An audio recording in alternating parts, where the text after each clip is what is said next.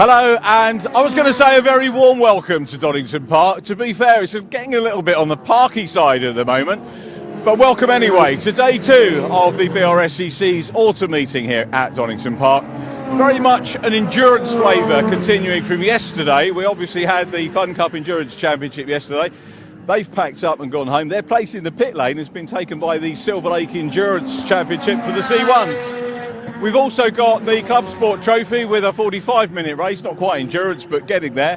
And then we've got the continuation of the racing from the Fiestas, the Seniors and the Juniors. In addition, we have very welcome guests from the Northern Saloon and Sports Car Championship, and they're out qualifying now. Great variety of machinery there.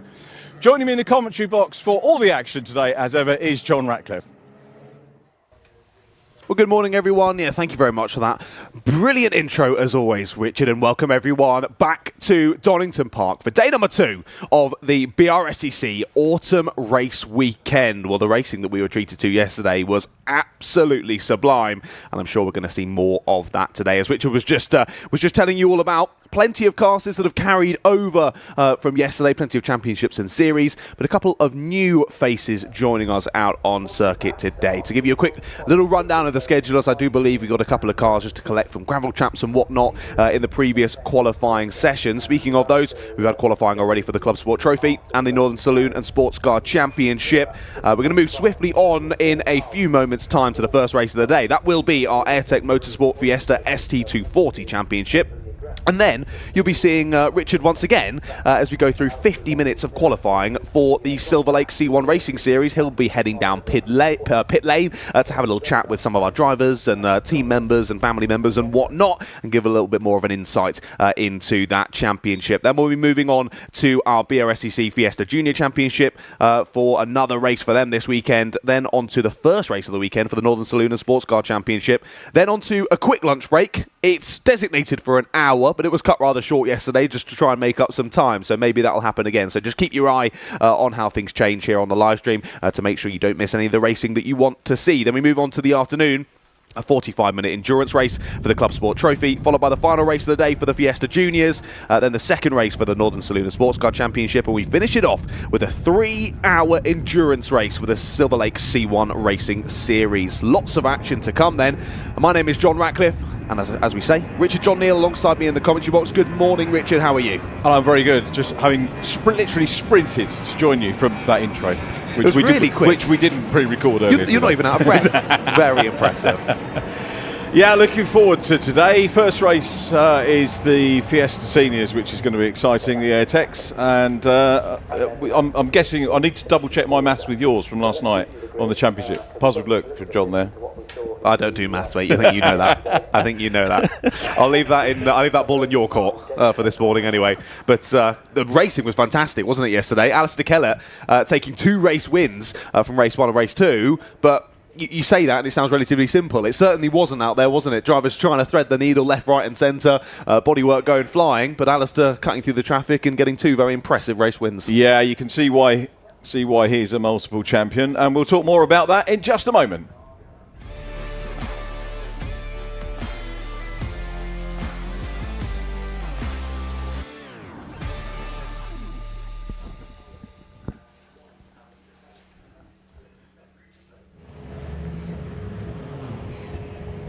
Indeed we will then. Here they come to the grid. We'll run you through the grid for this race in only a couple of moments' time, but plenty of drivers to watch. Of course, some issues for some drivers at the sharp end of the order yesterday. Had a couple of drivers falling by the wayside in race 1, and of course a sizable incident for Chris Blackburn in race 1 as well, down at the end, down the bottom I should say, of the Craner curves. Luckily, all okay. Chris was absolutely fine, but car not so much, so I can't imagine we'll be seeing him out on the grid for today. He had to sit out of race 2 yesterday, and I imagine it was probably an early bath for him last night. Like we say, a double race win overall for Alistair Kellett. George Foxlow and John Cooper joined him on the podium in race 1. It was Simon Horrobin and Gary Miller who joined him on the podium for race 2. Those two only separated in race 2 by a quarter of a second. Fantastic battling.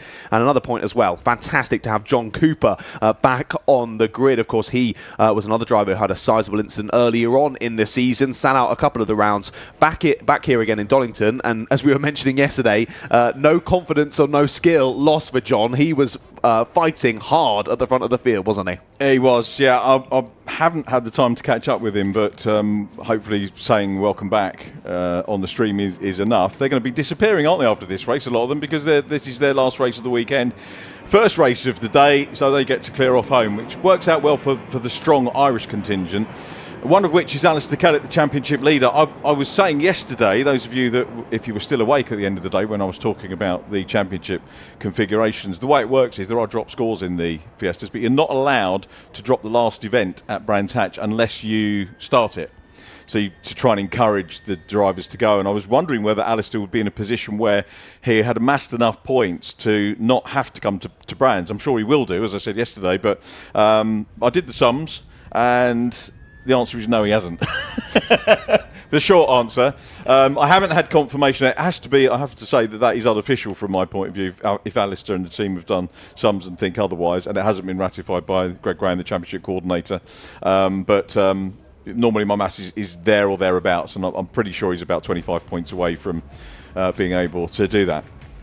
Interesting. Well, lots to play for then. Still here today for the final race of the weekend, as you mentioned. Let's run you through the grid then for race number 3 in the AIRTEC Motorsport Fiesta ST240 Championship. Jason O'Connell will start on pole position. Alongside him on the front row is Joseph Knight. Row 2 has Harry Hayes and Morgan Kidd. Then it's James Pote and Graham Colfer on row 3, followed by David Knight and Gary Miller there on row 4. Simon Horrobin and your double winner so far this weekend, Alistair Kellett, start on the 5th row. They round out the top 10. They'll be followed by Maggie Webster and Luke Waugh on row 6. Row 7 has Matt Chambers and Connor Blackburn, followed by George Foxlow and John Cooper on row 8. Row 9 has Daniel Robinson and Sean Reynolds, and rounding out the 20-car field is Zachary Lucas and Marco Ricci there on row number 10. And a couple of drivers there who had a few issues yesterday, hence starting further down the order. And of course a reshuffle in and amongst the top 10 as well. Double race winner starting down in 10th place. So interesting to see how Alistair can cut his way through the field here across 20 minutes of racing. Yeah, he's got a lot of work to do, hasn't he? Might be thinking about the championship at this stage. I've actually you don't meet too many drivers these days who do sit back and think, yeah, championship points. But most of them just want to go for the win or enjoy the race. And I think Alistair is much the same.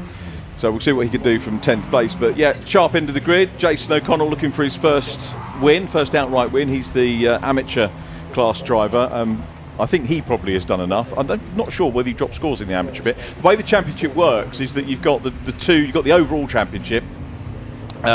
And then a pro category as well. The overall has 2 drop scores. The amateur one, as far as I can see from the regulations, you don't drop scores, but they keep so you've got to basically be there all year. But I think he's pretty much done enough to have won that. So the battle's on for 2nd in the amateur class.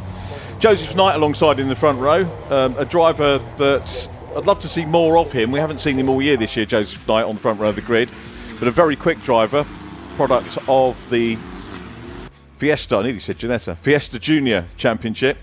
And then on row 2 we got Harry Hayes, who was up on podium position yesterday. I think wound up in 4th in the AM class. He's got Hamish on the side of his car. I wonder if we could call him Hamish Hayes as well, or instead of Harry. I don't know if that's some allusion to some trip to Knockhill or something. I can't remember him racing at Knockhill, but he's there. And Morgan Kidd alongside as well. So we've got a really good, strong field of potential first-time winners up on the front 2 rows of the grid. Indeed. Top 10. Yeah, juggled about, aren't they? I think it's they draw lots or something for the positions for the top 10 to be reversed, and it works out well. They're working hard trying to get the heat into the tyres. Shout out for George Foxlow, who's winning yesterday's race. He checked out and he was away.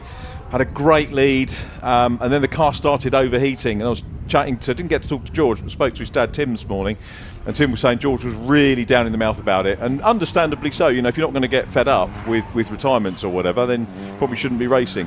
But he's got his head around it. He's okay this morning. He's ready and raring to go, but he's got a lot of work to do from the back of the grid, George Fox. So, and I said to Tim what I said on the commentary yesterday. We was robbed because Alistair Kellett had just put the fastest. He was away behind. Whether he'd have caught George, we don't know, but it would have been nice to have seen those two race. Yeah, exactly. Another what if, wasn't it? But yeah, shame for George not being able to finish that race, but he's got lots of fighting to do in this one, starting down in 15th place. Just a quick note as well, spotted that Maggie Webster should be 11th on the grid for this one, but she's currently sat at the end of pit lane, so it's going to be a pit lane start for Maggie, so she'll come out of the pits pretty much right at the back. She'll have a lot of fighting to do from that pit lane start. Clearly something going awry this morning, meaning that she's starting from pit lane less than ideal, but Maggie was in some great battles yesterday, so I'm sure we'll see more of that throughout race 3 here. As the drivers pull up to the grid there, you can see Zachary Lucas just getting as much tyre temp into his tyres as possible. Of course, it is rather chilly this morning, so definitely worth getting that sorted. Right then, we're about ready to go for the first race of the day here on Sunday. Drivers will look to those lights, they'll come on, the engine notes will rise. As soon as they go out, we'll be racing here in race number 3 of the AIRTEC Motorsport Fiesta ST240 Championship. The lights do go out, and we get racing here on Sunday at Donington Park. Good start from the front row. It's a great start from the amateur driver of Jason O'Connell. He'll fly down to the first corner and easily hold on to that race win down through into Redgate, or race lead I should say, not quite the win. I'm getting ahead of myself there. The triple one of the 87 there goes side by side. That's Knight on the outside line, a bit bigger than a bit of a squabble there through the first couple of corners. Bit slidey for a couple of drivers in the mid pack. They all managed to get it facing in the right direction, keep all four wheels on circuit and continue on. Another big snap there down the Craner curves again. Those tyre temps struggling and nearly round. Gary Miller almost perpendicular to the circuit. Did he hold the slide? Somehow he did. They all press on through. I think Gary Miller thought it was the drifting championships today for just a minute as the leaders go up through Swansea. Still there, up ahead of Morgan Kidd. So Morgan's dropped down a tad, but still in the mix, and will do well here to follow Gary Miller. I think Morgan, another driver that came through the Junior Championship, but it wasn't a great start by Jason O'Connell out front. We've got Luke Waugh getting pushed into the pit lane. He's already out of the race, sadly. Do you know what? Again, I was chatting to Luke before the race, and he was telling me about his penalties that he had yesterday. He had a grid penalty for spinning under a yellow, which kind of, that's a very hard thing to, obviously saying he was trying too hard under a yellow, but, the conditions yesterday probably didn't facilitate. Anyway, I said, today's another day. He said, it can't get much worse, can it? And he said, maybe I shouldn't have said that. And there's the proof he shouldn't have done. Yeah. As Joseph Knight has a little stab here at going for the lead. Knight on the outside in blue. Jason O'Connell on the inside, side by side into Redgate. How's this going to pan out? Wonderful move by the Fixer Tool car. Joseph Knight round the outside into Redgate, gets the lead. And O'Connell very measured there. O'Connell now, what's he going to do? Is he going to have a look? I can't recall these two going side by side and racing so far this season. So for O'Connell, this might be okay, we'll just have a little look and see and then get back in. Gary Miller, meanwhile, gets back into third place, does the dive down the inside, overruns the corner. Graham Colfer, his countryman, goes back on the inside and gets the place back, but it's Joseph Knight, the new leader.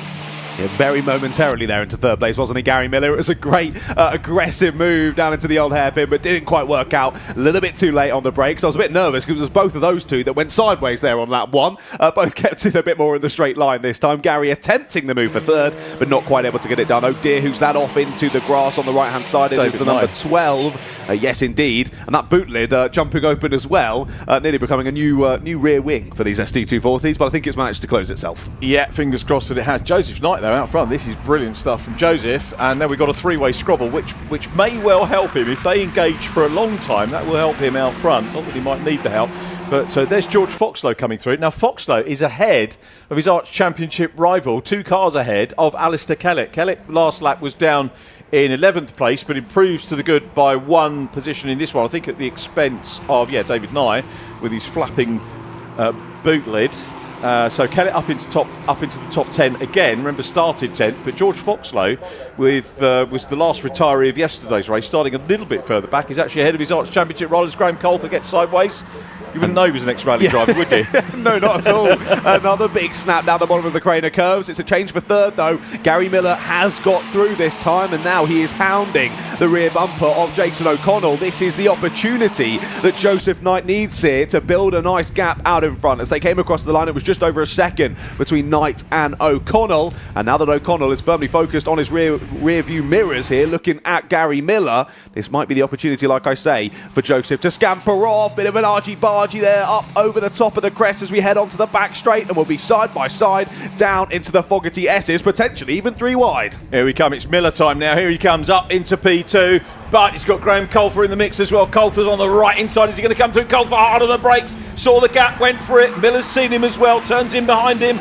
So Miller, the net result is he gained a place, then lost one on the way into the Fogarty S's, but remains in 3rd place. I was going to say, is this race going to be Miller time or night time? But at the moment, it's night time. Here comes Miller again. He's had one go at getting into 2nd position. He's going to have another one, but Colfer is throwing caution to the wind. We've seen some lovely sideways stuff from him. Goes far too wide, though, as they go into Redgate, and that means that his countryman's going to go through down on the inside, or is he? Colfer's, going to knows that that's a done deal, flicks back in and follows in the wheel tracks. They go down through the Craner curves. We've still got Jason O'Connell as the top amateur driver. Second in the AMS is Dan Robinson down in 13th. Harry Hayes is 3rd. Oh, no. Oh, well, George Foxlow, it's going to be a long drive home to Derbyshire for George. That is such a shame. Issues there as well. Zach Lucas has had an absolute nightmare of a weekend. He has, he has. Sadly, more bad luck for the drivers who are already having pretty poor luck from yesterday's action. Falling by the wayside at the moment are a few of our really, really quick pedallers in this championship. But we continue on then. Just less than 15 minutes left to go, and we refocus our attention here to the sharp end of the order. Simon Horrobin was on the podium yesterday. He's chasing down this battle pack for the podium, and following him through there, Morgan Kidd, James Polk, not too far from Colin Blackburn, but there is Colin Blackburn getting overtaken by Alistair Kellett. So after an initially, for Alistair anyway, pretty poor start, he now gets through up into 8th place, as we just had Luke Waugh pulling over to the side. So was pushed back to the pit lane, has come back out, but sadly immediately pulled back over again. I'm wondering now with George Foxlow's demise whether, my sums were saying that I reckon 27 points were needed by Kellett in this one to maybe not have to go to Brands Hatch. I don't think we could crown him champion. I'd be foolish of me to do that without confirmation from the club. But he's certainly in the queue for being provisional champion, Alistair Kellett, on the scoring that's happening now. Gary Miller's ahead of him, but Miller lost points yesterday. Oh, actually, he lost points in the first race on George Foxlow, but he pulled them back in race 2. So the gap was, he was on 6-11 points by my reckoning at the end of yesterday, Gary Miller. So with Miller ahead of Kellett in this one, that does actually keep the championship going to Brands. At the moment, he's very much further ahead, isn't he? He's a good 7 positions ahead at the moment. And Gary Miller with that fastest lap. He set that on the last lap, and here he's thinking about the move for the lead. Now is he down into the final couple of corners? How did he catch him that quickly? Not quite well. That's because he did a 1:18.9 on the last lap, whereas the drivers around him went a 1:20. What an exit for Gary Miller. He's got the overlap at the outside line. Down into Redgate as we head on to lap number 6 of this one. Still side by side, but not quite getting the overlap. Late on the brakes for the 87. Can he keep it in there? No. Round the outside goes Gary Miller, but can he get a good enough exit? They're side by side again as we head down towards the Craner curves. Oh, it always gets a bit dicey, doesn't it, when we go side by side down Craners, especially on a cold morning like this. Gary Miller fires it up the inside, just about gets the overlap and gets the lead of the race. Yeah, Miller positioned with Carwell. Luke Waugh's back out and having a go, which is good to see, but yeah, Miller was very cautious about that one, giving each other space, giving each other room, which is what we like to see in the AIRTEC Championship. And it's Miller who now leads for the first time into Schwantz Corner, up into McLean's. But Joseph Knight is not finished. He's having a go here, Joseph Knight, as well he may well do. Not quite sure what happened with that 1:18 lap for him. It is the fastest lap by far. One starts to think about track limits when you post one. I'm not saying Gary Miller isn't a fast driver. He is, and he's very well capable of taking fastest laps in the race. But that, to me, suggests things might get looked at. Indeed. Well, the only driver to have joined him in the 18s is Simon Horrobin, who's now right involved in this squabble. He's up to 4th place now. He's got past Jason O'Connell, and a moment to go, it was about 2 seconds in the lead for Joseph Knight. Now we've got all 5 of them together once again. Yeah, we'll see whether track limits warnings come up. I'm sure they probably won't in this case, but Miller still the leader. Knight in 2nd position, running strongly, trying to gun for his best result of the season. And then Graham Colfer in the treble 1 car, followed, as you said, by Simon Horrobin, the Specialised Motorsport team boss, veteran of the championship. Simon Horrobin, multiple race winner. He's still winning races now, and in the Masters, of course, as well. So one of the older drivers in the championship, and that means big experience in Fiesta. He's having a look at the inside of Graham Colfer here. They go side by side. Colfer left the door open. How's this going to play out as he go into the next corner? The next corner is Schwantz. He's got to brave it out on the outside. He's being aided and abetted there by Jason O'Connell, and gets the move done before they get into the left-hander. Now it's the right-hander at McLean's and start of the climb, which will continue up to Coppice Corner, the double apex right-hander.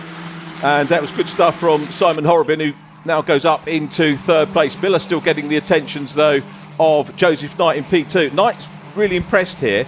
If he'd have done all season, and usually, of course, it's a budget thing, and I'm not quite sure what Joseph's reasons were for not doing the full season, but he's really bedded himself back on his return superbly, and he's getting better and better, gaining more confidence as well, as you do.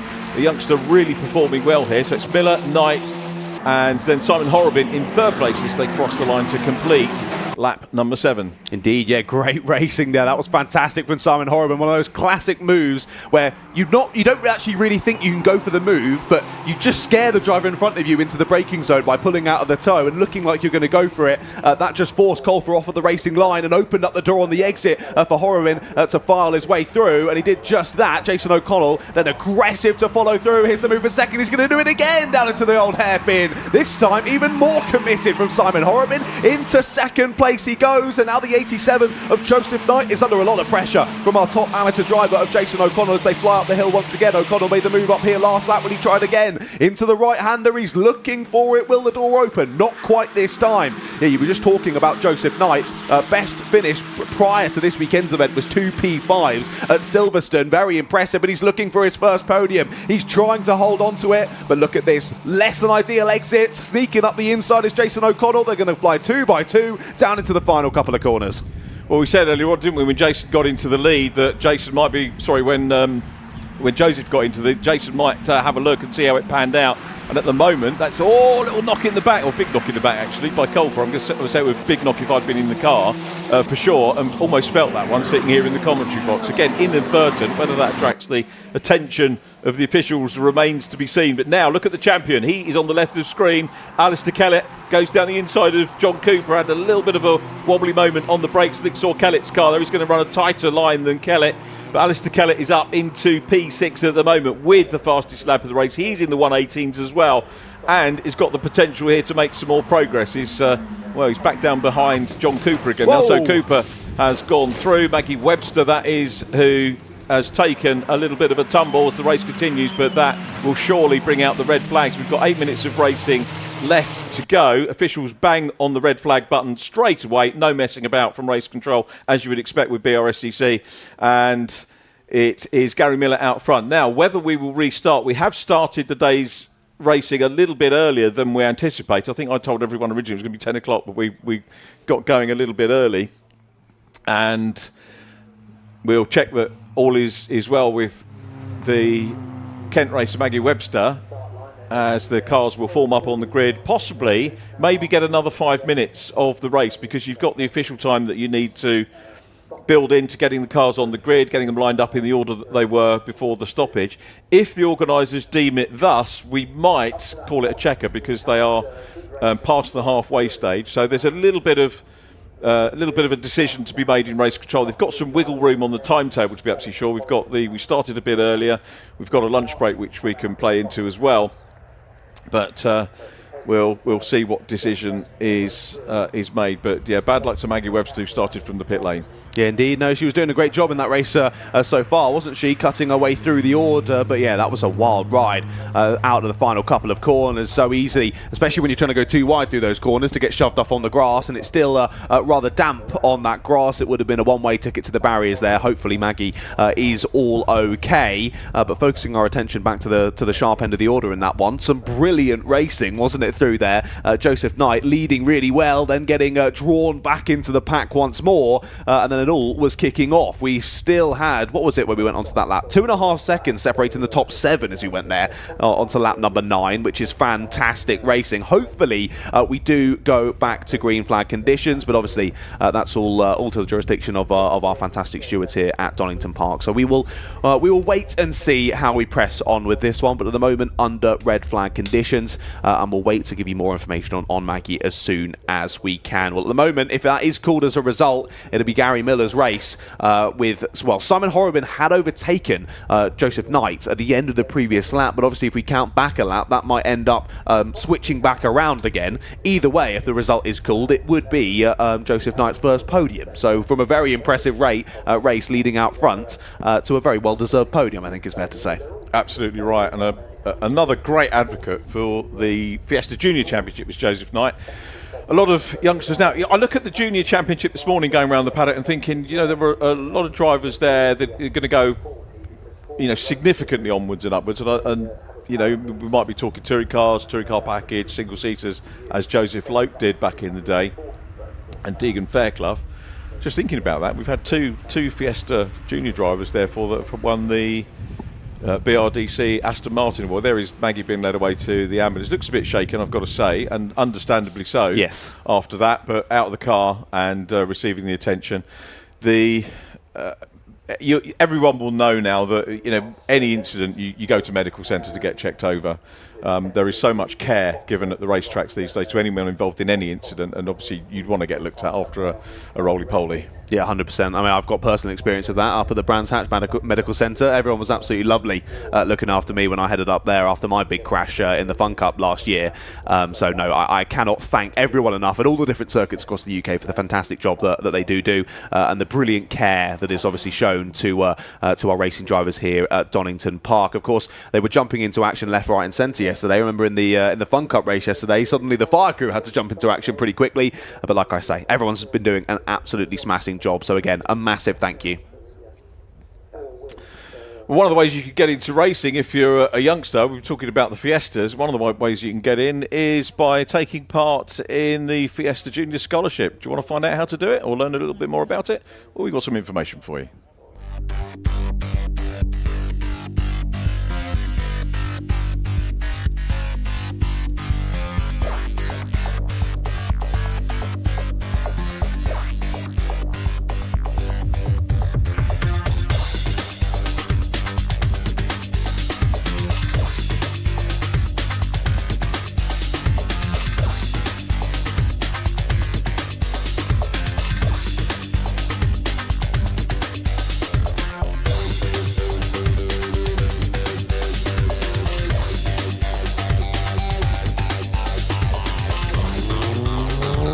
Seen the smiles on the faces of all the drivers getting out, and the coaches as well are really enjoying their time in the Fiesta Junior Mark 7. So I want to sort of work with these drivers, find that next person that's going to be the next big driver in the Fiesta Championship.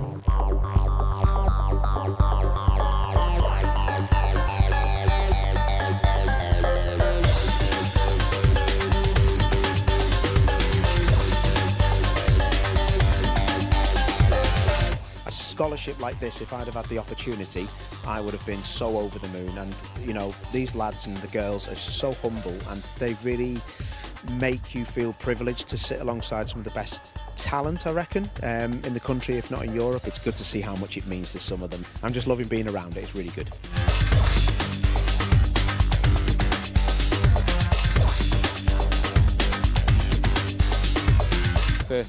The Fiesta Juniors is where I started. Such a spread of varying different experiences, so much potential and so much talent.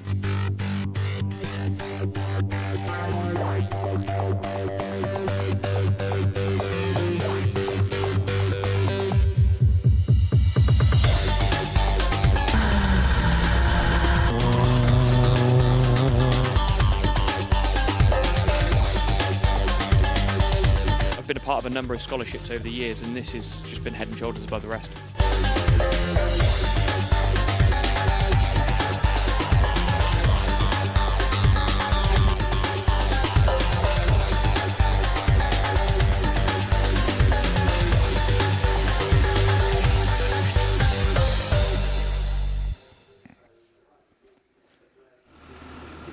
So Maggie Webster's car being recovered, and that was a nice little reminder that the Brscc Fiesta Junior Scholarship is upcoming. As you saw, it's the first weekend in November, so I hope if you've got a youngster in the family that wants to get involved in racing, even if they don't, if they just fancy a day out at Brighton Park with tutelage, time in a race car, A little bit of fun in terms of the fitness that we do. Is fitness fun? Probably not. The media thing certainly isn't. It's me interviewing with Greg Graham on the media.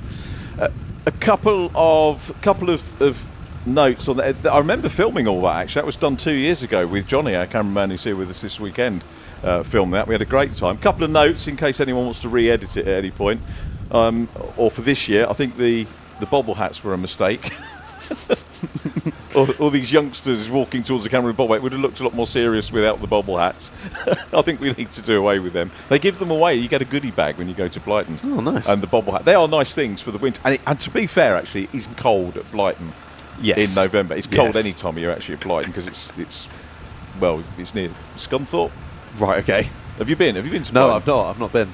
It's a great place, actually. The team that look after it are fantastic.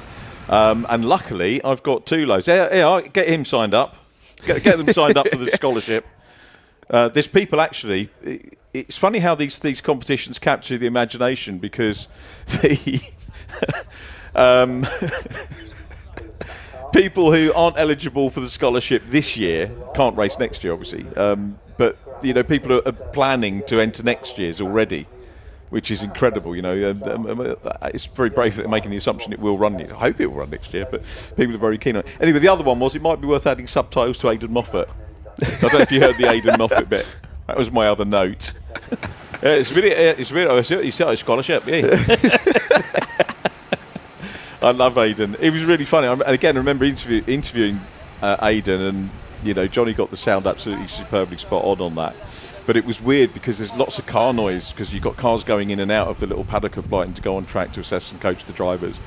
And I literally could not hear what Aidan was saying. And I have to focus on Aidan because he's got quite a strong Glaswegian accent, which is a lovely thing, a Glaswegian accent.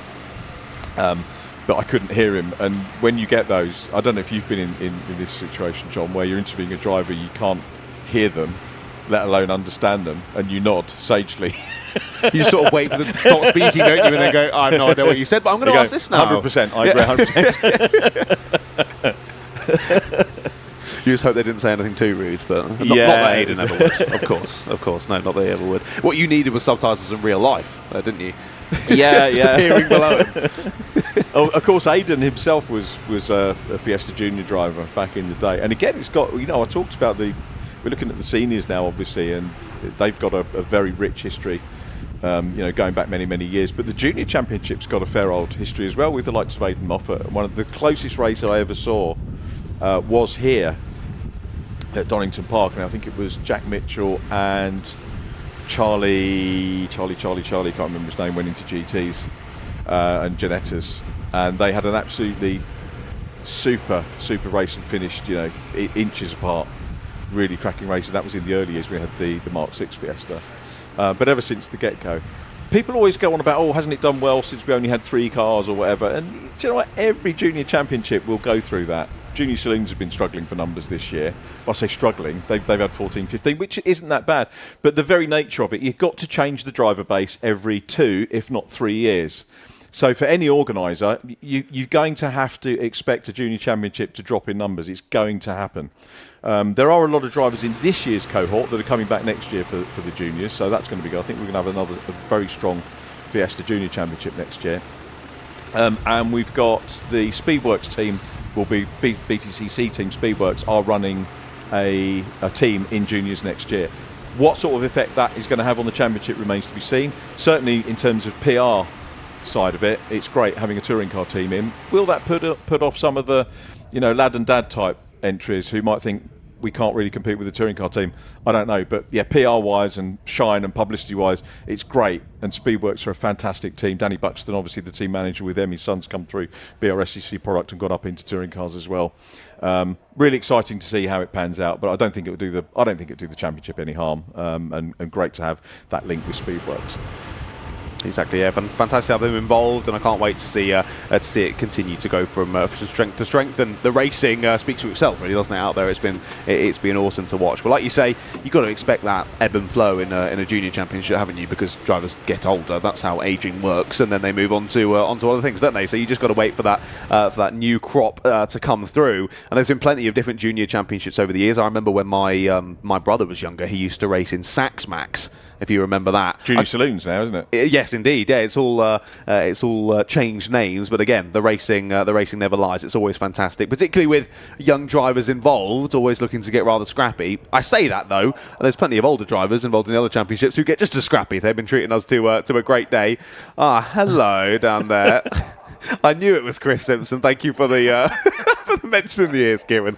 Great to see Chris down here at Donington. He's always on an Alpha Live gig. Chris is always a good lad. I assume he can probably hear me in the ears. So hello, Chris. Good morning. I hope he's got a BAP down there. I don't know if you know much about Chris, but he runs a page called BAPs About Britain, which he hasn't been doing enough of recently. I must say. Sounds like one I should get involved in or look at anyway. Not get involved with, but have a look at. You can get involved. He does occasionally kindly bring some maps with him, but I don't think today, sadly, or at least he hasn't shared them with us. So if he has, cheers, I don't know if there are any bakers involved in the C1 paddock. We'll have to try and find out. But yeah, Martin's down there, Martin Webster. Hello, Martin. A big wave from Martin. Martin always a happy chappy, even if he's getting soaked at Donington Park. He's always a happy chappy. Which he will later on, as will we during the 3-hour C1 race. I think the camera ops were slightly hoping it might be absolutely torrential and they get to have an early go home time, but we're hoping it just sprinkles, gets them absolutely soaked, and gives us some great racing in the C1s. But then the Brscc will get a refund.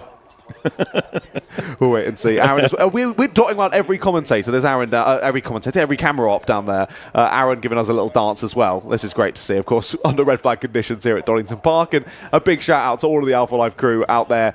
I was going to say braving the elements. At the moment, it's okay, rather chilly, but is that a dab not or is he too pointing bad. at something? I have no idea. No idea. I hope it wasn't a dab. That would be horrendously out of date. But yeah, big shout out to all the Alpha Live camera crew. Of course, they were all out there yesterday, braving it in the Fun Cup race, where we saw about 4 different torrential rainfall storms. But obviously created some awesome racing for us as well. Who's up there, Kieran? I'm waiting to hear in my ears who is up there. It's Rob up there. Has Rob got a poncho on? Honestly, I thought he was a northerner. I thought he'd be used to bad rain, yet he's wearing a poncho like he's at a theme park. I did get feedback on my northern accent yesterday, which apparently wasn't good enough. I wasn't going to say it, mate. I mean, I'm from Surrey as well, so I wouldn't even attempt one, but it was a fair attempt. But yeah, it was the one viewer that we had yesterday that criticised me on it. So. And we got Luke down there as well. Hello. Oh, sorry, Liam. Sorry, I'm getting an update on my ears. It's Liam. Hello, Liam. I think we pretty much run through every single camera down there. Of course, you've got to have quite a few on an Alpha Live gig such as this, because around a big circuit such as Donington Park, you've got a lot of areas to catch, haven't you? So a big crew down here to bring all these pictures to you, and it is a huge operation that goes in to bringing these pictures for you throughout the Fun Cup Endurance Championship season. Of course, this being a Fun Cup weekend, even though they're not racing it today, they were all yesterday. And there's Luke. Hello, Luke. I didn't even know that Luke was here today, so hello to Luke. Another big wave. He's definitely northern. He's not wearing that, is he? Yeah, he's nice and relaxed, isn't he? I think he'll be more suited later on for the conditions that are surely going to come, like we saw yesterday. But yeah, like I was saying, a massive operation that goes into it, so all of your support really appreciated. Make sure you're subscribing to not only Alpha Live, but the Brscc and the Fun Cup channels as well to keep up to date with all racing action as we bring this season to a close, but it'll all continue on again into 2026. We hope so. Well, I do. I'm going to be out of a job, mate, if it doesn't. I think a lot of the dates are out. Obviously Fun Cup put their dates out. I'm guessing that the rest of the Brscc dates will be available at some point. And hopefully we'll get a call to get to work on some of those. The touring car dates have been available forever, and that's the main. I think the starting point's always British Grand Prix, then touring cars and GT. And everyone else kind of falls into line around it. I remember times when we used to sometimes get the dates sort of January, but getting them confirmed in September, October. Be interested to see when the club put theirs out. They're probably provisional at the moment. I've always run this quote out. It's a great quote from Phil Cooper, who runs the Legends Cars Championship, and he used to ring me up in the days when I used to work with Phil, and he'd say, Richard, we have a calendar. The race dates are provisional until the races are run, and then the results are provisional. It's very true. It is very true. Legends finale next week, actually, at Snetterton next week. So another busy weekend. We've got touring cars next week. Where are you next week? I'm actually working behind the camera for Alpha Live next week out in Italy, at Mugello. Oh, very good. So it should be a bit warmer than this, I hope. Yeah, it's going to be better than there's me wandering around Silverstone in the rain, and you're at Magellan. Yeah, I won't rub it in at all, mate. Don't worry. Don't worry. No, you're going to have a great time, and so will I out with the Alpha Live squad out there in Italy. But yeah, like you say, we look forward to those dates being released, and hopefully we do get the call up for some of them. But I mean, after your northern accent, maybe less so. Yeah, Croft is out now, I think. Mind you, it's more Geordie, isn't it, Croft? Yeah, that's true. Do you want to try that one as well? No, what was the word? Somebody said, as a comedian said, what's the tapioca? Yeah. That's the word you can do. That's the best word to teach and a Geordie accent. Tapioca. Kawasaki as well. Possibly. I think tapioca is better, isn't it? Going to offend all our northern Saloon Sports Car drivers. Yeah, hey, we'll come to them later on because we've got them. Is that after the qualifying for the C1s? No, it's Brscc Fiesta Junior. Yeah, they've switched around because we had an updated timetable. I think they were supposed to be just before lunch, and now they're just after lunch on the new timetable. So the car's ready for a 5-minute resumption of action. So it's a 5-minute dash. I was wrong. It was the other way around. Sorry. They were supposed to be after lunch, but now they're before lunch. So it's what the have you got the ClubSport updated and one, Northern Saloon that are switched around. Yeah, so we've had an ever so slight change. So Northern Saloon and Sports Car Championship is now the race just before lunch. Just getting my head together on who I'm going to be handing to after C1 qualifying. And that's Fiesta Juniors. Indeed it is. Yep, you'll be holding down the fort down in pit lane for a good 40-50 minutes, and it'll be great to hear from a few of the drivers involved in the C1s, and then we'll see them out again for 3 hours to finish off the day. Yeah, I'm excited later about on. We've got some changes in C1s this weekend as well, which we're going to talk through with Robin Welsh, Mr. Silverlake himself, looks after the series. Really excited to bring that, and we apologise to regular C1 viewers that we haven't got Rob Lewis with us. He's down at Brands Hatch doing unspeakable things rather than being where he should be, which is C1s doing the pit lane, so I'm going to do my best to emulate him over the course of the lunch break. But Rob, hope you're doing well.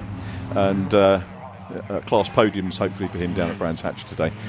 As we resume our action, Gary Miller is going to be, I think, difficult to beat off pole. Joseph Knight, second front row start of the morning for him as well. Did very well first time out, Joseph Knight, and as I say, I hope that he can carry the momentum through from Donington to Brands Hatch and hopefully into next season, assuming he wishes to stay with us, and I sincerely hope he does. It's a really good cohort with the senior Fiestas at the moment.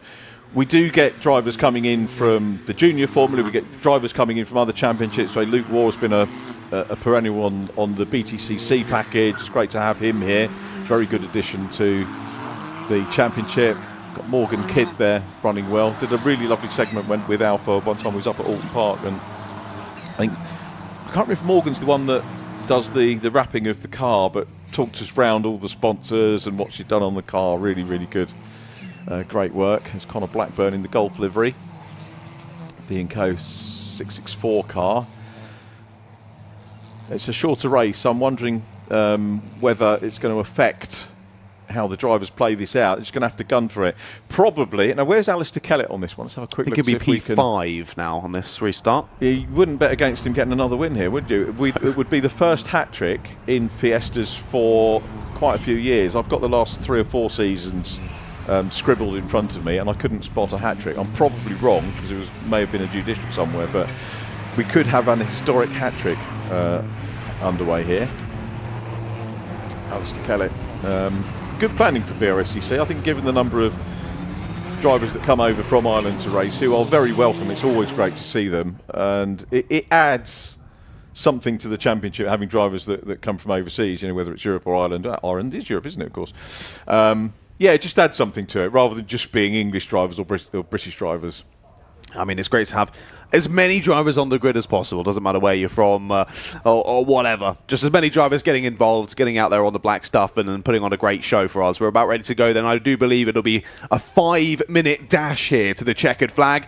And let's see who can grab it. Green flag, then we look to the lights ready for the restart here in the ST240s. We wait for those lights. Here we go then, Gary Miller in red, Joseph Knight in blue. Knight gets away well, again as he did first time of asking, and he's got the run. He's going to try and come across on Gary Miller, but Miller's getting up through the gears and trying to hold the inside line, but Knight goes for the wide sweep round the outside, and I think he's going to lead as they go into Redgate. Colfer is there in 3rd place. We look back, and we have a couple of runners, of course, going off. I'm bouncing around on the gravel. That was Marco Ricci towards the back of the field in red. We've got a red car up front, and in fact it is Gary Miller that's made made it up into lead position.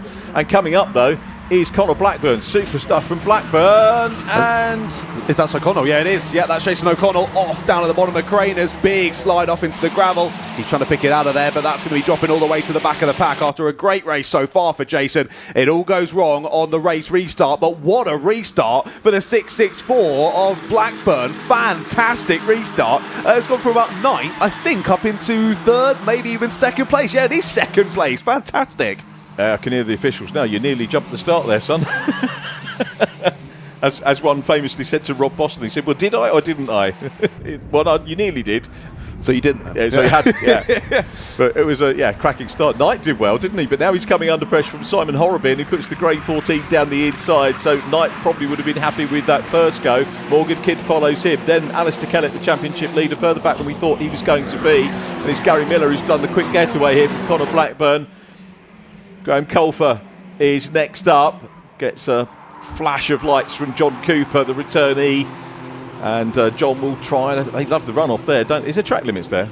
Yeah, I do believe so. Yeah, I do believe that is one of the main track limit areas. So drivers do need to be a little bit careful there, but I understand it's a 5-minute dash. You're pressing on as hard as you can. I think it's so obvious to see that Alistair Kellett really is thinking about the championship. He's been super calm on all the race starts so far this weekend. Doesn't mind losing a couple of places because he knows he can pick them back up later on in the race, and he's looking forward to the final event next time out to try and bring home that championship. These top 5 starting to scamper off, though. Still Gary Miller leading the way ahead of Conor Blackburn, Graham Colfer, John Cooper and Simon Horrobin all in this top 5. And then Joseph Knight, sadly for him, has dropped down into 6th place, of course, like we mentioned earlier as well. That goes a wing mirror. I think both wing mirrors got there on Cooper and the 111 there of Graham Colfer. Cooper looks to have got the move done, though, round the outside, and does slot back in behind, does Graham Colfer. So Cooper up into the top 3, just like we saw in race 1. Here comes Simon Horrobin. He was up in the top 3 in race 2. Looks so late on the brakes. Nearly goes up over the front of the car and into the side. Yeah, he does. Big tank slap up at the 111. Comes back down on all 4 wheels. My goodness, that was close. Yeah, you can see why drivers get punished for lunges like that. You know, it's not intentional, but if you cause contact and cause that car to go over, the clerk's going to look at that. Kellett now up with these guys. Knight's got bodywork flapping around at the back, so he's been involved as well. But all this is for 4th position, and Kellett now is within arm's reach of getting 4th place, but he's got to deal with Knight, and we know that Knight hasn't been easy to deal with in this race. He's settled back into the racecraft. He's got Horrobin ahead of him. Miller, Blackburn and Cooper are away as the potential podium at the moment, and it's not going to be too far away now because we've only got 1:41 on the clock. We're reckoning this lap and probably one other just to get us to the end of our 2:40 racing for the weekend. So Miller out front and looking pretty handy to grab his first win, would you believe, since Alton Park. He did the double at Alton Park, did Gary Miller, and he's been waiting patiently since then. He's checked out really from Conor Blackburn and John Cooper. Blackburn's done a super job in 664, looking for his third podium of the year, beg your pardon, but the best result of the season, possibly best of the run. But now, is he going to get second? The answer to that is probably no, because John Cooper goes down the inside, moves up into P2, Blackburn down to 3rd, Miller on the last lap now the leader from John Cooper. Now we're going to see a fairy tale return for Cooper. We've seen bigger gaps than that negated in the course of the week. Black and white flag coming out for Gary Miller due to track limits. Whether that was for earlier on, I don't know. Joseph Knight still fending off Alistair Kellett as the pack make their way through, headed by Morgan Kidd into Redgate Corner. In the mix there as well is David Nye in the number 12 car. Now he sorted out, probably a driver that benefited from the restart. And this is the scrap for 5th position. Alistair Kellett having a look, and Jason O'Connell is on the grass again, trying to get himself back round, I think, in towards pit lane with 20 seconds to go on the clock. So this is the last lap. We look at Kellett trying to close in on Knight to take 5th position, but Joseph Knight running well. Alistair Kellett will be happy, I think, with whatever he could get. I thought he was going to have a look up the inside there, but Knight had the inside covered in the fixed tool car. And now Kellett's got the momentum. We'll think about looking up the inside, but we said that John Cooper was closing up, and John Cooper here might be within the possibilities of having a stab here as they get to the end of the exhibition straight. Here they come down in towards the chicane, but I think Gary Miller has got enough gap, enough to hold on to this one as he comes through into the chicane. and will exit the chicane in lead position from John Cooper. What a drive from Cooper to get back onto the podium. And John's having a go. They come up to the line, looks to the outside, but Gary Miller hangs on to it from John Cooper. Connor Blackburn gets another third place. Well done to Connor. Simon Horrobin fourth. Alistair Kellett finally getting the better of Joseph Knight, who finishes in sixth place. Morgan Kidd seventh from Sean Reynolds. Graham Colfer next up from David Nye, which rounds out our top 10. I don't know whether there were further transgressions. I'm assuming Gary Miller's black and white flag was for track limits.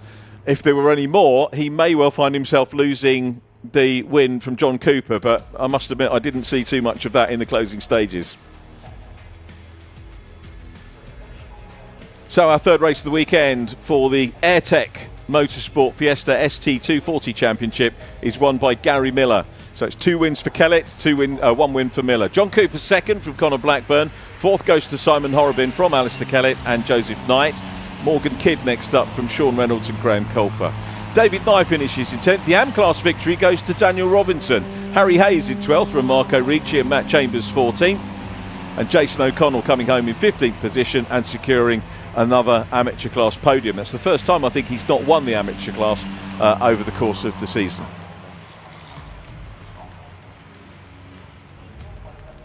So cracking stuff from the AIRTEC Motorsport Fiesta 240 Championship. We wish them all well, and we look forward to seeing them at Brands Hatch for the Formula Ford Festival.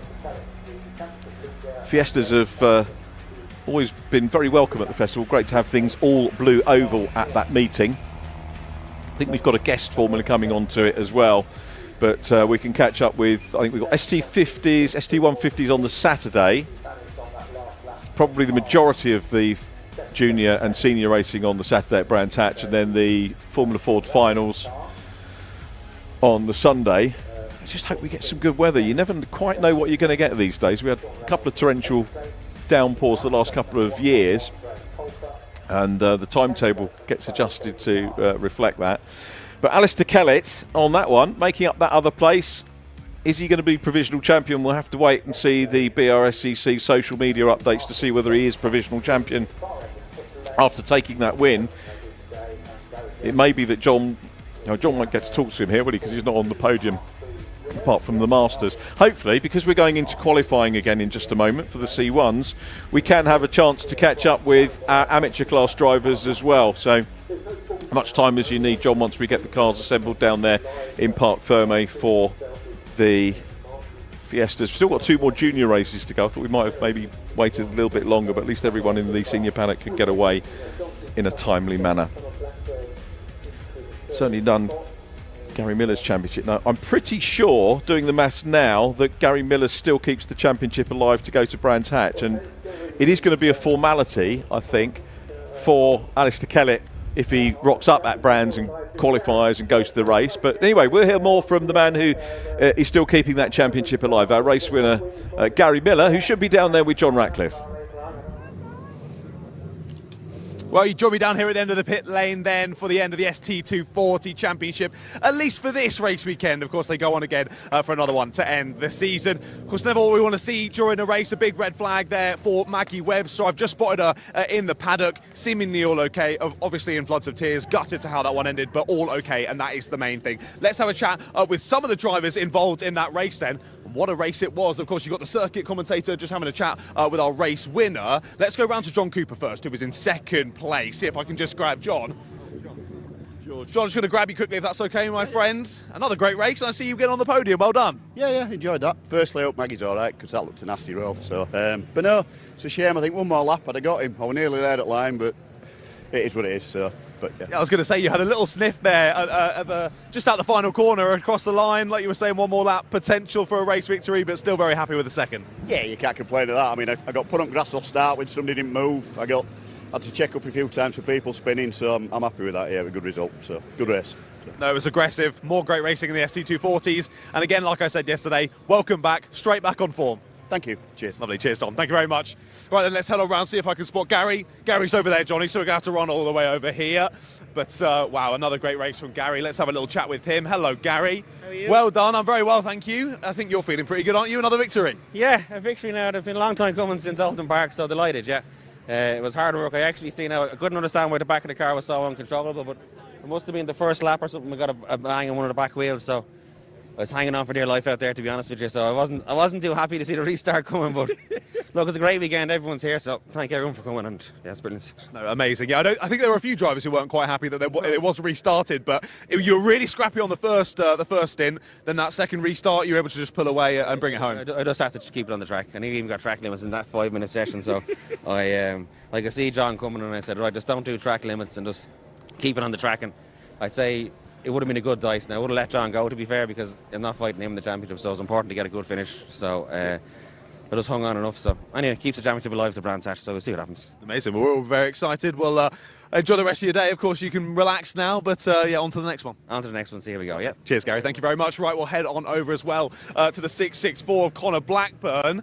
Hello, Connor. That was possibly the most amazing race restart I have ever seen. You were fighting your way through. I think it was like 6 or 7 places getting on that first race restart lap. Yeah, I think I was 7th, and by the end of the first lap I was in 2nd. It's just a shame I couldn't get past Miller into 1st, and Cooper got past me. But yeah, great race and great end to the weekend. You know, it was fantastic, of course. Yeah, maybe that race restart a little bit of a blessing for you. You were chatting with Gary, and he was like, I did not want to see that restart come out, but it seemed like it was a positive for yourself. Yeah, when I saw 5 minutes, I thought, oh, this is going to be spicy, but it worked out for me, so I can't complain. Yeah, lovely. Yeah, P3 then, well done. I think you're going to have a pretty happy drive home. Yeah, it should be a good drive home. I'm glad my dad's all right as well after yesterday, that big crash. But yeah, great end to the weekend for me.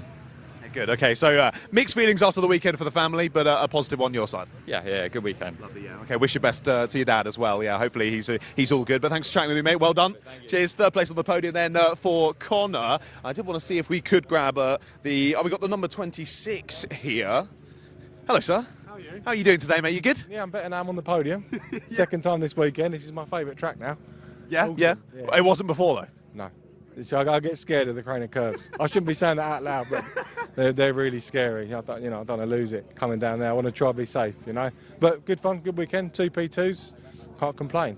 Oh, mate, that's fantastic. Well done. I'm exactly the same. I used to race in the Fun Cup. Those crane of curves always scared the hell out of me, especially when it just starts raining and you come up to it next lap and you're not quite sure how much throttle to use. Yeah, definitely. It's very, slippery down there. Before, I know it's kind of backwards. Before I did race here, I watched a lot of cars come off there, and had a bit of big accidents. That's kind of, it plays in my mind a lot when I come down there. I'm trying to brake and just play it safe. I don't end up in the gravel. But no, awesome weekend.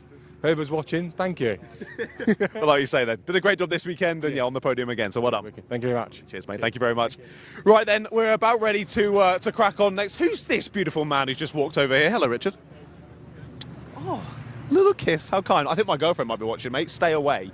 Right then, I think we're going to cut to a few ads before I hand this microphone over to that gentleman, and then we'll kick off the C1s for their qualifying. We'll see you in a few moments.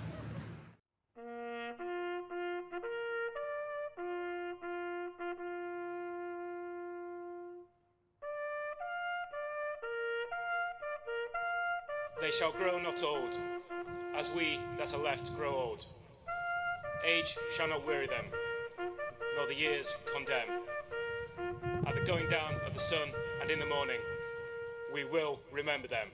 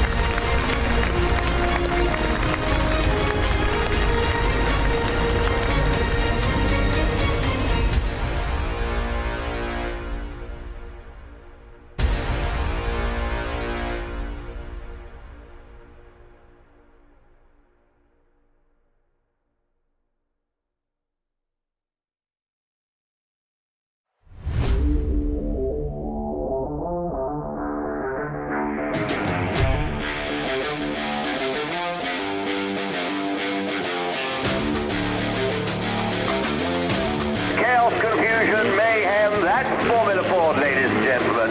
Roller should watch the fun.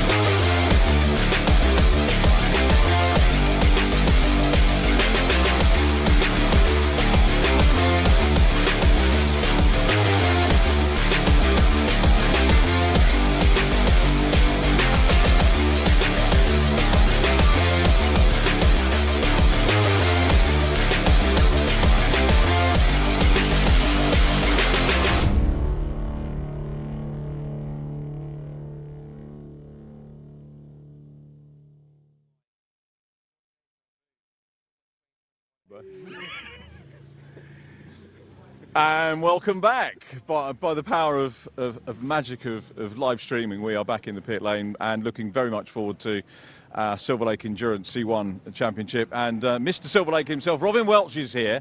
Robin, I was going to start off and say we never start with an apology, and I'm sorry we haven't got Rob here this weekend. Hello, Rob, but you look new, you lost some hair. I was going to go for a syrup and shorts, but that look probably wouldn't become me. No, he's having a great time at Brands Hatch 4 Power Live this weekend. He's back with his focus and he's doing what he loves. And you know what? That's why we're all involved in racing, because we love racing. And he is a racer and he's going racing, so it's fine. Can't knock it. But we miss him, and we're thinking of you, Rob. Yeah. But we were, and we're not anymore now because we're going to get onto the C1. What an exciting weekend, though, for the series, because we've got a couple of changes. And I'm going to deal with let's deal with the driver changes first, because there's a change now in the regulations in terms of when you can do your stops. Yeah, exactly. So I wanted to mix it up a little bit to try and give the multiple driver teams a fairer chance, because it really was advantageous to a 2-driver team with the previous rule setup, because they could do a dummy stop in the first hour, get those dummy stops out of the way, and then they could play the strategy game based on safety car or fueling or whatever they needed to over the rest of the 3-hour race.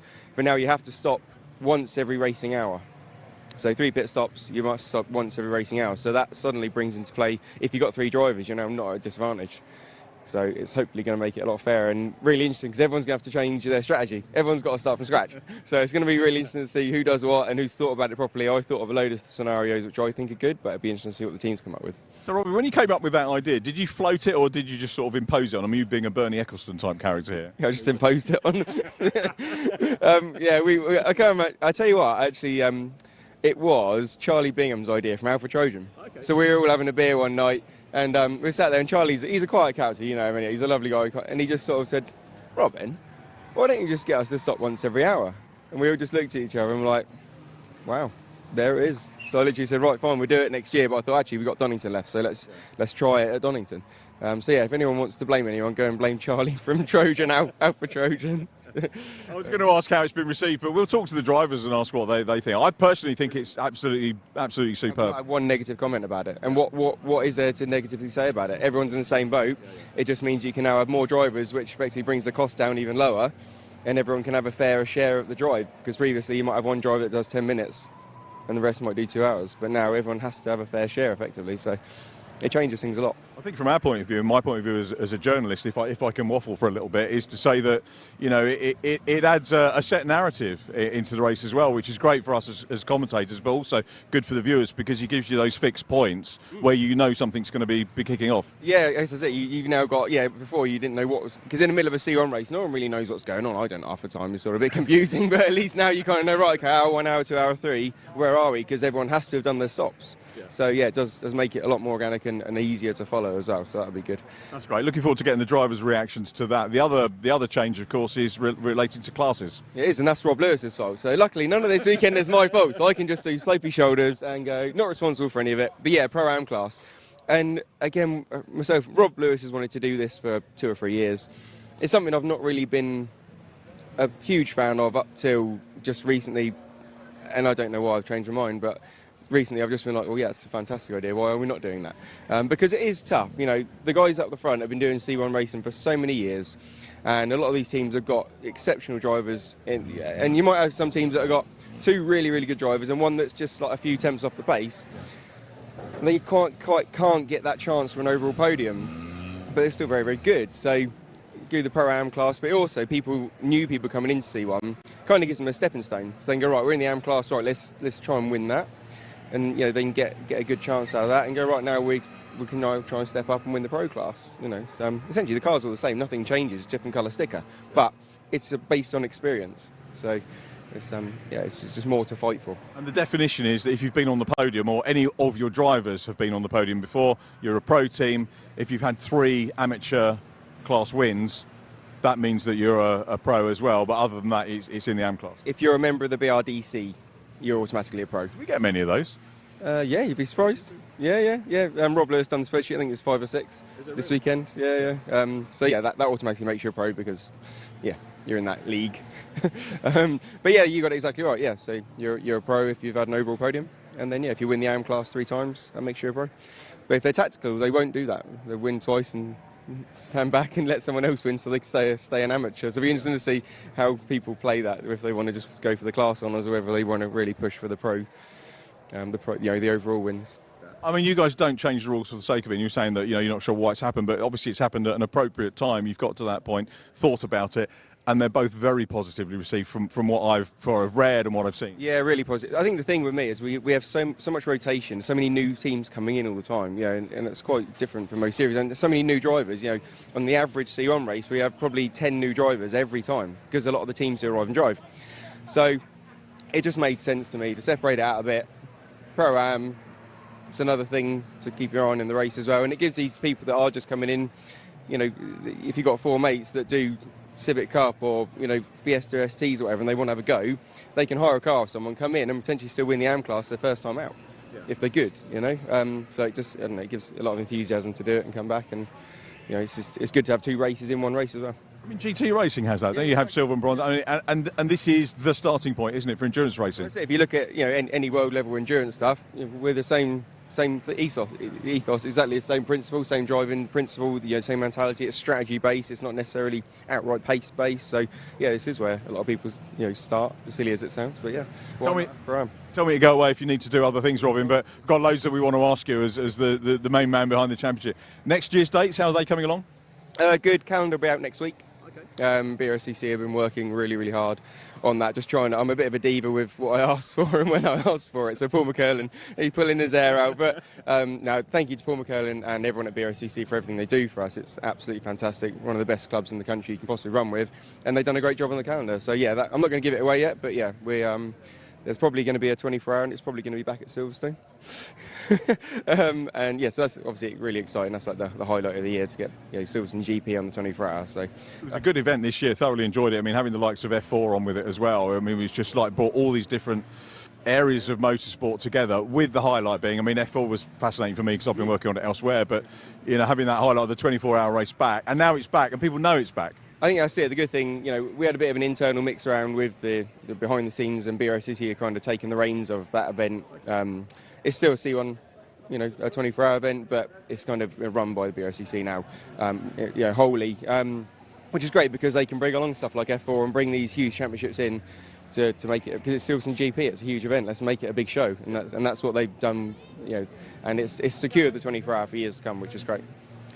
That's brilliant. I hope today is good for you. We'll catch up with you in pit lane during the course. Have you got any other sort of, I know the last time I did a C1 race with you guys, there were lots of different awards that went off during the day. Are we doing that today as well? We've got, sorry, nearly got run over. We've got, what have I got this weekend? I think I might have best prepared car and blooper of the day. Right. So blooper is for something like this, if you nearly run the commentator over in qualifying. Get a prize for that, a proper prize. Yeah, that would class. So we got a coup, but I'll catch up with you during the race for those sort of things. Oh, Robin, thanks very much. Cheers for chatting to us. Good luck for the race. So chat with Robin Welsh, he's Mr. Silverlake. Let's have a wander up the pit lane and just have a look at some of the cars. Obviously, we've got to be a little bit mindful about driver changes. Now, obviously, the point of qualifying is that it gives each of the drivers, whether it's a 2 or 3 driver team, or indeed a 4-driver team, the chance to familiarise themselves with the cars. Just under an hour in terms of qualifying, so it's actually not that much time for each driver if you've got a 4-car team to get in, bed yourself into the car, bed yourself into the track. Luckily, weather-wise, it's okay at the moment. We've got grey skies, but I think when I was chatting to Robin earlier on, the weather forecast for this afternoon when the race is due to happen is it's going to be a little bit wet. so the drivers won't get their chance to have the wet running in qualifying. But that's the same for any Formula anyway. So we're going up. We'll see if we can have a look at some of the cars and drivers. I think the lad here, am I right? So is this the Brscc? Brscc there. Are you the injured driver? Team owner / sometimes driver, yeah. What happened? This was a couple of weeks ago at the SNET 24-hour. Sorry, and I don't know your name, which I apologise for. Can you introduce yourself as well for the viewers? I'm Chip Howland from SCR. Oh, Chip, right. So I've commentated on you a few times. I've raced a few times. No, all it was, I helped WRC out from next door at Snetterton 24-hour, and during a pit stop we were repairing a damaged car, and I literally just tripped over while repairing it, and turns out I've broke I can never get these ones right, fibula, tibia, and my ankle. So I've done all three at once. That's a bit of a long job then. Yeah. So was that the 24-hour? That was at the Silverstone 24-hour, 2CV and C1s. That was ages ago. That was 3 weeks ago. Get on my feet now. But no, it's at least 6 weeks like this, and then go from there basically with physio. So a bit of a pain. Do you get in everywhere free? Because I know when I was on crutches, when I was a youngster, I got in free everywhere. No, I don't get no freebies. I'm still being expected to work as well, so... So what's the role this weekend? Team manager like normal anyway, dealing with like getting everyone in place, and I'll probably do a bit of car controlling because I can do that while sat down. Other than that, watch everyone else work. We've just been talking with Robin Welch about the changes in the series for this weekend, and what are your thoughts on those? I do like the Pro and Am idea because we're normally fighting sort of around 10th, around 12th, something like that. So it's now nice knowing that not only are we fighting for the top 10, we could be fighting for top 3, top 4 in our class because we're an Am at the moment. So that just gives you that little bit extra to fight towards. It's sort of like you've got something to battle at. You might be running round in 10th or 12th, but you've still got a chance of getting a trophy. Oh, Rob Lewis is here, everybody. We've got a mask of him as well somewhere. He's floating about, bless him. He's at Brands this weekend, isn't he? Yeah, I think you could probably sue for having a go at disabilities here. Nah, I don't need any of that. Just get on with it. That's all you got to do. Anyway, so a busy weekend for you. Great to see you involved. I wish you a speedy recovery with those injuries. And I'm ready for ROR. That's all that matters. That's the next one on the list. Right, yeah, because there's class, isn't there, for the C1 class? And so you'll be back in the seat. I don't know if I'll be back in the seat yet. Obviously, it depends how physio goes, but we'll be there regardless. And then we've got Mallory Park for the Plum Pudding as a C1 class. We'll be there as well. And also Portimao we're aiming to go to as well. So regardless of a broken leg, we'll still go racing if we can. Nice one, Chip. And I will forever remember you as having a bald wig and still having more hair than me. I'm saying nothing on that one. Cheers, Chip. Swift recovery, mate. Very well done. Let's have a quick word with our 586 driver who has just gone out. So, a changeover. Hello. I'm Richard. How's it going? Have you been out? Are you derobing or robing? Either. Either. So how's the track? How are you finding the track so far today? We've never been out for practice, so it's my first time out qualifying for getting a few laps in. Yeah. So I'll have to just see how it goes, really. We meant to practice, but obviously we booked up a bit late, so it was fully booked. So qualifying is the first time I've been on track. So just have to see how it goes. It's dry though, so hopefully I'll get a good few laps in. Okay, have a good one. Thanks for having a chat with us. We'll leave it to it. Thank you. Let's whiz down to a little bit further. See if we can pick out the thing about doing a pit walk is that a lot of the cars are obviously out on track, so it's difficult to identify exactly who's who in the various cars. We've got the 421 car up there, which is Alpha Trojan, who regular viewers will know are very regular winners in the championship. Won most of the races coming through. Johnny's just juggling the phone and trying to find out what's going on in terms of we're all okay, we're not going to add or anything just yet. Let's have a little bit further wander up. Catch up with you later on.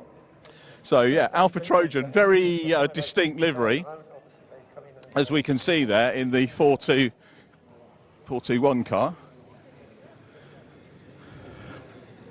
I think this is a driver change. Chris Freeman just about getting.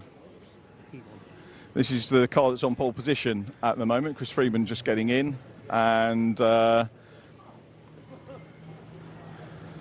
421 car this weekend is actually Chris, Jonathan Monday, and Adam Willis. And the car makes it out into... You all right to have a quick word with us? Yeah, can do. I'm Richard. Nice to meet you. I'm Jack. Jack, things going well, P1 at the moment? No, definitely, you've got the wrong car. Oh, okay. Are you helping out? But that's indicative of all the... Tell us about your role in your car. We're just in for a driver change. Jumping in with Mark and Andy today, in absence of Sid Smith Racing, who's doing some Fiesta Junior coaching. Okay. So yeah, just thought I'd jump in. Normally I'm team manager, so keep things flowing as smooth as possibly can. But yeah, this time round, just jumping in for a little bit of a send off at the end of the year. Really, last round of the season, have some fun. Really, send it out good and proper. Yeah. That's the plan anyway. That's the plan. Fingers crossed. Any dramas so far? No. Traffic's a big problem. As always, on for a quick lap and then you hit a bit of traffic and it's always ifs, buts and maybes. But no, the lads seem to be doing okay. Hopefully get another stint towards the end of qualifying and keep out of trouble. That's the plan. Nice one. We'll see if we can grab the P1 man now. Thank you very much for that. Mate. Thanks very much. We'll go into the garage. I think signal still works. Have a quick word with Austin. Hi, Austin. Richards. Doing some bits and bobs this weekend. P1 at the moment. Was that yourself? No, that was the other team, my dad's team. I got the wrong team again. There we go. This is why we need Rob Lewis. But anyway, Austin, how is your morning going? Yeah, just scrub some tyres for the race and then try and get some laps in now. See, we've tried another car, so see how it goes. Is that a new build or? No, it's one Charlie actually won in a raffle. So we thought we'd try it out. How'd you win a C1 in a raffle? Enter. Was it a race raffle? Was it one of these things that you did on Facebook or something like that? Or was it? Yeah, I think it was off Facebook. There you go. It's worth a punt doing those if you've seen them on Facebook. So what's the game plan then? Because obviously we've got a new sort of format this weekend with the hourly stops or stops within the hour. Yeah, so that works well for us because we've got 3 drivers, so it splits the race evenly between the drivers. So yeah, that's it really. Donington a favourite, or what's good or bad about it? Yeah, it's always been good to us. It's just weather. We don't know what's going to happen. Could happen. It's going to rain, Austin. Yeah, perfect. Spice it up, won't it? So where are you guys at the moment? So I got the wrong car again for pole. Where are you? I think we're doing very well at the moment, but we'll see. I'm going to go out in a minute. So. Okay, I'll let you get ready. Have a good one, mate. Thanks. Trojan always one of the top teams that we get, and there we go. Hi, you all right? Jonathan, how are things going? Yeah, good, really good. Yeah, car felt good. Changed tyres in between, and it made a bit more front end grip for us. So yeah, it felt good for the 3 laps I'd done. Yeah, really good. Just the 3 laps, and that's enough to get you done. 3 I'd done. That's it. Yeah, 3 on older rubber and 3 on. How do you decide when you're sharing drives with who's going to do what? Well, we sort of planned it before. Obviously, the weather might be a big difference today, where we do the stops and when the rain comes, and you've got to be on the right tyre. If you go on lower tyres to go fast, obviously it might not work in the rain. So we're just looking at that in a minute, and I think there's been a bit of a change in the rules anyway. So we have to pit every hour, so we've got to bring that in as well. So yeah, it'd be good. Yeah, it'd be really good. That sounds like you might be doing as someone directs rather than you being on top of who goes out when. Yeah, that's it. Me and Chris more or less do the same. We just go to do the best in the race, really. Yeah, whoever does the most, it doesn't matter. It's all about the race, yeah.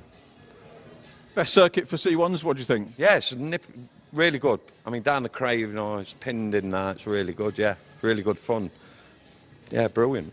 And in terms of people wanting to get involved in this, I was chatting to Robin Welch about some of the changes, particularly with the AM class thing, so it kind of brings it in line with higher level endurance racing. What's your advice for new drivers maybe looking at it? Oh, come and have a go.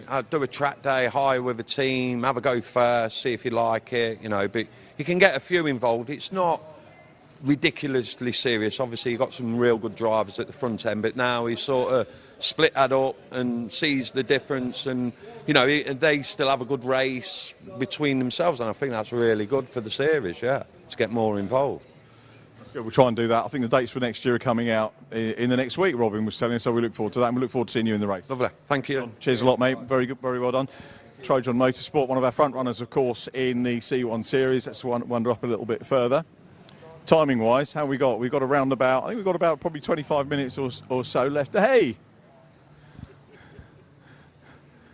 Is this the Prep Tech camp by any chance? It is. Jack, good to see you, Jack. How are things? How's the youngster? He's all good, thank you. Yeah, he's grown too much for me. But yeah, no, he's all good. What is Jack, who I know you from racing in the short ovals, but also as a Prep Tech engineer when you guys were racing in the Ginetta Junior Championship. So, yeah, nice to see you in the C1s. Is this a relaxing weekend for you, relatively? Yeah, it's very relaxing for us. We're still working with Pace Performance, helping them on their Ginetta Juniors. Oh, okay. And yeah, this is just a bit of fun for us. We're loving it. How's the qualifying going at the moment? We are currently P10, so What car number are we looking out for? 469. Right, okay, so 469. So we've got Oliver, who's there, and Daniel Kell. That's a Janetta name, isn't it? The Kell name's a Janetta-ish name. He's Finn McLaughlin's engineer in F4. Oh, is he? Yeah. Okay. So, yeah. Are you still Brscc F2ing as well? No. I've moved on from them. I'm in stock carts now. Stock carts? Yeah. Right, okay. Bit of fun. Okay. Catch you in those at some time. Yeah, thank you. Is Mr. Kell around, or is he out in the car now? No, in the car at the moment. Okay, so we've got, obviously, Oliver's there yet to go out. So it is just having a quick look, 3-car team? Yes, it is. Three drivers for us, sorry. No, but Josh Goldman, they're going out next. After the red flag. Was there a red? Oh, there is. Okay, so that's not too good. So we might get some cars coming back. Are we worth heading to a break at some point so we can tee some more interviews up? Might be a plan if we can do that in a little while. Let's have a word with the other guys in the team. Oliver always walks away when there's a little bit of a camera, but sorry, I don't know names and who's who. I'm Ian. Worked with Oliver PrepTech for a number of years, doing Fiesta Juniors, race Audi TT Cup myself. So yeah, it's a nice relaxing weekend. Just come and enjoy it. So how's the Audi? Are you still in Audis? Yeah, still running Audi TTs, first year doing it. It's good fun. It's difficult engineering it, but it's driver at the end of the day. Got one more round to go on that, which is, I know it's one of the Silverstones, and I can't remember whether it's the September one or the October one, but you'll put me right. Yeah, September 26th, 27th, 28th, we're at Silverstone doing a national circuit. So looking forward to that. It's always quite good going Silverstone. It's fast. The Audis has been an interesting one to watch, and I can talk about it because it's Brscc product as well. And it started off when there was 30-odd cars, and at the moment the numbers have come down a little bit because some people have moved on to other things. But the exciting thing for me over the last couple of rounds, we were up at Croft and watching it there, and the drivers that are sort of coming into it and getting to grips with it, for me, teeing up what should be a very exciting 2026 season. Yeah, I think it should be. Like you say, there was a lot of people to start with, numbers. People chop and change so much these days. And but I think numbers should improve. Cars are up for sale at good prices. And it's great fun to do. Well, that's good. And is it a disciplinary thing, a difficult discipline, jumping out of the Audi and then coming into a C1? I don't drive C1. I've not driven a C1 yet. But yeah, I used to race MGZRs, so going from basically 1,000 kilo ZR to a 1,200 kilo Audi, and all the weight is on the front wheels of the Audi, so I find that difficult. There's a lot of MG people coming into Audis, aren't there? Yeah, a lot of MG people swapped over to the Audis. Cost-wise, it's not far off. What we was running with the ZRs, so it's that type of thing. Everything's driven by cost in Club Motorsport, but yeah, and enjoyment. So if you see friends that you've raced with and you know they're good racers and fair racers, you're going to follow them. Good racing, and they're great looking cars as well, the Audis. As I say, I've enjoyed watching them this year. Hopefully we'll get to see a lot more of them next year. Yeah, definitely. Yeah, look forward to it. It should be good fun. Well, good luck with the last round and enjoy the weekend, Ian. Cheers, thank you very much. Thanks very much. Can we grab a quick Oliver word? So, PrepTech boss, lovely to see you. Haven't seen you for absolutely ages, and just bit of fun this weekend. Yeah, that's the idea. We're backed by CEX, who are one of our corporate friends of ours. We do some corporate track days with them, and they're a sponsor for us, so they pay for us to do this. So big thanks to them. Is that Central CX, or is it a particular branch? Or No. It's across the whole country. We work with franchise owners, and we work with the main bosses. And we do driver coaching with them. We do some corporate track days. We get them up to speed, do some coaching. They did do some racing a while ago, but now they've kind of handed the reins to us for a minute to kind of lead them forwards and get some results. So yeah, it's fun, but trying to make sure we represent them the best we can. So this is a different side of the coin to normal. Rather than running a team in engineering, I get a little bit of both, a bit of a play, and with thanks to them to let us do it, really. So yeah, it's a bit of fun, but competitive fun. Jack was saying that obviously you're helping out Pace Performance in Juniors. It's been a shame to lose you guys, but the guys you had in the team, PrepTech, have moved on and done very well, haven't they? Yeah, I think so. It was probably a life choice thing, really, more than anything. Just chose it, enjoyed it, wanted to go out on a high, and it was time to kind of hang up the hat at that level and do some different stuff. So we changed the business direction, but now means I am still involved with Pace and kind of really helped them this year. And we've dragged them up the grid. We've had pole positions, we've had fastest laps, we've had podiums, so they're in a much better place. So we've done our job. Yep. We've brought some staff with us. Some of the mechanics are kind of with me. My job was to help Sean kind of improve things, make the team better, make the staff better, make the cars faster. So far, we tick the boxes. We just need some wins and some championships, which might have to wait till next year now. But yeah, we're getting there. Still a fair old competition, isn't it? It is. Yeah, it is. It's very competitive. But kindly, Sean funds it now, so I'm not the one funding the team anymore. I'm working for the team, so that's why you're smiling. Yeah, someone else's problem. But still enjoying it. Still get a buzz out of doing it. I think I'm back with them next year. We're just discussing what happens for next year. Okay. So I think we're game again for next year, I think. Okay. Well, thanks for that, Oliver. Great to see you. I'm going to have a word with Daniel. So if you put me in there's Daniel over there. Hi, Daniel Richards. I didn't realise, I've probably seen you in the F4 paddock. So you look after Finn McLaughlin, who's winning the championship at the moment. A race and a half lead or so points-wise, so good for you guys. Yeah, leading by, I think, 34 points now. It's been a good year so far, just hopefully we can get it over the line with him. What's Finn like to work with? Yeah, it's fine, yeah. That's a stupid question, isn't it, on camera?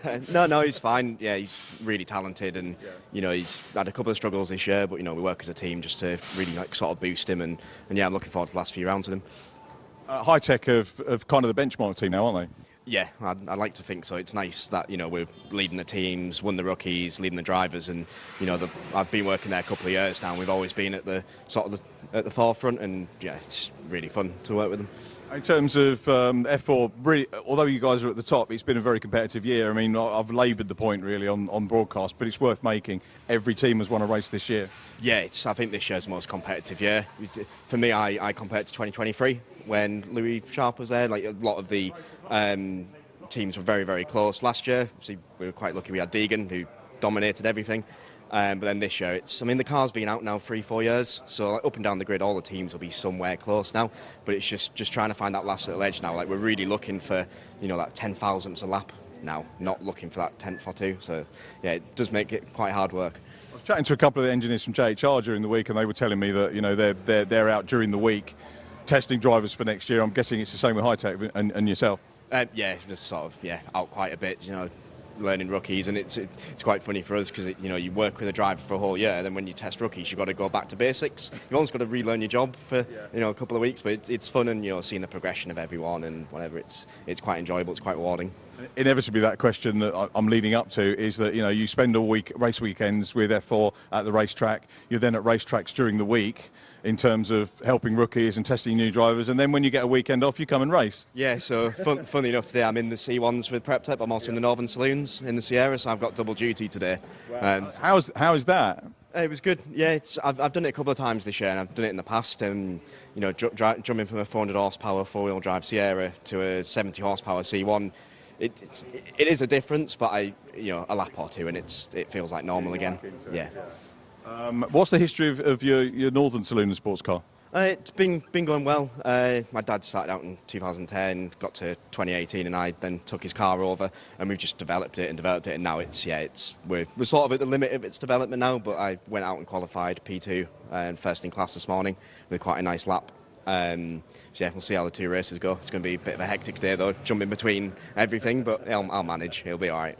Thanks for the chat, mate. Really appreciate it. Good luck with the racing, and double bubble there because we've got a little bit of Northern Saloons as well involved. It looks like we are going racing again. Let's move back up to. I was going to go up to Garage 8 because one of my Brscc colleagues is in there. We're still okay for time. Don't need to run an ad break or anything. Quick look at the watch and.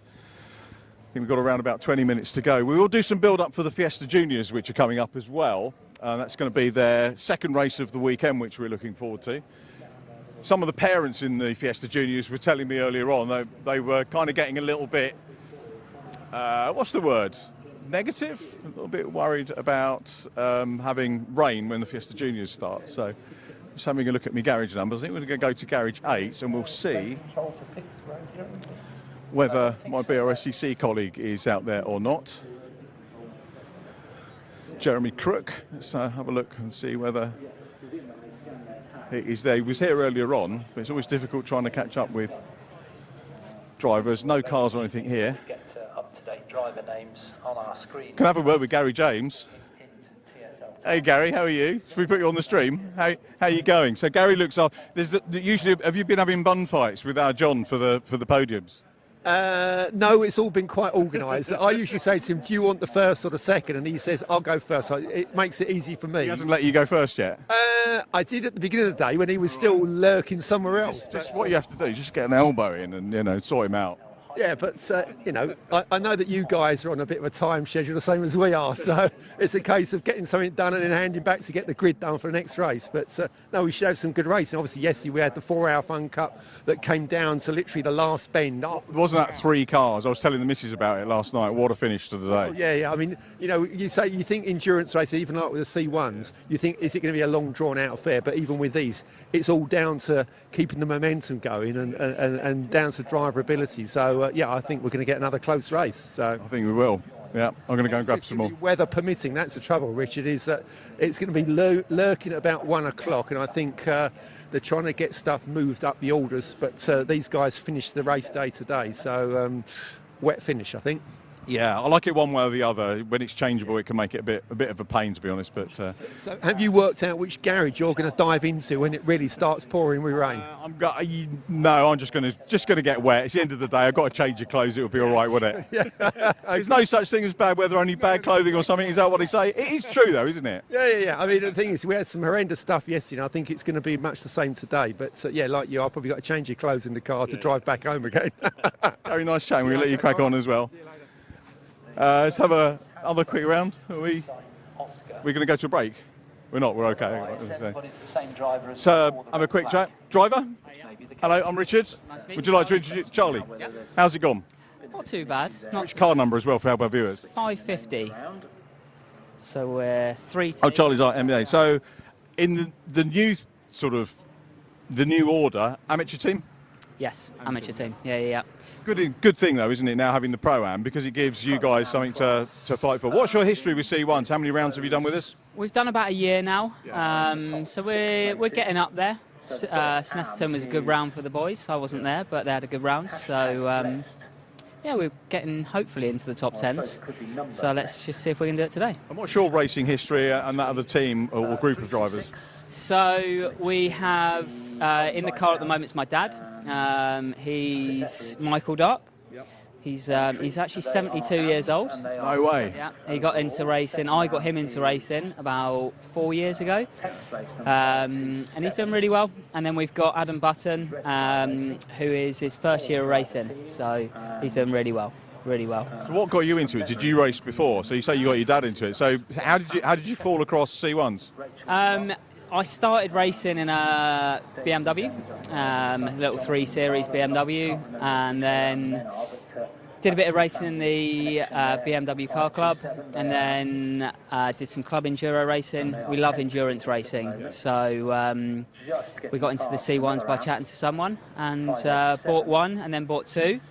So we've got 2, but we've only got 1 out today. So that was going to be the next question. Was saying, have you got another car? So you got a spare if you need to go. We do. Not here.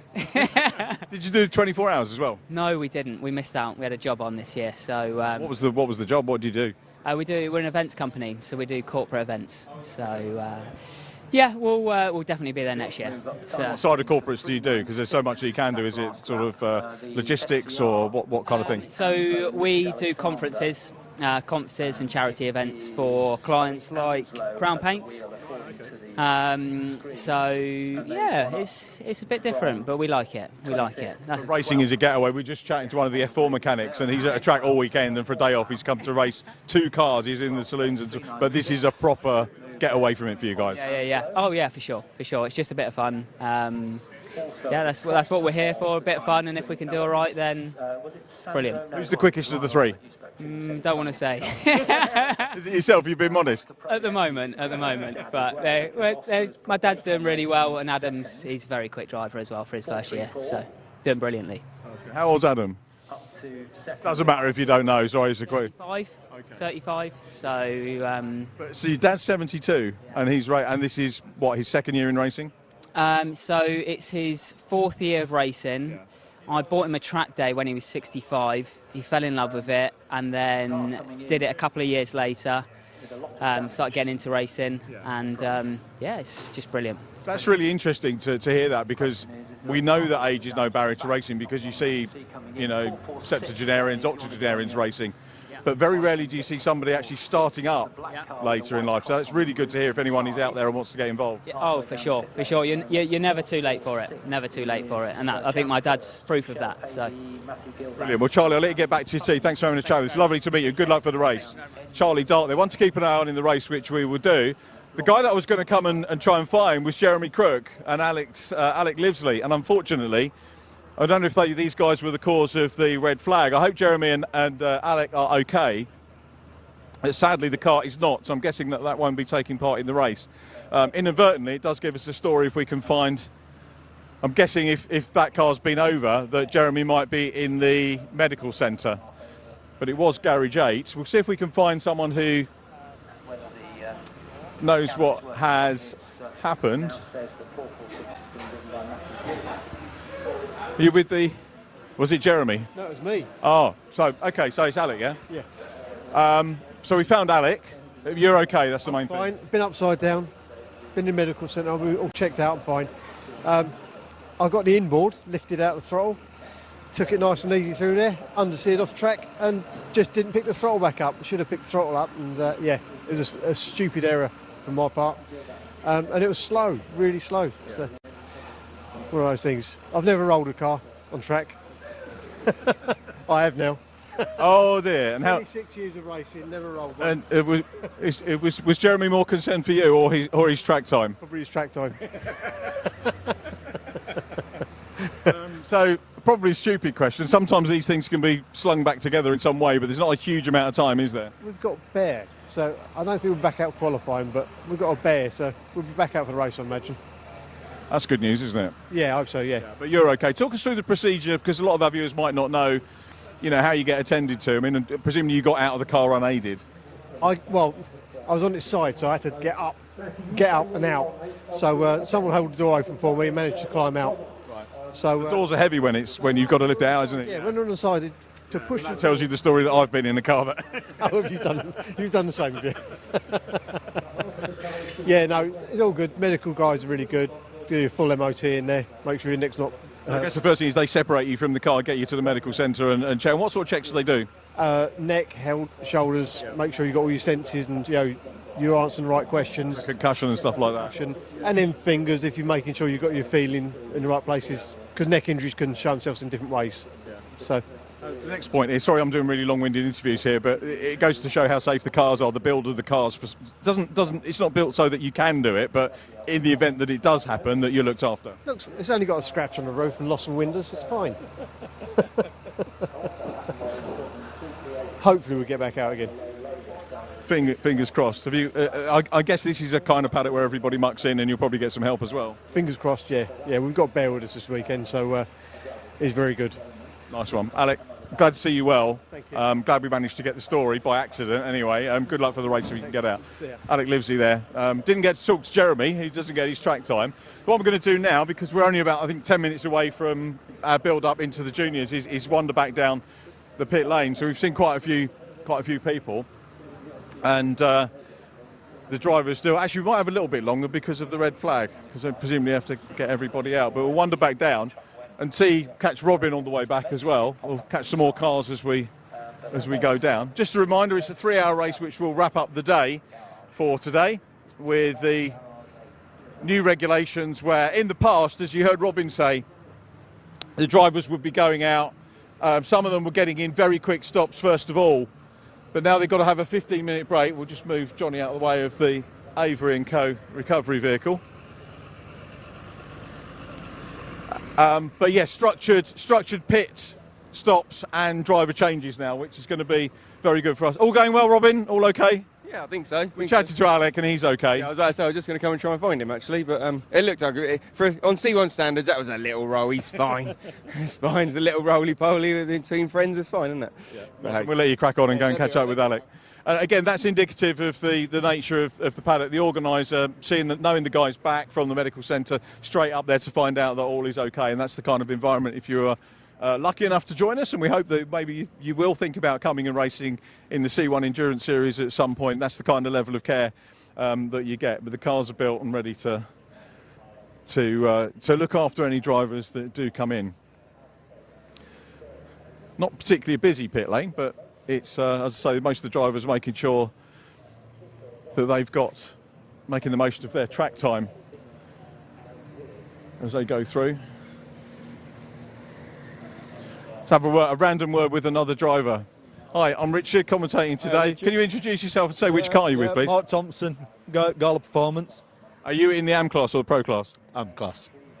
And how's qualifying going? Tell us about your teammates and how things are going so far. It's going all right. I mean, Andrew's out at the moment, and we've got a new setup on car, so he's still getting used to that setup. But his times are coming down, so we're looking good. Jack went out first, and he set a good time. So I don't know where we are at the moment. But where are we, Mark? Do you know? 20, right. So we're going to get Jack back out now for last 5 minutes, and hopefully we can improve on that. Tell us about the full names of the drivers. Jack Watts, Mark Thompson, Andrew Scott. Okay. And what's the history of you guys as a team, and maybe before you came into C1s? Originally it's been me and Andrew from the start. Yeah. But through the years we've had different third drivers with us. Yeah. We prefer to drive with 3 drivers, and now this AM class has come along. It's suiting us even better. So it's a real positive reaction to it, isn't it? And yeah. You know, for us, it's another story coming into this weekend, but also it gives you guys something sort of closer to race for. Yeah, I think it's really good. It's really going to mix it up a bit and make it more interesting. So, best round so far this year. Have you done all of the events this year? We missed Silverstone, unfortunately. No! Yeah, I know, yeah, unfortunately we missed that. But yeah, we've been doing all right. I mean, we're finishing 14th and 15th. So, but now we're in this AM class, I think we're going to be really competitive. Yeah. So hopefully we can sneak a podium. You sound disappointed you missed Silverstone. Robin was alluding to, we haven't got the dates yet, but he was alluding to it being back on next year. Will we see you there? Probably next year, yeah, because we were waiting on a couple more drivers, and one of them couldn't get budget, and one was still recovering from an injury, and he weren't ready. So we just said, look, we'll just chalk on it and look at it next year. Yeah, it was a shame that we missed you, but at least there was a little bit of, I think a lot of people were maybe worried not whether it would run, but maybe didn't know it was, and we're getting that momentum going again now with people know the championship or the event is back, and it's a huge event. So yeah, I think next year it's good. It's going to step up another gear. I really do. I think so too, and looking forward to it. Thanks very much for chatting to us. Good luck for the race day. Thank you. We might see you when the driver changes. Talking of driver changes, Johnny just looking through at the changeover here with... you see Mark Thompson's name on the side. Pretty quick, actually. And we were saying how quick yesterday the driver changes were in the Fun Cup Endurance Championship. And the guys in the C1s actually do pretty quick turnarounds as well. We've got another one going on here with the 510 car. A little bit more work going on.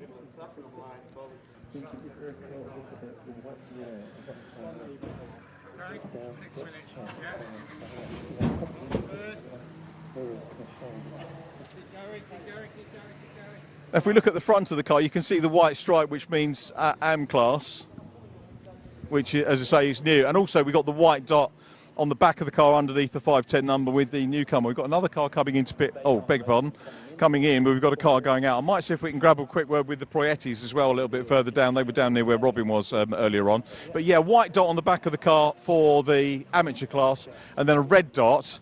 If we look at, he's got a red splodge actually on the Liquid Moly car, which is the 434, the Proiettis. That will definitely be a red one. And the Pro cars also have the red strip across the top as well. So the 378 car going out.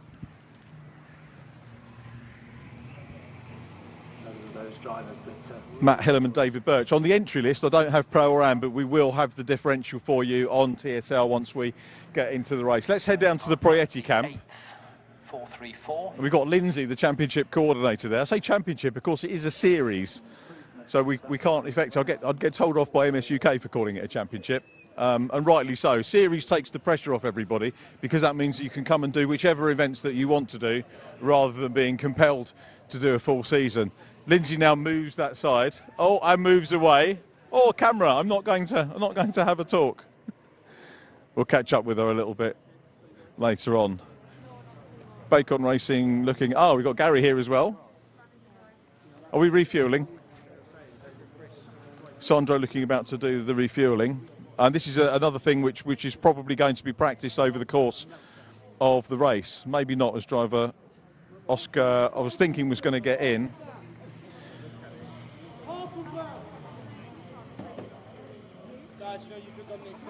So we will see this in anger during the race. For refuelling, driver out of car. Team crew in appropriate attire.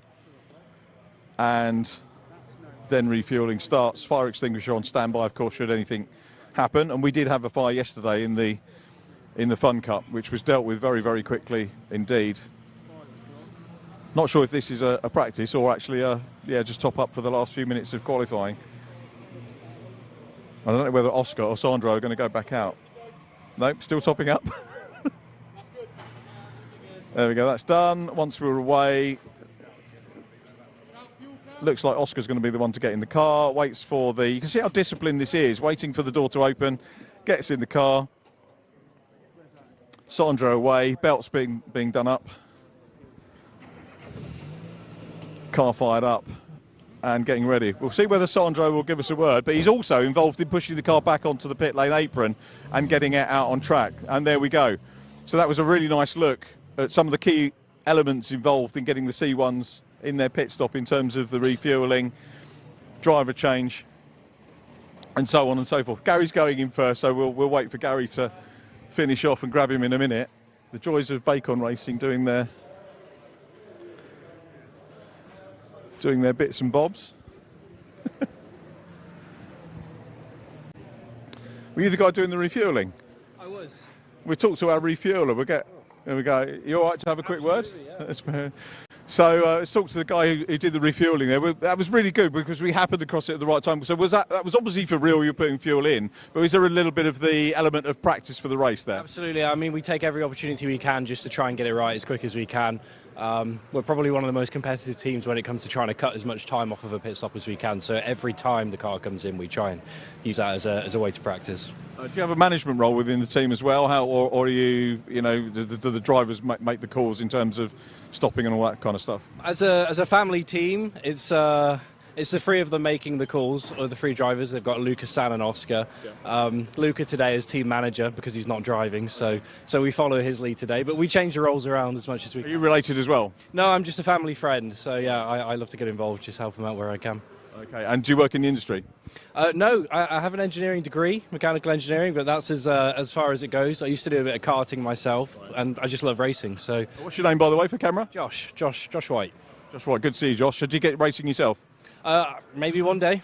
I mean, this is a good way to get into it, isn't it? C1s, so grassroots. I guess driver-wise, they're not going to let you muscle in unless you're up to speed, because Bacon Racing one of the quickest teams out there. Exactly. I mean, it would take me a few years of practice at least, and maybe San's retirement. So we'll give it a decade. I was going to say he's that imminent, but yeah, you just answered that. What other roles do you do? I mean, obviously apart from the getting involved in the refueling, what other things do you do on a race weekend? So sometimes I'll do car control as well when the car comes in, so making sure it comes in and the exit is the most important part of that, making sure we don't clash into anyone else on the pit lane, and then I'm on the pit wall as well, feeding information to the driver. So those are the three main ones I get involved in. I haven't looked at the times, Josh. How are things going in terms of qualifying for the team? It's good. We're hovering around P5 to P7 at the moment. Oscar's a quick guy. He's just figuring out a little bit, and just got to stay away from the gravel. There seems to be plenty of it today. So, have you been around with them long? I've been around since just before COVID, actually. Spa was my first. We did a 24-hour at Spa, and I was involved in that. That was the first time I ever got involved, and I've been here and there since. And a lot more this season. They've been doing a lot more City Car Cup and endurance racing this season, so I've been involved. Okay, wish you a safe and successful weekend. Thanks for having a chat with us. Very much, appreciate it. Cheers. Thanks very much. Well, wrapping things up now down here, we're going to start to look forward to our Fiesta Junior race, which is upcoming. But for qualifying, that's done now, and we'll see you back for the races in just a couple of moments.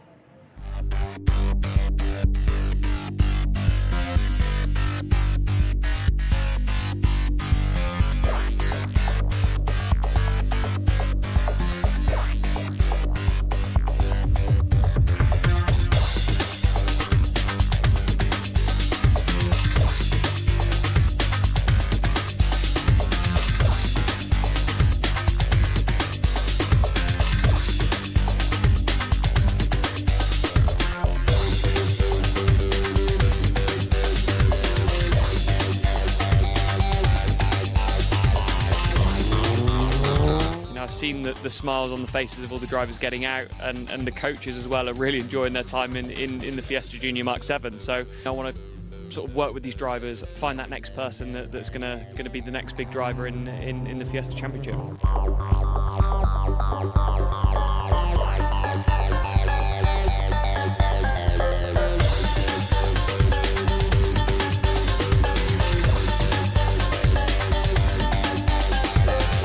Scholarship like this, if I'd have had the opportunity, I would have been so over the moon. And you know, these lads and the girls are so humble, and they really make you feel privileged to sit alongside some of the best talent, I reckon, in the country, if not in Europe. It's good to see how much it means to some of them. I'm just loving being around it. It's really good.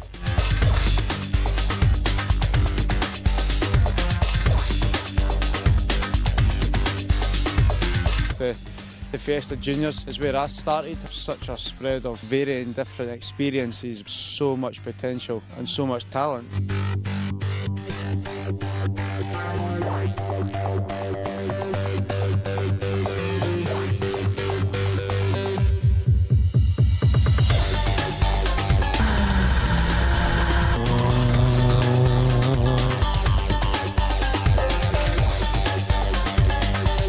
I've been a part of a number of scholarships over the years, and this has just been head and shoulders above the rest.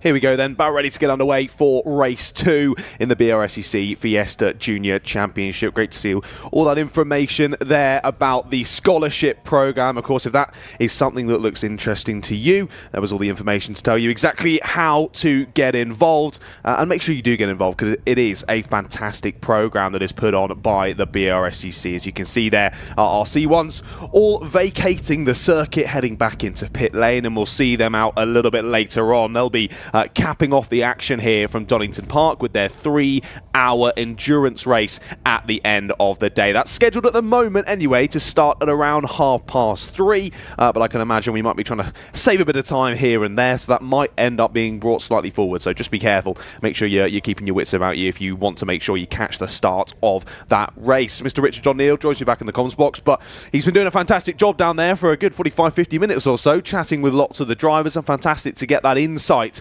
of course, about the series in general, about all the drivers getting involved in it as well. I can tell you provisionally all the results from that qualifying session coming in on our live timing screens, and it was Silverlake Racing Team who grabbed that pole position by a good 3/10 or so, so finding some really good time out there. They've taken provisional pole. Of course, things could change once the stewards have a look at that result, but provisionally anyway, they are your pole sitters. We'll talk more about that later on in the day when we see them heading out onto the circuit. Just a few amends being made with liquids and whatnot being dropped down on the circuit during that session, but soon enough the Fiesta Juniors will be heading out onto the track, so we turn our attention to them for their second race of the weekend. Well, the first race yesterday was a rather spicy one, to say the least. Drivers were really getting their elbows out, and we had a few going off left, right and centre, and a few issues for some key drivers in that one. First one to mention was Thomas Merritt. He was telling me about the issues yesterday at the end of the day. I can't quite remember. I think it was a wheel bearing that he said to me was the issue that they'd previously changed after practice and quali. Then it went again in the first race. It was a refurbished part which maybe hadn't been refurbished absolutely perfectly. Sadly went wrong for him. Hopefully this new one that's in for race 2 will assist him a bit further, but he's got a lot of overtaking to do from 24th on the grid. Another one to mention as well is Mr. Archie Davies. He had a great race yesterday, ended up finishing in P2, but sadly got disqualified from the race, slightly out of, it was in the scrutineering checks, and it was millimetres out, one of the checks. That got him disqualified, and that now means he's got a 10-second delay on this race start from the back of the grid. So, again, another driver having to do a lot of work here in this 15-minute race for the Fiesta Juniors. But welcome back to the commentary box, Mr. Richard John Neal. How was that down for you in the pit lane? Did you enjoy that? Thank you very much. Yeah, Rob makes it look so easy. And the big issue for me is, of course, not knowing a lot of the teams, but getting to know them. Just had Zach Taylor come into the box. You don't know who Zach Taylor is, do you? Well, he came and said hello and asked when you were going to be back. Ah, right, so yeah. You're back. Do you want to have a quick chat? Yeah, we'll do if that's all right. We're getting ready for the Fiesta Juniors then, like we say then. Race number 1 yesterday was fantastically exciting. I'm sure it's not going to disappoint here as we begin to crack on with race number 2 and a bit more plane spotting out there above the Donington Park Circuit. Of course, we are right by East Midlands Airport, so you do get a lot of planes heading above us. And like we were mentioning yesterday, that can often be the fuel burnt from those planes can the particles can drop down onto the circuit, and particularly when we get rainfall, that can make it even more slippery than other circuits around the country. So drivers just got to be a bit careful if we do see any precipitation out. We saw plenty of it yesterday. It seems to have just about held off so far today, but I'm not holding my breath. Clouds have been rather dark throughout this morning, so we'll wait and see if any rain does decide to join us down here in East Midlands at Donington Park. Drivers lining up then on the grid ready for this race start, and soon enough we'll take you through that entire grid order as we look to get this one kicked off. Like we were saying then, we were obviously expecting second place on the grid for Archie Davies, but he's sent to the back because of that scrutineering failure at the end of the race yesterday. And that now means that we have an all-double front row. It's Chris and Isaac on that front row. Chris ever so slightly ahead. Yesterday in race number 1, he took his maiden victory in the Brscc Fiesta Junior Championship, and it was a brilliant victory. Well, he's lining up in the best possible seat for race number 2, so let's see if he can make it 2 from 2 here on the Sunday.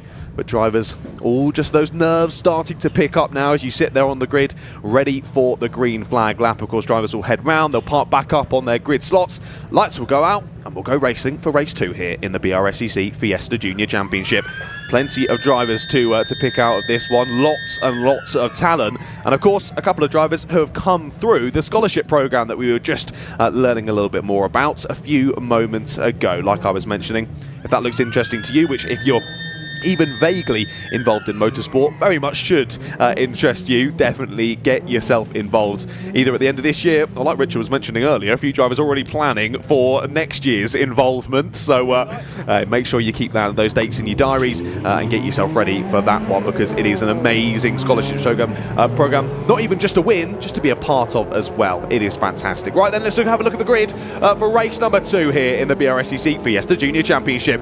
Like I mentioned, an all-double front row. Christopher on pole and Isaac alongside him. Dara McInerney and Harry Lindley are on row 2, with Lewis Islin and Benji Douglas on row number 3. Max Fenton and Jack Sant there on row 4. Then Daniela Sutton and Jensen Pritchard round out the top 10 on row 5. Eden Spanswick and Luke Broadbent are on row 6, with Jake Howarth and Oliver Heron on row 7. Then row 8 features Tom Simpson and Neil Hampson. Row 9 is Bobby Holmes and Aaron Beattie. Then rounding up the top 20 on row 10, it's Max Horler and Oscar Homerston. Then Kasper Tomolewski and Nathaniel Darcy on row 11, with Harry Russell and Thomas Merritt there on 23rd and 24th place respectively. And then running out the grid, 25th for Archie Davies. Well, like we said, he's got a 10-second delay off of this race start, so he's got a lot of time to catch up and quite a few positions to gain as well. Ready for race 3 later on this afternoon. Welcome back, Richard. Thank you very much. I was thinking about names and nicknames and stuff like that over the course of the evening, and you know, you get the ones like you get J-Lo and Tingram, and it wouldn't apply because it's not the case, but Thomas Merritt, Temerity. But he's not overly confident or cocky, so I probably wouldn't use it with him. But he's a great lad. And the scenario's not ideal for Archie Davis, but it's going to be fascinating for us to watch those two coming through from the back in this one. It is. Of course, drivers who are not shy of being at the sharp end of the order, starting down the back, they'll definitely be one to watch. I think we're going to need about 4 or 5 different camera angles throughout this race to keep us updated. If only we could see them all on the same screen. There's going to be so much to watch throughout this race, but only 15 minutes for it all to change. So it is a short and sharp race, as all it is in the Fiesta Juniors. So not a lot of time for them to try and pick their way through the order. No, indeed. And incidentally, the reason that I went off mic there was Zach Taylor came to see us, an ex-British F4 Championship racer and driver coaching with JRW, Maggie Webster's team, and he said Maggie's okay. They haven't looked fully into what happened in the incident yet, but he's coaching a number of the junior drivers as well. He's lovely to see Zach. I haven't seen him for a while, so great to see him here. And we'll see the fruits of his works for the JRW drivers in the Fiesta Junior race, which is going to be exciting to see. Exactly that, no, for sure. No, great to see him coming up and saying hello in the commentary box. Lovely to come and say hello to you, Richard. And yeah, hopefully I'll learn more about him, because he seems like a pretty accomplished racer, and he's clearly assisted some of the drivers in this field. Yeah, very, very kind. Shame we didn't get the chance to see him going further up the single-seater ladder, to be honest. But the only reason, budget, certainly wasn't talent, but hopefully we'll see him back on track in something very soon. But we've got an all-Doble front row then. Indeed we do. Yeah, always gutting, isn't it, when you see a driver who could go so far just be held up by budget, but that's how the world goes, isn't it? You need money to do anything in this world, and you've chosen motorsport. It's not exactly the cheapest thing to get involved with. It's not like football where you get some boots and a ball and you can kick around for hours. Everything costs money in motorsport. All the new tyres, all the different changes, all the fuel you've got to put in. Testing.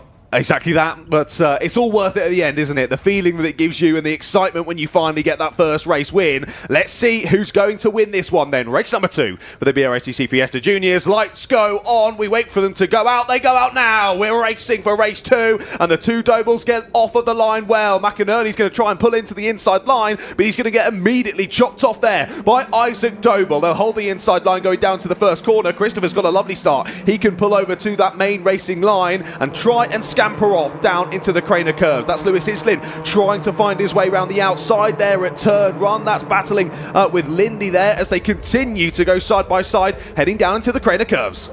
That was a good start by the 2 Dobles. McInerney up into 3rd place. We've got a real championship fight on our hands here, minus Thomas Merritt and Archie Davies, of course, but all these guys quick. And a massive sideways moment there for the 69 of Larry Lindley. And well, we said yesterday about would they survive the first few corners. That's going to be at the very least a safety car again, and it wasn't midfield this time. No, it wasn't. Yeah, that was so unfortunate. A driver who collected them there just got in the side of another car, flicked them up on 2 wheels, and once you've got on 2 wheels, you've got no steering. Straight into the side of Harry Lindley there. That is super unfortunate. Luckily, both drivers seemingly out already and all okay, but already examining the damage and thinking, oh, that's going to be a lot of money. Very frustrated drivers down there. And we also saw there 2 more drivers off further up the road. Yeah, Oliver Heron, one of those in 306, had the issues yesterday. That's disappointment, and I think a little bit winded for the driver there. It was interesting to hear about the medical process from Alec Livesey. Bear in mind, he just rolled his car in the C1s in qualifying. He was just like so chipper and happy to talk. It's like they said to you, I was like, oh, that was nothing for a C1. That's fine. No safety car. I'm puzzled. Indeed, McInerney's going for it down the inside for second place. So late on the brakes, and Dara McInerney gets it stopped as there you can see the yellow flags down Craner curves. I don't think he's quite got enough alongside us. Oh, straight on goes the 287. That's Max Fenton straight on down at the first corner. That's going to be a long way for him to get it back out of the kitty litter. We're still green flag. Of course, yellow's down here through the Craners, but no safety car just yet. Yeah, that really surprises me. I've got to catch up with Max Fenton. His dad said about inviting me to the launch they had at the start of the year. I didn't get the invite, so they're going to... I don't know whether they canned the launch. Safety car, red flag. Okay, so the deliberation, there was deliberation going on in race control. I'm not in any place to criticise race control at all, but there was obviously, are we going to keep it safety car? If it had been the first 2 cars only, I think probably they might have done that, but taking the decision to red flag it, you know, I take my hat off to race control. I could not do the job, because I haven't been trained for it. So if I had been, you know, something I might do in later years for sure. But the right thing to do, it will calm everybody down. I did ask a couple of drivers whether there'd been a general chat from the clerk of the course over the evening, Mark Noble. Apparently there hadn't. There were a lot of judicials. I was looking at the bulletin board last night, John, and the decisions were, you know, I was back in the hotel, had me food, and the bulletins were still being published from the judicials. I mean, who'd be a clerk working that late, you know? Oh my goodness! But no, huge respect to But them. there wasn't a general, as far as I'm aware, there wasn't a general warning to all the drivers. I think Mark's trying to let them get on with it. Exactly. Yeah, you got to learn, haven't you? You got to learn. Yeah, you have. But equally, you know, with there were some midfield shenanigans yesterday, weren't there? There were a few. I think there were a few. Yeah, we can continue to touch on that. But of course, great to see all the drivers hopping up and out of the car and seemingly all okay. I wonder if we can see a replay from that camera shot as they headed down through that incident, just with how it unfolded there. It was so unfortunate. Just two things going wrong, two totally different incidents, and then both drivers converging on the same piece of tarmac. Contact made, and that has done a lot of damage to the front right of Harry Lindley's car there, hasn't it? That's not going to be a cheap rebuild to get ready for future racing. Of course, they've still got another race left to go later on today, so is that going to be able to get out? Pretty unlikely, I think, looking at that damage, but equally I'm no engineer. Bit of teacup, be all right, won't it? As they always say. I said we were going to have cliches, didn't I, when I introduced it yesterday. I think that's the case. It is, and I'm sorry to make light of it. It's always such a shame to see a broken car. Really hate to see it. And but loads of work. Unfortunately, I mean, in my experience, Donington and Juniors tends to lead to that kind of thing. Yeah, it does. It is one of those circuits that just really creates close battling, and of course the more close battling you have, the more issues you're likely to have as well. As we try to look at a replay there of the incident, we'll see that in a couple of moments time. There again is that damage on the front right of Harry Lindley's car. We can confirm then it was Archie Heron in the 306 who sadly collected him. Like I say, it was just a bit of contact, went up on two wheels, and nothing he could do from that point. He was a passenger, one-way ticket to the accident, and just unfortunately for him, if nothing had happened ahead, he would have landed on all four wheels, carried on through the gravel and rejoined. But due to the incident ahead for Lindley, they just converged there into the gravel trap, and both drivers all seemed absolutely fine. Physically, but emotionally very damaged there. Absolutely gutted as they get out of the car because they know how much that's going to hamper things heading on through the rest of this season and, of course, through their racing careers. We were just talking about, before the start of the race, budget always a key factor. Here we go then, down the Craner curves. We'll have a look at it again in a minute. We're getting teased for this replay from Kieran in the box. We're just waiting to speed that. But we will see it in a few moments' time. But like we were saying, yeah, budget's always a crucial thing, and sadly things can so easily go wrong out of your control, and that just ekes and saps further budget from the wallet, doesn't it? It does. You know, a lot of people look at the annual budget, you know, how much does it cost to run a car for the year. You really got to have twice that. A lot of team owners will tell you to, you know, get you through a serious run at a championship. So interesting story with Oliver Heron. Met him at Silverstone, came out for the last couple of rounds last year to retain rookie status for this year with 306 on the car, which you probably won't know, but you might know through Joe Polly, actually. You know Joe Polly that races in the Minis? I don't. No? Okay. Oh, well, anyway, Joe's dad, George, was a multiple champion on the circuits and short circuits and ran 306. So 306 is actually a very famous number from the 70s. I mean, a lot of the circuit drivers back then didn't have dedicated numbers, which we tend to have now, and your number can become your brand. But 306 was the brand of George Polly, who was world hot rod champion. Was it definitely 76? I want to say 82. I'm not quite sure. Someone will correct me on that. And I asked Oliver, I said, why 306? Were you a Polly fan, or was your dad a Polly fan? Nope. So I said, oh, you're not from a short oval background then? Yes. So it was really weird coming across this youngster who had a short oval background and knew the number 306, but that's not why he picked it. But 306, Joe Polly races in Mini Miglia. Right, okay. At the moment. Let's have a look at this incident then as they come down to the bottom of Craners. You see the big wobble there for Lindley as he goes sideways, and here's the contact up and over into the side. Big accident there at the bottom of Craners. But like we were saying, just so unfortunate. Yeah, thank you for correcting me there. Sorry, Oliver Heron, not Archie. Archie Heron is a driver I've commentated over in karts. Oliver there being the driver to collect. You get names in your head, don't exactly, you? Yeah, I just assume and then, sorry, no, wrong on that one. Oliver, of course, involved in that incident. But yes, we saw there. I mean, I think you were looking away on the first time we saw that incident. Second time, what did you think of that one, Richard? There was certainly no malice in there. I don't think driving standards were an issue. It was a car losing control, and the rest of it was a reaction to that. So I'd be very surprised if there's any judicials on that.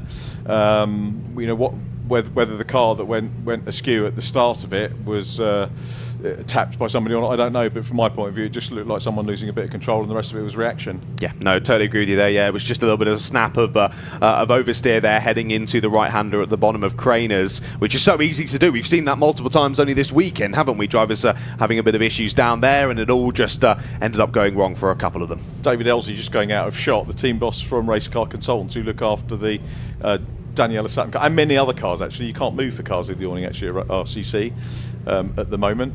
Lovely team. Did I tell you the story about the youngster who was studying engineering at uni? I can't remember if it was Bath or Bristol Uni, and came to Thruxton, and RCC were running the minis, a couple of minis at Thruxton, including the former junior saloon car champion Ronnie Smith and Henry Foote, who raced in the juniors with us last year, the youngster who comes up from Cornwall. I know Henry's dad was watching the stream yesterday. We did actually have more than one beer yesterday, by the way. Even after your attempt at a northern accent, that is impressive. Not a Cornwall accent. I wouldn't dare do a Cornwall accent, to be absolutely fair. Where was I going with this? RCC, yeah, very friendly team. They had this young lad who came up and was from uni and was basically looking to try and get some work experience with the team. And fair play to this youngster. Going around all the teams and saying, can I help out? And RCC took him on for the weekend, and he was back here a couple of weeks ago helping them out. So David Elsley, a champion driver in the senior Fiestas, of course, back in the day, runs a great team, but it's also a friendly, approachable team as well. There aren't too many that would take on someone just rocking up on the day and saying, can I help? But they did, which was really nice. And funnily enough, the lad who did it actually lives in the same village as me. Really? The same base. I said, where are you from? He said, you won't have heard of it. I said, try me. I said, I live there. No way. What a crazy story. It's a small... And actually, he was the Saturday boy in the local DIY shop. But I never saw him on a Saturday because he's usually racing. Gotcha. What a small world, Exactly. Yeah, we're trying to get him in with an F4 team now as well. We've been talking to MSUK about trying to get him some work experience with those. He wants to do F1. He's got great ambition, and whatever he gets, we partly thank you now to RCC for giving him a run as we look at the work going on track with Jake Howarth. One of the things that I was a little bit frustrated about yesterday, I had a nice evening in the hotel, just working out the points, doing the results and everything else, and it just struck me that one of the things we don't have these days is sort of driver commentators packs anymore. You used to get sheets given to you with commentary information sheets. There isn't one for the Fiesta Junior Championship or the Senior Championship, and it would be a tremendous help to know, particularly with the youngsters, whether it's a karting background, newcomer to racing, short circuit, whatever they've done, to have that information collected. I know people say, well, as a commentator you should go and do it, but you will know that we probably work on far too many things to be building that sort of thing every evening for next weekend. Can't be done. And back in the day, the chat, and it's not just the BRSC, it's every club now. You do not get the information through as we used to. I don't know why. No, I agree with you. I was chatting with Chris Weatherall, part of the Axiometrics team in the Fun Cup yesterday, just before they went racing, and he was saying the same. He was saying, well, we were in the pits during Silverstone, and we were thinking, why are they chatting about UVO and Team Olympian GRD and things so much? Why aren't they talking about us? Probably because I don't know a huge amount, so we should probably give them some information to help, and that will make them talk about us more. And I was like, yeah, it always helps. Every little helps. There's a few teams in karting that I've been really impressed by who have gone that extra mile to make a full PowerPoint presentation with a slide about each driver, all sorts of different information, and it's so helpful. And it does mean, well, I've got that to fall back on, so I'm going to talk about you more. It's super helpful. And I get people, I know people are probably listening to this going, well, why don't you do the research yourself, Richard? But we do. We do, but you cannot research. I mean, if you look at a Toka weekend when Janetta were there, I was commentating on over 100 drivers a weekend. And I knew a bit about most of them, but, Janetta would give you a media pack and stuff like that.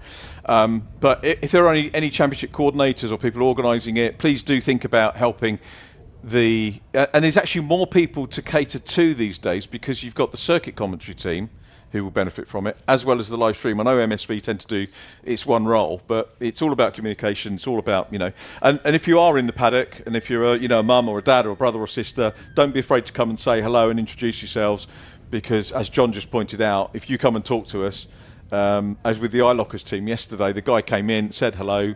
We spoke about them several times during the race, and that's the way it works. It's not favouritism, it's just feeding information to us. We can only research so much. Exactly that. Exactly, yeah. No, come and say hello. We're not that scary. I do enjoy it in karting. You're not. Oh. No, you're lovely. You're lovely, mate. Don't stop talking. Not talking about that. Anyway, we move on to the green flag then. I was just going to mention, in karting, I love the relaxed vibes I have at some of the club meetings where I've built up a relationship with like a lot of the younger drivers, and they're not afraid to just come up to the comms box and lock around, and I'll give them the microphone for a bit and they can commentate for a bit of the race. It's great fun. We want to get drivers involved and enjoying the entire weekend, because of course you come in racing, you come in to try and do your best, but also you want to walk home with a smile on your face and have a positive weekend. And if we can benefit that in any sort of way, we always want to do so. Of course, we try and bring a good soundtrack, but also come and get involved. Makes it more enjoyable for us, because it is a people business, and you and I wouldn't be here if we didn't like the company. Exactly. Exactly. Well, I'm thoroughly enjoying your company, Richard. So let's crack on with a bit more racing. Where's my wallet? I've got to give them. Let's get on then. Right, we obviously have lost a couple of drivers from the grid in this one, involved in those incident at the first attempt at the start, but we'll go for a second attempt now. We'll immediately look back to that front row, the two Dobles. It was a pretty impeccable first attempt at the start from both of them. Let's see if they can do that second try. They did, didn't they? Dara McInerney was ready to throw it up the inside, so we've got really sharp end of the championship drivers all pretty much together. Is that Lewis Islin next up? Yeah, he gained one spot on Sean the Lewis, first wasn't he start. in a Goodyear car at some point? He was. Did that get written off, or is it? Yeah, I don't know what's happened there. I don't know what's happened. But yeah, no, he was fully Goodyear branded, wasn't he? Back when we last saw him, when we were commentating anyway, out on circuit. But no, all black now. He's just going under the radar. Goodyear You can't even tyres see are him black, coming. Yeah, there you go. That's what it is. It's like when a certain cigarette company used to sponsor in Formula One, the Ferraris, and then they couldn't anymore, so they did the barcode instead, where it's like, I know what that's an advertisement for, but it's not at the same time. Maybe it's the same for Lewis. Yeah. So here we go then, ready for our second start. The Fiestas. Yeah, I'm kind of glad it wasn't caused by it was an error, obviously, the guy getting sideways, but it wasn't a punt or anything like that, was it? That first incident, but that doesn't alleviate the stresses on parents' wallets and teams' wallets. Exactly. Forward, it doesn't matter if it's not anyone's fault. There's still money to be paid to get that car back on circuit, which is obviously gutting. Our heart goes out to all the drivers involved in those two incidents. I didn't quite spot who were the two others that were involved in the spin further up the hill, as to whether they've rejoined, ready for the second attempt at the race start. Hopefully they have, but drivers then getting ready into their grid spots. Now, I know we're literally about to go green, but I'm interested to know as well, of course, 10-second delay on the first race start for Archie Davies. I wonder if he has to do it again here for the second restart, or whether he just gets to go with everyone. I think it would probably be the same again, because it's technically the same start, I would imagine. But what do I know?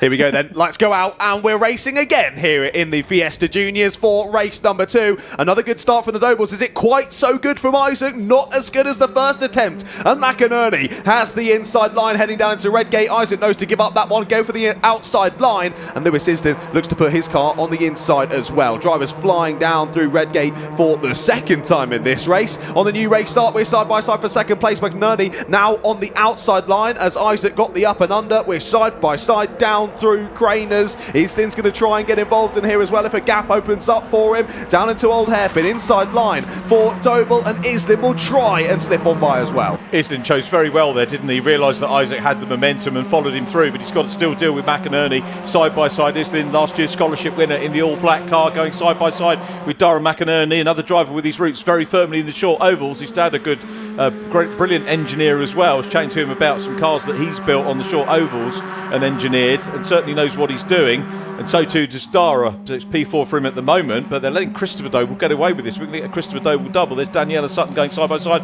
with Max Fenton, who goes off onto the gravel, and so too does Daniela. They keep it out of the tyres. Keep it going, fellas, keep it going. Daniela's out of the gravel. I think that Max is going to as well. They will carry on, but place is lost, sadly. Indeed, yeah, that's gutting. Of course, we'd already seen them off in the gravel on the first attempt at the start, and off again there, sadly, and Daniela joins him right at the end of lap number 1, and it is still the Dobles in the top 2, as another off there down at the bottom of the course. That's the 555 of Oscar Homerston there, facing the wrong direction. Something's gone awry there down into the Fogarty S's, and he's facing the wrong way. Back down the inside there goes Dara McInerney. He's closed off that apex line, though. He's not going to get as good of a run, and I think Islin might try and pop the nose in and continue on side by side down the Craners once more. It's a carbon copy of the previous lap. They're just on different sides of each other, as round at the first corner now is the number 11 of Max Horler as well. Side by side through Old Hairpin. McInerney has the inside line and he holds on to third place. That car was a Christmas present, Max Horler's car last year. Saw it on Facebook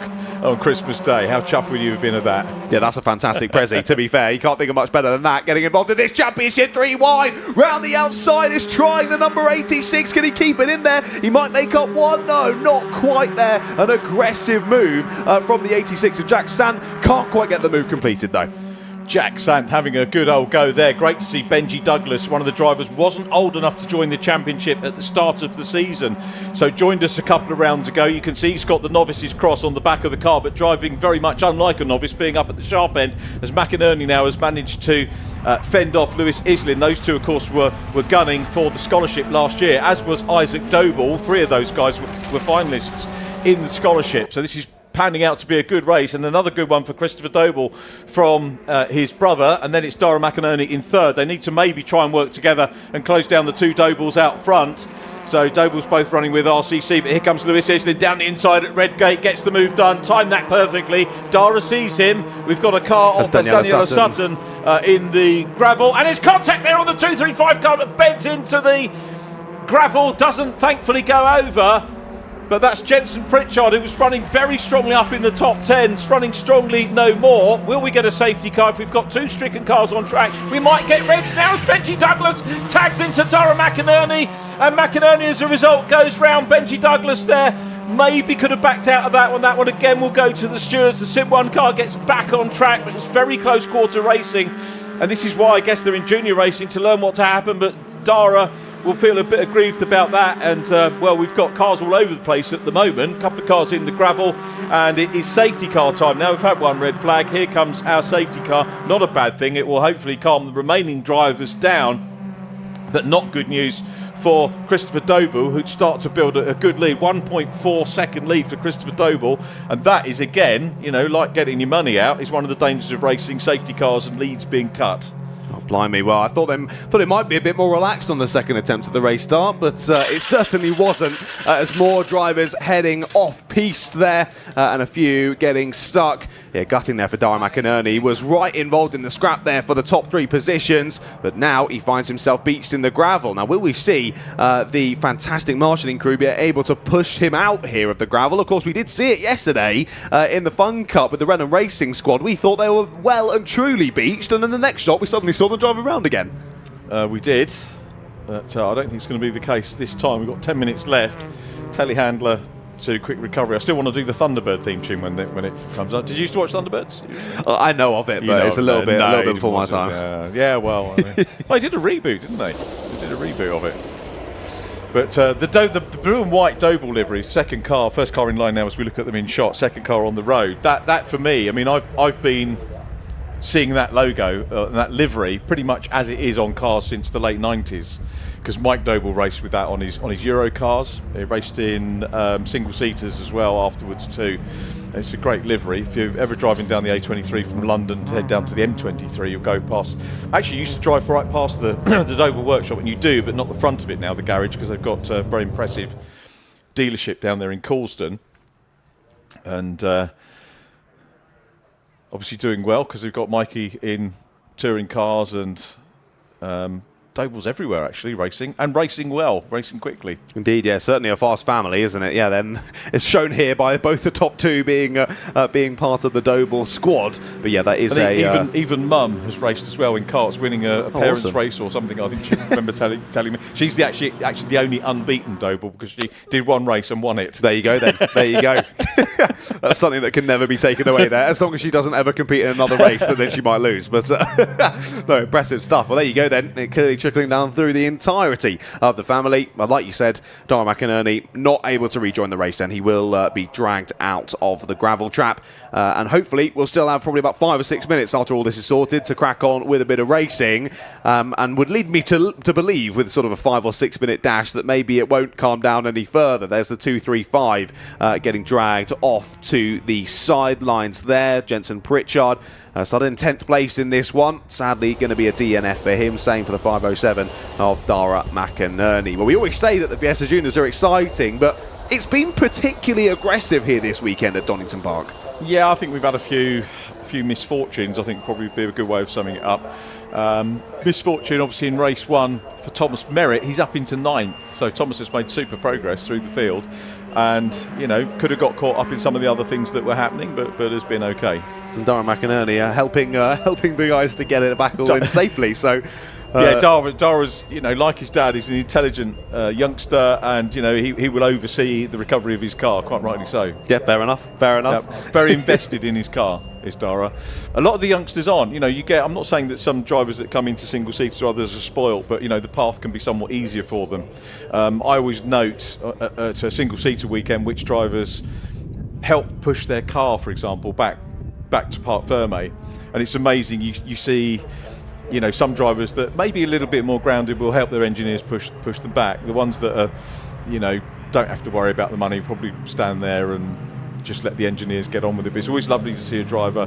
A lot of the F4 drivers, a lot of the top level drivers do get involved and help their engineers and talk to them and do it. But Dara's one of the ones that he will oversee everything and appreciates everything he's got, which is lovely. It's the little things, isn't it? Offering that bit of assistance. Obviously, that helps you build a connection with the team as well, and thus you're going to more quickly gel with them and hopefully have an overall faster outfit for yourself on circuit. So, like we say, it's all those little things that matter in motorsport. Right then, looks as though we're pretty much cleared in terms of the stricken cars out onto the circuit. We'll see. I say that. Thank you for coming back to the picture-in-picture there, Kieran, of Daniela Stutton still stuck, so maybe we will go around for another lap or two. Of course, we were chatting with Daniela's mum earlier on, and she was hoping for a bit more fortune here today. Sadly, it hasn't really worked out here in race 2. I haven't seen Dad this weekend. It was nice to see Rachel and Dan. I haven't seen Dan, which is Daniela's father, obviously. There is Daniela. She's been a very good ambassador for herself and the Brscc since she won the scholarship for last year's campaign. Didn't have the results I think that she perhaps deserved, but that's the thing with anybody really. Great seasons are few and far between, but she's learned a huge amount and was a terrific ambassador. Wasn't able to race at Silverstone last year, but yet still turned up, still came down, still spoke to us, gave an interview. So very, very good ambassador. Indeed. Might be worth having a look at Thomas Merritt in 9th place because he's made some progress, and also perhaps Archie Davies to see where he is. Just having a quick look down the timing screen. Davies is always actually quite a way behind Thomas Merritt. Davies is in 15th place. Behind a newcomer in car number 7. I haven't had a chance to catch up with Nathaniel Darcy, but he's made some good progress in this one. Guest driver, not entered for the whole championship. I'm guessing a driver who maybe just old enough to come in and start his racing for the last couple of events, and maybe we'll see Nathaniel come in and do a full season next year. You Googling him? See if you Instagramming him.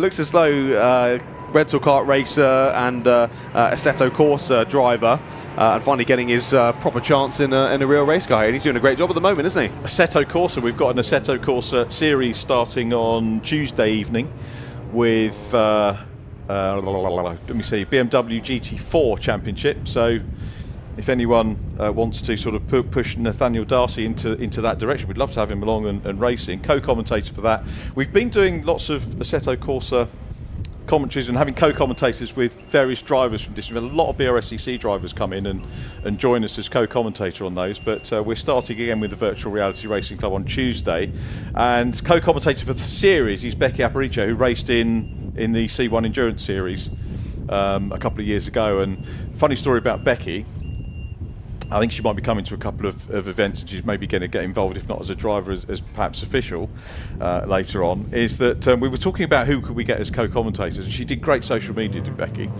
And we were talking, me and Rich, who runs the championship, about and there is Nathaniel Darcy, so if he's Assetto, we'll try and get him involved. Anyway, we were talking about who could do the co-coms, and we've had lots of different commentators. And my missus was watching Beat the Chasers, if you know, that's quiz programs on ITV. Yes, I do. And I thought, I know that girl who's on there taking part, and it was Becky from the C1. So I pinged her on Instagram and said, do you win? And she said, watch it.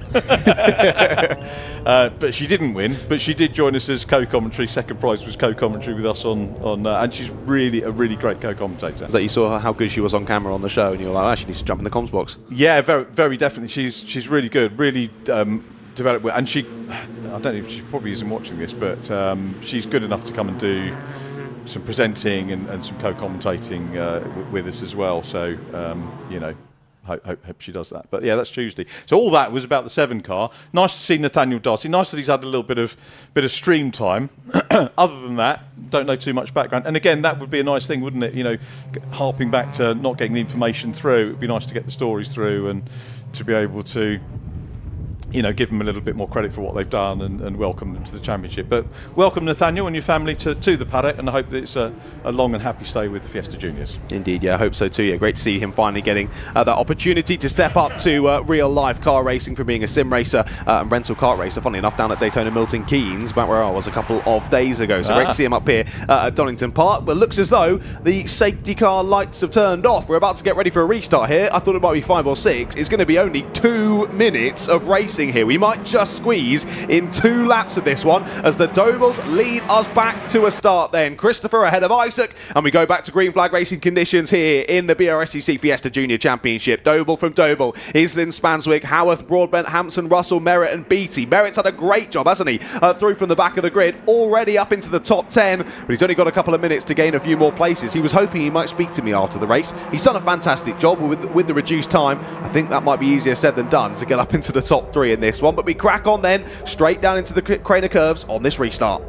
Yeah, Lewis Islin in the black car chasing down Isaac Doble in P2. These two, they weren't rivals in the scholarship. You can't really have rivals in the scholarship, but they were both finalists and both very, very impressive. I'd hate to be making the final judgment on any scholarship, and well, all you can do is get them out on track. But Islin was the scholarship winner, and Isaac Doble outpointing him at the moment in the championship and leading him here. But Islin's trying to draw level with him, and a total eclipse of Islin's car there as Doble gets back in front. They were going side by side for a moment. Islin's going to have a look at the outside run here as they go up into Coppice. Climb completed. Then it's going to be back downhill into the exhibition straight and then into the chicane again, but Islin's still trying to follow. We should get, I think, one more lap after this.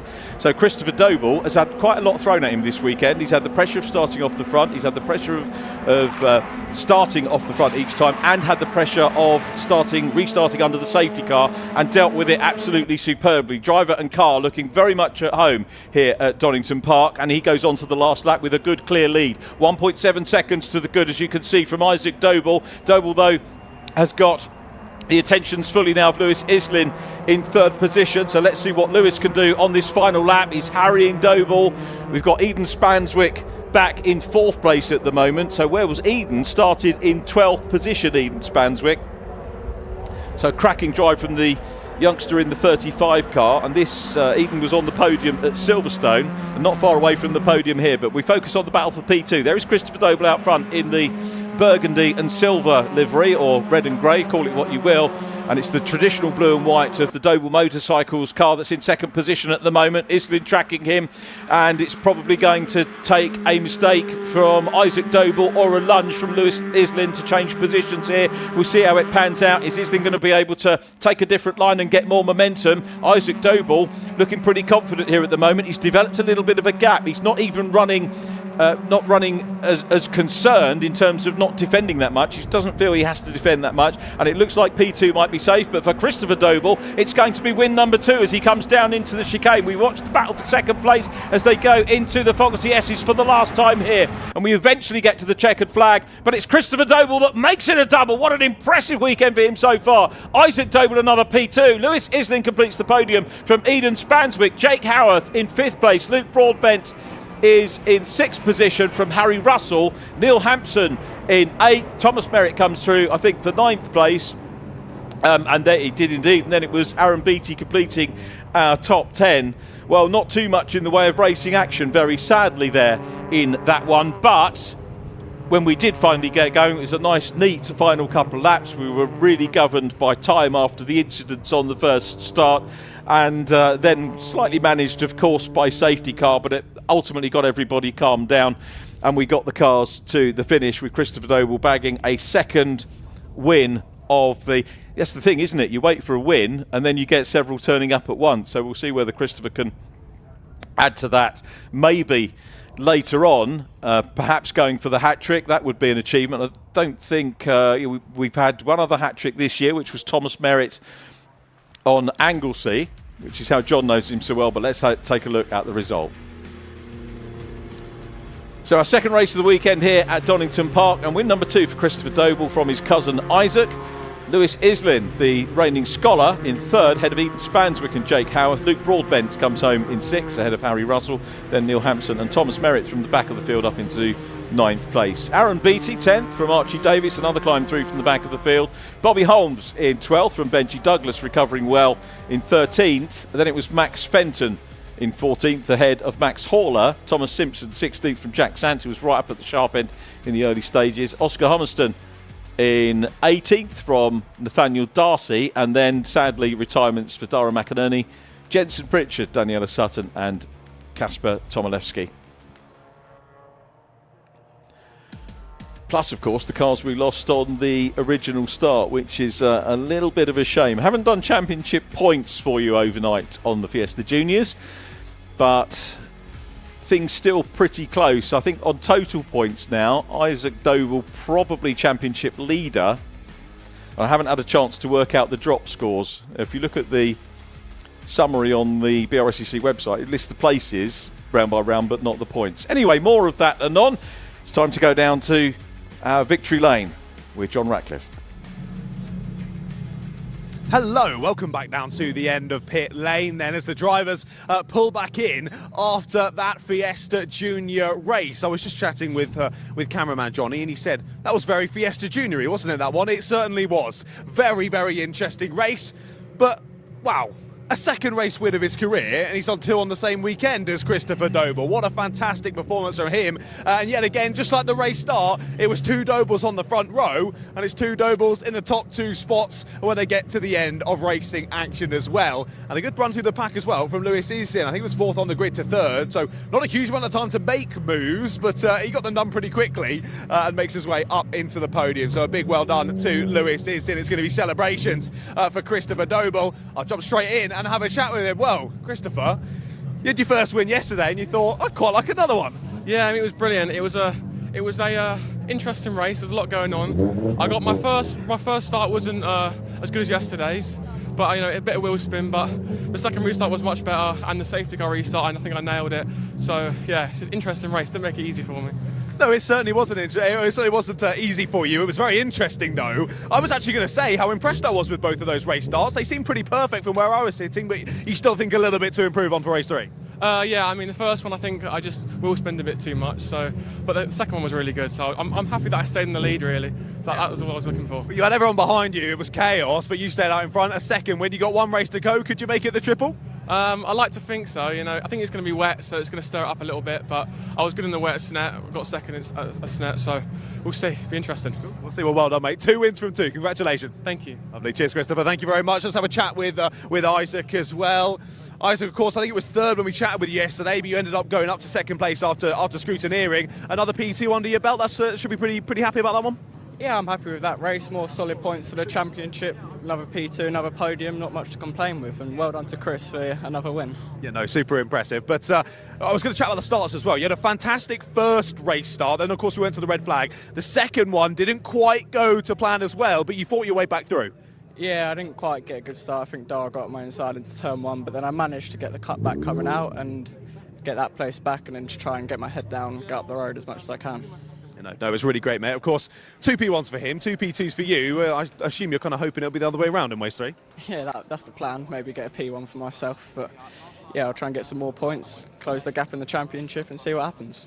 Cool. Look forward to it. Cheers, Isaac. Thank you very much. We'll see if we can really, really quickly dive over with Lewis Islin while I've still got the time. Lewis, I'm getting told to hand over, but I wanted to chat with you. What a move it was from 4th to 3rd and onto the podium. Well done. Oh yeah, thank you. I never thought I'd be standing here today. From the last couple of rounds we've been struggling with pace, but it's so nice to be back here.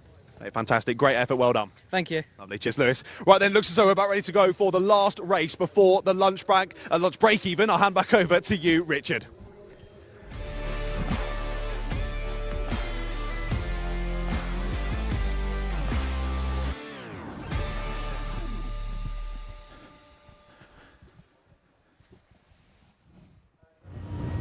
Thanks very much, John. Well done, Christopher Doble, on the interview there as well. Top job. Second time around for him as a winner. Now we've got one of our well, our guest category, which is the Northern Saloon and Sports Car Championship, and we've got a driver that we heard from in our interviews in the C1 paddock walk or pit walk that we did earlier on. Daniel Kell starts on the outside of the front row. You can see the Sierra Cosworth 4x4 Class B car, and in front of him we've got Matty Cobb in the much modified VW Beetle. This for me harks back to that VW Beetle. Looks like the kind of modified sports or modified saloon cars that you used to watch back in the day. Special saloons, I think we probably used to call them back in the day. Some marvellous machinery which we're going to see. Probably need to give you a little bit of a rundown of what is what in terms of the championship. We've got 6 classes, actually make that 7 classes racing. I think there's only 6 represented this weekend over the course of the day. And this one pretty much on an away day. The championship based up in the north, so you'll see these cars racing at Croft. The last round was back at Croft in August, Alton Park and the likes. And whatever you've got sitting in the garage pretty much is catered for by this championship. We've got the 2 A-classes, which are run on the slick tyres, slick racing tyres, or wet tyres, probably later on that we'll see, treaded tyres. And then classes B, C, D, E and M, as the cars go off on their green flag lap, are all on treaded tyres, and we'll break those down for you once we're complete. But in the meantime, let's have a look at the grid. Pole position goes to Matty Cobb in the VW Beetle. He's in Class A1. The Class B pole going to Daniel Kell in the Sierra Cosworth. Scott Hubel is next up with Alex Prentice alongside in his VW Golf. Kirk Armitage 5th on the grid in the BMW M3, and Damien Mackay in the Westfield. Then it's David Todd in the Subaru and Stephen Kell in the 4x4. Stephen McNabb in the Honda Civic next up from Michael Boak, Stephen Rees, Todd Bowes on row 6, row 7, Alan McPherson and Stuart Middleton in his Honda Civic. Carl Hitchin lines up in his Renault Clio, followed by Cameron Whitley in his VW Polo. Ian McLaughlin in the Ginetta G40 GTS is alongside Robert Claxton, and the grid completed by John Armstrong in his Porsche. So the championships, as we mentioned, Class A for the slick shod, assuming it's dry, race, and Class A1 is for cars over 2 litre, Class A2 for anything up to 2 litre, and then we have the 3 treaded car main classes. Over 2 litres is Class B, Class C is 1600 to 2 litre, and Class D anything up to 1600. I think Class D is the one we haven't got any entrance for this weekend. And then there's a class for the Mazda MX-5 Mark 1s.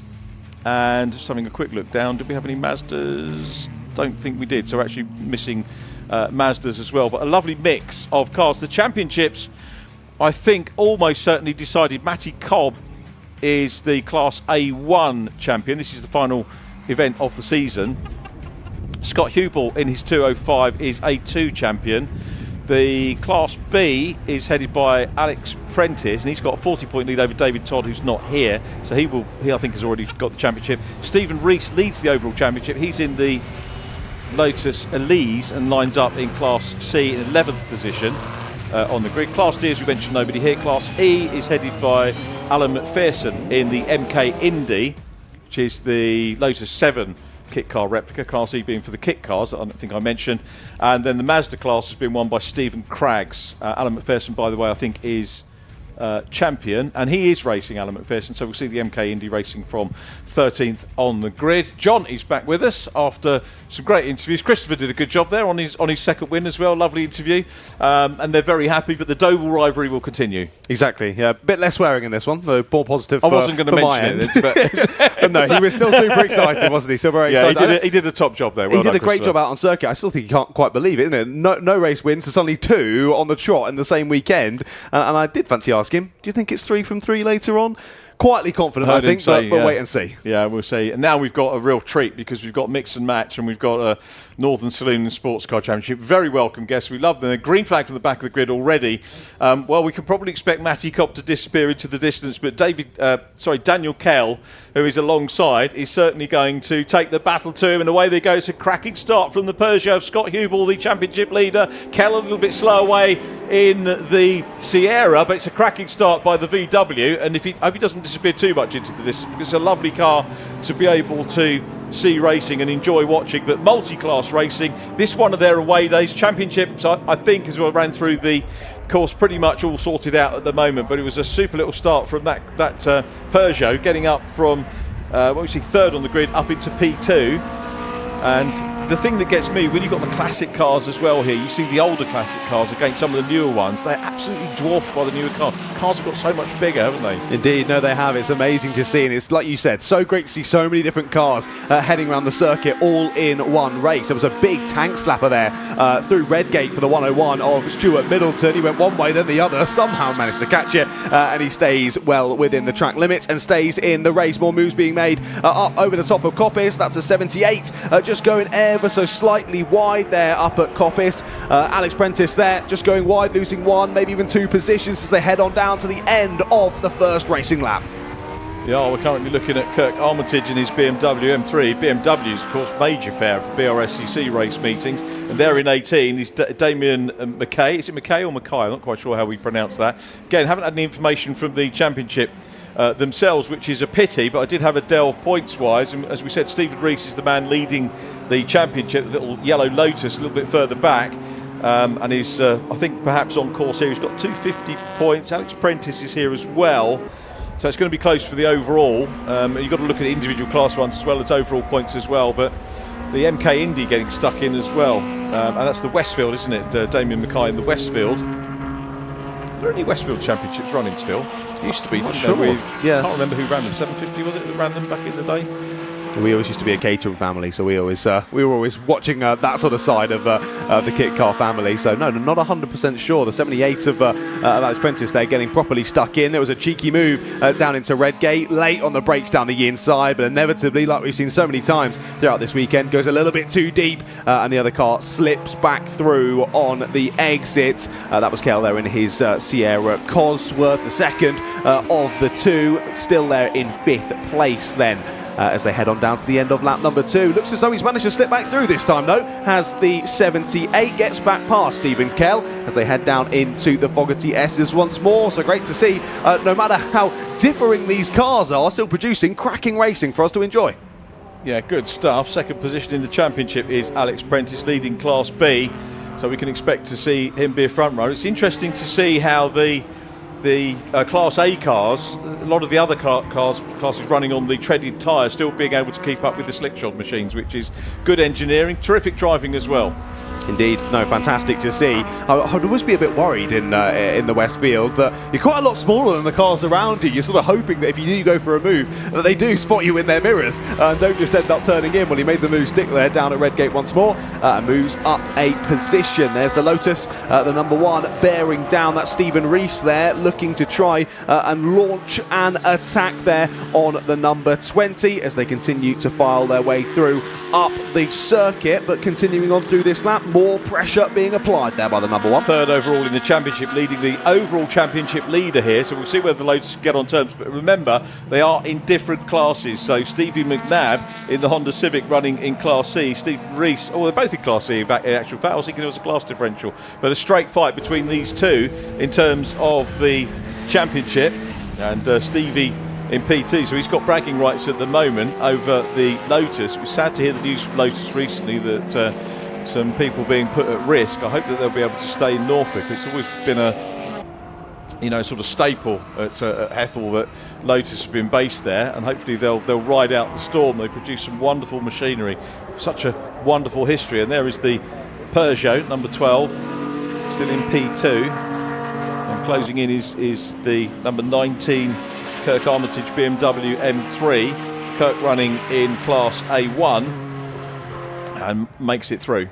He does indeed, yeah, uses the power to good use there, sides around the outside and up into second spot. Good acceleration off the corner there for Scott Hubel, but can't quite get the re-overtake done. So Kirk Armitage there up into second place, but goes a little bit wide there, out of Coppice, back up the inside goes Scott, and now it is a drag race down to the final corner. He's already got the overlap, but up and under goes the 19 of Kirk. He'll get it straight back down into the braking zone, into the final couple of corners. And so he should in the BMW. I'm the 205 man. used to own a 205 back in the day. Beautiful car, iconic look. So cool. Yeah, BMWs are just BMWs to me, but 205, iconic car.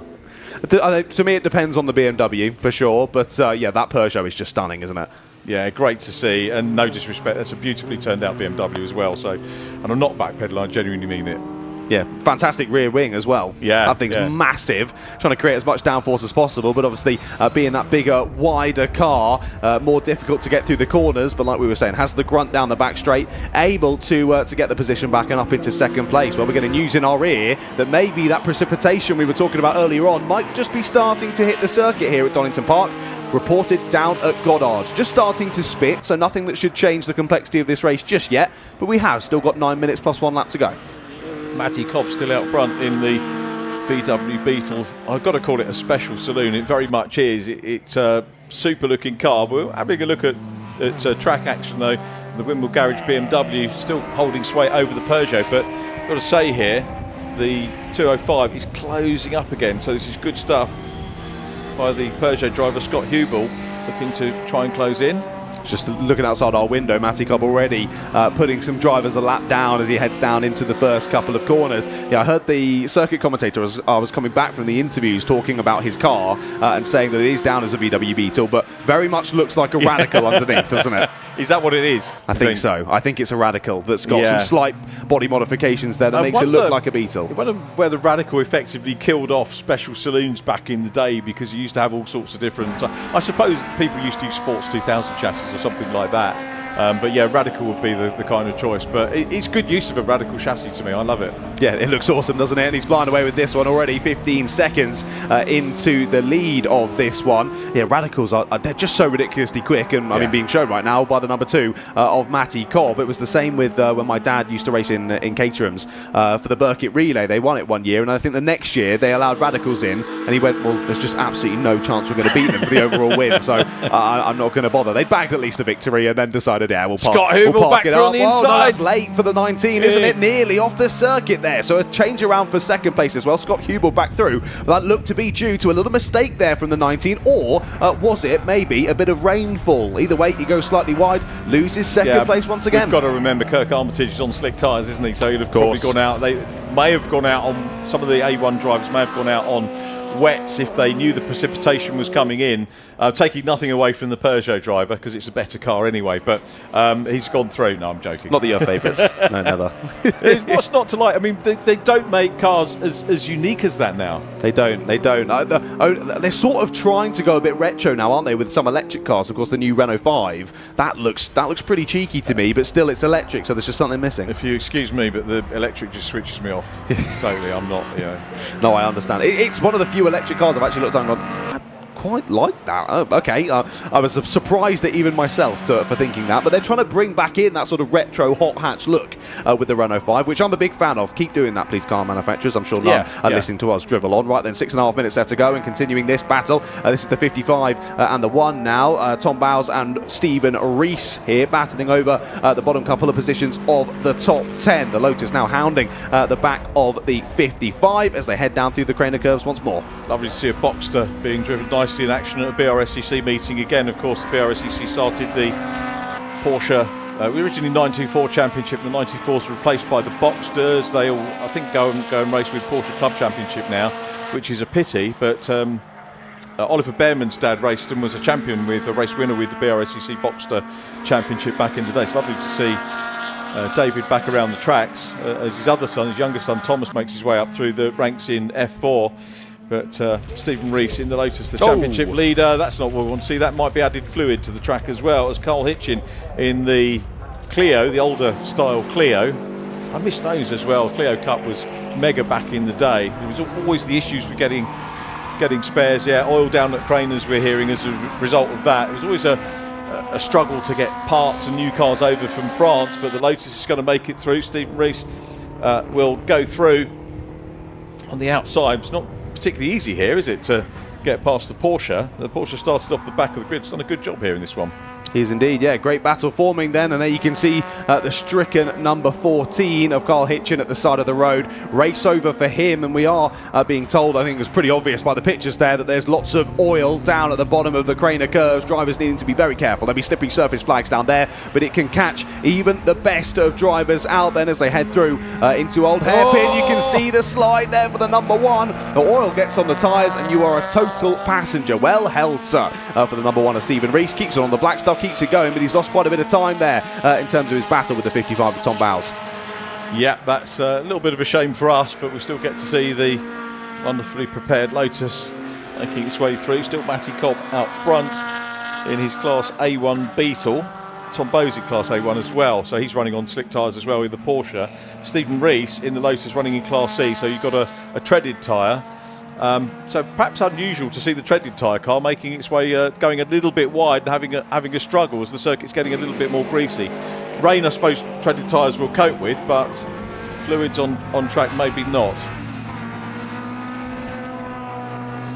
So Cobb out front, Scott Hubel, Kirk Armitage second in class, running in third place. Daniel Kell is there in fourth. The 87 car is Stephen Kell in his Sierra. It's amazing how many engineers go racing as well, isn't it? I know in the ClubSport trophy we've got one of the Formula 1 mechanics' dads racing in that, and it doesn't matter where you are, what family you're in, everyone wants to seem to go racing. Of course, Daniel Kell, I don't know if you heard the interview with Daniel, but he was saying, so hang on, so you're at a racetrack every weekend working, or most weekends working, you're testing youngsters and the existing drivers during the week, and then you get a day off and you come racing, and you're racing 2 cars in the C1s and this. Of course. Once you've caught that motorsport bug, it doesn't go away, does it, Richard? So it doesn't surprise me spending every waking moment wanting to be at a racetrack. I think we're just the same up here in the commentary box. Here we go then down to the final corner. This battle continuing on here between the 89 of Daniel Kell and the 78 of Alex Prentice. Through the final couple of corners they go. Unable to find a way through this time is the VW, but you can see the Sierra there holding the inside line as the grunt out of the final corner for the 78. Opens up the opportunity, looks to the outside line, looks to the inside. It's covered off well, but not quite well enough. Up the inside goes Alex Prentice. It'll be an up and under once again. 2 wide for Alex. Back through goes Daniel. Yeah, cracking stuff in our northern saloons and sport. I tell you what, very well, considering the championship is, there's a couple of issues still to be settled, but considering a lot of the issues are done class-wise, a very impressive turnout to come down to Donington Park for these runners. So hats off to them. So Kell and Prentice both running in the same class, so a nice inter-class battle, and Daniel getting back to where he was almost in qualifying, which was, he was second in qualifying, but at the head of the field, which is good. So it's Cobb, Hubel and Kell. At the moment, the way they stand, this one could well go to the flag between these two as Alex Prentice tries to close back in again. The 78 car, the VW Golf. My son will be rooting for any VW. He's an absolute VW nut, my son. So the VW goes to the outside line. And again, you can see the later VW, a much bigger, higher profile car than the older Sierra. I still think of Sierras as relatively new cars to the classic ones that I grew up with, but you can see the difference of it. And if you picture the cars separately, if this makes sense, you would actually think of the Golf as being probably smaller. I would think of the Golf as being smaller than a Sierra, but it's actually bigger, as you can see. Takes the stance of a wide line going into Redgate. 2 red cars into Redgate now, and are we going to see Alex Prentice have a look down the inside? Can't quite do it, so Daniel Kell doing a good job at the moment of hanging on to second position. Driving well, not getting overly defensive as well at the moment, and this is for the honour of being on the overall podium for Daniel Kell. Alex Prentice makes a little mistake there down at the old hairpin. He was trying that hard, but that is probably going to be curtains as far as the podium is concerned, unless we see a mistake from Daniel Kell.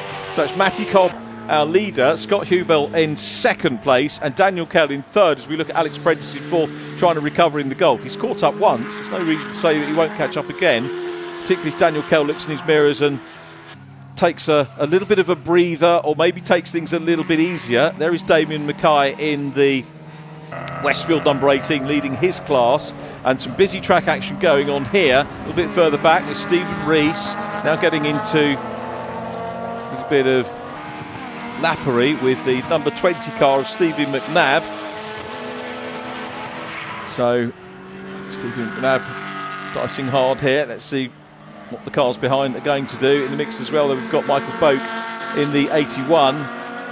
We'll see if the Lotus can make the move as well. The Tom Bowes Porsche in the mix as well. They're going to be able to make their way past the 81 car of Michael Boak. You can see relative newcomer, got the novice cross on the back of the car. Tell you what, we've seen some good dices in this, and everybody wants to, this is very much the essence of, want to go out and race on a Sunday, and also we want to take our cars home on Sunday night and go to work on a Monday without having to do too much work on it. So what I'm saying is we've seen some very good, respectful racing from these guys. Got John Armstrong in his Porsche 924 immediately ahead, but we're into the clock having run down. Matty Cobb with the Volkswagen Beetle fashioned. You can see it does look like a bit like a Radical, doesn't it? What a superb piece of kit that is. Unsurprisingly fastest lap of the race at 1:12, second place man on 1:14s, so I don't think it was any question that this car was going to be beaten, and Matty Cobb continuing the form that we've seen from him all year. Beautifully driven, beautifully prepared car. Got to say, one of my favourite shades of blue, that one. And out of Coppice for the last time, down Exhibition straight in towards the chicane for the last time will go Matty. Up and over the little brow that you get there. Hard on the brakes. No more traffic, I don't think, for him to deal with. Safely through the first and second parts of the chicane, onto the grid lines, down towards the checkered flag to take a win in our first Northern Sports and Saloon Car Championship race here at Donington Park. So congratulations to Matty Cobb. Scott Hubel in the number 12 Peugeot, still in second position. And we'll be clear, Daniel Kell still there in third place ahead of Alex Prentice, and we're looking further back to the gaggle of cars, including Stevie McNabb, who's going to pop a lap on the Porsche. Coming through. We've got another lap. Okay, so clock ran down and another lap. So it wasn't quite the checker. So Matty Cobb's got to do it all again as they go across the line. Now, is that... I thought for a moment that was a problem for Daniel Kell, but it's Stephen Kell, isn't it, running in the 87 car, coming down towards us. Michael Boak still having this great dice with Stephen Rees. Separate classes. Rees running in 8th place. Boak in 9th position, so the Golfers managed to get it past the slightly older shaped Golf in this particular case. Tom Bowes down behind them in the 55, but we're going to get to follow our race leader once again, who's hit round pretty quickly, and this will be the final time he negotiates the chicane in the number 2 car, and I guess it's going to be in Parc Fermé earlier than everybody else, and it's Matty Cobb who takes the first win of the weekend for the Northern Sports and Saloon Car Championship. Scott Hubel will come home next and win Class A2, but Alex Prentice has closed up again on Daniel Kell, so this is for the class victory and also for third position on the podium. It's been a very good recovery from Alex Prentice. Hubel's taken second place, as you can see from the timing tower, and Daniel Kell under a little bit of pressure here. He's still got half a lap to go. They're going up through Schwantz Corner. I don't think traffic is going to impinge them at any point, but it could be a straight race between the pair of them. Great recovery from Prentice. He's trying to close down. Closing's one thing, passing is another, and he's almost under the spoiler of the Sierra as they go up through Coppice now, and we have very definitely got a race onto the flag for third position and the class win here for the 89 car. This is the Class B battle. How is this going to pan out? A1 and 2 settled, so they've all finished pretty much in the correct order. More battling going on behind. Alan McPherson goes through, and it's Daniel Kell still there, and Prentice was able to get close, but not quite close enough to make the challenge into the chicane, and they will take the checkered flag, and it's Daniel Kell that wins the class. But a great drive from Daniel, good drive too from Alex Prentice. They battled hard mid-race. Kell dropped back after a little error and then fought back again. That's a very well-earned second position in class for him. Damien Mackay is next up in the number 18 car, and Damien in the Westfield will win Class E. And then David Todd next up, one of the Class B runners. Class B, the strongest supported class. And then Stevie McNabb in the number 20 car, taking victory in Class C. So a very good race from our Northern Saloon and Sports Car Championship. If you've got version 1 of the timetable, we'll come to that in a minute, because I'm going to give you the rundown of the full result before we head into our lunch break. Matty Cobb takes the win. Congratulations, Matty. From Scott Hubel, wins his class. Daniel Kell winning Class B from Alex Prentice in a fine race at the end there. Damien Mackay next from David Todd in 6th. Stephen McNabb 7th from Michael Boak. Then it was the Boxster of Tom Bowes from Stephen Rees and Stuart Middleton. Alan McPherson 12th from Cameron Whitley, and John Armstrong wrapping up our top 14.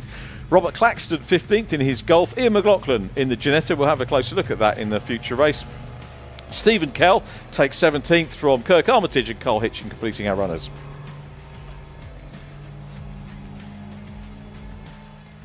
Carl in the Clio. I was just going to say, if you're looking at the timetable, I'm guessing it's been updated on TSL, but we have an amended timetable. And if you're watching the Northern Saloon and Sports Car Championship, the second race will now take place before the SILVERLAKE C1s. So it'll be after the Fiesta Junior race at which I think is due to start around about 2:30. But we've been trying to get ahead of the timetable, so tune in a little bit earlier if you're a regular supporter of the Northern Saloon and Sports Cars. So they will be back for one more race. That leaves us with, we've seen everything now, haven't we, on the programme for this weekend. It leaves us with a short lunch break upcoming after John's done the podium interviews. We will then have the ClubSport. Actually, we haven't seen everything because we haven't seen racing. We haven't seen the ClubSport runners yet. So my apologies to the ClubSport runners. Their 45-minute race coming up after the lunch break. That will be followed by the Brscc Fiesta Junior finale. Then the Northern Saloon Sports Car Championship once again. And we wrap things up with our 3-hour SILVERLAKE C1 Endurance Racing Series. Grey skies here at the moment, not as rain heavy as we had yesterday. Thankfully, things staying relatively dry here at Donington Park, and we hope that will continue over the course of the rest of the afternoon.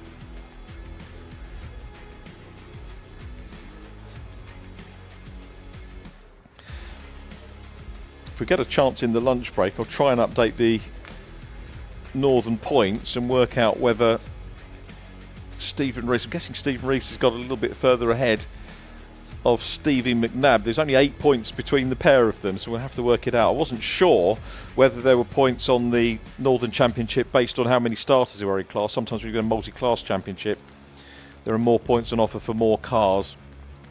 But we'll have a look at that over the lunch break if we have time. In the meantime, let's go down and talk to some hopefully excited drivers and talk about some very exotic machinery. Down to John. Welcome now to the end of the pit lane once again then. Great to have the DDMC Northern Saloon and Sports Car Championship with us this weekend as a guest series at Donington Park. Our circuit commentators chatting with P2. I'll go and chat with P3 in a second. Sadly, not going to be able to speak to Matty Cobb. He's driven all the way down. He's already gone through there, so we can't go and chat with him. So a big well done to him anyway. A 46-second win is pretty ridiculous. Let's have a chat with third place, Daniel. Yeah, third place overall, my friend. You were battling really well with another driver throughout that one. He then seemed to make a bit of a mistake, fall off the back of you, and then chase you down at the end, but you held on to it. Yeah, it was good battle with Alex. Where cars are quite closely matched, so we've been nip and toe all season. I think he made a slight mistake just on the oil that had gone down just at the old hairpin. But yeah, it's one of the hardest races I've done for a while. Just really having to, defend, attack, lapped cars in the way, and yeah, I didn't realise I was third either. So yeah, really happy with that. Good, there you go. Well done, though. There's a lot going on out there. How did you find it dealing with that oil at the bottom of the craners? It looked a little bit sketchy. To be honest, it was. Luckily, when I first came across it, the yellows were out and there's a couple of slow cars in front of me. Then the next couple of laps, I knew he couldn't overtake me there, so I just backed it right off, nice and safe. There's no point being in it in a yellow flag zone because it was yellow flags for like the whole race there. But yeah, and then I just had to defend down the straights because it's a little bit quicker. And yeah, we had a good couple of tussles at turn one as well. Really, really enjoyable. Yeah, no, it's great to watch from the commentary box. I'm sure everyone at home would agree. Now, you've come straight in, immediately popped the bonnet. Is that just to keep temps low? Yeah, exactly. Turbo car, so you just need to let it cool down and whatnot. So yeah, it's a common procedure. No, well done, mate. Third place. Of course, you've got one more race later on. What are we feeling about that? Any particular tactics or same again? Just same again. Just try and have a nice fun race to end the season.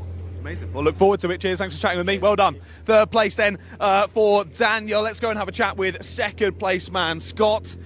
Hello, Scott. That looked like an enjoyable race from your point of view, and I must say my co-commentator is a big fan of your car. Ah, excellent. No, it was a good race for that. Surprising. Wasn't expecting the result, but yeah, it was good. Very good. Yeah. I was just hoping it wasn't going to rain. I kept seeing spots of rain on screen coming up, and I thought, no, don't get me over here. I ain't going. I'm on slicks. I don't want this. But no, it was good fun. Yeah, we were getting a bit nervous for you. Might be a bit more precipitation later on for race 2, yeah, so we'll see how that goes. It's a bit different this afternoon, I think. So that's going to change it a bit. So all good fun. Oh, could you tell us just a little bit more about the series in general, how you got involved and how much you're enjoying it? Enjoy it really good. It's brilliant. It just started off as, I built this as a track car, as a bit of a showpiece for work, and someone says, oh, you want to have a go at racing it?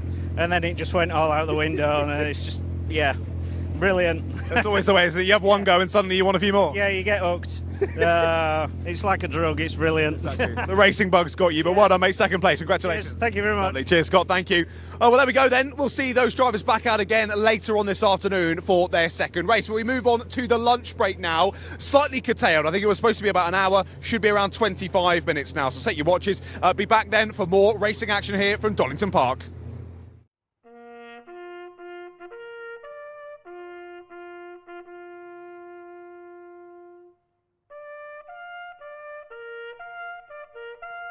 They shall grow not old, as we that are left grow old. Age shall not weary them, nor the years condemn. At the going down of the sun and in the morning, we will remember them.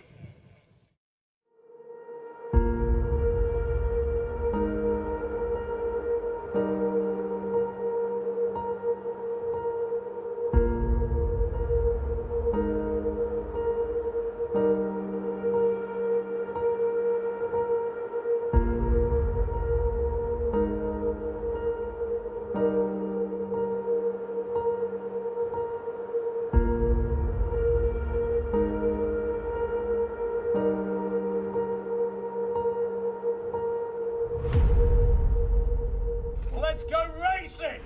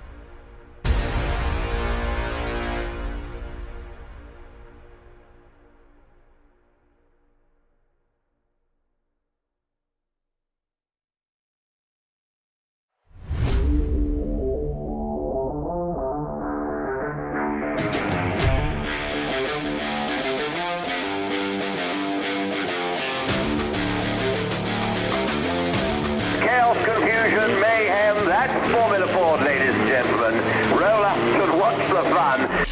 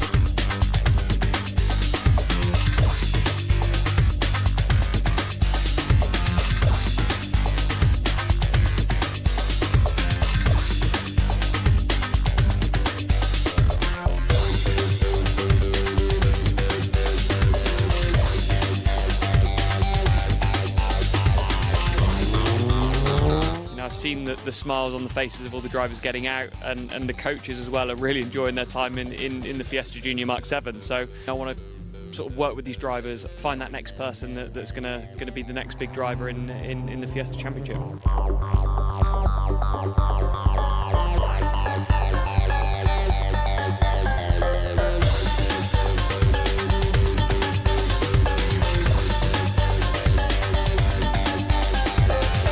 A scholarship like this, if I'd have had the opportunity, I would have been so over the moon. And you know, these lads and the girls are so humble, and they really make you feel privileged to sit alongside some of the best talent, I reckon, in the country, if not in Europe. It's good to see how much it means to some of them. I'm just loving being around it. It's really good.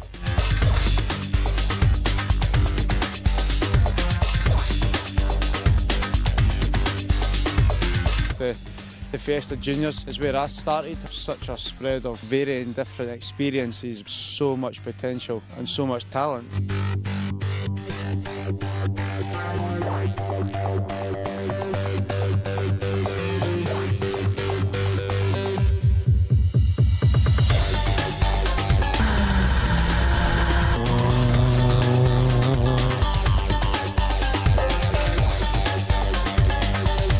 Been a part of a number of scholarships over the years, and this has just been head and shoulders above the rest.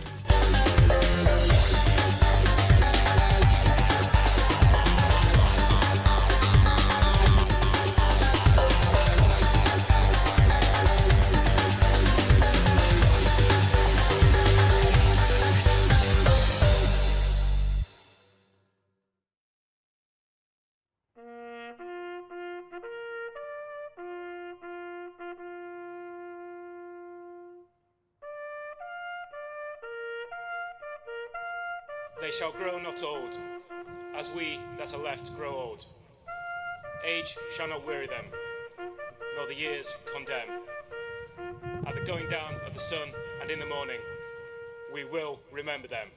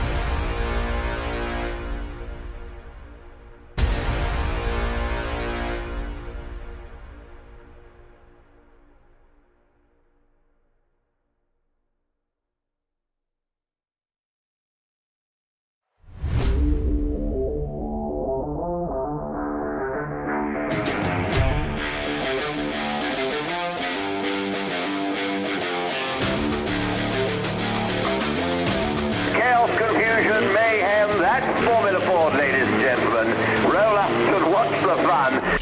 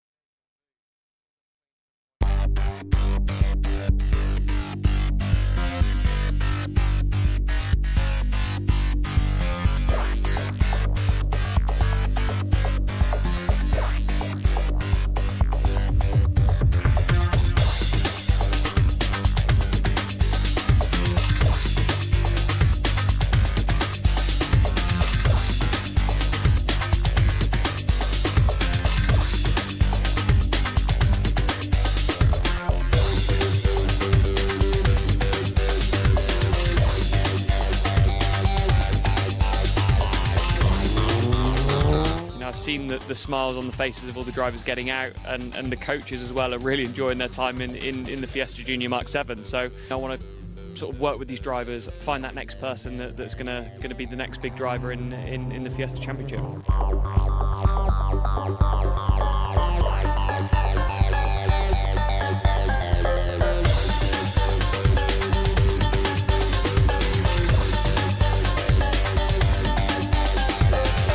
Scholarship like this, if I'd have had the opportunity, I would have been so over the moon. And you know, these lads and the girls are so humble, and they really make you feel privileged to sit alongside some of the best talent, I reckon, in the country, if not in Europe. It's good to see how much it means to some of them. I'm just loving being around it. It's really good.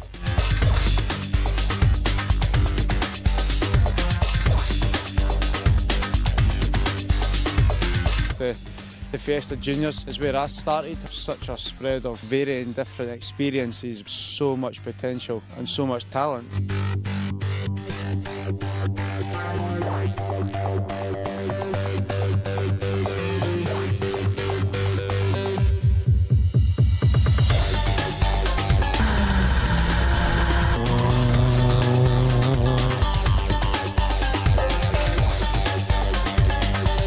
I've been a part of a number of scholarships over the years, and this has just been head and shoulders above the rest.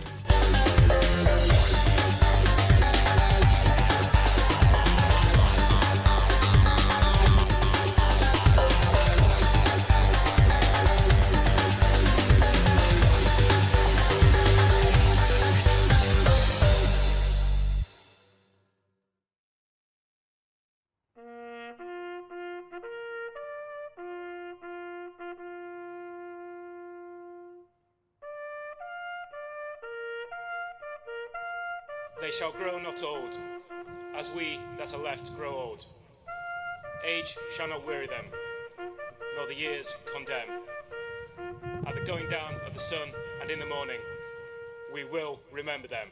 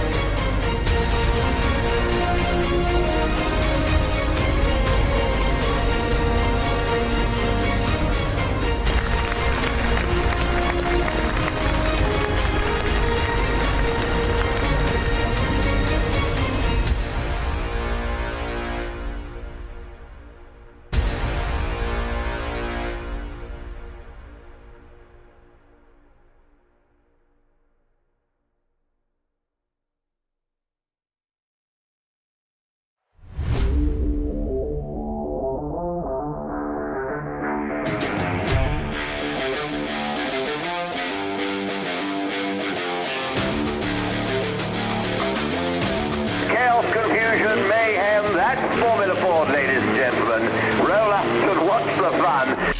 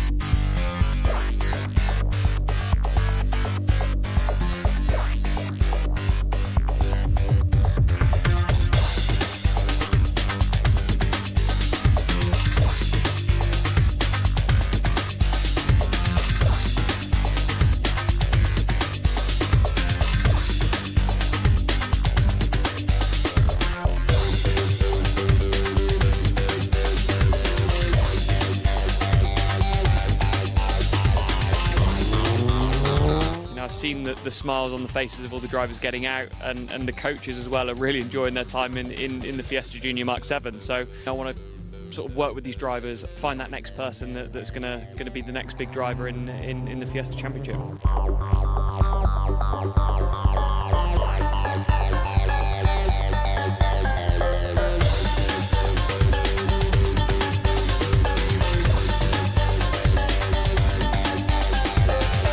Scholarship like this, if I'd have had the opportunity, I would have been so over the moon. And you know, these lads and the girls are so humble, and they really make you feel privileged to sit alongside some of the best talent, I reckon, in the country, if not in Europe. It's good to see how much it means to some of them. I'm just loving being around it. It's really good.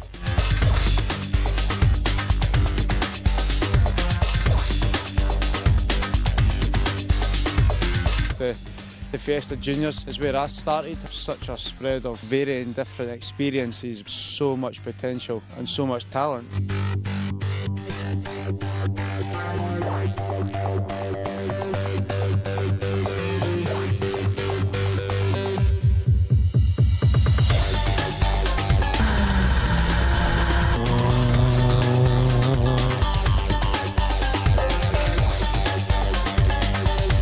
Been a part of a number of scholarships over the years, and this has just been head and shoulders above the rest.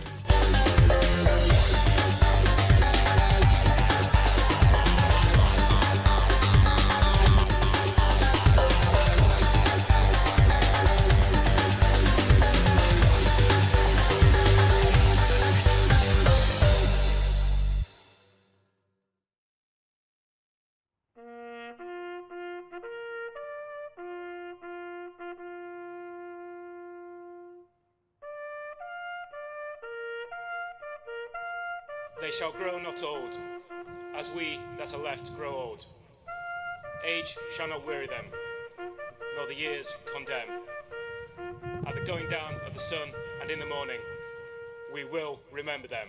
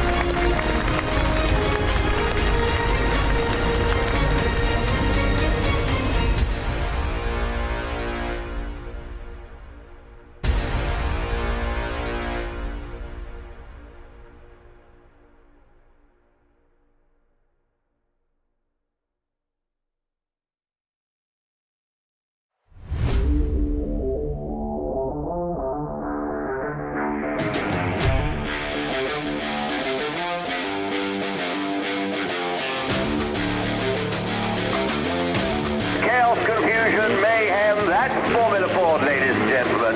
Roll up and watch the fun.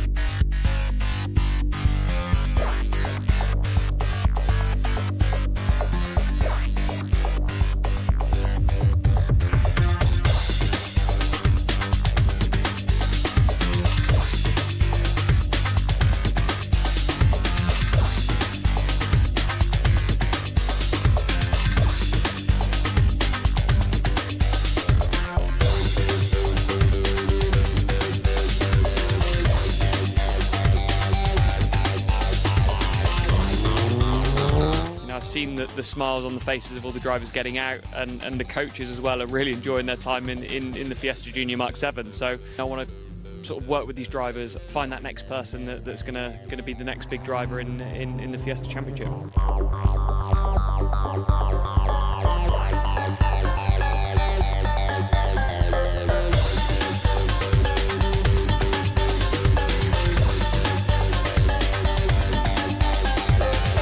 Scholarship like this, if I'd have had the opportunity, I would have been so over the moon. And you know, these lads and the girls are so humble, and they really make you feel privileged to sit alongside some of the best talent, I reckon, in the country, if not in Europe. It's good to see how much it means to some of them. I'm just loving being around it. It's really good.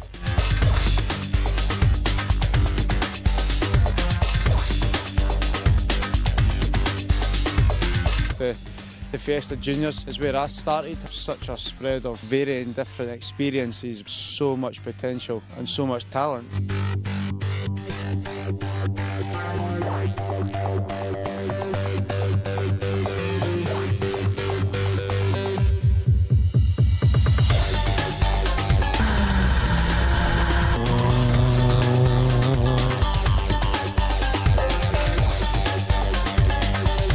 Been a part of a number of scholarships over the years, and this has just been head and shoulders above the rest.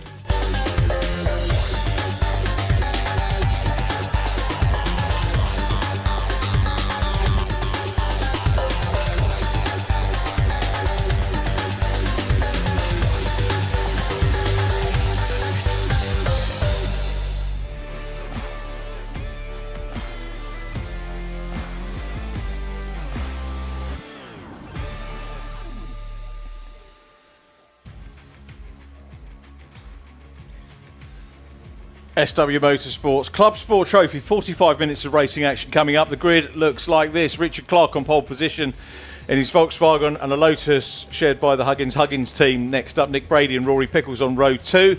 All Audi row 2, and then we've got the Mini Cooper of Richard Goodall and Adam Marshall in his VW Golf GTI. Alistair Lindsay back to Audi is next up. On the 5th row, Chris Murphy and the Kelly Goswell Morgan +1 last time out. Steve Wood in the 82, Ashley Parsons in the Celica, Mark Jones, and then the Novobilskis 14th on the grid, followed by the Dukes BMW. Charlie Hayes in his BMW E36 Compact, wrapping up our top 16. Huge grid, bigger than that. We've got 35 cars qualified, so not time to go through the whole thing, so I won't do that now, because we are racing here at Donington Park, and it is a cracking start. I'm not sure if you've seen ClubSport before, John Ratcliffe, but you're in for a little bit of a treat. Again, like the Northern Saloon Sports Car Championship, very much multi-mark racing, and pit stop, of course, involved as well for those that have got the dual driver.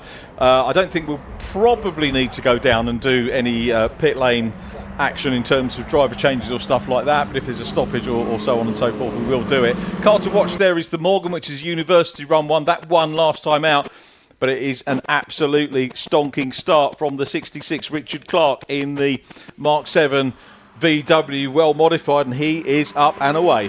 Yeah, this is fantastic, isn't it? We've got 45 minutes of racing action to be treated for you. And there you go, that Morgan you just mentioned, sliding down the inside, takes a place early on in this race. Yeah, like you were mentioning, so many different cars out there on circuit, but they're all going to be battling tooth and nail, aren't they, in this one? And we'll see how they continue to crack on. And again, similarly to the endurance racing we saw out yesterday for the Fun Cup, lots more to play into its strategy and whatnot, potentially changing in weather as well across 45 minutes. So we'll see how it all plays out. But then end of lap number 1, looks as though your pole sitter has held onto it across this first lap. As they come under the gantry, we start lap number 2. I do believe it is still the 66 of Clark there in his VW Mark 7 in the lead of the race. Might be a change for a second though. Mini thinks about that inside line down into Redgate, but the Lotus covers it off well there, and they stay as they were heading down into the Craner curves for the second time in this race, but they're going to be doing it a few more than we've seen in other races so far today. A nice long one to get under our belt.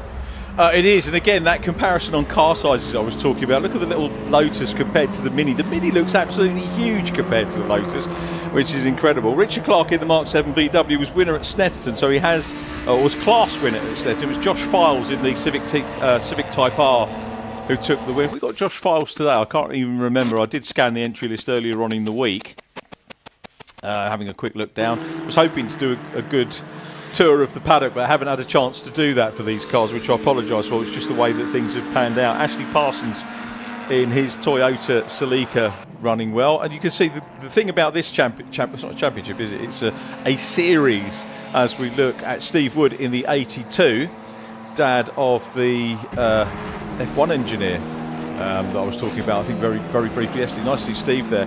The thing about this is that you can, pretty much, race a car. Many of these things you'll see in other clubs series as well. So you can basically pick the events that you want and maybe dart about between series, but you can see that the Brscc Donington meeting is very much a series of choice with the entry we've got. It is, yeah, clearly so many drivers out there on circuit. I think we might potentially see, similarly to what we saw in the Fun Cup yesterday, drivers sort of splitting off into quite sizable battle packs, and will treat us to lots of action throughout this race. But I can't stress enough how amazing it is to see all these different types of cars all battling over the same piece of tarmac. Little gap being extended at the sharp end, then Richard Clark ahead of Adam Marshall by 1.1 seconds. But after lap 2, the sort of first proper lap of racing, it is fastest out the way of second place. So maybe we'll see that gap start to extinguish itself over the next few minutes, and maybe a battle will return for the lead. We continue to watch here the 83, right in the middle of this squabble. That is Ashley Parsons. So we're looking at 9th, 10th, 11th, 12th and 13th here, battling it out, but headed up by the 54 of Stephen Harrison. Multi-class racing, you won't be surprised to know that Class A is the biggest. It's power power by weight ratio, so it's bhp per tonne that separates the classes, Class A down to E. And again, it's for fun. There aren't any championship points. I don't even go away and think about maybe working out what potential championship points might be. But what I do is note down the various class winners at the rounds that we've had over the course of the season. Normally, we've got some regular drivers that we see in this. So I mentioned Nick Brady and his Audi TT CR. He is a fairly frequent winner. I did have a quick look. I don't think we've got Josh Files this weekend, which is a little bit of a pity. But your regular race winners tend to come from the likes of Julian Daniel, who won at Brands Hatch. Had a really nice catch-up with Julian at Brands. And as I say, this is a really good paddock because the drivers are fairly relaxed, unlike some of the racing that we're seeing. There was a little bit of front-to-rear contact there from the 83, and there was maybe a slightly choice hand gesture out the window there from the BMW. Not quite happy with the contact being given down through Redgate, but the 71 of Chris Murphy stays ahead for now anyway. Look at the charge up the hill, though, from the 83. We'll have to go to the outside line. Will Ashley Parsons, and we'll make him work for this one. Trots back across and holds onto it, does Chris, and now another BMW is getting involved behind. So now a bit of a BMW sandwich here for the 83. As they press on round the circuit once more. This battle already hotting up. We're only just over 5 minutes in. Yeah, Steve Wood trying to join in the bright yellow BMW at the back of this one as well. Raced in that car, I think raced in the Z Cars series. I think Steve raced with his son in that as well, and Steve's dad, one of the most famous short oval stock car drivers, engineers, goodness knows, involved in absolutely everything Roy Wood. And that 82 number has been a family number since the 1960s, believe it or not. That's lovely. Yeah, as I said, short ovals had numbers as brands before Formula One thought of it. Many, many years before Formula One thought of it. Oh, exactly that. No, it's lovely to see, especially with generations continuing on that, using the number. It was the same with our family. It was always the number 21 for us. Nice, cool. Always the number 21. So that's always what we try and race. But of course, now we've jumped into the Fun Cup. The numbers are all done by the chassis number. Yeah. So you just have to go with whatever car So you have. you couldn't buy chassis number 21. No, I think it was already taken. But do you run the 21 in the car anyway, just as a sort of? No, we don't. No, we don't actually. But that would be quite a nice little touch. Yeah, it would be a good thing. Yeah, many drivers do it. If they can't run their own number, they'll sort of tuck away. It's one of the Legends drivers, one of the old Legends drivers, was a Barry Sheen fan and used to run on number 7, which was Barry Sheen's number. Again, if you remember Barry Sheen, but you don't remember Barry. I do know of him, but yes, I wasn't there in the That's period. a film that needs to happen, actually, Barry Sheen. You've had the Rush film, haven't you, James Hunt? But anyway, yeah, multi-class rail. Starting to talk about the rail. Where's Firoz Billamoria today? Firoz is normally here when I'm here in his beautiful green VW Sirocco. Normally at Donington we see Firoz. If he's watching, we're missing you, mate. It'd be lovely to see you. Same with Josh Files, Julian Daniel as well. But the great thing is you can dip in and there's no pressure to do all of these rounds, which is rather nice. Last time out, as we mentioned, Shane Kelly won in the Morgan Plus 4. He's got Carl Goshawk with him. Carl, I seem to remember, was Silverstone Racing School driver when I had my first circuit commentary at the Stowe Circuit at Silverstone, which was BRDC meeting way back in the day. I've still got the programme from that, and it was when Rob Huff was in the Silverstone Racing School as well. That's how old that was. Wow, okay. And he's old now anyway, isn't it? But yeah, so Carl Goshawk with him. Rory Pickles won last time out in his Audi TT. He's with us on track. Chris Murphy won in Class C last time. Daniel Kennard winning Class B, and Class E, Andrew Payne and Henry Swanson winning in the DS3. I think they were on their own, but they got the car to the finish, which was good.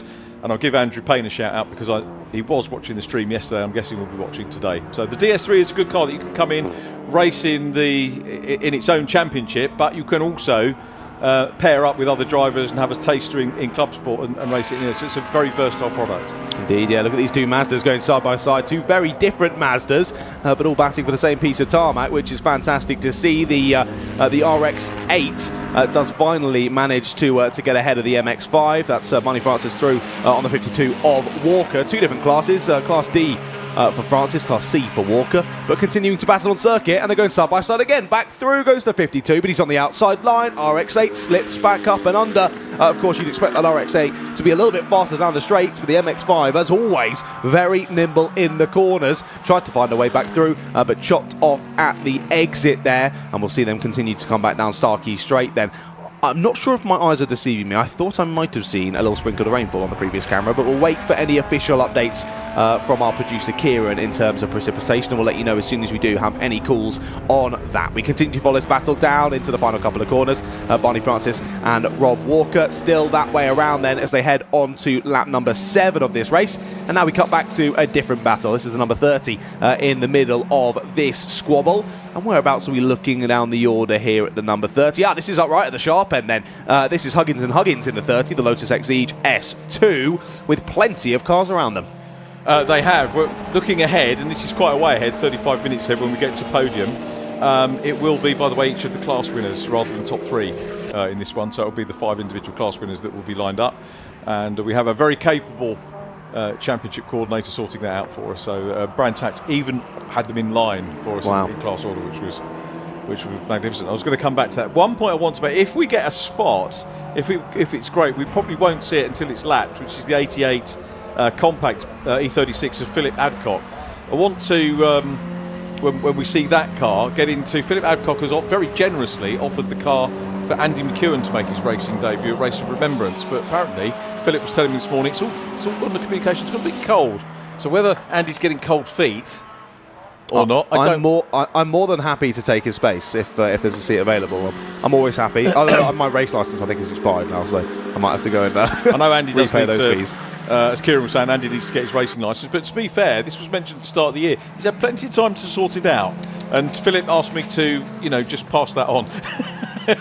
Oh dear. Offers there, Andy. Offers there. Come on, pull your finger out. Get out there on the circuit. He spent enough time at tracks. He needs to get out there. I think he'd do pretty well, actually, Andy. He's a pretty cool guy, isn't he? And laid back, nice demeanour, Exactly that. Well, you do need to be a little bit aggressive out there on circuit. I'm sure Andy has that in the locker. You very rarely see it when you're chatting with him. He's such a lovely bloke, but I'm sure there's a little bit of a fire in there to get out on circuit. We want to see him out there. I'm interested to hear who commentates over him, because the ribbing would be so much fun. Unfortunately, won't be for me. It's Silver Wedding Time Race of Remembrance this year, but maybe you'll get the call for that one. But it's a voluntary thing, isn't it, RRR? So it's just not possible for me this year, and I don't know. Yeah, that time of year always difficult to get to. At Anglesey, a wonderful circuit. Always happy to go and visit. You know, I do really love Anglesey. I went to university in Cardiff, so I'm a big fan of Wales in general, and Anglesey, such a beautiful circuit. Always love visiting it. Just like you say, it's always just a bit of a trek to get to, but very much worth the drive. It is. And ClubSport, I can't even remember. We've got one more ClubSport, haven't we, this year? We've got Alton Park, which might be the Fun Cup weekend, so you might see you might be calling these again. Yeah, that would make sense. That is, it's only on one day though, so I think squeezing in 2 Fun Cup endurance race and this, it's only going to be a squeeze. It's only 45 minutes to be fair, yeah, but there's some long races to be treated to then at Alton Park if it is on that final weekend in October. Moves being made down into the final corner there, late on the brakes, and a switch of positions there for the 66 and the 69. It's a great battle for 3rd place overall at the moment, I do believe, as they come across the line. No, sorry, 2nd place overall. Are they on 2 different...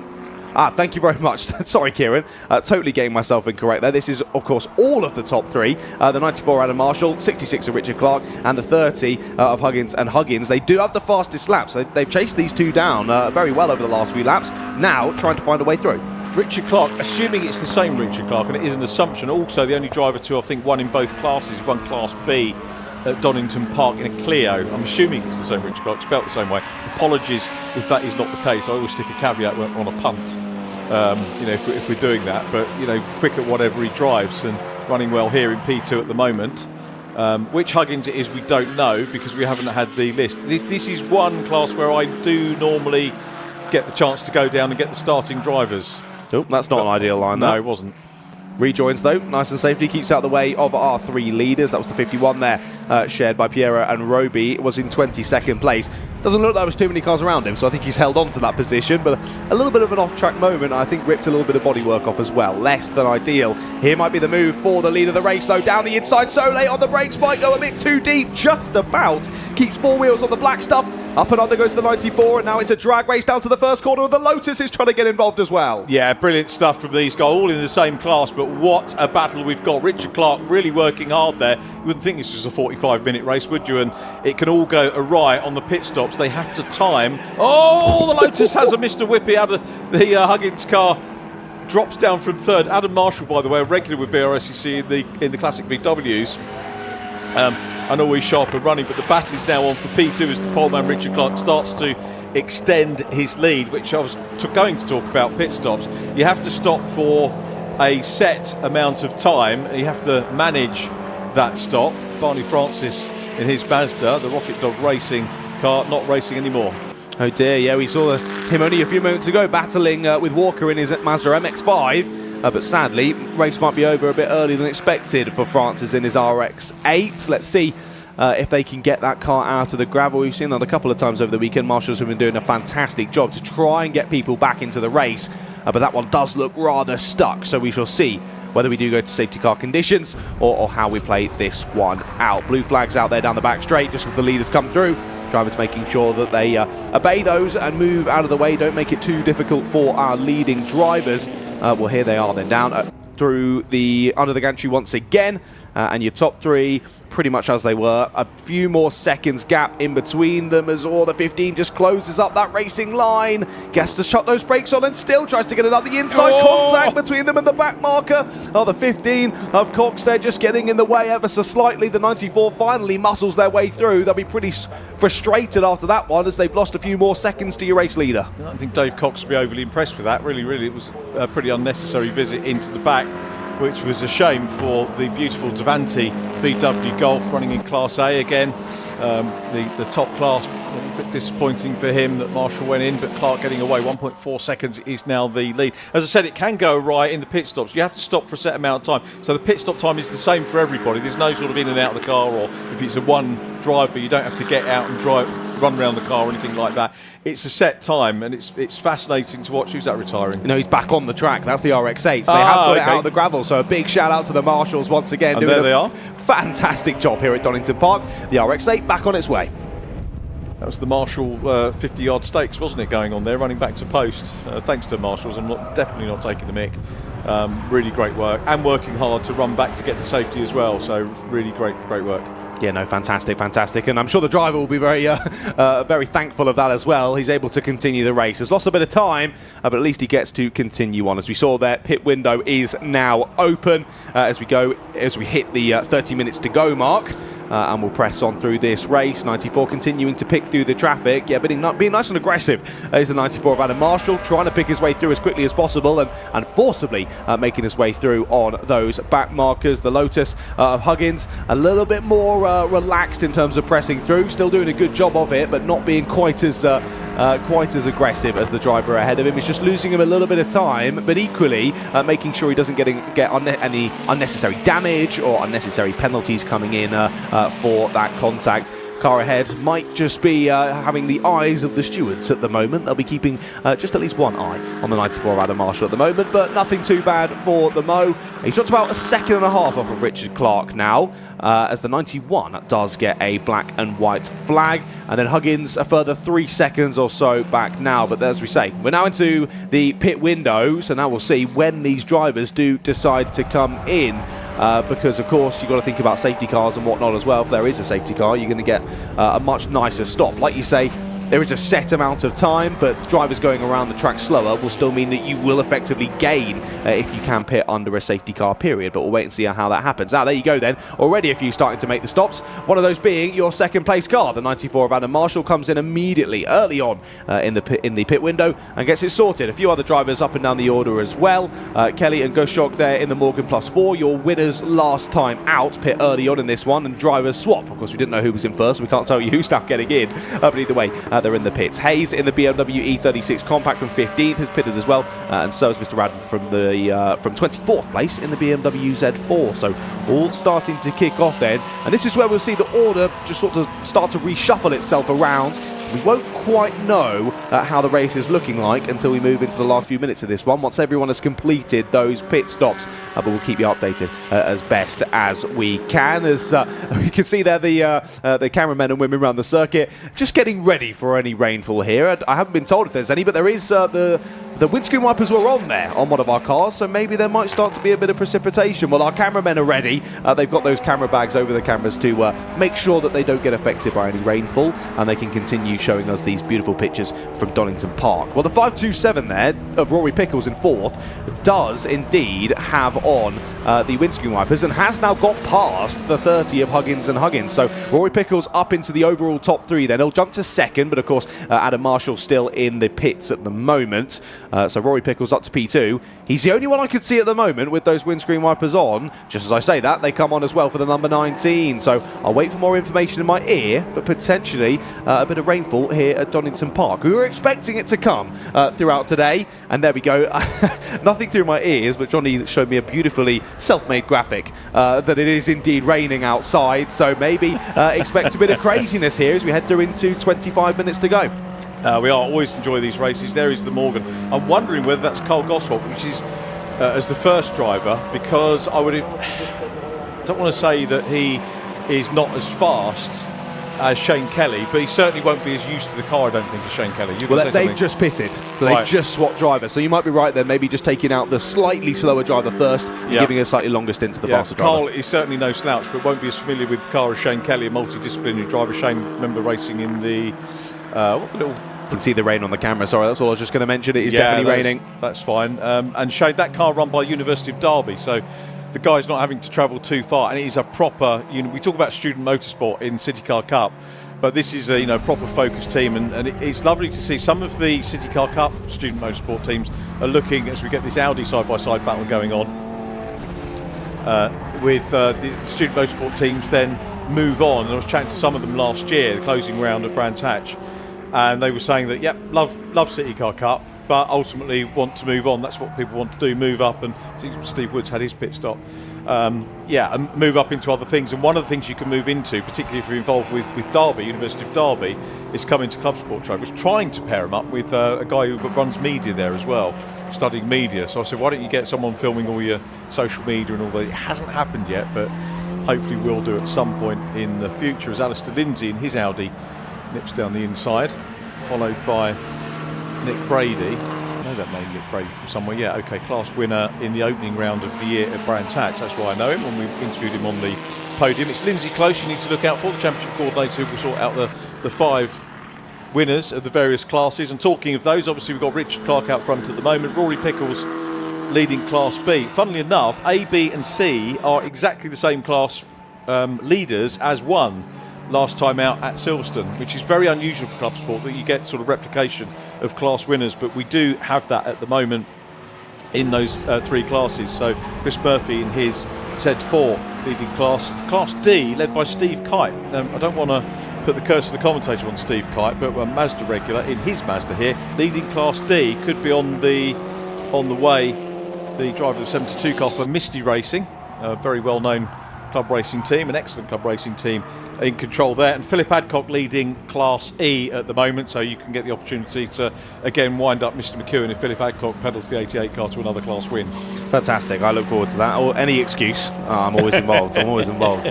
Right then, racing continuing on. Of course, like I said earlier, it's all shuffled up the order. Drivers now diving to pit lane, so we'll see once that is all sorted. I'm going to put you on the spot now with a little question, sir. Do you know what time the pit window ends? Is it 15? It opened up with 15 minutes completed. Is it 15 minutes to go? That would be my assumption. The answer anyway, is I don't know, but I did have the sporting regulations open a minute. I think it's around about 10 minutes to go. Okay, cool. Well, we'll wait for that then to actually work out what the proper running order is at the moment. Here we look at the Lotus once more of Huggins, and Huggins now has got back through on Rory Pickles, so a change again for second place. I think Rory was just able to pick the way through the back markers ever so slightly more quickly, I should say, and got second place away. But now in clean air, Huggins gets him back, and now Rory Pickles dives straight to the pit lane for his pit stop. Always love a Lotus. You know, one of the things we're missing is a Lotus championship in the Brscc. We need. I would love to see. I'm not sure it will ever happen, but I would love to see a Lotus championship. Lotus Cup Europe I used to work on remotely. We used to do. I think it's streamed now, but we used to do the post-production version, and it was wonderful because it was like a proper European championship for Elise and Ivoras, and it was really good. And people got the up because the Hungarians always run it. But it's so good, isn't it, to commentate on a championship where you've got that international flavour and each country is as good as everybody else. Exactly that, yeah. The more the merrier, as always with racing. It doesn't matter where you're from or your background or whatever. Get involved. Well, here we go then. Drivers heading up over the crest of the hill. Up the inside goes the Lotus. I was just going to mention there, but I've always had a bit of a soft spot for a Lotus. I have always really liked them. In terms of a road car, though, of course, they look brilliant to race. But in terms of a road car, I love the look from the outside. It's always just been the interior that's put me off. It looks like it's about 20 years older than it actually is on the interior. It's very lacking of any assistance. You're not going to be getting a free drive in a Lotus now, are you? Oh no, well I don't need aircon and a radio, do I, when I'm racing? That's absolutely fine. Just give me a steering wheel and a gear shifter and I'm involved. Yeah, they're not going to want you. I was frantically pointing at the screen because you've got Philip Adcock in the back of shot there in the yellow BMW. He has lost the lap as we assumed he would, obviously being in the less powerful class car, but significantly leading Class E. How many other runners have we got in it? Let's have a quick look. There are, there's another one, isn't there? There's the Hyundai Coupe, car number 38 in Class E as well. Gary Hobbs in his Hyundai as the race leader, Richard Clark, comes into pit lane for his stop. These are very difficult stops to actually deal with because you have to be in, the whole stop has to be 2 minutes. And that's from start of pit lane. It's not stopping. Right, it's okay. From start of pit lane to end of pit lane. You've got to time your entry and the time that you're stationary manually, or maybe you've got something on the dash. And the driver approaches from car to car will vary. Sometimes you get one guy rocking up with the car on a trailer doing it on his own. I think pretty much what Steve Wood does with his BMW. And you've got to time it and work it all. And how they do it, I don't know. But they do. They get through it. So generally the stops are going to be pretty much of a muchness, and we shouldn't see too many place changes, but there might be an incident where the timing goes a little bit awry or you're too quick or otherwise. Yeah, doing it on your own is impressive. I guess that would just be a stopwatch in the cab somewhere that you press and try to get it sorted. Hello there, team member there giving us a little wave to the camera. I assume it would just be a case of pressing the button as you come in, then sort of waiting and seeing how long it's going to take you to go out. But obviously you want to err on the side of caution because you'd much rather be a couple of seconds over than a couple of seconds under. But each second over is just time wasted that you've got to try and gain back on circuit. You like your up and unders, don't you? I love them, mate. I love them. Any sort of close racing, and I'm involved. But yes, I know it is a selection of words I do often use, Richard. Well, again, I won't do the Eddie Waring for the up and under. People of a certain age will know that. But there we go. I think more famous for Graham Garden's impression. If you remember the goodies, probably don't remember the goodies either. I don't know what that is. Totally lost. There's Steve Wood about to be passed by our race leader, and Steve in the Class B BMW. As I say, the super thing about this is you can bring whatever you want, and whatever race car you've got will fit in. Really good idea for a development class, and also a sweep up from other championships that maybe don't work out. So if you've got a championship where, back in the day we had so many one makers, and eventually the cars go out of fashion or the spares get more expensive to get. So what sort of home can you have? Well, you can have this sort of championship, which is what we do, or this sort of series, and you can see it's one of the big success stories of the Brscc, partly due to the brains of Formula development person Greg Graham. Oh, someone reversing into the gravel.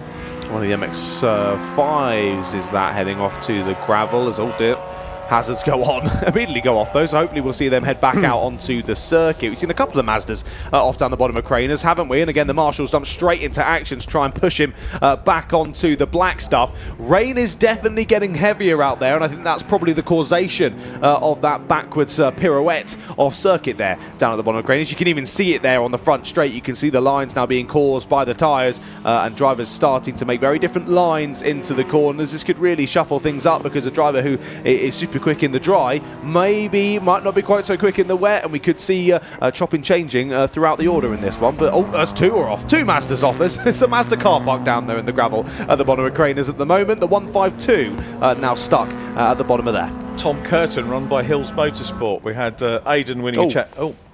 That doesn't look healthy, does it? I don't think that's spray, is it, from the 527? As yet, he's going to go straight on. I think that might be a bit of oil. That's the story, because that's our class leader. It is, of course. Rory Pickles had a great start to this race, was squabbling for overall second place, and we were last watching him. But now, sadly, that car gives up the ghost. Do you know what? That livery is immaculate on that car, isn't it? The colours, the bronze type colour works so well with the black, and it's so well executed with the stripes. It just looks really good on that Audi. What doesn't look good, though, sadly, is the car in retirement. Big shame for Rory. Any thoughts of a double disappearing, or have disappeared now? It's a shame. And it is a real shame. Like you were saying, car looks fantastic, but a lot of smoke billowing from that bonnet. Car not so happy and out of this race with only just over 15 minutes to go. I can't quite believe how quickly this race has gone, Richard. Yeah, and he's going to blame me because I wrote his name down as class leader. As soon as you write, it's the pen of doom. It is. Have you encountered the pen of doom and me before? We know that. Andy always knows that. Yeah, not good. Shall I write any more down? Probably not. Yeah, they'll be telling you very much not to from the cars, I can assume. Top three, at least currently, all into pit lane then. And it's Richard Clark in fourth place, still with that fastest lap, a 1:17.4 fastest lap. However, on the last lap, it was a 1:24. So you can see just how much it's affecting lap times at the moment, this rainfall. About 7 or 8 seconds off of the overall pace at the moment. And rain only seems to be getting heavier. Trying to work out how Richard Clark, having done one stop, wound up down in fourth place. So when we've got to do the same time for the pit stop, obviously wasn't quite as efficient on the pit stops as we might have seen. I think as they come out the pits, he'll come round again and he'll probably jump up the order here. But we'll keep an eye. Yeah, it could be the timing sort out. We had that in Fun Cup yesterday, didn't we? Exactly that. We watch here the number 69. Of course, Richard Goodall pitting from the lead of this race in his Mini. He sat there waiting. Of course, you've got to do that mandatory stop. You've got to wait that specific time, like you were saying. But it must just feel like an age. You've been hammering around the circuit for the best part of 30 minutes, and now you've just got to sit there and wait. Oh, that's great. Good stuff from Johnny there, just going into the... What's that 304 telling him? Well, that'll be, I assume, from when he last crossed the beam, won't it? So there'll have to be some working out of when you actually came in the pit. The team manager's going to be doing that for him. Indeed, 91 now going for a spin on the grass. That just showed there how little grip there is off on the green stuff. It's the Brscc Aston Keeper into BMW Z4. The Z4s have found a good home here. It's lovely to see them in here, so they can run in, have their own little class battles. I think they were an MSV formula, weren't they? The Z4s, going back to the Z car series, if I remember correctly. And great looking cars. They're my favourite BMW, actually, the BMW Z cars. I love those. I'm a big fan of a Z4. Yeah, always like them. I think they look fantastic. Don't want to see them off on the green stuff too much more, so hopefully we see driver rejoining pretty swiftly, as there you do see the 69 of Richard Goodall coming back out of the pit lane. Rain continuing to fall here. This is really shuffling up the order, but yeah, can confirm pit window is now closed. So yeah, it was 15 minutes into the race to 15 minutes left, so a 30-minute...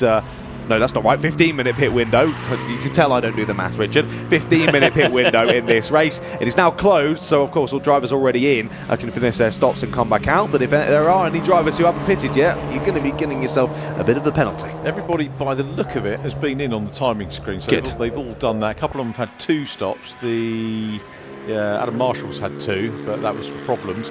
So I think we're all done. So we'll wait for the timing screen to shake itself down, and then we can take stock of who is where and what battles are going on. Yeah, so Richard Clark has just come over the timing beams here. He's just jumped back up into the lead of this race, still has the fastest lap, and I think he's got a pretty sizable lead here over Richard Goodall as they continue on round. No, Richard's lost second place, I think, potentially to Huggins and Huggins as they head down the back straight to the end of lap number 21. But Clark in his VW Mark 7 has a ridiculously sized lead here as they head to the end of this lap. Let's see what it is as the Lotus heads around the final couple of corners through the Fogarty S's and up over the start-finish straight through the timing beam they go as, oh dear, the 152 off again down at the bottom of Craners. And look at that, a 42-second lead for Richard Clark. That is ridiculous. And now we have a 3-way battle for second place. The 196 of Nick Brady looking to the inside line, but that outside line with a bit more grip in these slippery conditions. Huggins holds on to it. So we've got Huggins, Brady and Goodall here battling over second place. But a good 43 seconds nearly off of your race leader.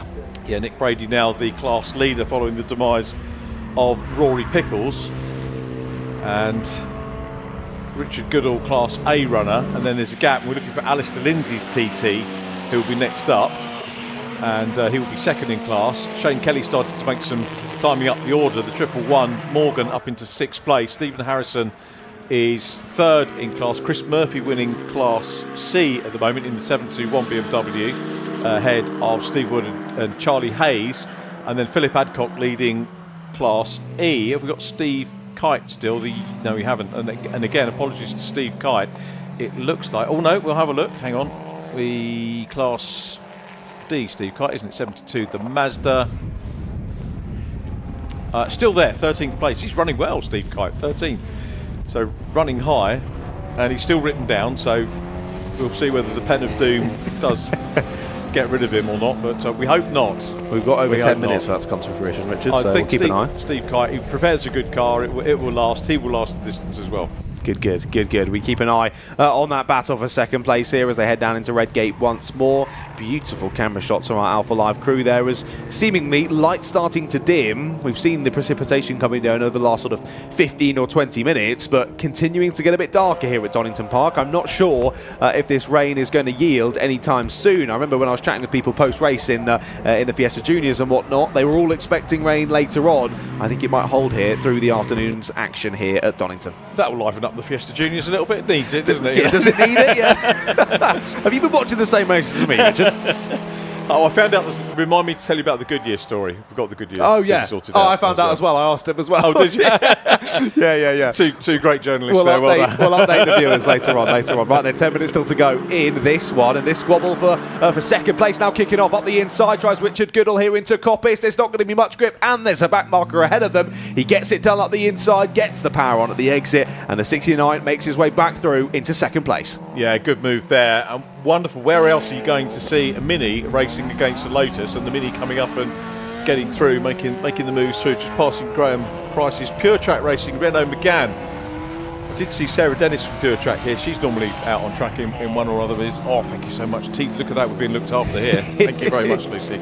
Yeah, I saw Sarah Dennis from Pure Track this morning, tooted at her, totally ignored me, but then, you know, I suppose, is that sexist now, tooting at a woman in the pit lane? You're not allowed to do that, but I should have maybe wound the window down and said, hello, Sarah, which probably would have been. But Pure Track, anyway, that car began being passed. Oh, that was close. Ooh, the McGann. That was a sketchy one, wasn't it? Mazda parked right on the exit there in slippery conditions. They all managed to avoid them, though, thank goodness. That was Tom Curtin. When we said Mazda, I thought, oh, no, it's going to be Steve Kite, but Steve Kite's still out there in his 72. I haven't seen too much of Steve so far. He looked way, well, not a little way down here. He was only 13th, wasn't he, on the last lookings. Richard Clark's still well clear, though. And he's had 2 class wins, if it's the same Richard Clark, but this could be his first overall win this year. Need to look back previous years and see what has happened in ClubSport Trophy over the previous seasons. We've had, Andrew Dyer did his Audi TT in ClubSport as well. I knew he'd seen some other stuff. Liam Crilly, another regular that we haven't seen for a little while. But no, this could be Richard Clark's first win as Steve Wood gets past as well. Going back to 2023 on the notes here. Firos was still doing stuff then. 2022. Nope, looking back, I can't see that Richard Clark has had an outright win. Had a couple of class wins, as we mentioned, so it might be a little bit of club sport history in the making here as the Shane Kelly, Carl Goshawk car in 6th position, looking to try and make up some positions, and his next target will be the Alistair Lindsay number 6 Audi TT. Scroll my screen up so we can see on the timing how far he is behind them.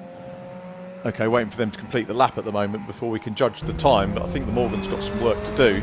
That Morgan's absolutely flying, isn't it, since the pit stop? And what a beautiful, that's the one you want to be in the pit lane for, isn't it, to listen to as well. Such a beautiful car. Great to see it out there hammering around the circuit and continuing to gain a few more places. Yeah, Alistair Lindsay was 55 seconds off the lead, and yeah, the 111, 1 minute and 20, 25 seconds to gain in 8 minutes. I think even the best of drivers would struggle to close that kind of gap. So I think 6th place, probably the lofty heights able to be gained here by the 111. Of course, previous race winner last time out. We did just see briefly there while you were looking down, so the 94 of Adam Marshall in his VW Golf GTI getting pushed down the pit lane, so he is out of the race. That's a little bit of a shame. Coming back to the selling points, and I don't probably need to sell Club Sports Trophy, but the other thing is this, you know, there's no one car with which you would win all the races. So, you know, Richard Clark's in the pits. Oh, I spoke too soon, didn't I, about him taking overall win. I'm sorry, Richard. I really am sorry. I was hoping to see that. It means Richard Goodall in the Mini is going to inherit top spot. Indeed he is, yeah. Did you do the Pen of Doom as well? Oh, no, you haven't written anything down yet. I haven't. I'm making a note of that, don't worry. Don't blame me, Richard, please. Blame this one next to me.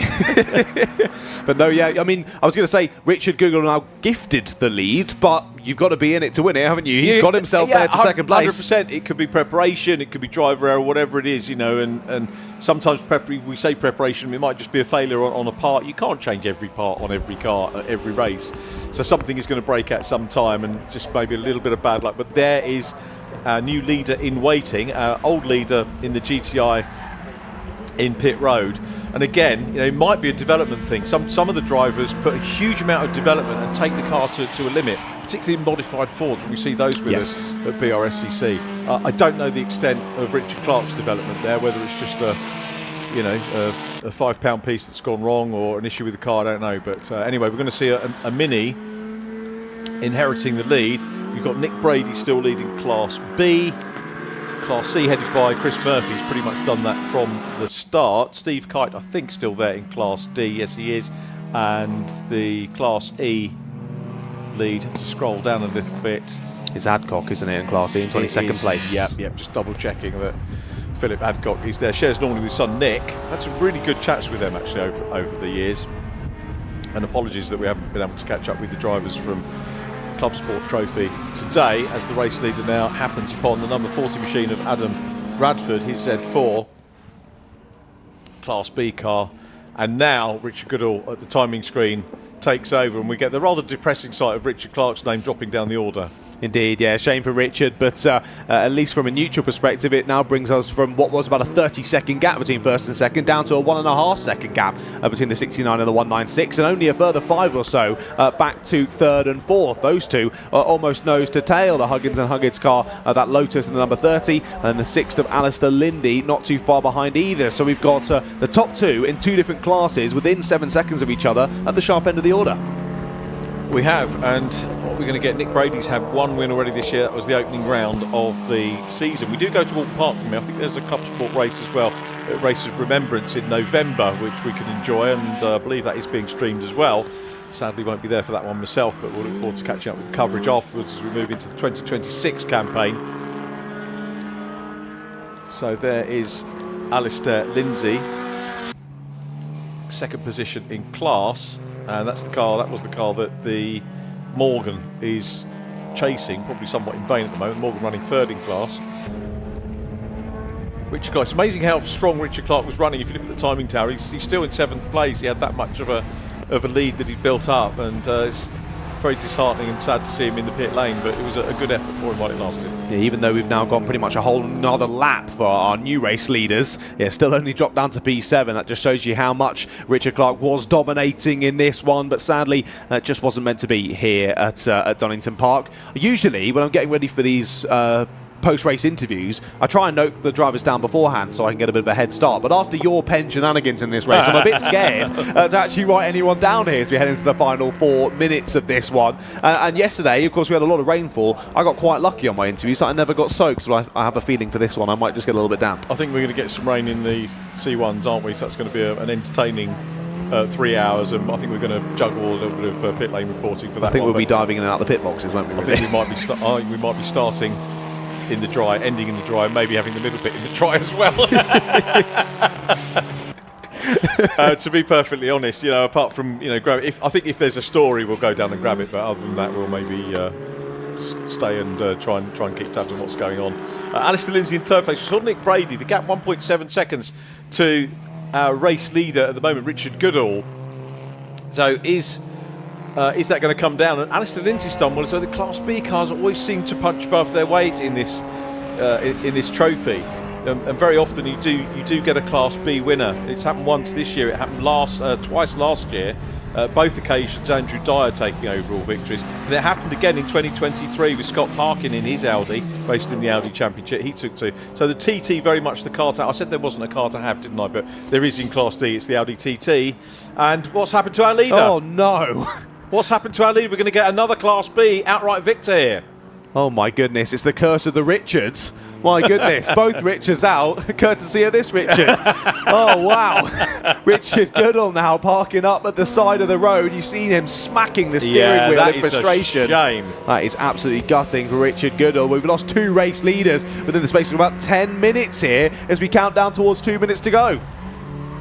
So that means now the Kelly and Goshawk car is now P2 in class on the road. So it looks like the Huggins number 30 car, Neil and Lloyd Huggins, in their Exige. So we're going to see the Lotus back on the top step of the podium provisionally for Class A, but it looks like it might be a Class B victory.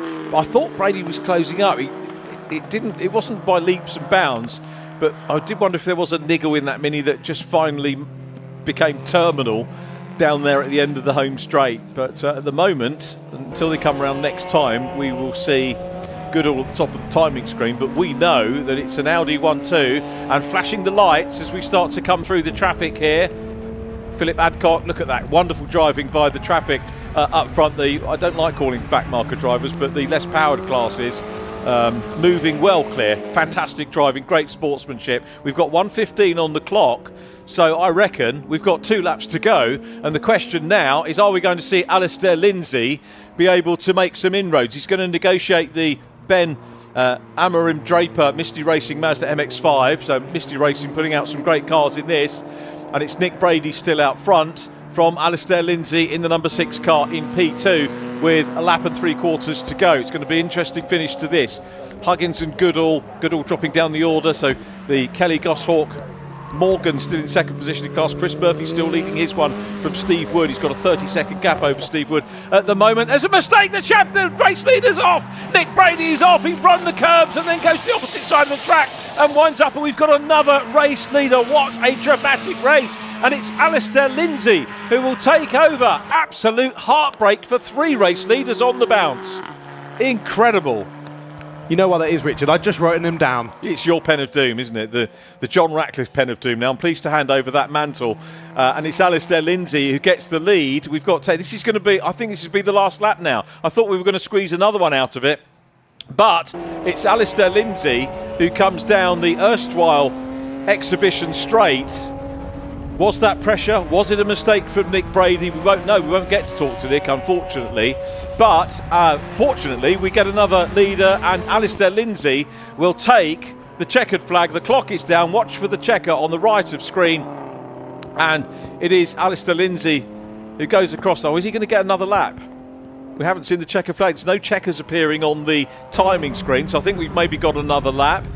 Here is the Lotus now running in second position, the Lotus. Well, race control confirming they have got the checkered flag after all that. So it was, now interestingly, we've got the Lotus. How does that work? We've got the Lotus showing in first position.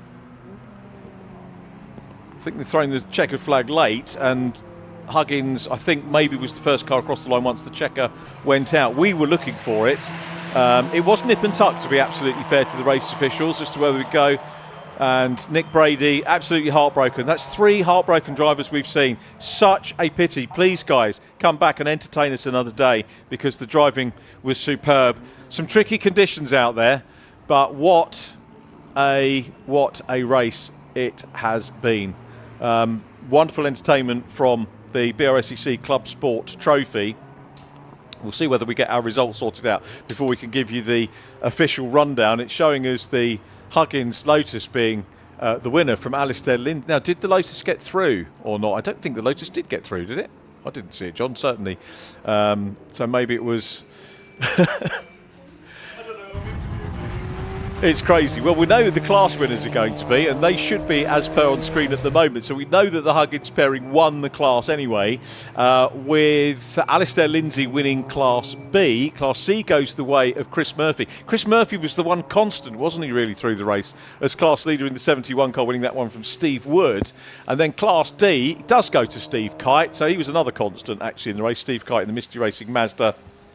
And actually, another constant, we have to say, was Philip Adcock as well in the number 88 BMW Compact E36 for Class E. They are the 5 class winners. And here is Philip now coming into shot, centre shot in the yellow BMW, giving a wave of thanks to the marshals and the hardy race fans that are around the circuit. And there are quite a few, actually, that you get to see here. Steve Wood coming into pit lane as well. But that was an entertaining 45 minutes, and always enjoy ClubSport Trophy. It's not very often I get a chance to be in the comms box for it all, because very often we're down in pit lane or getting ready for podiums. But yeah, really enjoyable stuff. Great vast array of machinery taking part on track and entertaining us in difficult conditions. And I hope they've all enjoyed their run through this afternoon. So here's the result and confirmation that it was the Lotus that took the outright win. We were pretty much focused on classes as well through that one. Alistair Lindsay winning Class B, with Shane Kelly and Carl Goshawk coming home in third place. Chris Murphy winning his class, Class C, with Nick Brady next up in the Audi TTCR, because he'd built up, obviously, that lead, so still classified in 5th from Steve Wood and Rob Walker. Charlie Hayes next. You can see Class C really well supported.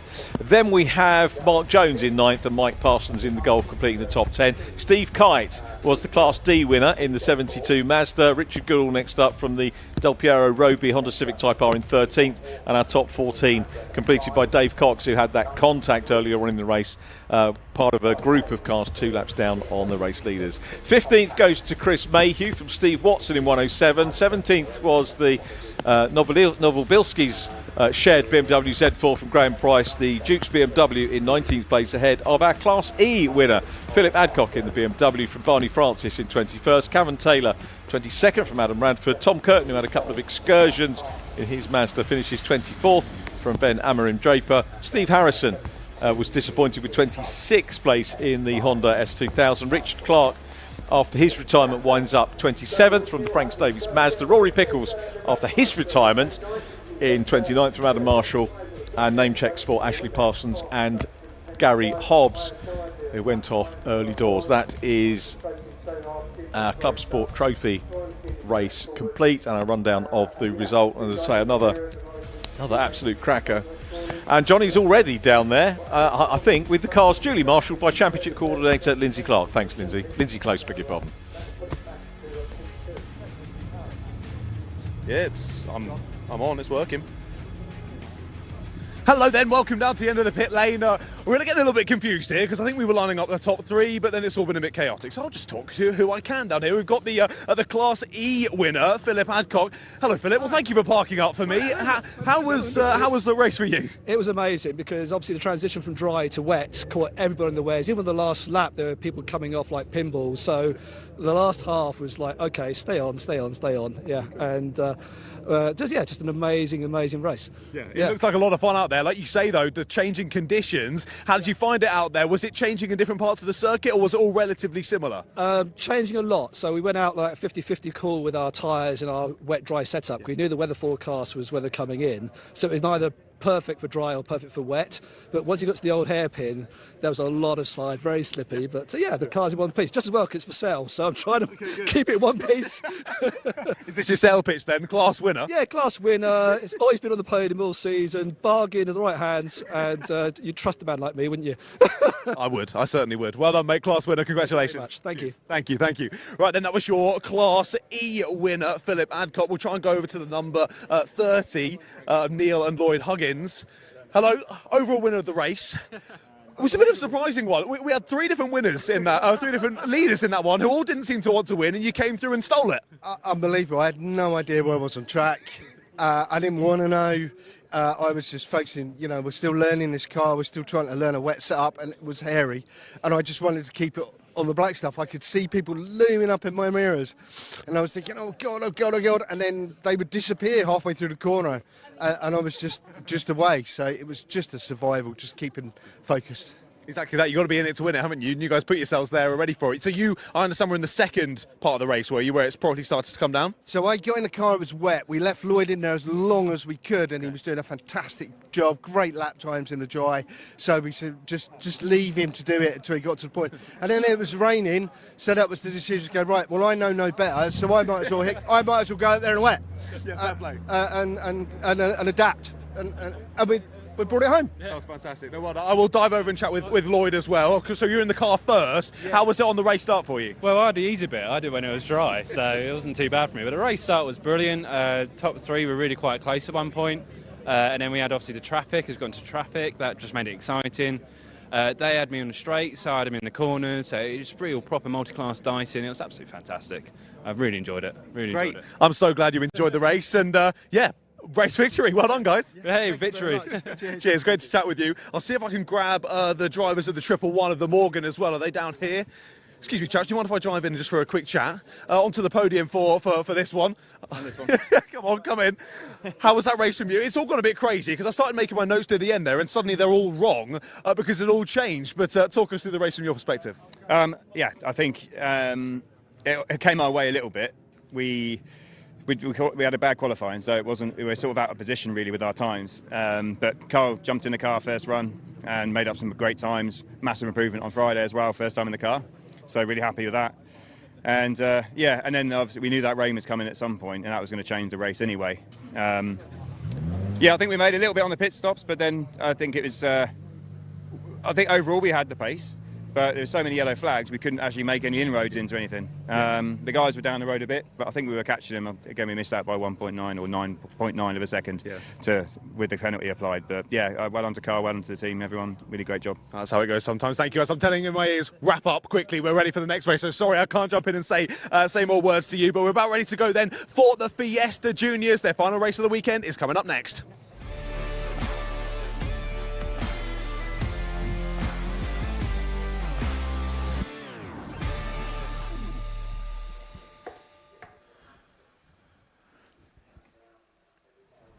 It is Fiesta Junior time. Now, unlike the senior brethren, this one we don't have a partially reverse grid. You don't really want to start instigating reverse grids in junior racing, particularly Fiestas, as you'll have seen from the action this weekend. So therefore, we might have the possibility of a treble, because Christopher Doble, who won race 1 and race 2, starts on pole position again, but his cousin Isaac is alongside, with Lewis Islin and Eden Spanswick on row 2, Jake Howarth and Luke Broadbent next up. We'll give you the full rundown of the grid in a moment. It is wet out there, as you probably saw from John's jacket. He's got his hat on to keep his hair, and I'm jealous of his hair, to be perfectly honest, in the follically challenged bald community myself, jealous of that, but he had his hat on to keep his hair dry, as you can see, and it is going to make things a little bit interesting here. I do hope the clerk of the course or the teams have read the riot act for everyone to behave themselves. Here is the grid though. Christopher Doble with his cousin Isaac next up, Lewis Islin and Eden Spanswick, followed by Jake Howarth and Luke Broadbent. Row 4, Harry Russell with Neil Hampson. Fifth row of the grid, Thomas Merritt looking to continue his climb through the field, with Aaron Beattie alongside. Archie Davies looking to climb through as well, with Bobby Holmes alongside. Max Fenton in 287 and Max Horler in 14th on the grid. Thomas Simpson and Jack Sant in the 86 car completing our top 16. 17th on the grid is Oscar Hummerston from Benji Douglas, who's running really strongly in that one before he's coming together with the man who starts immediately behind him, Darren McInerney. Nathaniel Darcy next to him on the inside. Then on the inside, the next row, Jensen Pritchard and Daniela Sutton. Kasper Tomilewski is next from Harry Lindley in 24th and 25th, completing the grid, assuming the repairs have done. I did see the car on a trailer, so maybe gone home, is Oliver Heron in the 306. So I think we might be a car light, very possibly in this one. As I say, I did see the Oliver Heron car on a trailer going back to base. Runs under the Jam Sport awning. I don't think I was chatting to Jensen O'Neill Going, the reigning champion, Jensen O'Neill Going, who was telling me that the car does run under the Jam Sport banner, but the repairs will be affected by the family themselves, so it runs under the Jam Sport awning rather than banner, I should say. Jensen's got some exciting news coming up over the course of the week, which we're looking forward to. I know what it is, but I'm not going to tell anybody. A few people in the paddock know what it is, but some Jensen O'Neill Going news coming up, so keep your eyes on social media if you are so inclined, and we look forward to that. Jensen, who had his senior car racing debut, I'm delighted to say, with us at the Brscc last weekend at Croft. So I think our director probably did a podium interview with him at that point, with Jensen getting on the podium in his first senior race, which was a mega achievement for Jensen O'Neill Going. Yep, just confirmation of that. So we might have some news on where he's O'Neill going then? I can't tell you. It's a secret. No one's ever made that joke before. It's a secret.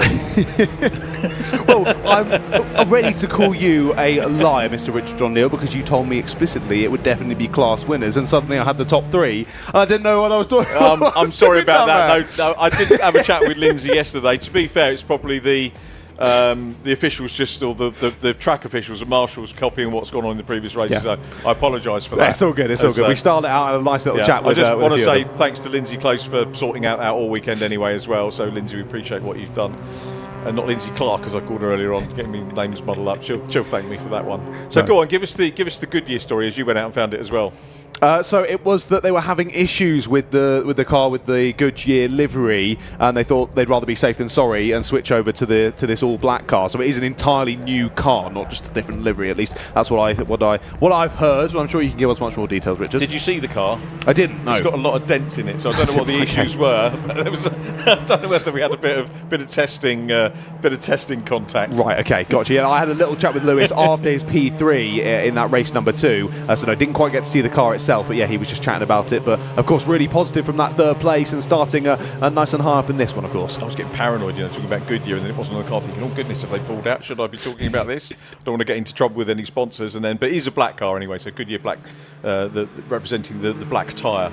Exactly. So the subliminal sponsorship from Lewis Islin on this one. Then he starts in 3rd place on the grid. Like you were saying earlier, we didn't really need anything to spice up the racing here in Fiesta Juniors. It's been pretty crazy throughout race 1 and race 2, but changing weather conditions could spice things up some more. It can. This is one of the, a great junior championship that these guys take part in. We've had the advertisement for the scholarship. Don't worry, you don't have to wear the bobble hat if you win. Rain is getting heavier just in time for the juniors. We knew this was going to come up. Yeah, if you've seen the video, you don't have to wear the bobble hat. We won't make you wear them this year if that is going to be a deal breaker for getting you to enter the scholarship at the end of October, beginning of November this year. I promise you that. I'd like a bobble hat.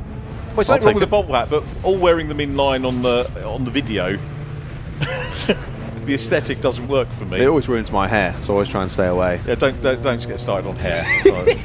and look at me in that way. In what way, Richard? It's always a loving look. Always a loving look towards you. Right then, drivers head on round then. As you just briefly mentioned there, rain getting heavier as we look to go for a race start here for race 3 in the Brscc Fiesta Juniors. This is going to be an interesting one to watch, ladies and gentlemen. We've got 15 minutes ahead of us. Please don't go anywhere. I don't like asking people to make predictions in junior racing, but the prediction I'll ask you to make is how many corners before we get the safety car? Again, let's not commentators curse this one, Richard. I have a feeling there might be some off-track excursions on the first lap, though. Let's wait and see then. We look for that green flag at the back of the order, and the drivers will look to the lights. Once again, all Doble front row for this one. Will it be 3 from 3 for Christopher Doble here at Donington Park? His maiden win yesterday. He took another one this morning, and he will lead us away as the lights go out here for the final race of the weekend in the Brscc Fiesta Junior Championship. Isaac covers it off very well there on Lewis Islin, dives to that inside line and will hold on as they head down towards Redgate for the first time. Heavy on the brakes, and Islin dives straight back to the inside. Can he force his way through here? There should be a bit more grip on the outside, and Isaac does indeed find it, but not quite enough. Islin pulls alongside as they head down towards the Craner curves for the first time. Yeah, very good first corner from the leaders. Very well judged indeed. Islin managed to shake off Eden Spanswick, got the better start, and he's in P2, but he's going very wide there. He's got the run through. Is he going to go into the back of Christopher Doble? No, he knows what he's doing. Great to see Lewis Islin back up at the sharp end of things in this meeting in that black car. They want to keep that one, won't he?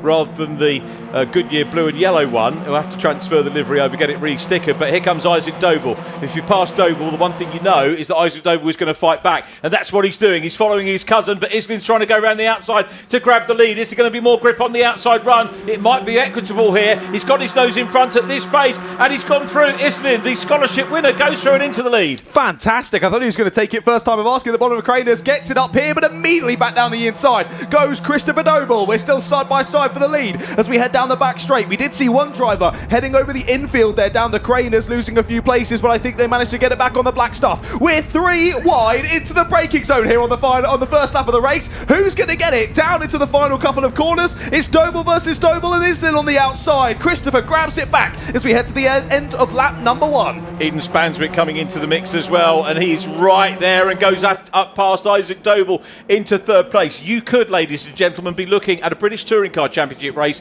in 5 years' time. All of these youngsters, I tell you what, we've just seen, I've looked out of the window for the first time over the course of the weekend. The speed of these cars is awesome. You doesn't capture it on the, that's no disrespect to the coverage, but you don't see the speed of any of the racing cars in any coverage.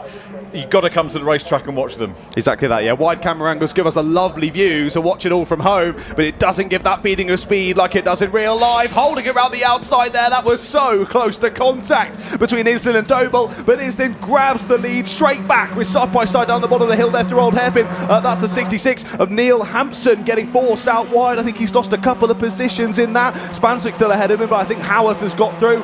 Merritt involved as well as he tries to fight his way up the order. I think he's right involved in that squabble at the bottom end of the top 10 with Archie Davies there as well. He's done a great job on this race start as Archie getting himself stuck straight in with this one. We head up and continue on here through lap number 2. This doesn't seem like it's going to be calming down at any moment in this one as the rain continues to fall here at Donington Park. Yeah, another good climber, Jack Sant, into 8th place from 16th on the grid. We can talk about our Thomas Merritts and our Archie Davies, who we'd expect to come through. Jack Sant, another young driver who's really impressed me since he's been in the championship, getting more and more mature, and a super drive through the field in a controlled way. You know, he's not causing any mayhem. He's coming up through, made some great progress. Well done, Jack. Well done, Thomas. Well done, Archie.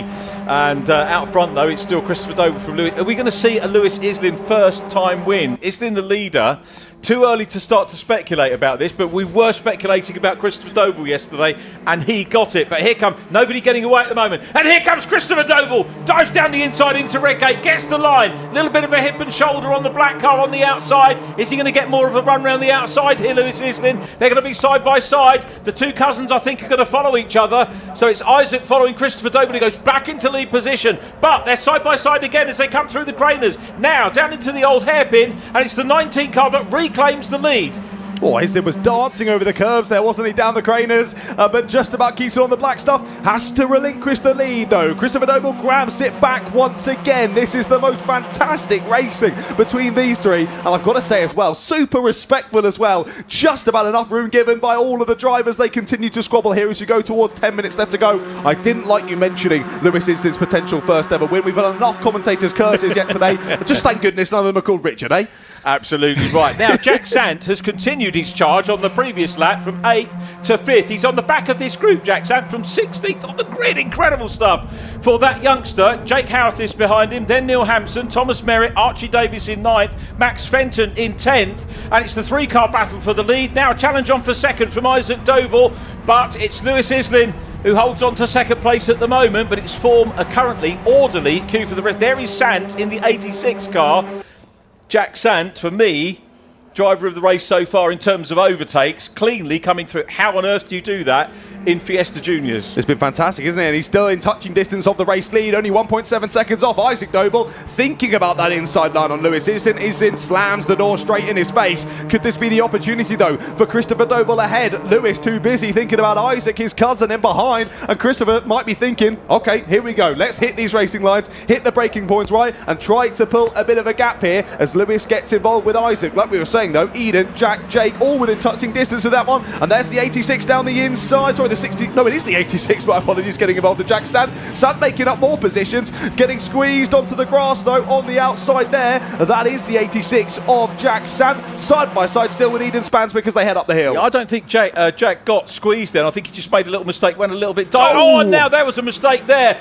Bang! Into the Jake Howarth goes into Sant. That definitely wasn't Jack Sant's fault. I think he maybe made a slight error. Apologies if I've called that wrong when he went up past Eden Spanswick. Eden was another front runner in the scholarship last year, so it's amazing to see how many of these. I was chatting to Simon Hunt from 2010 Racing earlier on, and he said the scholarship a great thing for Brscc because all of the guys that did well are all in the championship and doing well this year. But all this squabbling, and now we've got Sant back up into 4th place, but the squabbling has meant that the three leaders have managed to get away. I did wonder whether Isaac Doble and Lewis Islin, problems further back down the order we'll come back to, but I did wonder whether second and third dicing would allow Christopher Doble to start to get away and build on his hopes for that hat-trick. But at the moment, he's not able to break the toe, even though Isaac Doble is trying to deal with Lewis Islin in the black car in second. Oh my goodness, so we were speaking about yesterday, Islin's thinking on 200% brain capacity, isn't he? He's chasing down the leader once again, but still having to think about Isaac in behind. Isaac sticking the nose in as they head down towards Craner Curves. Will it be back to a Doble double at the front of the order here, trying round the outside of Lewis Islin. Islin keeps it pinned as they head down the hill, closes the door and keeps second place. Goodness, this is so close. I will just say I did spot Jensen Pritchard has got himself a black and orange flag, mechanical flag for Jensen. He won't be able to finish this race. He'll have to pull back into the pits. We saw Harry Russell off on the gravel only a few moments ago as well. So some issues in this one, but to be honest, the least scrappy of all of the races so far is the one in heavy rain. Yeah, they're probably having to concentrate more about what they're doing. That may well be what it is. And at the moment, we've got a Lewis Islin 2010 racing meet in the RCC Sarnie. That was a long sentence, wasn't it, to go through? But the sandwich completed at the moment by Isaac Doble is going to try and go through. But it's Chris Doble who's been superb this weekend. He's dealt with everything thrown at him. There's the damaged car. That is that the 235? Yeah, I do believe that was Pritchard then. That might be why he has that black and orange flag. But yeah, Christopher Doble, everything that's been thrown at him this weekend, he has dealt with. He's overtaken people, he's had to defend, he's had to attack, he's had to do starts, he's had to do restarts, he's had to do safety car starts, the whole thing. And, you know, that was just races 1 and 2, and here he's replicating it again. He'll be well satisfied with what he's done this weekend, whether he wins this race or not. And Isaac Doble's going to have a look down the inside, but so is Islin for the race leader. He was a little bit too far back there, but he judged it well because he didn't launch into the car. He didn't make contact with the car. So the move didn't work, but it was notice of intent that he wants to have an attack. But to me, that was really good stuff because he was worrying the leader. Here comes the chasing pack with Jack Sant still there at the moment, the 85. Just trying to get a handle on the order here. Even Spanswick actually showing us fourth on the timing. He's further back, isn't he? I think so, yeah. I think it has all shuffled up in this order. We'll check in on that in a moment's time, though. I think initially down there at the first corner, it was defence from Islin diving to the inside to stop an overtake from Isaac Doble, but it almost became an attack on Christopher as he came into the braking zone. This is the 86 and Jack Sant under pressure once again as they head up through McLean's, really close to the rear bumper there from the 66 of Neil Hampson, and it is the 35 of Spanswick now relaunching the attack. He's dropped from 4th to 6th, but he's going up into 5th there. Over the crest into Coppice they go. Spanswick retakes the top 5 position. Yeah, Eden Spanswick has been, I don't know, I've kind of ignored what he's been doing over the course of the season, but tell you what, he's really arrived at the front end in this one. The top 3, how they're squabbling and getting away, I don't know. Well, I do know it's because the cars behind are squabbling, and Jack Sant would like to break free and get up and have a little nibble at a podium, but at the moment he's going to have to content himself with that 4th place as the race leaders go across the line again. Archie Davies and Thomas Merritt going side by side there into the final corner. Archie nearly squeezed into the barriers there, held hold of it well though. They continue on battling. They're just about closing in on that pack ahead for 4th place, but these 3 still squabbling over the lead, and once again it's an attack from Isaac Doble down into the Craner curves. He couldn't quite do it last time. He couldn't quite close the door on Lewis Islin. Can he do it on this time of asking? They go side by side again. Does Isaac get the overlap? No. Once more, Islin closes the door and holds on to 2nd place. This is so close. They haven't actually switched around in this battle yet, but we can't call it with 5 minutes to go. Do you know what I really love about this is that these 3 guys, you know, particularly Islin and Isaac Doble, have been side by side so much in the course of this race. They've been giving each other room. They're in different teams. They're not even teammates now as Islin goes for the lead. Dives down the inside. There's a little bit of a clatter between the wing mirrors of the 2 cars. And Christopher Doble is side by side now as they run along Starkey's. They go very slightly. Sorry, this is up to Coppice, isn't it? I beg your pardon. He's got the inside run. I was thinking of coming into Schwantz, but it's actually Coppice. And Islin gets back in front. Super move. Indeed, fantastic move, aggressive from Islin, and finally another driver takes to the front of the order. And is it going to be a push from Doble to Doble here to the outside line as they head down into the focus? Yes, it's a great one from Christopher Doble, but can he get it stopped on the brakes and hold it round the outside? We go 2 by 2 into the corner. Oh, straight over the gravel goes Christopher Doble. He had to take that off-track excursion, and they stay as they were. Islin is still ahead. To my mind, that was very clean and fair racing. Isaac's going to have a go at his cousin. Now they go side by side. Isaac fancies a turn. He's already had a couple of goes at dealing with Lewis Islin trying to get up into 2nd. Islin now the leader. Isaac Doble up into P2. Christopher Doble in 3rd, having led so well. I'll tell you what, whatever you say about this weekend, it's been great for Christopher Doble. Really superb. And all of these 3 giving us great action at the moment, but it's 2010 leading a brace of race car consultant machines with Jack Sant still back in the 86 car in 4th place. This is going to be Jack's, I'm not going to say it. I'm really not going to say it. I'm not going to jinx him or any of the top 3. We've got Eden Spanswick running so well behind him as well. Then the 66 car of Neil Hampson having a terrific run. Thomas Merritt 7th. Archie Davies next. Dara McInerney from the back has come up in the 507 car into the top 10 as well, followed by Max Fenton.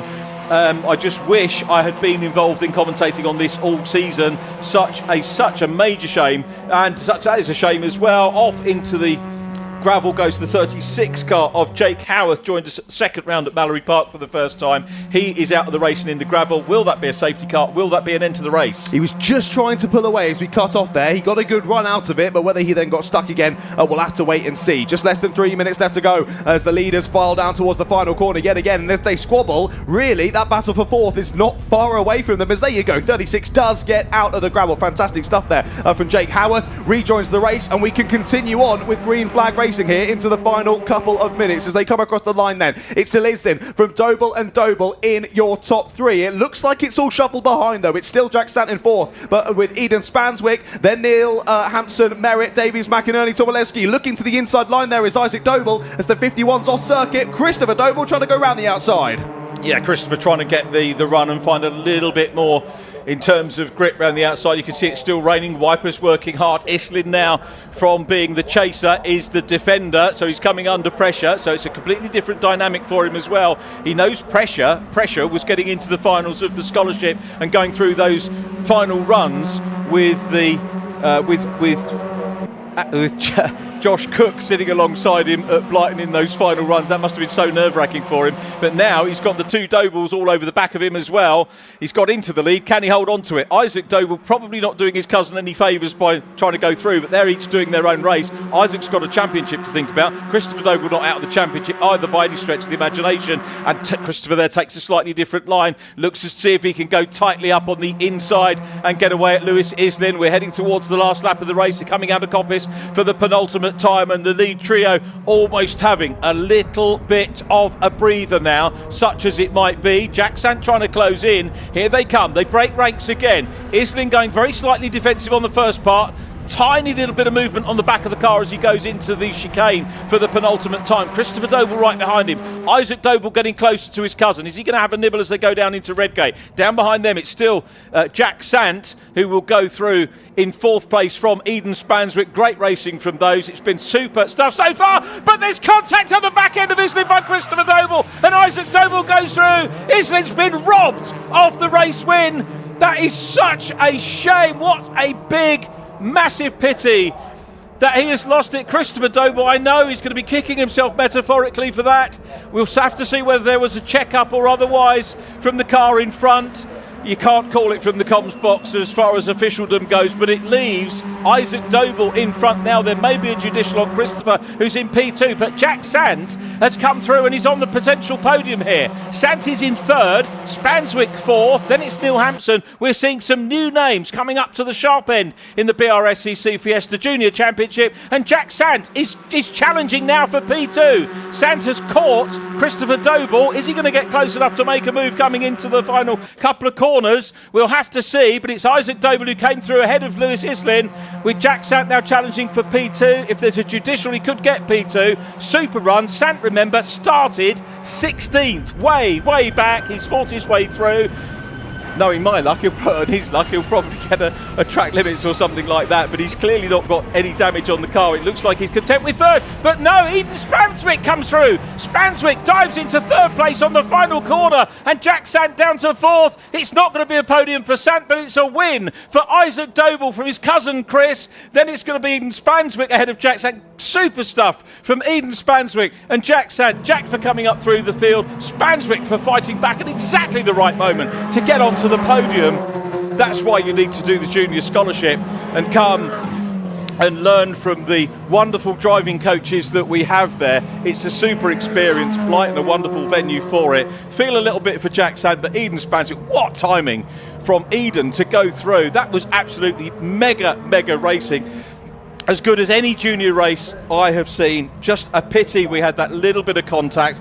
I'd need to see it again to talk through it, but what a shame for our not even long-term race leader, was it Lewis Islin, who was there and winds up in the gravel. Such a shame for him. I'm sure there are going to be some talks after the race. Well, I'll call this a provisional result for you at the moment. Isaac Doble taking the win from Christopher. Eden Spanswick the fine third place. Great effort from him in the last corner to pass Jack Sant, who himself had a super race.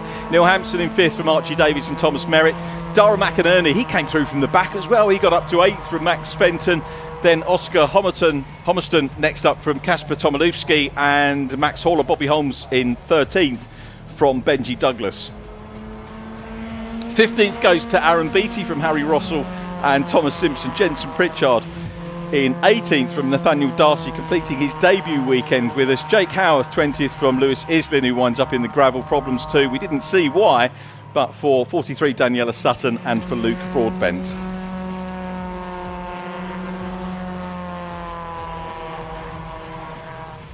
Well, just taking a moment to catch my breath after some fine. You know, that was the pretty typical frenetic junior racing, and they were so well behaved all the way through that, and just, you're going to get contact at some point, but we'll let the clerk of the course sort that one out. Mark Noble, I think he's probably in for a late night after that one once again.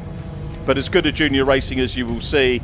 A lot of people still rightly wax lyrical about the Ginetta Junior Championship, but you can see from what we've had today here at Donington Park that the Brscc Junior Fiesta Championship is an equal. Let's go down to Victory Lane with John Ratcliffe.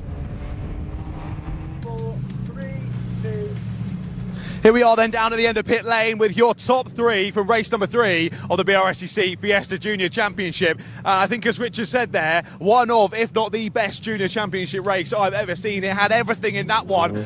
I've got to say though, I'm absolutely gutted for Lewis Islin. He was deserving of that win during that race. Things happen out there on track, especially when it's so slippy. My heart goes out to him though, to Lewis. He was really deserving of a top performance there in that one. Either way, well done to all the drivers in the top 3. Of course, we've seen Christopher Doble on the top step throughout this weekend so far. This time it's the turn of his cousin Isaac. Let's go and chat to Isaac as he gets hugs from friends and family and whatnot. I'll dive straight in with him, that's okay. Isaac, congratulations. I spoke to you earlier and you were hoping for a switch around in terms of the 2 Dobles, and it's happened. Yeah, I mean, that was just such a fantastic race, battling the whole way through. I was just keeping my nose clean, waiting for my opportunity, and it came in turn 1. You were really applying the pressure to Lewis, weren't you, for that race? Because he was trying to look for moves on your cousin, but then you were looking for moves on him, and he wasn't quite sure where to go. It was just an outright dogfight. Everyone was scrapping so well, and it's so hard in these conditions to keep it on. You got to think about keeping it on the track also, and while you're trying to overtake people, it's really fun. It was amazing to watch, but congratulations on your victory. Thank you. Cheers, Isaac. Thank you. We'll go and chat with Christopher. Of course, Christopher, 2 wins this weekend. You have to settle for 2nd place in that one, but I think you're still pretty happy. Yeah, happy. It's a good weekend, for me and my cousin as well. Both probably all-time best weekends, other than obviously his last weekend because at Silverstone he dominated. But yeah, by far my best weekend. I think the luck was on my side. So, and the wet, it was really nice. It was really good fun actually in the wet. So it was fantastic seeing you 3 battling throughout the race. Isaac called it a dogfight. That's certainly what it was. But of course, through this weekend, top 2 has been held down by the Dobles. All I've got to ask you is that incident with Lewis Islin to the first corner. What happened from your perspective? Well, I was behind him for quite a while, so I knew that every time I go to the outside, he'd follow me there. So I tried nipping up the inside as he came to the outside, and then he moved over back into the inside again, and just hit his corner of his car, and we both went wide. But yeah, there was a car's width on the inside. I went for it, and he moved over on me. So just nothing I can do really. Okay. Yeah, no, totally understand that. You guys were battling so well. It was a shame for it to end like that. But again, a 1-2 for the Dobles. You guys are pretty happy? Yeah, really happy. Well done, Christopher. Cheers. Thank you very much. There we go then, your top 2. I'll see if I can grab Eden as well in 3rd place. First thing I've got to say, congratulations on the 3rd place. Secondly, what a move that was into the final corner. Yeah, I just knew I had a minute left and I had to get past the guy, so I just sensed it. You absolutely licked the stamp. I've never heard Richard in the commentary box with he shout quite so loudly about that overtake. He was loving it. Yeah, I had to watch it back to see him. Yeah, it was good. It's definitely a good one to watch back. I'd highly recommend it. But of course, running through the pack there, you were involved in a squabble pretty much for the whole entire race there in difficult conditions. So can you talk us through it a little bit? I just knew that Jack Santa was a tiny bit more quicker than me, so I had to stick with them and just keep up. And once I just got a gap, I just stuck with them and just waited for the last lap. And that's that. Nice, you got it. Well, big smile on your face. Pretty happy about that one, so well done. Third place. Thank you. Lovely. Cheers, Eden. Thank you very much. Right then, that's it for the Brscc Fiesta Juniors, at least here from Donington Park. But we do still have 2 races coming your way, so don't go anywhere.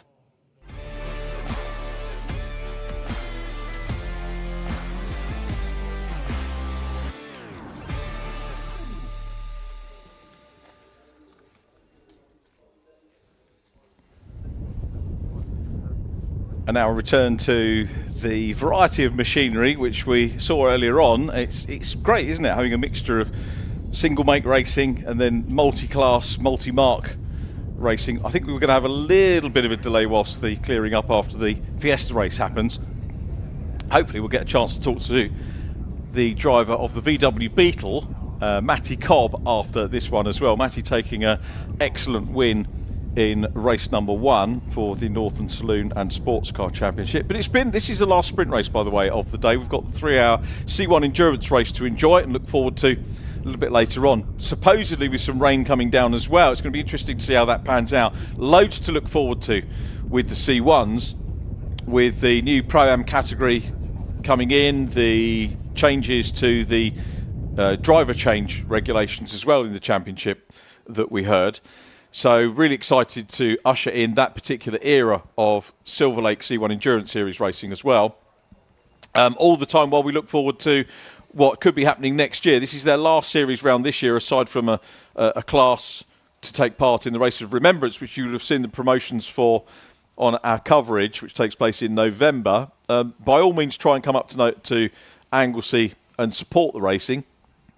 But if you don't, then please take the opportunity to support us online with the stream, which will take place that weekend, and also feel free to donate to the various causes that the Race of Remembrance supports. So cars, looks like we've got a car starting from pit lane, but of course that's still the Fiesta podium, isn't it, which needs to be cleared from the end of pit lane. I thought we were starting to see some Saloon and Sports Car drivers make their way onto the track.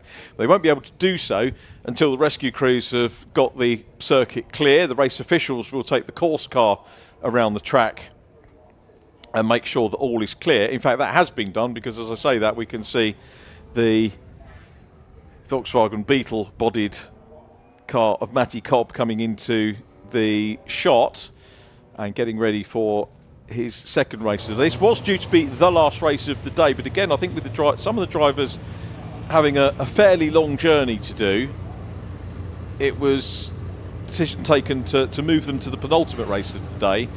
And not that they would have minded watching the C1 endurance race, but it just means that they don't have to wait 3 hours, and it's a double-edged sword for organisers, because do you give these cars an extra couple of hours to prepare for their second race, or do you give them the chance to go home and as an away championship, get away at a reasonable time? And they've opted for the latter. And I think that's probably worked out okay, because I don't recall any particular damage in the earlier race.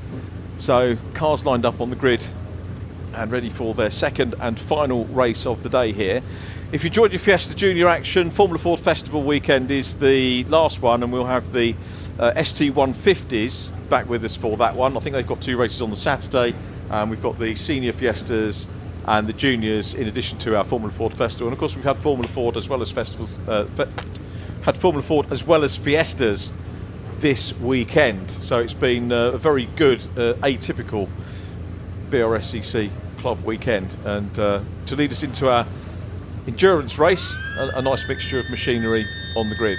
Oh yes, no, thoroughly looking forward to it. Yeah, interesting end to the Fiestas then, and that's no problem at all. Just interesting that I had a little chat with Thomas Merritt there as I was walking back, and he was a bit frustrated. Someone ran into him on the in lap there, so a bit of damage caused to the car after the checkered flag. Thomas a bit frustrated, but I mean, understandably so there after the checkered getting ran into. And really interesting there to chat with Christopher Doble. Just gives us a little bit more insight onto the incident. Of course, watching from afar, it looks one way, but from in the cockpit, it can look very different. And Christopher there pretty adamant that Lewis sort of moved as they went into the braking zone, and that was the causation of the contact. Anyway, we'll leave the final decisions to people much smarter than us. Let's run you through the grid then for the upcoming race, the Northern Saloon Sports Car Championship Race 2 of the day. Here is the grid. Matty Cobb and Daniel Kell on the front row with Scott Hubel and Alex Prentice on row 2. Damien McKay and David Todd on row 3 with Stevie McNabb and Stephen Rees there on row number 4. Rounding out the top 10, Michael Bulk and Stephen Kell there round out the top 10. And then it's Tom Bowes, Alan McPherson and Stuart Middleton, Cameron Whitley, Robert Claxton and John Armstrong. That's row 6, 7 and 8. And then rounding out the grid is Ian McLaughlin. 17 cars on the grid then for this one. We had a really interesting race 1 across this field. But of course your gentleman on pole position, I didn't get to speak to him at the end of race number 1 because he cleared off into the collecting area. I think just missed the call ever so slightly to come and have a chat with me. Maybe he just doesn't like me. He's been watching the coverage and just thought I'm not having a chat with that bloke. Thank you very much. Well, hopefully I could grab him after this one. We'll see whether he's able to once again fire his way through and hold on to that pole position right to the checkered flag. Well, I'm trying to get the grid up, and now I'm told on my laptop that my connection isn't private and I'm getting attacked by hackers, so I'll have to sort that in a moment's time. Richard John Neal's just parted ways from me from the comms box for the moment's time as we get this one about ready to go. So many interesting cars in the field for this one, and as we were speaking about in the first race, it was lovely to see. It didn't matter all the different types of cars that there were out there, they were all scrapping super closely out on the black stuff. So hoping for more of that here in race number 2. Now, the track is a little bit more dicey than it was in race 1. We saw a decent bit of rain in race 1, but it's continued on since then, and it's only really gotten worse. As you can see there, still friends, family and fans there joining us beside the circuit, very much with those brollies up though. Rain continuing to fall here at Donington Park, and really it's only getting wetter out there on the black stuff, but we'll see how these drivers deal with it as we get ready for their second 15-minute race of the weekend. Drivers putting round then to the grid.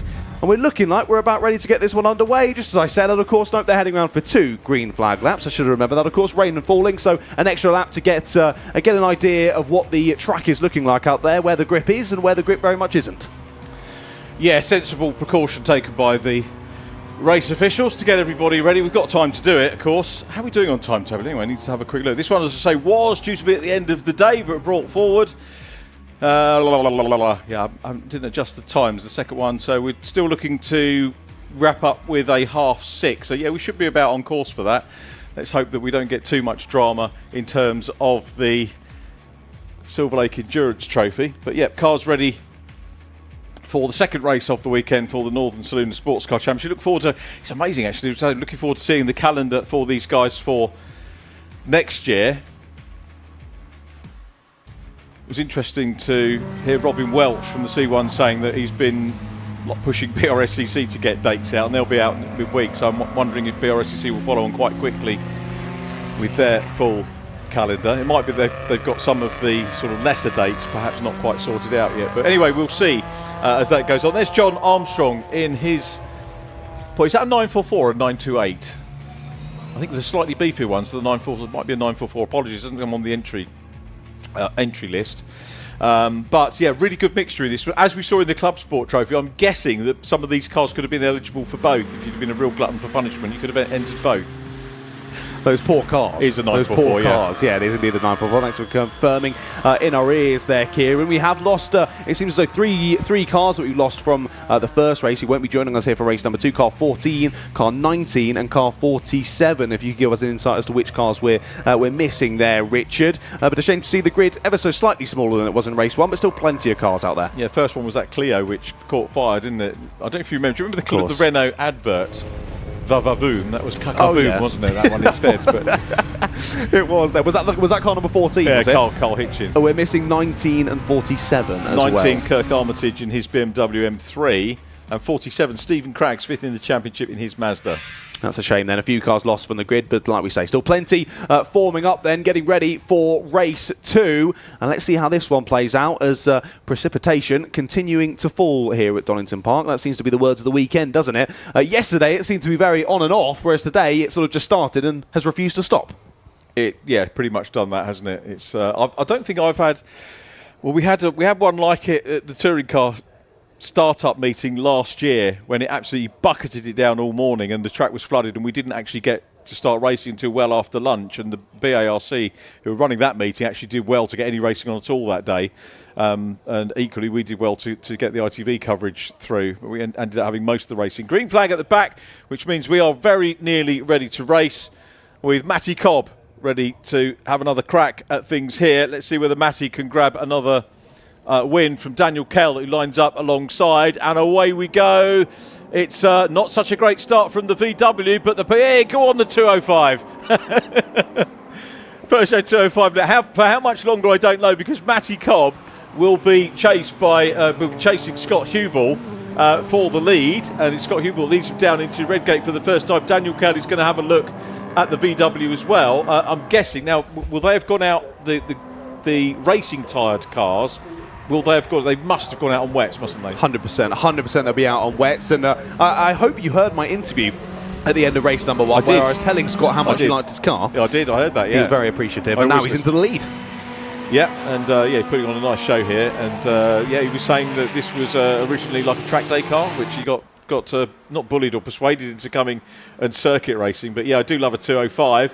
I tell you what, I love someone looking around the outside line as well. And that's exactly what Daniel Kell is doing, punching above his weight here with the VW Beetle, which is going to be struggling in these conditions a little bit, to be absolutely sure.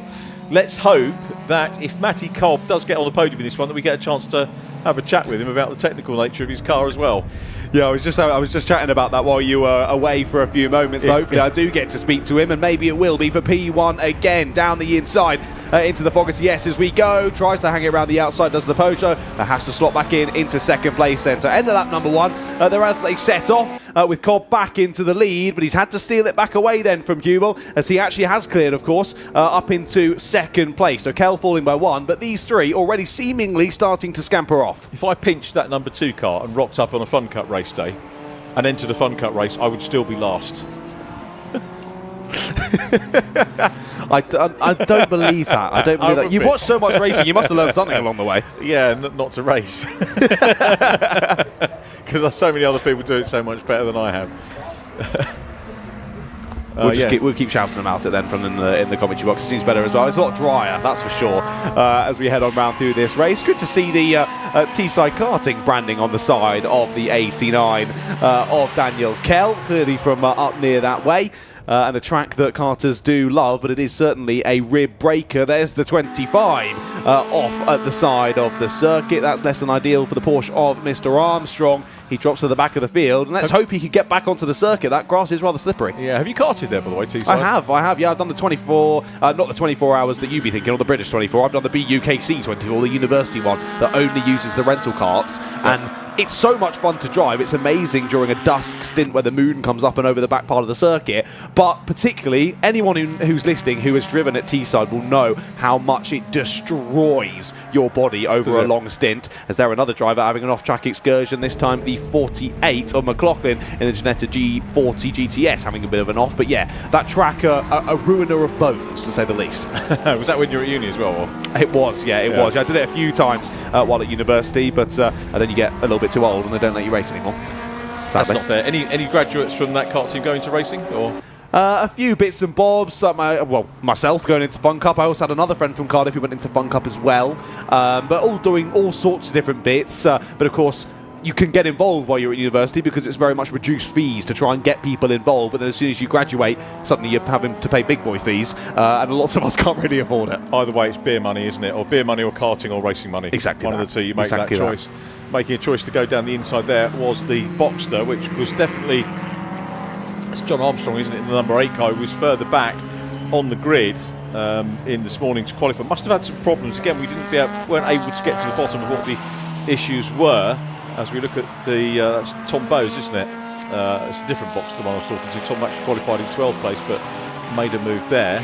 The aero, someone asked me earlier on whether the aero was actually a thing in the Brscc Boxsters, and I think it was later on. It wasn't for the original day, and then they introduced they had the aero on the back, and then we had the ones without the aero, which were the production class Boxsters, which didn't really take off as well as they might have done, but nonetheless it was a relatively well supported class for, I don't know, 4 or 5 seasons. You know, managed to sustain a few extra years of Porsche racing for Brscc before it finally went its own way. As we look at the 78 car coming under pressure from the 312 Subaru Impreza of David Todd. We said we wanted to look at the Ginetta, and you can see it's an ex-Pro Tyre Ginetta GT5 car from the screen. They've not even changed that, but what we didn't want to see was the car in potential retirement, unfortunately. Yeah, that's a shame. Looks as though they've just about managed to get it back going again. Going across the grass there at the bottom of Craners, out of Old Hairpin. They do rejoin the race, almost right in front of your second place man, the 12 of Scott Hubel. He just about gets through. And thankfully, Ginetta gives him room there on the outside, and they can continue on with this race. An odd place to go off, but understandable that must have been a little bit too eager on the throttle out of the corner. Has lost it going right, exit stage right off towards the barrier, but luckily only a glancing blow. Ginetta rejoins the race. Here's the number 78 then battling with the 312. This is for 4th place. Yeah, a little way behind Alex Prentice, isn't he, at the moment? He was right up with Daniel Kell in the closing stages of the first race, which he described to John earlier on. Here is Scott Hubel with the now back on track Porsche immediately behind him. Marty Cobb still away and down the road. Second place is the Peugeot 205. Third place Daniel Kell, not that far behind, but with the 25 car to deal with before he can have a go. You're going to see the Porsche coming to pit lane. No, I thought he was hugging the line and maybe coming in, but he's going to carry on for another lap. Might as well stay out there, as this is the last sprint race of the day. Daniel Kell going through, back with the battle with Prentice and Todd. Again, Kell, Prentice and Todd in the best supported class, which is Class B, the second level, it's the top level of the treaded tyre class, so extremely competitive. Those guys have had a very good season. David Todd is second in the championship to Alex Prentice, so this is a battle between the pair of them. Prentice was actually 43 points clear, and there are only 20 points for each race, so I think that was probably settled in Prentice's favour coming into this weekend. Apologies to anyone in the championship if I've got that wrong, but Prentice and Todd, you're looking at the battle there. And if we see Daniel Kell probably can't do all the rounds because of his commitments with the AIRTEC GP team in GB4, but obviously competitive when he's out there. But yeah, Class B, that seems to be the place to go in the Northern Saloons and Sports at the moment. Indeed, yeah, it's been very exciting so far. Like you were saying, it was Kell and Prentice having a great battle in race 1. Now it's Prentice and Todd doing battle for 4th place, and of course second in their class as well. We saw the pace of Prentice earlier on. Of course, he had that little bit of an off-track excursion, and then fell a few seconds off the back of Daniel Kell, but then chased him down right up to the flag and couldn't quite get past him in the dying moments. But at the moment anyway, it seems like Daniel Kell has well and truly cleared those lot, and here is his sort of sister car here, the 87 of Stephen Kell. I was going to say sister car, but brother driving it. But anyway, they continue down through the final couple of corners. I think it might be Dad. Is it Dad? Oh, sorry. As if I've remembered the chat with Daniel right earlier on anyway. You were just saying that we were saying that earlier on, weren't we? Getting that wrong, and I've got it wrong. There we go then. Stephen cutting his way through some of the traffic, and that's a change of position down into Redgate, up the inside of Stevie McNabb. So that's 6th place gain there for Stephen Kell. And then Damien McKay just in behind there. The 18 plated Westfield flying down the Craner curves once more. And now the 18 looking to launch an attack on the 20. Yeah, great racing into. There was another Kell who used to race, and it was James Kell that did Ginetta, and I think that's what I was alluding to in the interviews when I was chatting to the team down there in the garages. So apologies for getting all my Kells mixed. It's an unusual name, Kell. It's not one they come across necessarily as a family name, particularly in racing. So yeah, I think it was James Kell that I was getting muddled up with. Maybe part of the same family, I don't know. The other one was Stuart Middleton I was thinking about, who's in the 101 car out there, which is the Honda Civic. I'm wondering if that's the same Stuart Middleton that raced with Ginetta as well. Answers on a postcard. Don't bother sending me phone messages because I don't look at them during the racing generally. I've got to thank Scott Woodwish from the Brscc for updating me yesterday. All the questions I was asking yesterday, Scott Woodwish, I'm guessing I don't know where he was, probably at Silverstone with that ELMS for Brscc, but he's not here. And a lot of the questions I was answering, I got back to the hotel, opened WhatsApp, and there's all the answers from Scott. And I'm so sorry, Scott, for not opening the phone, but I'm not a woman, I can't multitask. No, Scott is a fountain of knowledge, isn't he? He probably would have been more knowledgeable than me here, because he was supposed to be here, but I'm filling in for him, so I assume he must be down. Must be down at ELMS. So yeah, great. It's worked out well. And it's lovely. It's always lovely to work with Scott, but it's lovely to work with you again for the second time as well this year. So. Of course, mate, thoroughly enjoying it. But yeah, Scott always a fountain of knowledge. So hopefully he sends us a few more messages today, and all the things we're getting wrong, he can correct for us. We look back to this battle for 4th place. So Alex Prentice still just about keeping the 312 of David Todd behind, but Todd really starting to apply the pressure now. They've cut through a few back markers. They press on through into sector number 2. I can't believe the amount of smoke that billows out the exhaust of the 78 of Alex Prentice. I don't think that's complying with you, Les, is it, that car? No, it's more smoke than you usually see out of an old Alfa Romeo, isn't it? I used to upset Alfa Romeo owners by saying about, the less smoke than an Alfa. But we used to watch the Alfa Romeo Owners Club races back in the day. Most of them would be billowing smoke out the back. You can't get away with that now, can you? No, Alfa's sending smoke signals, were they, from the racetrack? Addison will be on my case next time. David Addison's a big Alfa fan. Although he doesn't drive an Alfa, I don't think, anymore. He rocks up in I think he's done a deal with Porsche being a commentator for them. Okay. Good for him. Okay. Yeah, I'm very jealous. Right then, we continue on. 4.5 minutes left to go in this one, so already cutting through the time of this race. It's now nearly 14 seconds. The gap between your race leader and second place, Matty Cobb, yet again driving away with this one. And hopefully he does stick around to speak to me at the end of this race this time. Scott Hugh was still in second place, and then 6 seconds seconds further back to Daniel Kell, and then it is now nearly 25 seconds back to this battle for 4th place. But look in the background, Stephen Kell starting to close back in on Prentice and Todd here in the other Sierra Cosworth as he closes in on Prentice and Todd. Could this quickly become a three-way battle for 4th place? We've still got a few more minutes to play with. Let's see if that comes to fruition. Yes, a good spot. He is closing in, and the newer Sierra having a good go. I wonder if they would go in the modified Fords as well. It'd be very welcome. I know the huge grids we get in modified Fords. 101 having a massive moment off of. Did well to get it out of the ground. That is the Stuart Middleton I was talking about. I'm not sure that is the same Stuart, but anyway, remains to be seen. I'll have a plethora of messages to open up when I get home on WhatsApp to see as David Todd continues to battle with Alex Prentice. Now, these two cars are going to, of course, have different handling characteristics. And the Scooby is going to try around the outside this time. And is it going to work? Oh, he's trying it, isn't he? Around the outside as they head onto the back straight. He's going to get it done. They'll run side by side momentarily, but cuts across and takes the line. You've got to think as well, all that gravel's just been kicked up down at Redgate now as well. So as the drivers come through again, they're going to have to be extra specially careful. Trying to grab that inside line into the braking zone. Gets it. Good respectful racing from these two. Prentice gets the place back from Todd, and all that's done has brought Stephen Kell back into the fray of this one as well. We do have a three-way battle for 4th place as we head into the last couple of minutes. They head down into Redgate once more. This might be a move actually for 5th. Trying it around the outside is Stephen Kell. Can't quite get it on the brakes as they go towards that lot of kitty litter that's been chucked onto the racetrack after that off-track excursion for Middleton earlier on. Doesn't seem to cause an issue though. They continue battling well. A bit of breathing room given to Alex Prentice then as David Todd turns his attention to Stephen Kell. Still Matty Cobb out front in the VW lookalike. Then it's Scott Huber with the 205. Daniel Kell in the older Sierra leading Class B. Serious tank slapper that one, my goodness. It's going to give up the place, isn't it, to Stephen Kell? He'll keep a foot in and take the place, but well held, sir. That was good, wasn't it? Yeah. So Todd has got to try and recover this one now. A little bit of space between the three, and they'll maybe have a mid-race lull. What's that? End of race lull now, isn't it? 1 minute 55 plus the 1 lap to go.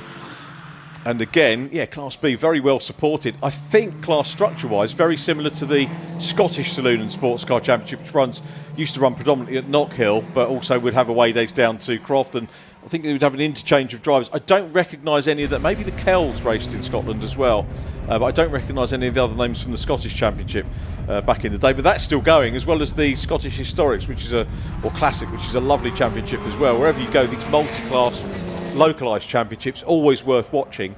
And the nice thing for the regular fans, if you've got a season ticket for Croft or whatever, you'd get familiar with these drivers and cars over the course of the season, and they tend to, build a little bit of support, which is quite nice. Whereas you don't see the Fiestas every week, but you would see these pretty much every other meeting, which I think is lovely for the local fans. Yeah, definitely so. Yeah, if you frequent a local track, it's lovely to get used to the drivers out there. And of course, with club racing, drivers are always happy to have a chat about their cars, their pride and joy. So go in, have a chat with them, get to know them, and really get stuck in with the racing at your local circuit. This battle continuing on. Of course, we're ticking down towards 0, but of course, in this series, it's plus 1 lap. Another tank slapper at the bottom of the hill. Held once again. Well done to the 87 of Stephen Kell. This time, though, he holds the place ahead of David Todd. But two laps in a row where two different drivers in this same battle have a big tank slapper down through the old hairpin.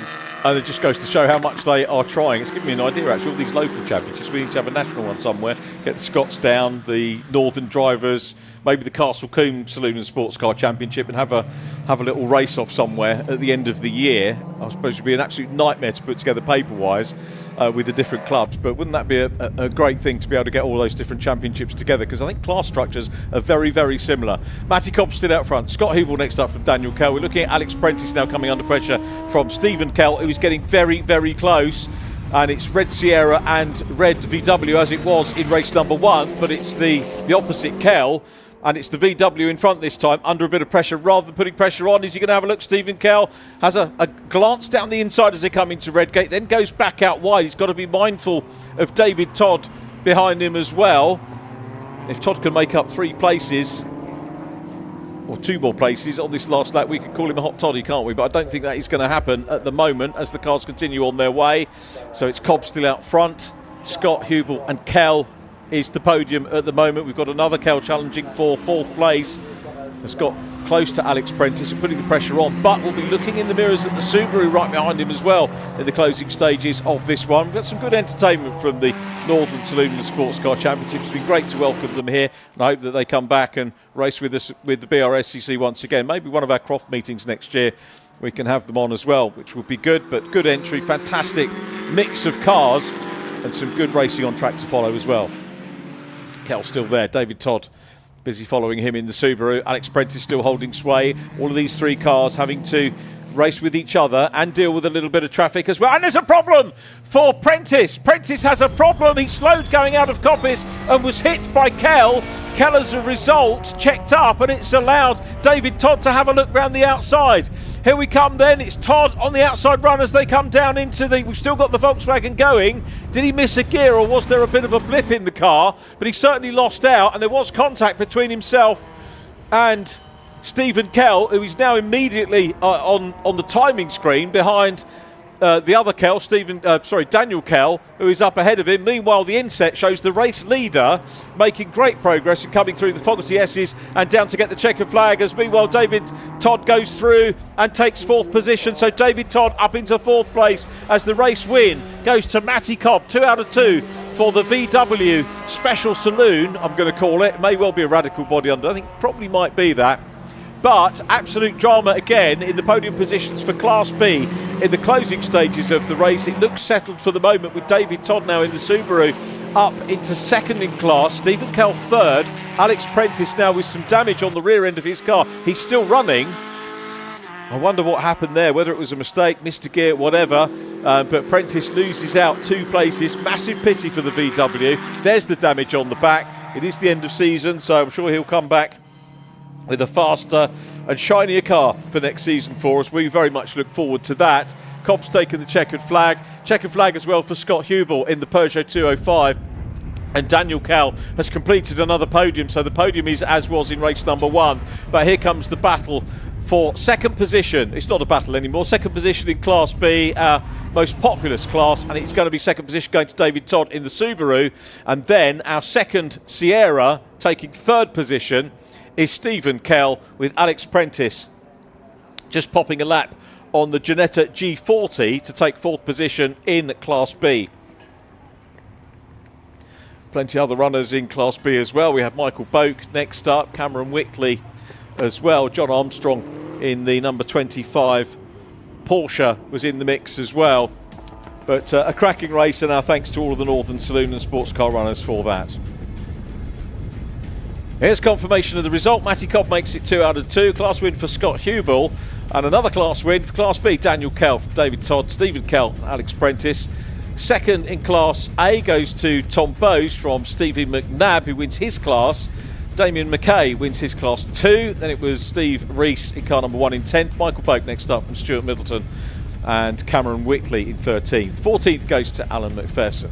15th was Robert Claxton. The runners completed by Ian McLaughlin and number 25, John Armstrong in the Porsche. Well, our thanks and very good wishes to all at the Darlington and District Motor Club Northern Saloon and Sports Car Championship. Safe home, everybody. Thanks so much for entertaining us today, and we look forward to catching up with you guys once again next season.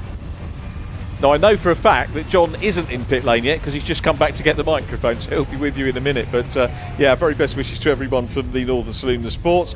After our podium, which John is on his way down to do, we have our final race of the weekend, which returns us to the glories of endurance racing, and entry-level endurance racing at its best with the Silverlake C1 Racing Series, qualifying of which took place this morning and saw the Silverlake Racing team taking pole position from Trojan Motorsport, Alpha Trojan in third, WRC Developments lining up in fourth place. Looking forward to that, and 3 hours of action and changeable weather, we are led to believe, over the 3 hours, and we'll draw straws to see who gets out in pit lane. I think we're going to call the start of the race, the pair of us in the main box, and leave it to Johnny the cameraman to go out and get wet as the race unfolds, but we will pop out and see there.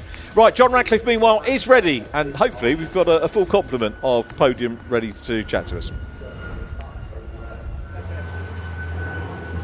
Right then, you join us down here at the end of the pit lane yet again. As I say, racing very exciting. Has got me out of breath, but also because I forgot the mic again. What an idiot. Right, here we go then. Let's have a look at your top 3 from that race in the DDMC Northern Sports and Saloon Car Championship. Of course, in race number 1, the number 2 here of Matty Cobb didn't come and stop for us. He went straight into scrutineering to get checked out and all sorted, but this time he's come down to say hello. And let's have a little chat with him after that one then. 2 race wins across today then. Pretty dominant form. Yeah, it's been good fun. Love this circuit. Even in the wet there, just trying a new setup with the wet tyres, so I've been waiting for a wet race all year. It finally came here, didn't it, in serious fashion. But what is it like to drive one of these? And can you also tell us just a bit more about your car?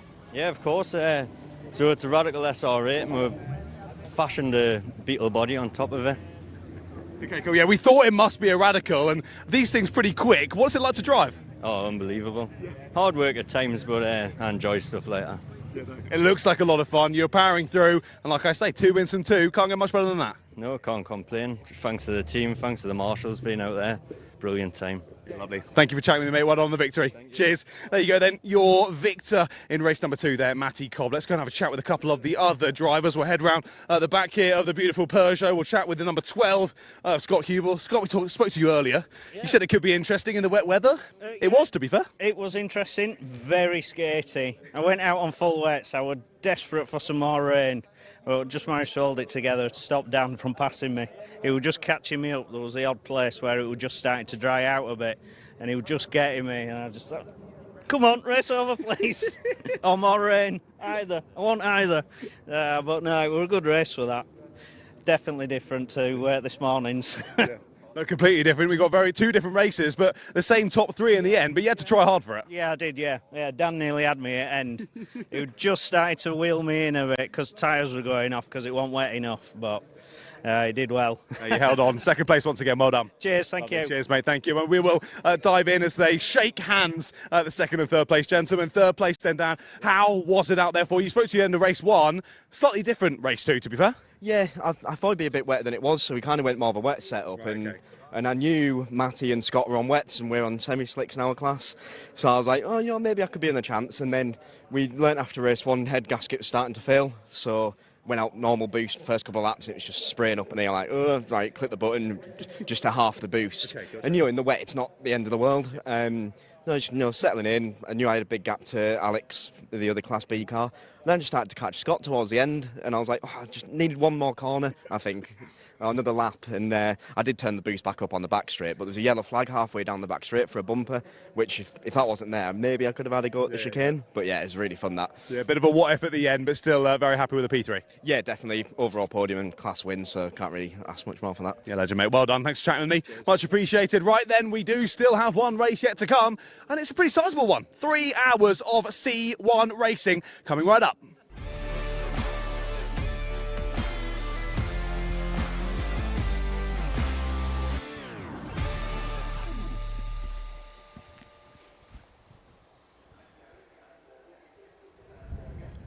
The 6th race of the season for the Silverlake C1 Endurance Series arrives at Donington Park in a year which has seen events at Silverstone Grand Prix. We've had 2 events on the Grand Prix circuit at Silverstone. We've had Alton Park with a 3-hour race, which was event 3. Event 4 was a 3-hour marathon at Snetterton, followed by another one the following day. So 2 3-hour races at Snetterton and different winners across the course of the series. As we've mentioned, we've got the Race of Remembrance C1 class, which will be happening in November, but this is the last full-fledged C1 endurance race. And as you heard this morning, if you were with us on the stream when we were conducting the interviews in pit lane during qualifying for our informal run up and down, well, it wasn't a run, it was an amble, wasn't it, for me? It's never going to be a run for me, to be perfectly honest.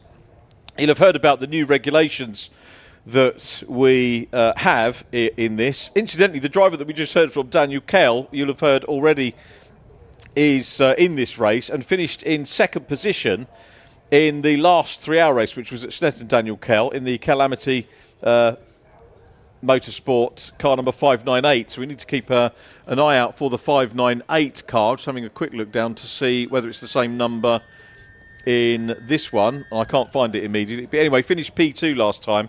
Against WRC, Ryan Bensley and David Drinkwater, who will be up at the sharp end in this one, indeed qualifying in 4th place on the grid, which we'll come to in a moment. So Daniel Kell has got a, well, he won't be I'm guessing Daniel Kell won't be starting this race. I'm guessing it will be his teammate. Let's have a quick look down the numbers, and we've got so many cars, this actually goes on to 2 pages for me. I think it's a different numbered car. Anyway, we'll come back to that because we need to give you a grid as best we can.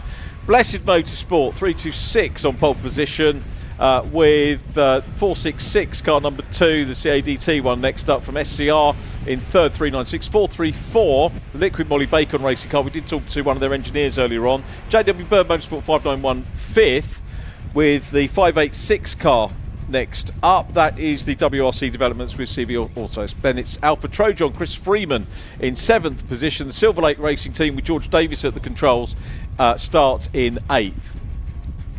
9th is the 341 car with Alistair Munday starting off the number 341 machine. Then we've got 311 TGR Racing, followed by 380 Red Sky Racing 527. Often front runners are in 12th. AF Racing, Zachary Arthur in 427, with DFTS S Birch 426 car next up, 14th on the grid. MDA Charlie Dark starting the 550 car. We heard from him earlier on. Abbott Racing Motorsport 331 completing our top 16. Oliver Barnard will be starting Prep Tech's 469 car in 17th. DCM Racing with Craig McInerney, dad of Dara McInerney, in 18th place on the grid. Brimson Racing Alec Livesey, if the car is repaired, is 19th. Silverlake Racing 458 is next up from OPC PR. Ron Johnson, we normally see paired up with Tom Ingram in 431. 451 the racing car. Oh, we're losing out here. 25th, we've got so many cars to get through. 424 car next up from the Ugga Dugga Racing 8 Aspen 569. 386 WRC developments with CB next up from Jam first in 28th. 29th Gemini Racing with A Smith. Crispy Moth C Harris 385 next up from Rabsport Racing's Jay Fowler. L Cagill in the 519 car. Then we've got the JW Bird Motorsport Oliver Griffin car 356. 305 Team M8S Racing, followed by the 363, which is looking down the Radiation Racing car with A Williams at the controls. Team MKD are next, followed by FBR and Emax Motorsport in 38th.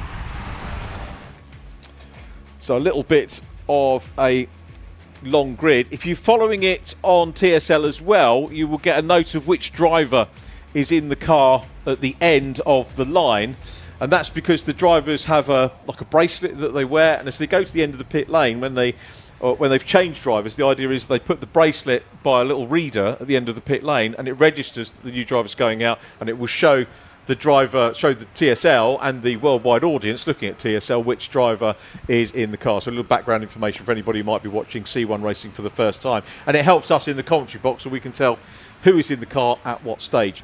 So it's a 3-hour race. The drivers have to complete, effectively have 3 stints. You have to have 1 change each hour, and that is a new regulation for the championship now. A lot of the drivers, if you heard the chat, it's probably worth looking back if you want to bone up on the rules for future rounds for next year. A lot of drivers used to go away, get a pit stop in the first lap, and then that was one of their mandatory stops done, and then they would, maybe sometimes bang 2 in and then just go on with the race, and not have to worry about safety cars and the like. But now they have to pace them out, so you have to have 1 in each hour.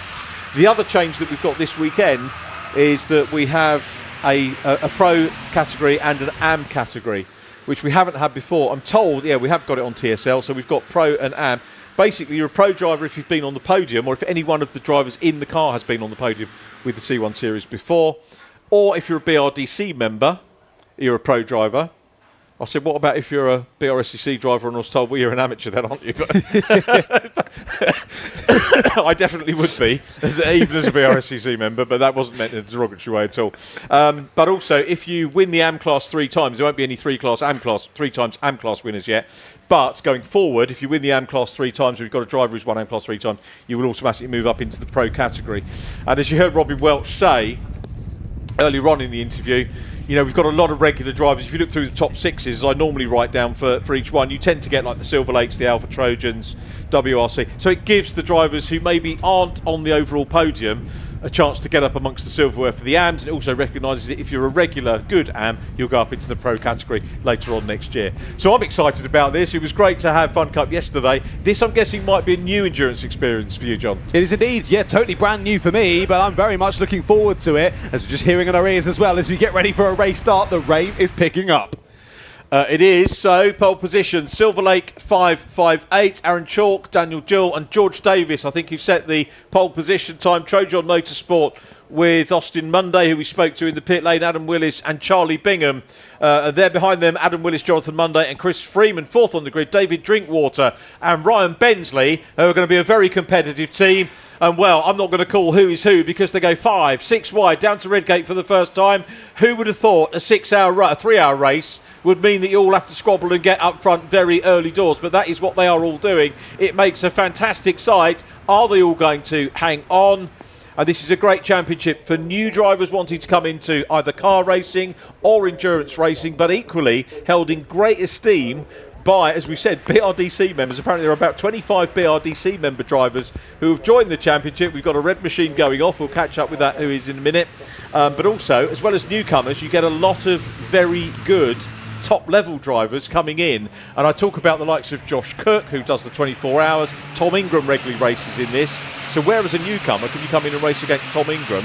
And Tom Ingram does it because he enjoys it. It's not that he's bribed to go in it or paid to go in it. He loves racing in it, and we'll talk more about that as the event goes on. But a pretty frenetic start as they all try and make the better of what many of them had in qualifying. Oh, definitely, yeah. I mean, it wouldn't be, it has to be an enjoyable series given that there's so many cars involved. You wouldn't get this many people wanting to race in it if it wasn't somewhere that's enjoyable to get involved in with the squabbling. And like you say, already lots of squabbling going on here on lap number 1. We saw down at T1, you could barely see any tarmac. There were so many cars going into that first corner. Wing mirrors flying off left, right and centre, but they just about seem to have been sorting themselves out over here on lap number 1. Big move down the inside for second place there into the final corner. And who is that making a move all the way through? I think it's the 527 of Red Sky Racing. They were 12th place across the lines. We kicked it off. I think they've jumped all the way up to second place on this first lap. Yes, up 10 spots on lap number 1. Now, Red Sky Racing have been in the top 6 and indeed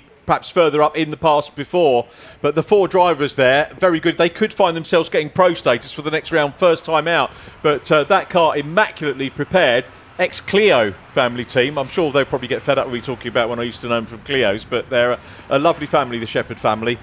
Very much enjoy their racing, as does the Ratcliffe family. Of course, I would draw a comparison there. Actually, all 2 cars off down at the first corner. We have. And that's front bumper come off for one driver stuck in the gravel there. Hopefully they don't get properly beached, or maybe we'll have an early safety car in this one. Big slide for your leaders there, the 3-2-6, the hashtag Bless team pressing on. Etheridge behind the wheel at the moment, being chased down by Shepherd in second place. Trying to get involved there is the Poppy branded car there, the 586 is that. Yes, so they moved up a place already in the early part of this lap, and now they're looking to gain a couple more as we head up to the top of the circuit. Down the inside go the 527, new race leaders. Red Sky at the front, Red Sky at night, Shepherd's Delight. The Shepherd's family doing the business there, getting in front. Ryan Bensley's going to be one to watch, though, in that 586. Didn't he race touring cars earlier on this year, Ryan Bensley? The name certainly rings a bell. Certainly rings a bell. Did touring cars as well. But Red Sky Racing, unsurprising to see them at the front of the field and gunning here. Not only they'd love it, they're probably not really worried about pro status, but what they would like is to get an overall win, which is very well within that team. We're trying to look back and see which round it was that they scored a top 6. It was the Snetterton 3 hours round 4 of the championship. David, Jonathan, James and Rachel Shepherd in the Red Sky Racing car, taking 5th place in race 1 at Snetterton, race 1 by Ryan Bensley and David Drinkwater, and it's Bensley in 4th place. They crossed the line for the second time, but Red Sky Racing up front. Now remember, we won't see, have a quick look, countdown yet. Countdown's nicely active, so we'll get some changes. Going to be confusing for the drivers with 4 cars, with 3 cars, which you do an hour each, which is fine to be able to work out. 3 drivers, I assume you mean. No, not 3 cars. So, did I say cars? Yeah. Thank you for picking up on that. No, we're not talking Ginetta. I just heard actually someone in Ginetta Junior, one newcomer for next year, has got 4 cars. What? At lunchtime. Fair play. If you can, why not? Why not? Crack on. I was going to say that as well with the 3 mandatory stops, so it's 4 stints really, isn't it, across the race then? So really Yeah, you that's either right. want 2 or 4 drivers. 3 makes it a bit complicated. And you have to have one in each hour. So the pit window opens for 15 minutes as the Blessed racing car. Now, I got some stick on the last time I was commentating on C1, which was the 24 hours, for saying, you see the face on the side of the Blessed car? Do you know who that is? Oh, they nearly got spun around. It's Lewis Hamilton on the side. What a hold there for the driver. I thought it was the musician Midgeur. But who even is that? Who is that? You've not been watching the Live Aid docos because it was 4 years ago. I haven't, mate. No, I can tell that's Lewis Hamilton. And it makes sense as well because Lewis Hamilton's thing is hashtag blessed. Yeah. So I apologise to that team, but it did give us a bit of a, I think, give us a little bit of a, they go, oh goodness, he's not going to mention that again. But this is super stuff, isn't it? From David Shepherd out front. And Shepherd leading his flock not by night at the moment, but by day. And this is good stuff. 326 Chris Etheridge. I think it's Chris Etheridge, isn't it? 326. Let's have a quick look down. It is. Sharing with Colin Bysouth, the Mazda front runner of years gone by. Probably before your time, Colin Bysouth. Make Colin Bysouth feel old. He'll love that. Might go grab an interview with him a little bit later on. The planned pit lane was, because we don't have a Rob today, what we were thinking of doing was we'll start the race us two here. If the pit lane looks like it's going to be advantageous to have someone there, we'll go. Issue for the 527. Or slow off the corner for the 527. Yeah, that's not good. Well, it did 2 laps.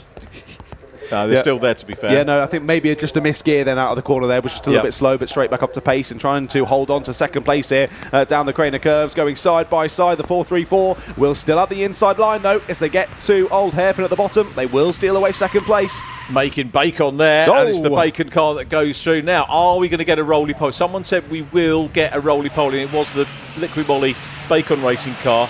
If you're watching the interviews, the very last interview we did was with, I can't remember if it's Jake or Josh, who was the guy doing the fire marshalling bit, or the refuelling for Bacon Racing, and he was telling us a little bit about that. They needed to refuel the car, having a little practice stop at the end of the qualifying session, and great to get those little bits. Anyway, going back to the thing about do we go in pit lane or not, I think if we need to, we will. Otherwise, we're going to stay in the dry is the excuse. Yeah, I think so. Yeah, we'll see if anything particularly massive happens. We'll see if we can go down and catch up with the drivers and listen to what has happened. But either way, if not, we'll stay nice and warm and relaxed. I think so. To be honest, Rob, normally if you look through a coverage on a 3-hour race, you're probably only going to get 15-20 minutes of coverage from pit lane anyway, so it might be more advanced. We'll see how it goes, but we are open to going down pit lane. We've got Johnny down there as well with the camera, haven't we, to so we'll try and pick up on visuals. anything. Yeah, so we'll get to see what's going on. More battles there going into the final corner. Drivers trading paint once again, and they continue that on to the exit, the 426, 421, and now another driver getting involved and going side by side as they get to corner exit, and we're hearing in our ears rain continuing to pick up even more. Yeah, I'll tell you what, and we've got one of the best seats in the house here looking. I haven't looked out the window very much because that you're not allowed to as commentators, particularly on broadcast television because of delays. Oh! 380 car getting a little bit of attention there. The 380 is the Gala Performance BPC Motorsport car. Jack Watts, Mark Thompson and Andrew Scott. I think we spoke to Mark Thompson, didn't we, in the course of the session earlier on. What was I saying? Yeah, great view, and you can see the rain coming down. Ryan Bensley, the leader at the moment from David Shepherd, Silverlake up into third. Can't really put too much weight on what is happening in these early stages, but you do start to get a little bit of a sort out. Liquid Molly car back on track. Lost a fair bit of ground. It's going to be worth watching that one. The Bacon Racing, the Proietti family. And it was interesting that their engineer was saying he was kind of waiting for Sandro to retire, and I thought, we're going to get an imminent retirement announcement. He said, in about 10 years' time. Fair enough, okay. I'm glad we've got Sandro in the car for that length of time. Anyway, the Midge-Ure car going up the inside. So I was thinking Blessed was a CD by Midge-Ure rather than it being... You are showing your age. You are showing their age there, I'm afraid, Richard. Yeah, no. Well, they were driving like prime Lewis Hamilton a few laps ago when they held that big slide. Now they're looking to the inside here as they go side by side once again for second place. The 558 trying to muscle their way through. I think they might have just about done it then. The battle for third, of course. They're trying to hold on to third place. That's a 326 trying to fire their way through. I got confused because we've had all the cars basically in one camera shot for now, but the leaders starting to press on. 4.2 seconds. They've broken away properly already. already has your leading car, the 586 of WRC Developments with CB Auto Services. So very impressively done. You can just see them exiting shot there, heading down towards Craner Curbs, far afield of the rest of the drivers. Yeah, that car carrying a bit of form into this race, obviously running in the Pro category. The Shepherds in second place are in the AMs. The Blessed car with Lewis Hamilton on the side is 3 to 6, second in the AM category. Then SILVERLAKE, who are pros, as you would expect from SILVERLAKE, TGR in 5th position, pro. And then actually we have to look down a fair way. Gala Performance, the next AM, third in the AM class at the moment, down in 12th place with Jay Watts, 380. Let's have a look at Jay Watts, not Josh Watts, is it, in 380? Jack Watts, okay, just getting excited. It might be an ex-Fiesta Junior driver, but it isn't. Indeed, yeah, lots to be spoken about then in this race, lots to keep on top of. We're only 10 minutes into this one. There you go, official race control, mandatory rain lights on for all drivers out there. I'm pretty sure most of them already have the lights on already, but of course, as much glow as possible from the cars now to make sure that they're as visible as possible for all the drivers around them, and we stay as safe as possible out there. Wow, look at the rain coming down now as we head down the back straight towards the Fogarty S's. This is going to start getting dicey here if it continues to rain like this, because especially for these drivers out there now, they started off with it being pretty wet out there, but it's getting more and more wet every single lap. Those braking points, turn-in points will be changing every lap, and still all running with cars right around them. This is going to get interesting. 469, the CEX livery. Again, we were talking to Oliver Barnard, the PrepTech boss, and that car running pretty well at the moment. It's interesting to hear. I assumed it was like one of the branches it was sponsoring, but it is actually the company involved, and it's great to have a brand name like CEX for your high street for second-hand DVDs, phones, whatever. You do know that's not how it's pronounced. Yeah, I know, but I'm being a bit more so. My son said that, but actually, funny enough, Oliver said CEX as well. Yeah, no, I feel everyone knows it as CEX, because why would you assume that it's the other one? But yeah, great shop. Depending where you go, I've been in a couple. I've had some really ropey stuff in, to be perfectly honest, but generally really good service, and you know what you're getting with them. You know, you can look online and find your next phone if you want to get a second-hand phone or a spare phone or whatever. Well, my girlfriend and I have just found our old Wii and Nintendo DS, so we've been frequent visitors to CEX over the last few weeks, buying up old games that we remember from when we were kids. Nice when you get them for a bargain, can't you? Exactly. So now I've been thoroughly enjoying it. But yeah, the driver with the CEX logo adorning the car, right in and amongst this squabble, isn't he? Up in the top 10 at the moment, battling with the 426. That's the DFTS car there. Mr. Birch just in behind, and he's now getting close. Liquid Molly spun round, almost off into the gravel. Well held. Oh, not quite. I said it too early. 4-3 off onto the grass, and look how slippery it is off there on the green stuff. Can't quite hold on to it. We'll plant the throttle and try and get back onto the circuit, but that's going to take an age.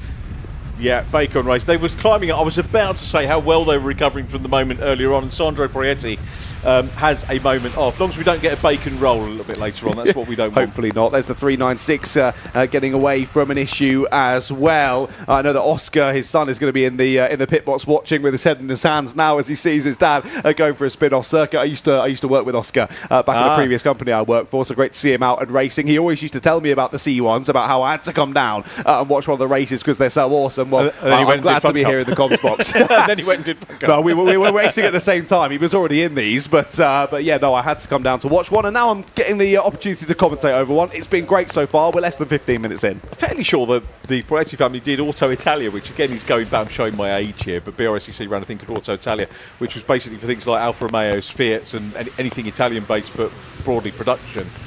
Great little championships. A guy called Andy Giles won the championship in one of the lower classes and was our driver of the year once in one of the cable shows that we were producing.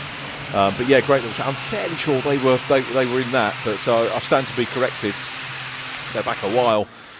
Here we've got the battle for second place at the moment on your screen. The 527, I think, losing out here. Maybe even 2 places lost down into 4th. Trying to hang it around the outside of the 558 of SILVERLAKE Racing. Trojan Motorsport already through. SILVERLAKE getting involved, but here comes the hashtag Bless car up the inside of both of them as they come up into Coppice, trying their best. They might get 1. It's not going to be 2, though. The 527 does hang it round the outside. Well held from Red Sky Racing. They hold on to 3rd as in the background. That driver's gone well further afield. The 469 there. Off onto the gravel. Does a good job of getting it straight back on, though. Ollie. Off. He, again, won't thank me for that one, will he? But, you know. You can tell it's the end of 2 days of streaming, can't you, here in the comms box? Ollie, he's a great lad. He's Oliver Barnard. Raced with, as you heard, talking earlier on, ran with the Fiesta Juniors for some time. I've forgotten who he ran, but ran some very successful drivers. It might have actually ran the lad that came in and spoke to us earlier on in F4, because I know Zach came through the juniors as well. It's good to catch up with him. So 15 minutes in, pit window will now be open for the first of the stops. So you can't stop for the first 15 minutes, so we let the race settle down. Hashtag Blessed still busy looking to try and get up onto a potential podium position. Looks like we've lost the some 6th place 311 car. That's the Haberman, not sure how to pronounce it. Apologies to the family there. We got that one, the TGR racing car, which was running well. Don't recall seeing them in a race that I've been in before. Yeah, I can see it's Lewis Hamilton now. Yeah, we get a nice close-up there. Clearly from when he was in his Ferrari colours, that one, when they did all the photo shoots. And they looked like they were aura farming seriously heavily. You probably don't know what that is, Richard. They were aura farming? What's that? Oh, aura. Right, got it, yeah. Yeah, so if you're aura farming, you're basically trying to be really cool. Like, you're looking like a bit of a legend, but then they can't really back that up on circuit, whereas the team out there with his face on the side is it aura farming? That's just a young person's phrase now, a TikTok phrase. Sorry. I don't do TikTok. Sorry. Don't do dancing videos.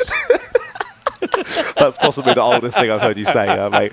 Let's continue on then with the racing action. Let's hope none of them do the marketing through TikTok, because Richard isn't going to see it. We continue on now then to the final corner, looking back to the 3-4-1. So this is still the battle for second place then. Trojan Motorsport now ahead of Red Sky Racing. Hashtag Blessed have fallen slightly further back from this battle. And I think it's Silverlake Racing Team have joined into that squabble as we head round onto a new lap of this race. I will say, like we were speaking about earlier, continuing to extend that gap at the front. The WRC Developments with CB Auto Services team now nearly 10 seconds in the lead, but behind that gap's all still really close. It's rare to see a gap over 1 or 2 seconds. Drivers following super closely. Battle still hotting up, even if it is cooling down out there and getting significantly wetter. Look at the spray being kicked up off of the tyres as there is your leader carving their way down the crater curves. Yeah, that car will be handed over to David Drinkwater. He's sharing, so 2 pro drivers. I mean, again, we've got, I suspect that the Pro-Am thing might get honed over time, but I love the introduction of it. But very much a pro team, 2 pro drivers. If you've got a pro driver in your car, if you've been on the podium just 1 driver and 3 AMs, you're still in a pro car because you've got a pro driver in it. But I don't think there's any fairer way you can do it at the moment, not without doing a lot of mathematics. But no. 2 pro drivers in that one. But he's got a fitting name for the conditions, to be fair, Drinkwater. Drinkwater, he has, hasn't he? Yeah. Whoa! Look at that slide with the 3-4-1. Still pushing hard, aren't they, in the Trojan Motorsport squad? Well held. That's got to be some extra style points there for 3-4-1. Fantastic. Yeah, Austin Monday. I think we had a chat with Austin in the qualifying session. Have we had a driver change already? I think so. We've had a couple of pit stops down the order. Gala Performance have had a stop. Not sure if they switched, but they have had a stop. Whoa, that was close. Driver spinning across in front of 2 others. The 306 there thankfully doesn't get collected. Will rejoin the action unscathed, but that was a close one. It was indeed. So okay, now we've got the race leader showing us in the pits as well. So some of them still doing the idea of early stops. Whether we get a change of driver going on in the garage, that's a good idea, isn't it? In the drive, looks like some technical work going on there as well. Whether we get a driver change from the race leader or not, I don't know. We will know when they come out. We won't necessarily see it. Don't expect Johnny to be able to cover absolutely everything. Here is the answer. There is a driver change. So David Drinkwater going in for his first stint in the race was erstwhile race leading 586 car. And this is where top 4 goes completely out of the window. You're writing down a race winner already? No, don't worry. We're not causing any more curses today, Richard. As we get a couple of side-by-sides coming down into the chicane, being muscled out of the way very slightly, there is the 569 car. That's the Ugga Dugga Racing. That's a good name, isn't it? Oh, in the gravel. That's the 421. That'll be our first safety car. It will. That's from high up as well. That's from 7th place out there. The Alpha Trojan squad. That is properly beached in the gravel. That is a high-profile scalp in terms of the championship, because Adam Willis and company, won. That's the car that won the 24 hours. Wow, okay, that's a big player, pretty much out of this race then early on, less than 20 minutes in. That is a shock. That is a big just news story. shows that even the most experienced of drivers are getting caught out in these conditions. And as we look out the window again, it's still getting worse outside. The rain falling so heavily. This is very similar to the worst conditions that we saw yesterday, maybe even worse than we saw on Saturday. I'm not saying I wish it on the C1 drivers, but kind of, it's not even appropriate for these guys, but, it's perhaps more manageable for the C1s, and there's not going to be a delay because it's a 3-hour race. We've got what we've got. I wish it was better conditions for these guys and all the crews and families that might be out watching it. I really do. As you watch the Red Sky Racing car in P2, David Shepherd still at the controls, yet to stop. Most of the top 10, aside from this one, have stopped. So Silverlake Racing, George Davis, another quick driver, out front at the moment. Into this the was pits from comes the 558. new first position, wasn't it, after the initial leaders pitted? So Silverlake now in. This car was originally going to be shared with Greg Rose, according to the entry, and changed over between Thursday and Friday night. George Davis coming in. We've got the names on the side of the car there, haven't we? They have. Interesting to see there how the helpers as part of the team will hop actually into the car there to assist, because of course in the Fun Cup we saw yesterday, drivers seated directly in the middle of the car, so you can come in from both sides and get straight in and involved, but with a seat on one side, reaching in from that left side of the car is a bit of a challenge, so deciding to hop straight in, and look at that fantastic work from the marshals in these horrendous conditions, making sure we don't need a safety car early on in the race. Jonathan Monday and Chris Freeman sharing that car. I missed who went out in it for starters. Have a quick look down. 4-2-1. Can't find it on the timing screen. There it is. It was Chris Freeman who was in the car. It will come back to pit lane. So telehandler will bring it back onto track as we go back to 586. That was our leading car. So we'll wait for the first round of stops. I think probably the best thing to do is maybe take stock after an hour of racing as to who is where and jot them down, have a look and see how things are all going. The 586 car with David Drinkwater now, I think, at the controls, having changed over. Let's have a quick look down, see if I can see where David is in the positions. I can't at the moment off the top of my head, but we'll go back and see 466 Cat DT racing with Colin and Mark Hode at the controls, splashing through the... I tell you what, I was talking about this in terms of being a newcomer to racing, and I know that my son wants to go headlong into Legends cars racing, and my advice, and a lot of people are saying, actually go away and have a go at C1s first, whether it's City Car Cup or this, because you're going to learn the basics. And Paul O'Neill, who I work with a lot, also said that these cars teach you so much.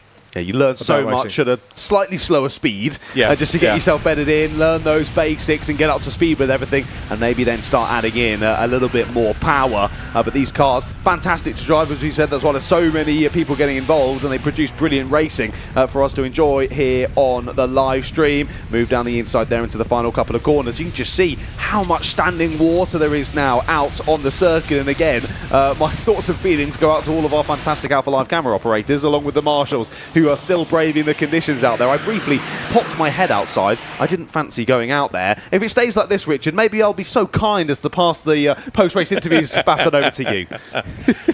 Yeah, that's very nice of you. I don't mind doing that if needs be. We're going to get wet walking to the car anyway. But we're going to get, as I say, we're going to get wet going out of the track anyway, aren't we? But hey ho, where are we? Okay, 20 minutes in, very nearly 25 minutes into the race. Again, like our racing. Hello, who's directing? Kieran's coming. He's having a break, isn't he? Finally, deserves it. He's been doing that all day. So he's been doing a smashing job and keeping us undated and saying things in my ear that he isn't supposed to while I'm doing interviews. But we won't talk more about that. I was going to say, do we want Kieran to come in and do his Andy McEwen impression? Yeah, I don't know if it's raining elsewhere in the country as well. So more driver changes going on. The 432 car coming in and having, I think, a first pit stop. So 432. Andy McEwen, welcome to the box. Hello.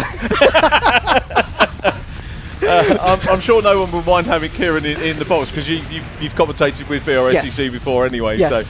So you do sound a little bit like Andy on the mic. You're far from the first person to say that, trust me.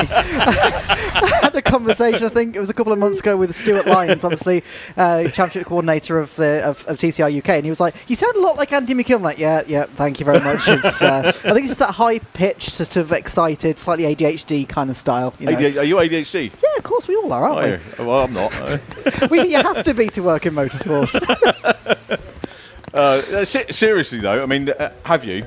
Not officially tested, right? But okay. Okay. See, I wouldn't have known that, and I wouldn't feel that I would need to make any allowance for it, and hopefully that's the kind of guy I am. That you know. Yeah, absolutely. It just is what it is. I mean, like we're all kind of excited by everything that's in front of us, aren't we? So it's just a kind of ADHD style. So it's just it's one of those jokes that we all quite like to say about it. And I take my hat off to you because you are just Kieran Mogg, by the way, that's joined us. And it's nice in the 3-hour race to get different people in, but you are an all-rounder in terms of the broadcast experience. Have you done some racing yourself as well, or not like this? Not properly. Okay. I've only done basic karting stuff. I've done bit of Club 100. I've done some of the Daytona Super Champ stuff.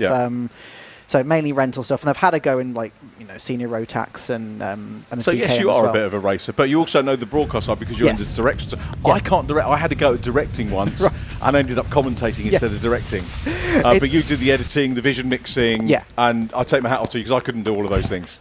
It takes a while to learn. And you do it very well. Oh, thank you. It takes a while to learn. It definitely does. I mean, the very first time I did it, I messed up quite a few things. I kept on putting the next race stings in the middle of the race. Right. So that was very very professional. These things happen. Exactly. Worse things have happened with other production companies, to be perfectly honest, if I have to say that one. But have you enjoyed the weekend? It's been a good endurance weekend, hasn't it? We got to the 396 off the track there. Yeah, it's been absolutely fantastic racing. It's been awesome. I mean, for the camera ops out on circuit, it's probably not been the best with the weather, but from our point of view, obviously in the nice, dry, warm conditions, it's been awesome racing. The drivers have done a fantastic job racing through these changeable conditions, and not just the C1s, but in all the different classes we've had this weekend.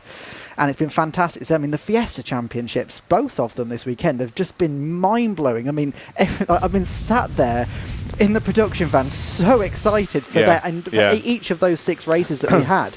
It's been awesome. We've got all the 311 going so that I don't know if they're just being lapped or if got an issue. To be honest, the C1 Endurance, Fiestas, Audi TTs would make a great package, wouldn't it? Yes, 100%. Yeah, not that I'm suggesting the BRC should do that. And to be fair, they wouldn't anyway, because they have this process now. So if I've got an idea, I say it, they write it down. Yeah. And then they screw it up and throw it in the bin. That's generally the way it works. And I don't blame them. I'm fully 100% behind it.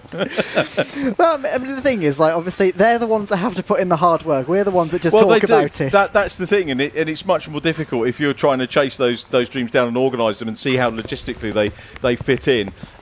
Let's go back to the race, though, because I often get told off for going off at too many tangents, particularly on C1 racing. And Red Sky Racing doing a super job out front at the moment. Haven't stopped yet. Neither has Craig McInerney. Do you remember Dara, who was in the Fiesta Juniors? Yes. His dad's in P2. How about that? Yeah, it's absolutely amazing. And this is what the brilliant thing about club racing is. You get to see family members racing against each other, like we saw in the Fiestas, obviously, and then family members racing in different categories as well. And you do sometimes see that similarity between the father and son, or the brothers, or family members. Although Craig's kept it on the tarmac, that's the difference. I wasn't. Dara's not going to be very happy with me, is he? Well, you said it, not me. No, they know we like to have a little bit of a. And actually, it's nice if you can have a little bit of a play with people in terms of having a little bit of a gag. There was one drive, I won't say which championship it was, but it was one drive we used to, in pickup truck championship, we used to have a little dig at people left, just fun, a little bit, literally banter, not rude or anything else. And one guy came up and said, "I really don't want you to say that anymore." and I respected the fact that he came and said it, because it must have made him feel awkward. Did I want to make him feel awkward? No. So I'm glad he came and told me. But hopefully, most people do, like a bit of a joke. But if ever you don't, come and tell me. If you'd rather I didn't, then that's the case. But yeah, Craig McInerney doing a good job in P2 at the moment. But 18 seconds adrift of the Shepherd family, who really do have a great history with this championship. Very much enjoy their racing. And if you're enjoying this, it's a shame, we're only getting to mid-September now, and this is the last one of the year, and we've got to wait 6 months. That's a hell of a long off-season, isn't it? You guys go off and film in the sun, don't you? But It might be the sun, but it's sure as hell not the warm for a lot of it, trust me. It is called the Winter Series after all. But yeah, it can be a long off season for some of them. And, you get some championships that are finishing in August. Like, oh, it's the final round. You're like, what? We're halfway through the year. Like, I still see August as halfway through the year, even though I know it's not. But it's like it should be because it's school holidays. Exactly. And that's when I agree with that. We're done. Yes, we get to August, like, oh, it's everyone's half season break, but then you get some championships like, oh, it's our last race. You're like, okay, we're crowning a champion in August. That just doesn't make any sense. And we'll see you at the dinner dance in February. Yeah, exactly. Exactly, yeah. But it is a shame, obviously, and the racing is fantastic. We've seen the start of this race, for example.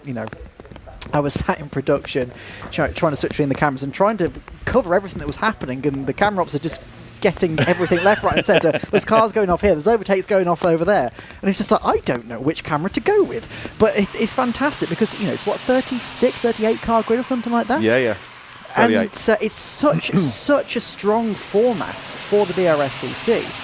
Which is A, fantastic for drivers, B, fantastic for BRSCC, and C, fantastic for anyone else that kind of wants to A, watch it, or B, try and perhaps get involved, because there is so much information, so many people out there that can help you get in with that. Like, say each team has, say, between 2 and 4 drivers, then each team may have people behind the scenes to help with different things here and there as well. So you're talking potentially hundreds of people that can give you a hand in the paddock, and the paddocks are so friendly, and they're always willing to offer help. They're always willing to offer parts up if you've broken something, you don't have a spare. And it's just a fantastic sort of friendly atmosphere in the paddock, and that's one of the best things about a series like this. And like you were saying as well, it's a fantastic starting base because you learn these fundamental skills, especially if you haven't had the opportunity to go karting since you were like 6 years old. It teaches those skills before you then jump into one of those faster cars. So it's a fantastic championship.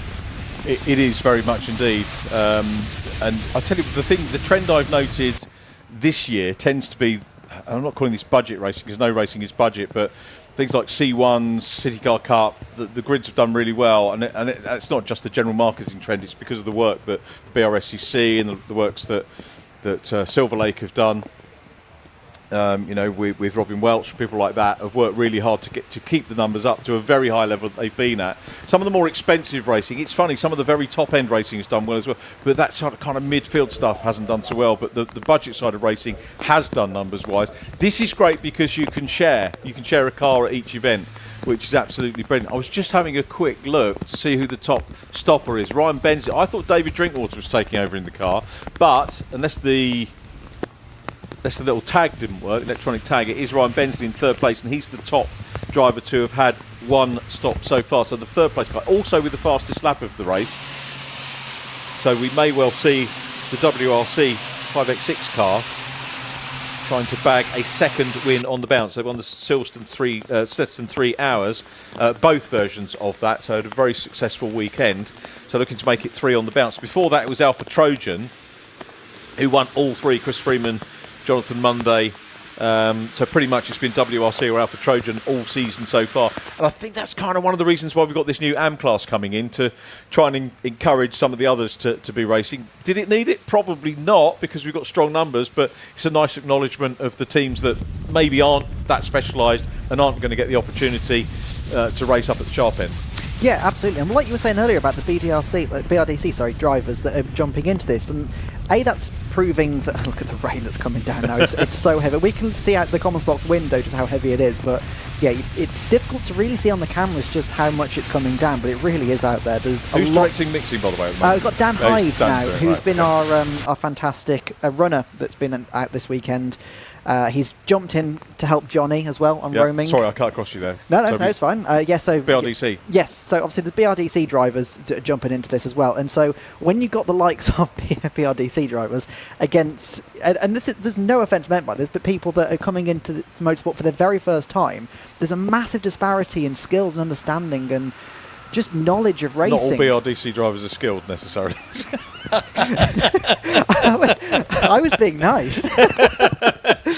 No, they are generally, because you hand-picked, aren't you? Yeah, absolutely. But yeah, it just means that there's a massive disparity, and so I do think that the Pro-Am format is it's not necessarily needed, but I think it's a good thing because it just allows the drivers to kind of go, right, okay, let's just focus on our class rather than, there's 38 cars out there, we don't need to focus on every single one of them, we need to focus on our class now. And I think in that aspect it's good because you've got the people that are really quick and kind of go, right, well, I don't care about the classes, I want to go for that number 1 spot. And then you've got the people that are starting to sort of get their traction a bit, and they can go, right, tell you what, well, let's just try and get top 10 in our class. And when you were doing the pit walk earlier, there was a number of drivers who were talking about that, saying, yeah, I like this new format because now we can just focus on the AM side and it works for us. And so the format works, doesn't it, for everyone? Because if you were to say get a Ted Bradbury, I know this isn't Mazda's or Fun Cup, but if you got a Ted Bradbury come in and started to, Ted Bradbury might not get an outright win, might not get a podium, but someone might spot him and stick him in with the pro team, and then all of a sudden he's got that pro rating, and that's brought them on. Yeah, no, exactly, absolutely. And plus as well, not that it would make any difference with the classes per se, but obviously with the fact of how big the skill disparity is between some of the drivers, it means that they can then race against drivers who have that much more experience. They can learn off them, and like you say, if they then get put into a team with some of those drivers, they can learn even more. And so it's fantastic proving ground, not just for people coming into motorsport as young people, but also for people coming into motorsport. I mean, wasn't there a driver in there that was like 72 or something? Yes, it was. Yeah.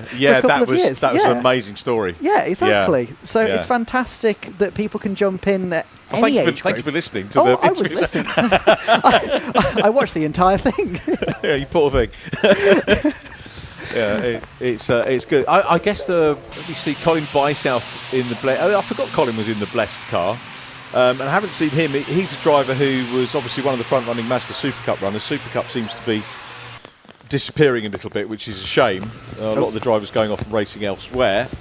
It's a 396 stuck in the gravel. I was trying to work out where is that. Is that down at the old hairpin? Yes, it is. Yes, it is. So that's WRC developments with CB Auto Services. That was one that David Drinkwater was originally down to drive. It's Jan Whittaker and Ed McDermott sharing that one and looking for a safe moment. That's actually a great shot because what you see there is a driver waiting for the right moment to come back in, and I always make a point about that because so many drivers, particularly in junior formulae, seem to forget about it. I've just got to get back on track, but that was absolutely brilliant, waiting for the right moment, coming back on. Yes, you're off track. Yes, we know you want to get back in the race, but you've gone off for whatever reason. Take your time, come back at a safe point. Yes, really good. Exactly. You see professionals that do it a lot worse than that. So. Oh yeah.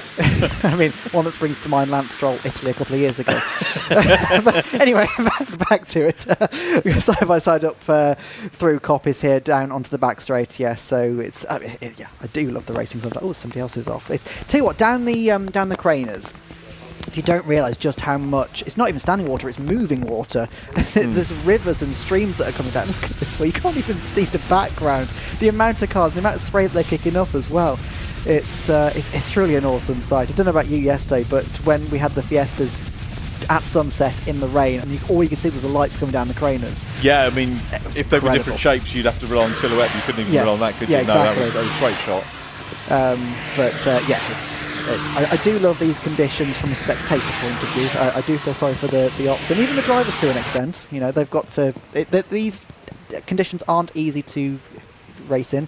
They're not easy to keep your wits about you, keep your braking points, and don't forget, every single lap, the braking points, your reference points are all changing, and I think that's something that the casual viewer probably wouldn't even consider. Every single time you get to a corner, you're going to have to approach it slightly differently. You're going to have to work out, where's the grip, where do I turn in, where do I brake, where do I start accelerating. So it's a constant mental game with yourself, and especially in an endurance race, you've got to do it for hours upon hours. So yeah, massive props to all these drivers. It's not easy. There might be little cars, and there might be more of an entry level series for a lot of people, but trust me, it's no easier than some of the series that you'll see this weekend. Bacon racing car, amazingly, Sandro Proietti in 10th position. I was going to check whether they've had a stop. They haven't had a stop yet. They had a couple of stops on track in the gravel, but has managed to get into 10th place. So generally a podium type car, the Proietti car. Also having a look down, the one that rolled over in qualifying was on the timing screen as well. So that amazing that car got out. And I need to look and see where he is. But again, we have to kind of scroll down a little bit. I can't remember who was in it. Is it Alec Livesey, I think, has gone out for the first stint. Probably he damaged the car, so he should get the Yeah, he's actually in 17th place, Alec Livesey, and he's had a stop right, in that car that rolled over. That's not bad going, is it? So good repairs. I hope he's got some glass in the car now. Keeping the water out. I mean, he did say it wasn't a big roll. He just kind of a flop. Yeah, a little bit of a flop. Yeah, exactly. Yeah, hadn't rolled a car in 25 years of racing or something like you that. have now. Yeah, exactly. What was really nice was we were kind of in the right place at the right time, and I would have tried to go and find out who it was that caused it. But luckily we managed to have a chat with him and reassure everyone that he was okay and catch up. There's the Bacon Racing car just making up another. Is that making up a place? Oh no, it isn't for place, that one. But Sandro Proietti in the Liquid Moly car. Just look at the spray that's coming out. I mean, bear in mind, you normally see plumes of spray off single-seaters, but this is off a small saloon. It's not making life easy for anyone, is it? No, not at all. And don't forget how thin these tyres are as well. So there's not even as much surface area to kick the water off from. Oh, and that can happen. Yeah, exactly. I think he got the back left onto the grass there, and it just spun him right round, lost grip, and yeah, not great. Great catch there from the camera operators out on track, and yeah, it just manages to get it back up. He didn't end up in the gravel like many of his competitors, which is good. So yeah, just coming up towards McLean's now. It's a big gaggle of cars actually, and it's difficult to see who's actually for position, who's been lapped, who's lapping. You probably know more about this than I do, because yeah. Yeah, I need to go and do some notes as to who's where and what, but I probably won't until we get to the end of the hour, because we've still got a good handful of cars that haven't had their first stop, including our race leader, Red Sky Racing, who have built up a 25-second lead. So if they're not... thank you, Kieran, for joining me. Lovely, appreciate that. Lovely to get a chance to have a chat with you on air. But yeah, need to work out who's where. But yeah, 20-odd second lead. So even after the stop, the net result for Red Sky Racing, current race leaders, is that they are going to be up at the sharp end. There you go. What were we talking about earlier on? Oh my goodness me, what did I say about Craig McInerney? Oh dear. Sorry, commentator's curse from your corner. I'm going to stand in the corner now. Well, the other McInerney on his side, then down in the gravel trap, and we can see the safety car leaving the pit lane outside of our commentary box. First safety car of the race comes then with about 2 hours and 15 minutes left to go, and that will press all the field back up together again. But wow, actually jump on comms about 20 more seconds and someone's on their side. So there we go. No, we'll definitely blame you, John, for that okay, one. that's fine. Yeah, no problem. That's fine. I'll take some blame on that. That's no problem at all. Driver out walks away. Yeah, absolutely fine there. Just a small roll, if you can ever call the roll a small roll, but just there on his side, straight up and out, and good to see. So that was the second place car. Now this, of course, you know, everyone was saying, oh yeah, we now don't want all these quick stops, but those that have taken earlier stops have probably benefited from that now, because the stop is done. If we look at David Shepherd, safety car will pick them up, and that 20-second lead that they had is now going to be negated by safety car. If they come in, they're taking longer, so they'll drop further back. Yes, no, that makes sense. My only thought to that was, if you could pit before you catch the safety car train, could you not make up a bit of time while the rest of them are in the train? Yeah, very possibly. We'll see what happens. I'm not just depends on the strategy, sure whether we need a Rob here to explain whether you can come in under the safety car or not. Well, I guess we'll see. If no one comes in, then we'll know our answer, won't we? Yeah. We'll wait and see what happens. But yeah, thank you to Kieran for jumping on comms there, keeping my headset nice and warm and doing a fantastic job. I mean, he was supposed to have a break from producing, but he's ended up jumping on the commentary instead, so not much of a break for you, Kieran. I said if you'd like to, you can jump on. I'm glad you did. Yeah, I'm glad you did. It was good. Yeah, you gave us some good insight. I was listening to your chat about the producing, and yeah, every time I poke my head in that van, there's just so many things going on that screen. I've got no idea. I couldn't do it. No idea. We're better just shouting about stuff. We'll just keep talking rubbish down the microphone for you all at home. Right then, safety car conditions. It does still say green flag in the top left-hand corner of the screen. That's not correct. We are under safety car, as you can see. Now that driver still, or the car anyway, still on the side. Driver is up and out, but they will have to be dragged back to pit lane. Hopefully they will be able to rejoin the race if there's not too much damage on the car, but yeah, less than ideal end to that first in anyway for the 587, and the McInerney's not having an ideal day here in the slipperiness at Donington Park. The other thing now is, of course, you know, we're saying that, you know, yeah, well, Craig's kicked it on the track and blah blah blah, and of course Dara was actually put in, wasn't he? So what we don't know is whether Craig wasn't as well. Well, I don't know if we'll find out. I'm sure they'll get in touch with me. I'm sure. Although I'm not on social media at the moment, I can be messaged from social media if they want to. So feel free to ping me a note if you're listening. But not on TikTok though, as we found out earlier. Not on. I have got a TikTok account, but I can't really get my head ready. Do you do it? I think all young people do. I think all people do. So what are you saying?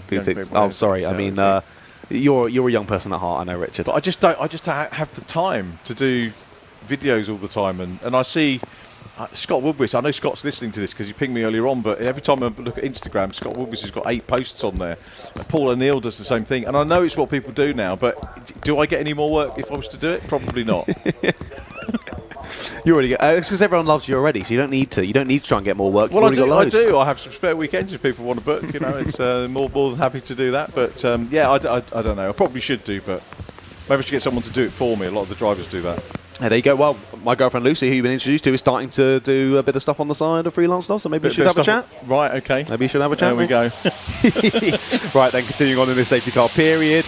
Looks as though the car is back on all 4 wheels, which is a positive, just waiting for it to be dragged out of the kitty litter, and then we'll be back to green flag racing conditions. Of course, that timing tower on your left, I think, has just frozen ever so slightly, because gaps aren't changing or whatnot. They've definitely been round a couple of times since that all stayed the same, and obviously the 587 is the one in the gravel. They're definitely not still there in second place. It's the 586 up into second, still with the fastest lap of a 1:43, but drivers going a little bit slower now as the rain falls, and obviously a lot slower now that they're all behind the safety car. So let's run through the top 10 at the moment. Of course, we're waiting potentially for a few more pit stops, but it's Red Sky Racing in the lead with WRC Developments with CB Auto Services in second place. Chodo Motorsport in third, then #Blessed in fourth. JW Bird Motorsport round out the top 5, followed by Bravo Racing, Silverlake Racing Team, Bacon Racing with Liquid Molly, Cat DT, then MDA. That rounds out your top 10 here in the Silverlake C1 Racing Series.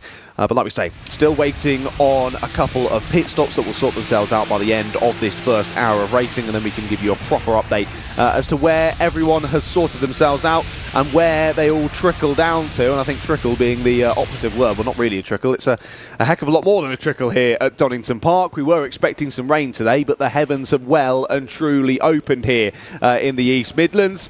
Doesn't halt the racing though. Fantastic to see that the C1s continue to crack on around the circuit, and drivers really having to be confident in the cars underneath them in these sort of conditions, because like we saw there with the second place car, one little issue, we didn't see whether it was a mistake or contact, but one little issue can end your entire race.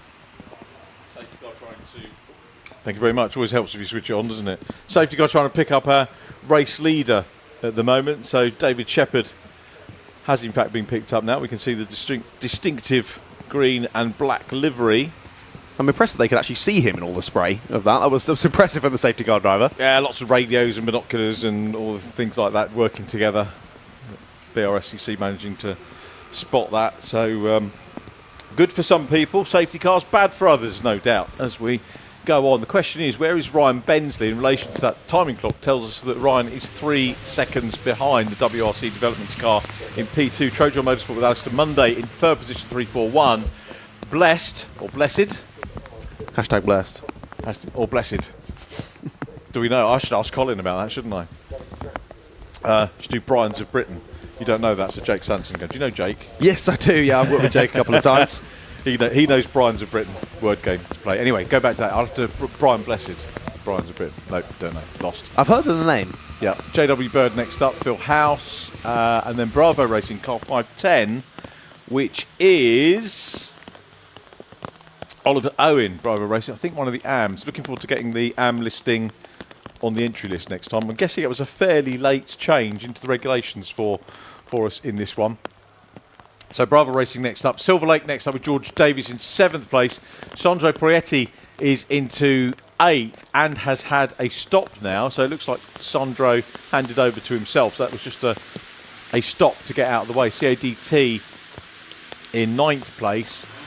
And then in 10th, MDA, Charlie Dock. That was the team with where the dad is 72. Wow.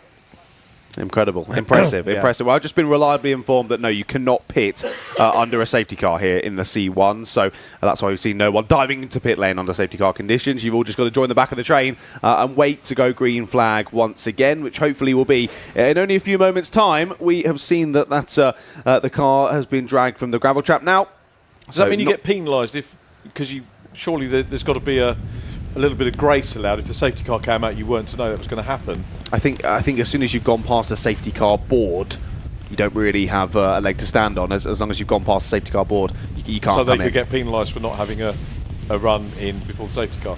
But then if there was a safety car for most of the first hour and most of the people hadn't been in, there's got to be some leeway, hasn't there? There's got to be some leeway. Grace, yeah, okay. There's got to be. But we'll see whether that plays out. Shouldn't matter too much. Still got just over 10 minutes left to go into the end of the first hour, and I think we will be going back to green flag in the next couple of laps or so. So we should just be able to squeeze in those final pit stops in the first hour. Fingers crossed that we do. Means that Ryan Bensley will be the leader after the stops. Yeah, that gap, we'll be talking about 20-second lead, albeit the WRC car would have inherited the lead anyway after David Shepherd pitted, because it would lose more than 20 seconds. But more time will be lost because the gap is only 3 seconds now between our race leading car. There is the 421 car, which, as we said, not only the GP 24-hour race winner with Chris Freeman and company John Munday taking it. The Bacon Racing car was second in that one, by the way, the 24 hours. It was a good event, the 24 hours this year. It wasn't the best one that I've worked on, but it was good fun. I think there's a case for a little bit of momentum building up now that it's back, because we had a year off. Wasn't going to move somewhere else. I think we were going to have it at Anglesey, weren't they, the year before, and it didn't happen. I think we might have a little bit of a weather forecast coming up. Here we go. Do you want to do your best? What's the Carol Kirkland, isn't it? Carol Kirkwood, Kirkland, BBC weather. I'm nowhere near attractive enough to be a weather forecaster. But luckily, we're still behind the microphones. Don't worry, you won't have to see me pop up on the screen. But I don't know what any of that means, but I'm going to assume it means a lot of rain. Well, someone's been out with the Legos, isn't it? You know, so. Yeah, basically, it's raining. There's your update. I like that. That was nice to put that in. Well done, Alpha. Yeah, that was great. Thank you very much, guys. All I need is a little index next time to actually tell me what the colours mean. But apart from that, fantastic. Thank you very much for the effort there in the nice, warm and toasty van as we continue to press on. But it doesn't look like the rain is going to let up anytime soon. And as you can see there through the shot, just look at the amount of rainfall coming down there. You can see it hammering off the circuit. The phrase I always use, it's raining upwards here. It literally is, or even raining cats and dogs here at Donington Park. And drivers cutting it through well, to be fair. We've seen, obviously, a lot of off-track moments, but all drivers managing to keep out of each other's way, get back onto the black stuff. Well, I say black stuff, it's more sort of bluey with the amount of water on it at the moment, but all managing to carry on. And it's been a really good race so far as we close in towards 1/3 of the race complete. So if you're wondering what effect a rollover or whatever, or stuck in the gravel causes, then spare them. We were looking at the 421 car, the Alpha Trojan car with Chris Freeman at the controls at the moment. 421 car, which has done a stop as well. Whether that counts as a recovery stop, whether that can count as a driver change or mandatory stop or not, I don't know. But 33rd place for Chris Freeman, who was up at the sharp end and, as we said, won the first 3 races of the series. And Craig McInerney down in 35th at the moment, having car having been on its side, will get checked over and very possibly have another out. Craig McInerney. Let's have a quick look down and see. Yeah, so 35th place 587 car.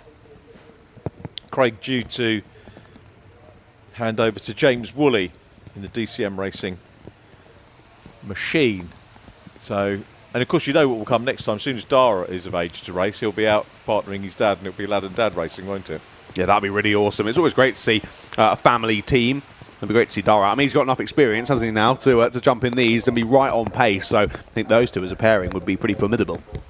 And who knows, they might even make the jump up into Fun Cup at some point. Hey, I'm sure they'd be welcomed with open arms by the Rose family. The more the merrier in Fun Cup. They've been pressing on to try and have 30 cars. They'd be good enough to go for the bounty, wouldn't they? They 100% would. Yeah, that would be a great pairing to try and go for that £10,000 that you do get for getting a race win. A nice bit of extra cash in the budget as well to press on through all sorts of different racing.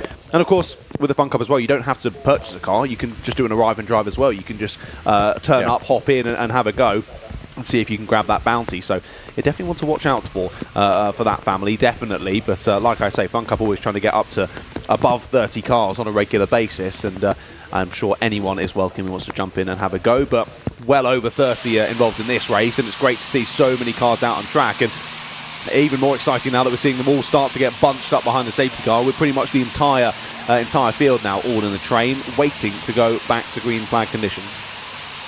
Yeah, interesting to see how this pans out. I might go and find Robin Welsh at some point and explain whether the regulations do allow for you to have a few minutes grace after the safety car. It might not have been something that had been thought about, and that's why you have regulations being built in.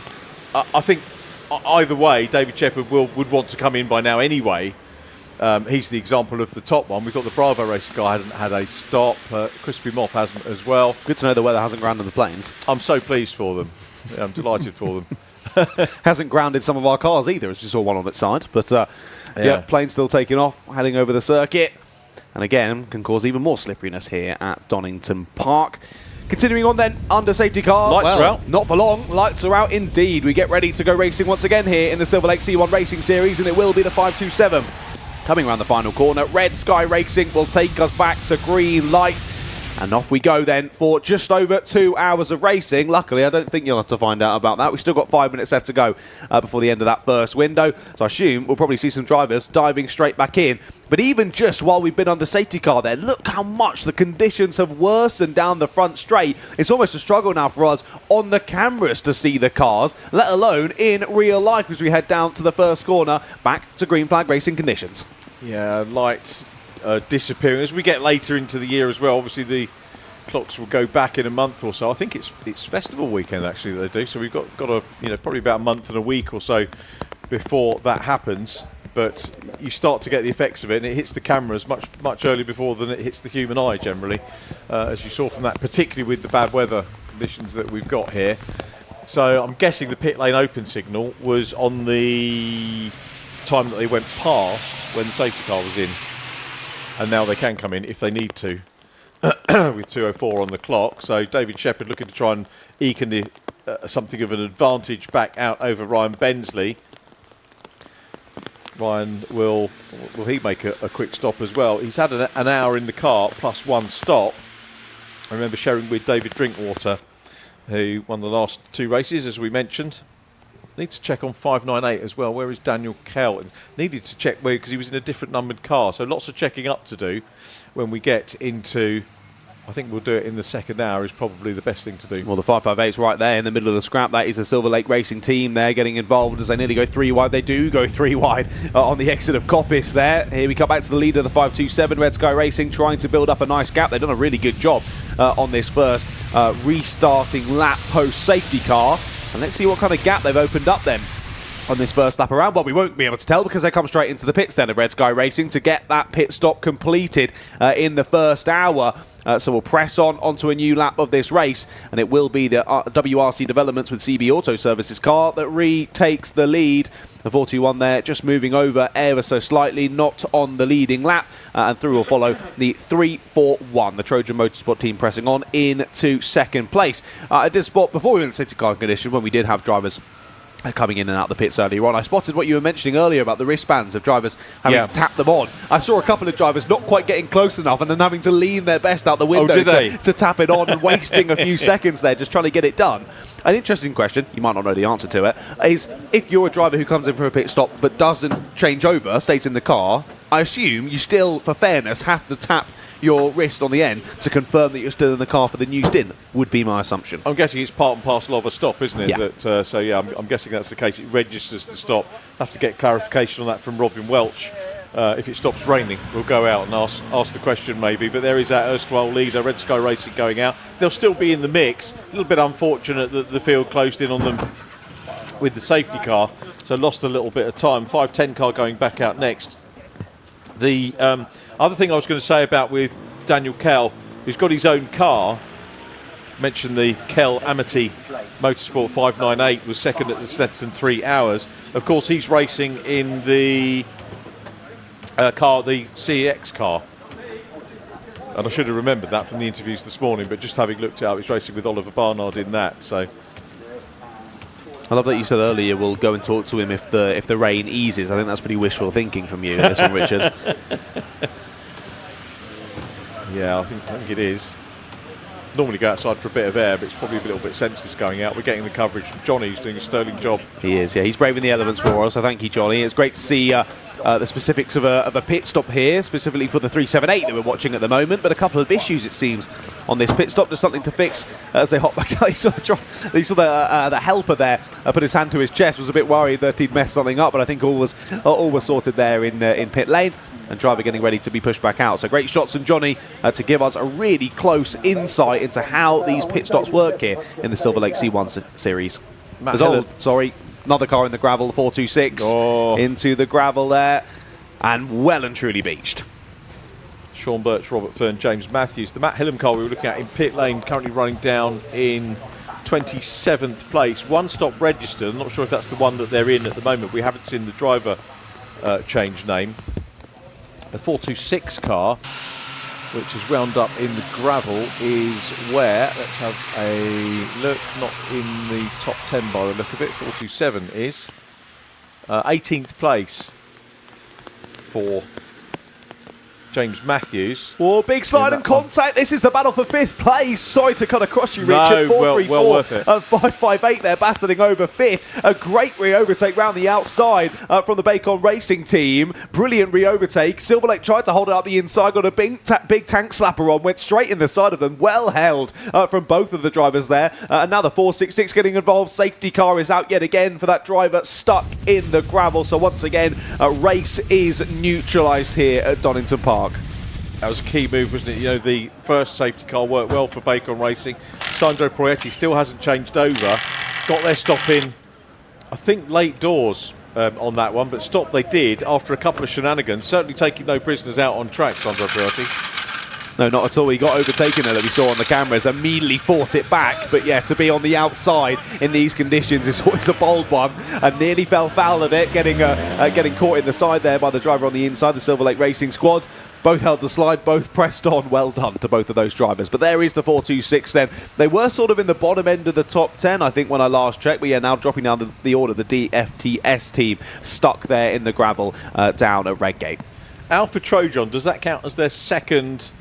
They've had 2 stops, but is that their second mandatory stop? Because we are into the second hour of race. We look at not Red River Racing, but I've been to Brands Hatch many times in my days as a season ticket holder, and you know, fair play to the fans that are here as well. We're adjacent actually in the suite next to the Donington Park Racing Supporters Club, who do some great work for various causes, and obviously the fact that they've got a little suite means that they can come into the dry, something we never had when I was a season ticket holder at Brands Hatch. But as we look around the track and we look down to Redgate, down towards Hollywood, there are people in cars, there are people outside that will come to their meetings and you know, enjoy the racing in whatever weather is thrown at them. And I think if you're a motorsport fan, you don't really care about all the bad weather. No, exactly. Especially in Britain, you kind of have to get used to that, don't you? It's often raining, no matter the season. At the start of the race, there were quite a few people in the grandstand. I think they've vacated to other viewing spots that aren't quite so exposed to the weather conditions. But I can still see a tent set up out there, so that person's still braving the conditions and enjoying the racing in front of them. Whether they can see it with the spray being kicked up, I'm not so sure. I don't ever recall coming back from a meeting, as I say, when I was a brand season ticket holder, in the wet when you've been out, and we used to go because you paid for it and you'd enjoy the racing anyway. I don't ever recall moaning about the weather. I've always kind of rejoiced in the fact that we had snow, or we had standing up at Druids Bend and the rain was flowing down as we saw our camera op picking up on. We always enjoyed it. Always good. Yeah, it's always good fun, isn't it, to watch? I mean, up at Druids, you've got quite a bit of tree cover, so that helps a little bit at least. They used to be. Chopped them all down now. That's true. That's why it's raining so much. Global warming. That's right. Yeah, there's a lot of standing water. There's so much across here. Yeah, honestly, so it's like Kieran was saying a moment ago. It's not even standing water; it is moving water, isn't it? Rivers forming, going across the circuit. And again, it's just like when you're on the motorway in a heavy storm. Suddenly, you hit a patch of water, and your wheels just aquaplane. They go straight into a spin, and it's difficult to catch. Drivers doing really well to keep it on the black stuff here, as the 426 gets dragged out of the gravel trap. And now I think will be dragged off of the circuits. There you go. Releases the slack in the cable. Are they going to release the cable entirely? Yes, they are. So they'll let him rejoin the race then from the exit of T1. There you go. Anyone fancy a bath? Not in that. What your habits are your own concern. Oh my goodness. Again, you've just got to say a massive shout out and thank you, not only to the cameramen out there, but also the marshals as well, braving these conditions. These are some of the worst that I've seen in quite some time, and it is unrelenting, this rainfall here at Donington Park. Conditions continue to get worse, and honestly I'm surprised we've not seen any bigger offs, particularly down the Craner curves, because that is a sketchy couple of corners at the best of times, let alone when there's rivers flowing down them that you can suddenly hit, and the cart's so easily lost. But luckily, at least in these cars with slightly lower power and, of course, front-wheel drive, you get into a slide, you just sort of boot the throttle, don't you? Turn into it, boot the throttle, and hope that it comes back on you, and it usually does. There's a 305 into the pits. Of course, you're under safety car, so you're not officially allowed a pit stop at the moment. So the 305 coming in sort of out of whack, I guess you say, for Team MBS Racing. Not going to be counted as one of their official stops, but clearly an issue for that team.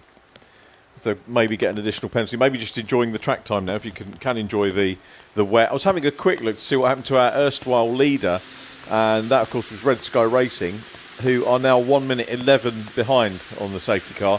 So dropped from 1st to 13th. Had they pitted with the others, would they have maintained that? Would they have been a little bit higher up? I don't know. They were certainly at the sharp end right from the word go with qualifying. They're down in 13th, so we need to keep our eye on the progress from them.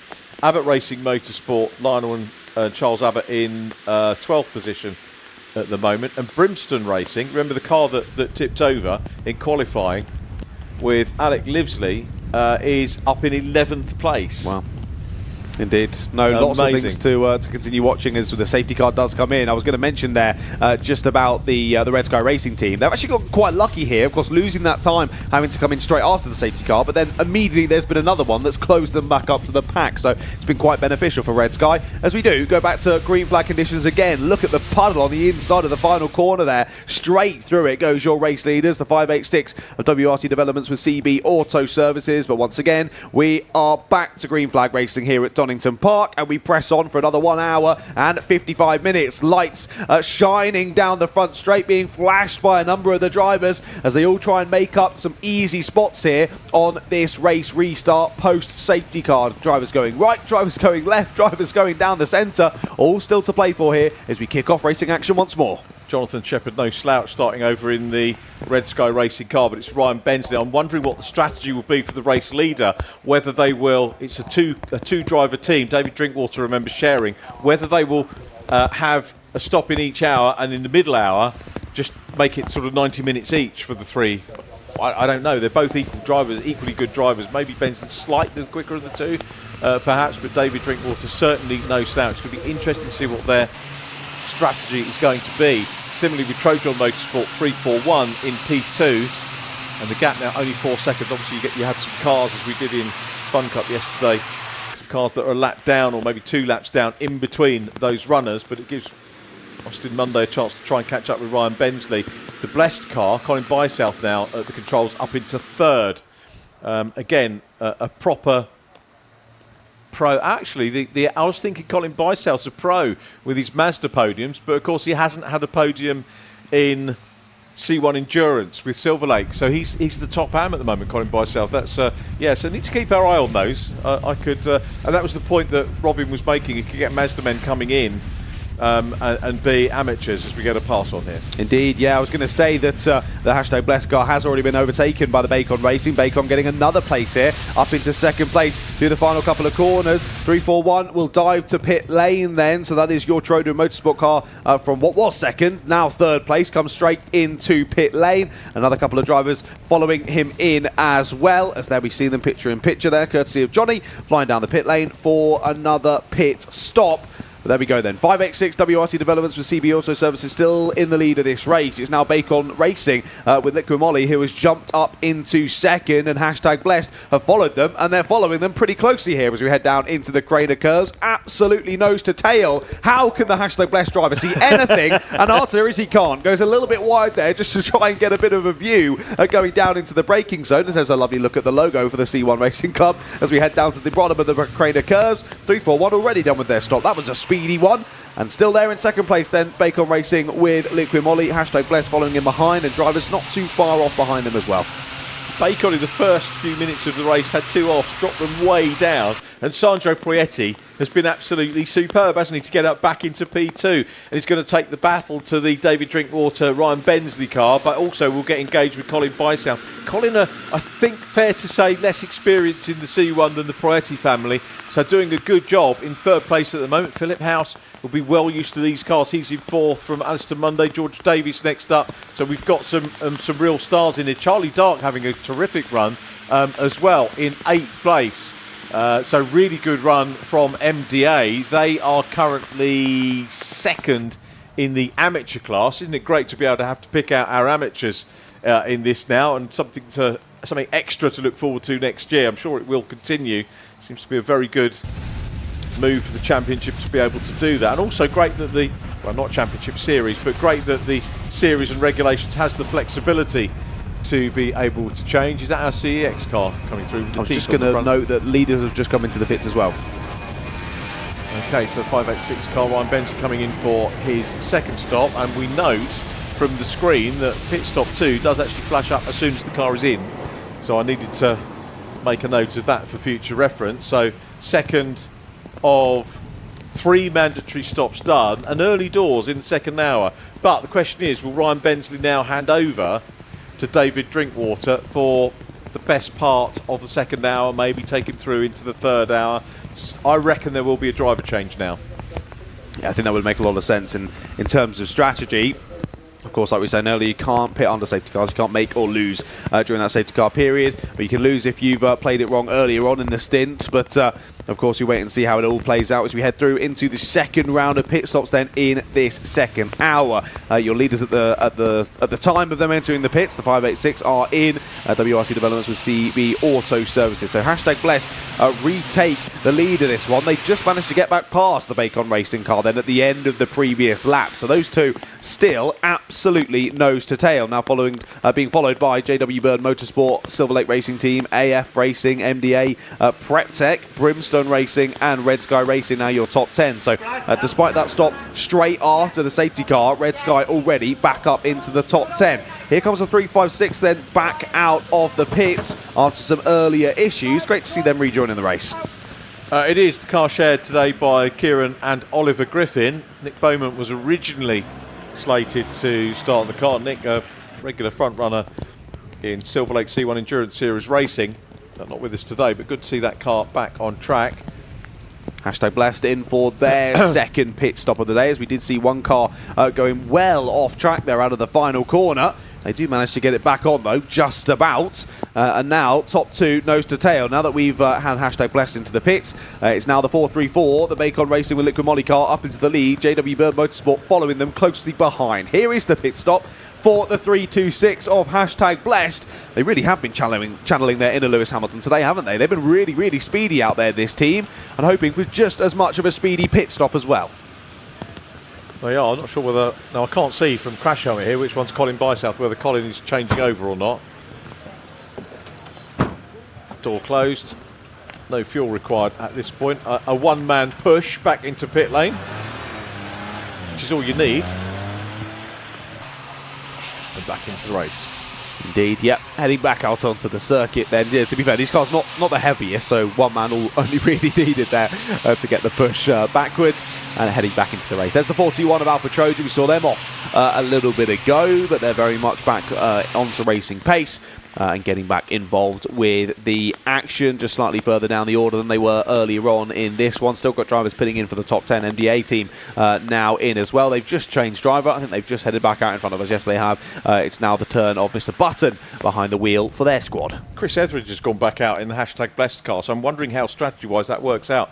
So they've already had... So they've, in terms of what they need to do in the first 2 hours, they've done their 2 mandatory stops, but... Have we not seen Chris Etheridge in the car more than Colin Bysouth? I'm sure Chris started, didn't he? Don't ask me. I'm asking because my memory has gone a bit vague on that as well. I'm just wondering what the strategy is, whether it will be a shorter second stint for Chris and then Colin will get a longer stint for the third hour, maybe at the end of the full hour. We'll see whether that does work. Still running well. We'll wait for the timing to catch up. Shane in 5th position, now 6th position on the timing screen, so probably more places to go down. Alec Livesley goes up into 6th place, but still just the 1 stop. But really remarkable performance. I'm looking forward to seeing Jeremy Crook go in the car. Are we going to assume that Alec Livesley is quicker than Jeremy Crook because he's the one that binned it in qualifying? Maybe he was just so fast he was pushing it a bit too hard and went off. So Richard said if you bin it, you're a quicker driver because you're going quicker, hence you binned it. Yeah, that's one way of putting it, I guess. If that helps him with it at all. Helps with PR. Yeah, exactly that. Just didn't complete the lap, but he was quicker on the other on the other sectors. Delta was way up before the crash. Before the crash. Another team putting in for the top 10, then the 469 in for their second stop. The PrepTech team in for their pit stop. And we'll see when it changes over when they head to the end. It was Mr. Barnard in the car when they came in. Who's he going to be when they exit? We'll wait and see as they go down the pit lane, the checking out. We're not going to see them check out, but we will on the timing screen. It should ping from Oliver Barnard, the PrepTech team chief. I think he said team chief, put your teeth in. Yeah, it's Daniel Kell now who's gone in. So having recovered from his Northern Saloon Sports Car race. I was just about to say, I remember that name. Yeah, he's jumped straight in these. Impressive. Yeah, oh dear, another driver off into the gravel, the 385 it is this time. He's had a bit of an off-track excursion. Who is that? I can't see that on my live time. I don't think I'm scrolling down enough. Maybe you could check for us. Away down. 18th place it was that's gone off there. Yes, you're right. The Crispy James Moth Wilmoth team. Yeah, Jens Wilmoth. Crispy Moth because of Crispin Harris and the Wilmoth family. That's a good name. I like that. That's pretty good, isn't it? I like that. It's what it's all about, isn't it? Exactly. It's all a bit of fun. It's just like the Fun Cup, isn't it? Where we had the Ninky Nonk yesterday driving around. It's all lots of fun.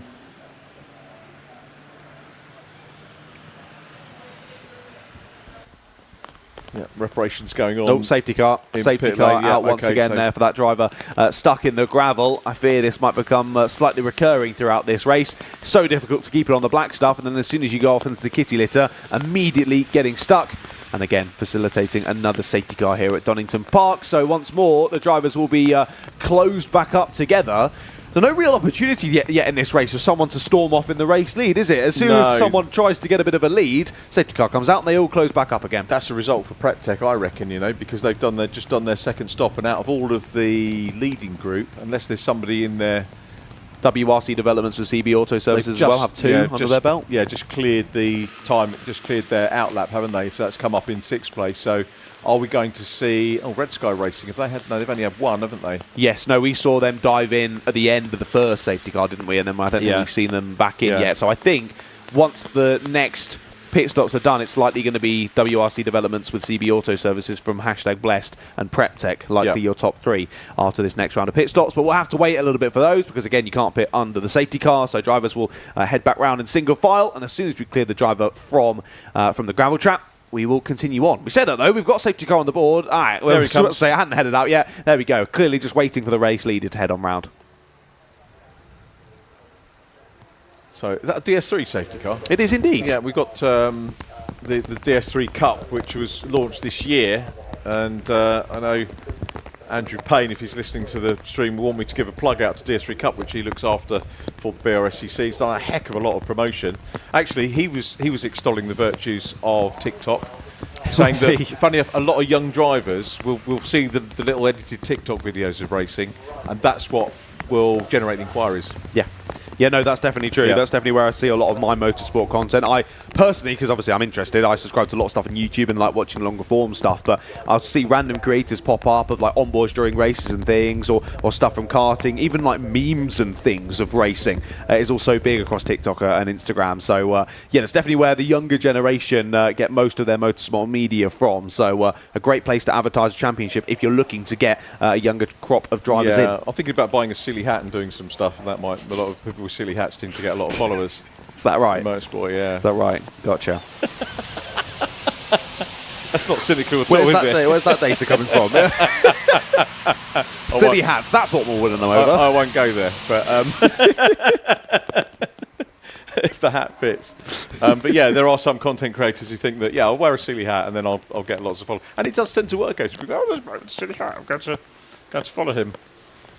But yeah, actually the youngsters, and Andrew Payne saying that DS3, this is all coming back to safety car, which is out, so there is a relevance ultimately, which we've diverted from, or I've diverted from. But yeah, a lot of youngsters coming and looking at DS3 Cup from the perspective of social media making Oh, the dear. inquiries. Oh, why have we got the safety Whoa, car out? roll over That's down a the first nasty one. corner. That But is we a can see bigger roll. driver trying to get out, which is encouraging. Yeah, that's good. But did that then happen under the safety car conditions, that rollover? I hope not.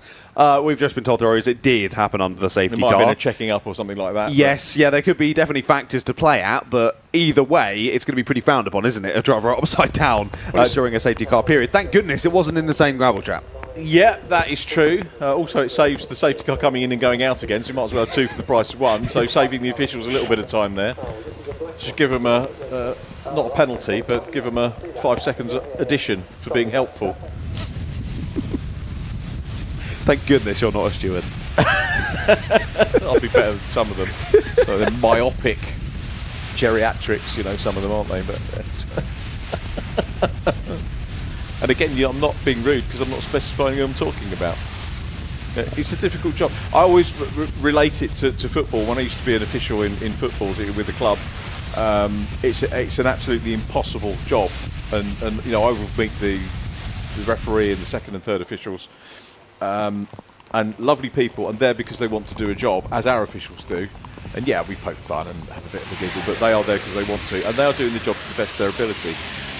And drivers are going to disagree with it, but you know what? Tough, get on with it, drivers. That's the thing. Have you had a run-in with the Clarks at all? No, I would never. Which I don't know what you're trying to suggest. Is that that no? That's not the ambulance. Is it heading down? Okay, good. I'm glad to see that.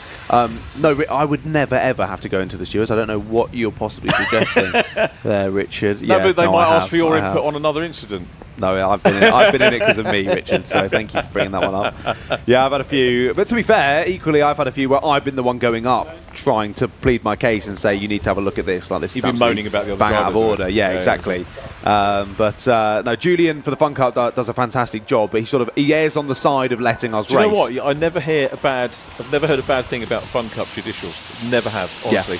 Yeah. He errs on the side of caution in terms of like you're cracking on there, you're racing, and you guys deal with it yourself out there. I want to get involved as little as possible. There's occasions where that's frustrated me, where I feel like, come on, there needs to be a penalty given here. But equally, I'd much rather him be on that side than the other side of being a little bit over the top and getting people frustrated. Yeah. I was wondering if that was the Red Sky Racing car, wasn't that, behind the rescue vehicle?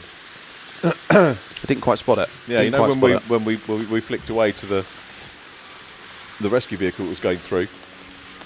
I think that might have been one of our potential front runners. He's still showing in 7th position on the clock at the moment. Ryan Bensley still with the fastest lap. So that might be an issue. So how many safety cars? Is this the 3rd or 4th one now? Alec Livesley up Third, I into believe. 5th place. So this has fallen well for any drivers that have had 2 stops. Ryan Bensley has. So WRC development strategy working well at the moment. Second on the 2 stoppers is PrepTech with Daniel Kell racing the CX PrepTech car, and there's actually a string of them there. We've got MDA next up, followed by CADT, who have done 2. 3 stops, therefore 2 mandatory for Alistair Munday in the Trojan Motorsport car. That's running pretty well. Abbott Motorsport done 2 well. So we've got a sort of plethora of cars, sort of lower end of the mid-10 onwards, that have all had the 2 stops. But Ryan Bensley still the top 2 stopper at the moment. And if you needed a reminder of how tricky conditions are out there, here's our locked off camera by the start-finish line. Yeah, rather those guys than us. Yeah, no one there to wipe the lens on that one, so you can see how quickly the view becomes covered by the precipitation out here at Donington Park, and I think it's quite a bit heavier than precipitation now. We get that car back onto all 4 wheels, which is good, and that'll be dragged off to the side. We saw, of course, another driver when they got dragged out of the kitty litter was able to rejoin. If that one has a bit more damage, maybe they'll have to come back to pit lane before they do try and rejoin the race. But either way, good to see them back on all 4 wheels.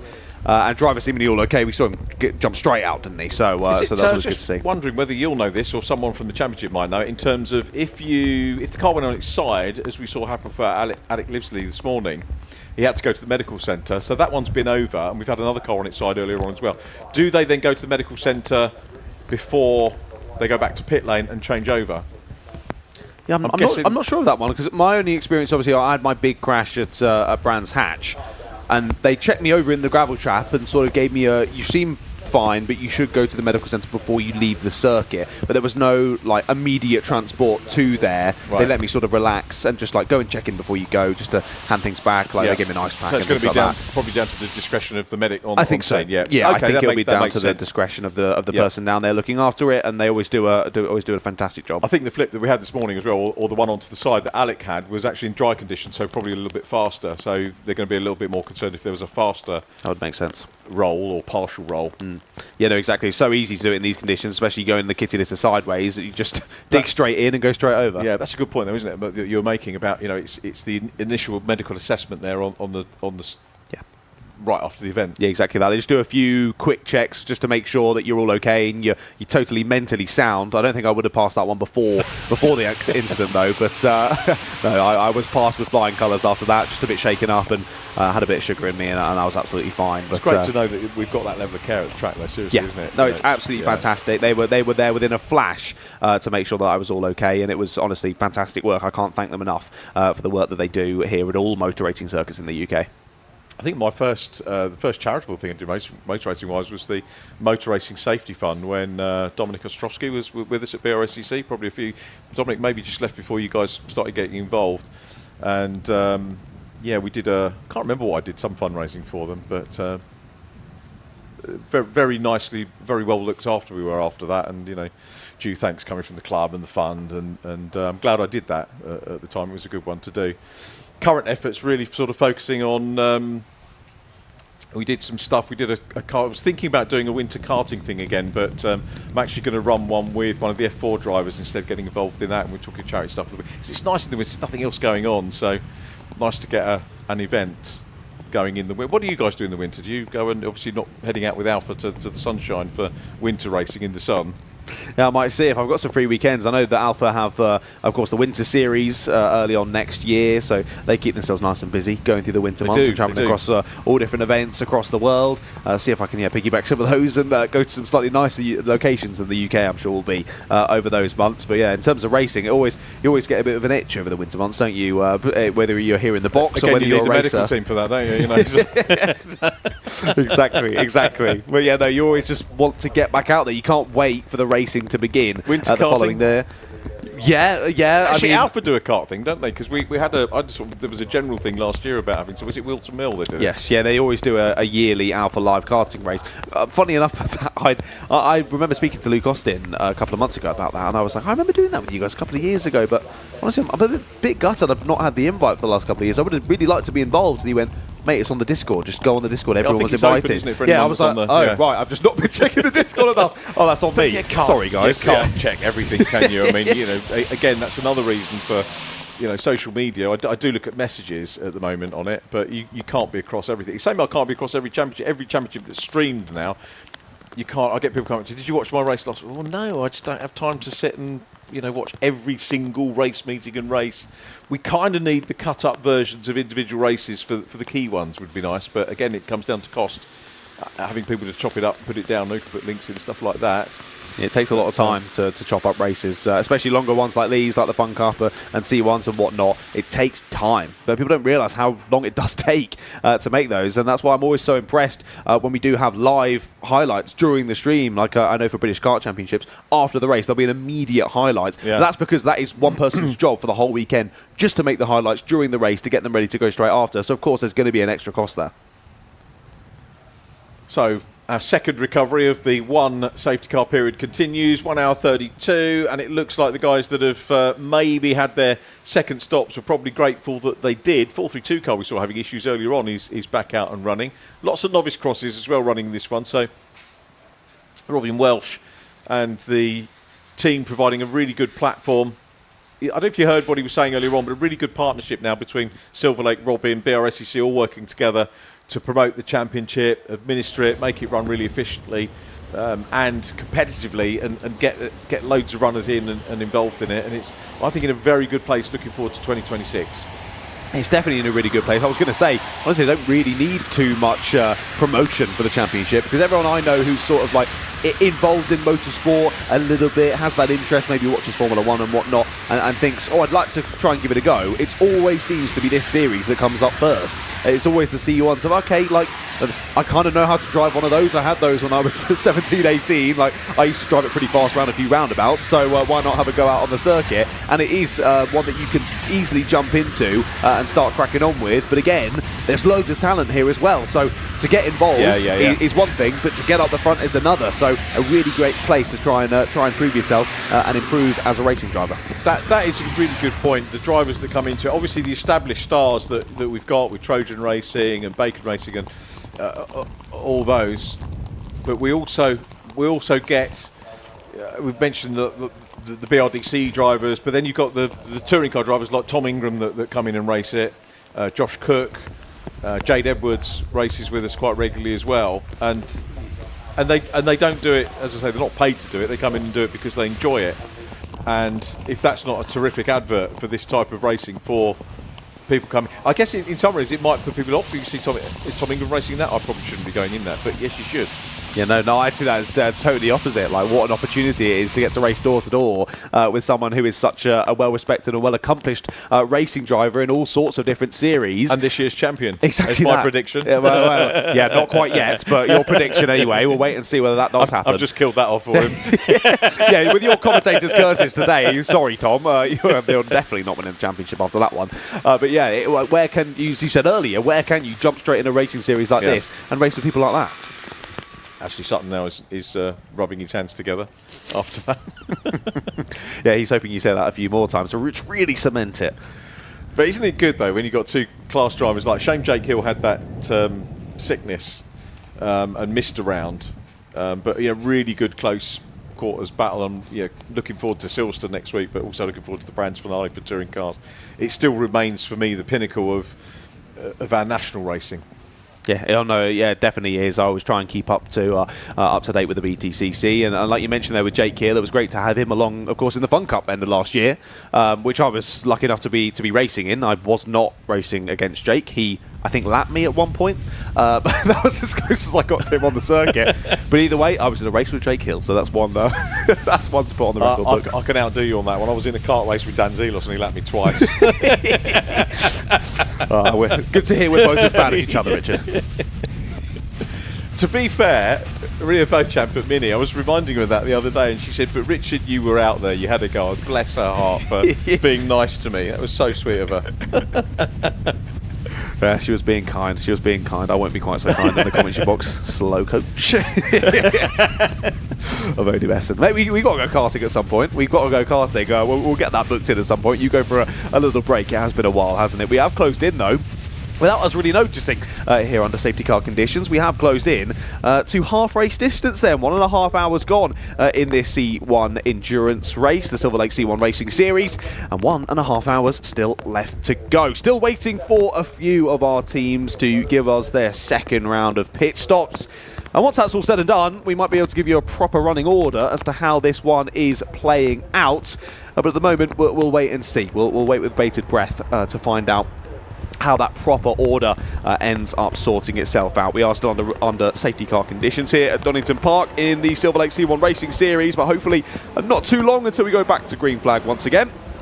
Of course, we had a driver off in the gravel, got beached, and that is why we initially went under the safety car, but then it's been extended a little bit because we then had a driver roll their car down at Redgate under said safety car conditions. Less than ideal, but either way, they seem to have all been sorted out. All drivers involved absolutely okay.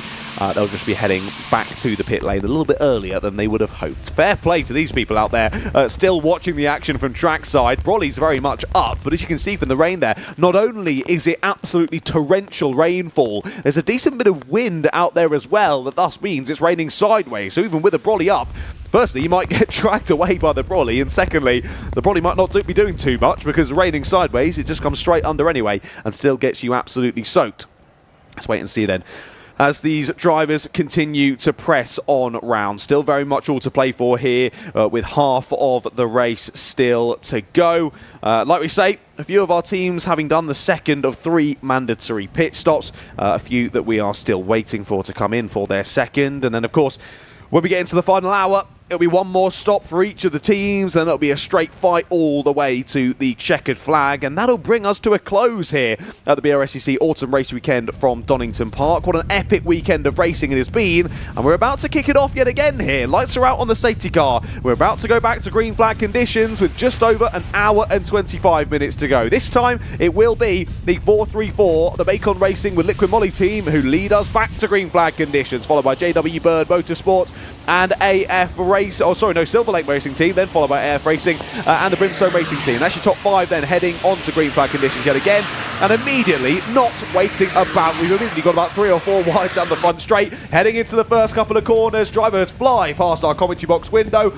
and heavy on the brakes into T1. A bit of slidey movements there for a couple of the drivers, but looks as though they're all keeping it on the black stuff as we crack on with the race once more. So as I was mentioning there, just in the final laps of safety car conditions, really our next point of action is waiting for those cars to come in for their second pit stops, who haven't already graced us with their presence in the pit lane for a second time in this race. And then we'll see how that chops and changes the order. Big wobble there for the 558, I think that was Silverlake Racing team coming down the hill. That's the 427 trying to go up the inside. This is the battle for third place overall at the moment, and they're side by side on corner exit. They are very exciting stuff as we resume racing. I'm guessing people are going to be starting to think about the conditions, maybe breeding more safety cars. So it might be a good idea, with that in mind, to start to think about, getting those stops in. The teams that have only had the one stop thus far, you know, you're more likely to have the safety cars. If you can't pit within the safety cars, get them out of the way straight away. But yeah, really good racing on our restart as we pick up on the JW Word Philip House car in second position. It's the Bacon Racing machine, which only has all of these cars at the front only have the one stop under their belts at the moment. But of course what we'll look at is how far behind the other cars are. The leading 2-stopper at the moment is 22 seconds behind. So when the other cars come in, courtesy of the safety car stoppage, I think we're going to see Ryan Bensley out front. Red Sky Racing behind him, they've only had one stop. So second position, I think, net at the moment is Chris Etheridge in the Blessed car, 3-2-6. 2 stops as well for PrepTech. So Daniel Kell, I reckon, with 1 foot on the podium in third place. A little bit of an update for those of you watching the stream. We don't always get the chance to update you on judicials in other races during our broadcast. In the past, I've done stuff on YouTube and Facebook to do podium interviews and stuff like that midweek to try and update people on what's happened. There has been a judicial on the Ginetta Fiesta Junior race, and I bet you can guess what the decision was. Ooh, I'm actually interested to hear, because I don't want to give any sort of point of view on that. It was a rather contentious one, but I'd love to hear. Yeah, Christopher Doble has been excluded from the race, so we therefore see Jack Sant get his first podium, which is great news. Yeah, well done to Jack. For third place, which is great news. And Eden Spanswick gets P2, which is mega. So Isaac Doble, the win is still in the Doble family with Isaac. Eden Spanswick, super second place. Jack Sant third. If I get the chance in the week, I'll try and do some socials with Jack for his first podium. But if I don't get the chance to do it, congratulations to him, the team and the family. It's a shame for Christopher, of course, bagging 2 race wins. His first ever race win, immediately followed by another, then nearly a third, a second place on the road. But yeah, contact has been deemed. It wasn't intentional. We know that. No, of course, but you know, he will accept judicial process. Of course, in the interview I had with him after the race, he was pretty adamant that Lewis Isen had moved in the braking zone. That was why the contact had occurred. Of course, when you're behind the wheel, you see one thing. The stewards have clearly seen another and deemed it to be his fault, that one. But anyway, we look back to the C1s. I think we did just see the Bacon Racing with Liquid Molly team pitting from what was the lead of the race. Of course, they will drop down now because there are some other teams who have already made that stop before the safety car period. So it's Oscar Porietti who's now into the car. So Oscar, first time out in the race into these conditions. Good luck, Oscar. Good luck. Was he the guy that you were with before? Yeah, he was. Was that studying or was that working? No, that was working. Yeah, that was on my previous job. I do believe he still works there. So no, always a lovely bloke. Always enjoyed having a chat with Oscar. So I do wish him the best of luck here in this stint. But what conditions to be heading out for the first time, at least here at Donington Park. I know he's got a lot of experience under his belt in that car, but heading out in these conditions is not for the faint-hearted. I wonder where Ripley Caravan Park is. Do you think it's in Ripley? Is there a place called Ripley? Isn't there a place called Ripley in Surrey, isn't it? Yeah, you're a Surrey boy, aren't you? Yeah. Is that, do we know if there's one there? But then the confusion is we've got Midland tyre shaving. And then 591 getting blocked there coming out of the box, and the driver who just got out gesturing them to get a move on out of the pit lane so that the 591 can get out now. So close on pit exit between 3 cars, my goodness. All squabbling for position, even in the pit lane. I'm going to look up Ripley Caravan Park now. Just, That's piqued your interest, doesn't it? Go there. It has, yeah. Right then, as we see more drivers feeding into the pits, then we've got JW Bird Motorsport in, AF Racing in as well. I wait to see which of the cars that's completed 2 stops will end up filtering through up to the sharp end. We did think it would be the WRC Developments with CB Auto Services car, that number 586. And it does look like it is going to be. They still have the fastest lap in this race. I don't think anyone's going to beat that because they set that in lesser wet conditions. It was still very wet earlier on, but the heavens have opened since then. I don't think anyone's going to beat that 143. They're all sort of down in the high 40s, low 50s lap times at the moment, as we do see the second stop there for Red Sky Racing. Jonathan Shepherd coming in. Harrogate, by the way, Ripley. Okay, gotcha. Still don't know what's got to do with Midland tyre shaving, but there we go. Probably helping him out with the car. Jonathan Shepherd handing over to Rachel next, very possibly. We'll wait and see. 527 car, 7th place at the moment. Just racing behind Daniel Kell, who's had 2 stops. The Red Sky Racing car will drop a little bit further down the order as we get 378 in. Still waiting for the tag to change. No, I think it is still Shepherd in the car there because they're not at the end of the pits. That's just a stop, mandatory stop rather than driver change. I could have been staring at that screen for another 40 minutes. You could have left me to it. When are they leaving the pits, John? It's been 45 minutes. No, there they are. We can see them coming down the crater curve. So same driver still on board then for the 527. But yeah, as you say, they make that second of 3 mandatory stops. And that is thunder that we can hear outside of the commentary box. That was a big bang. Yeah, that was thunder that we're hearing over the circuit. That'll be a race stoppage if we get lightning. Yeah, as we said earlier, I don't think the rain is halting anytime soon. But like you say, if it gets much worse with a bit of lightning strikes around the circuit, maybe we'll see a red flag. But we'll keep racing up to that point. Yeah, I sort of, I can't remember, again going back, I can't ever remember being at a track and watching racing when lightning was happening.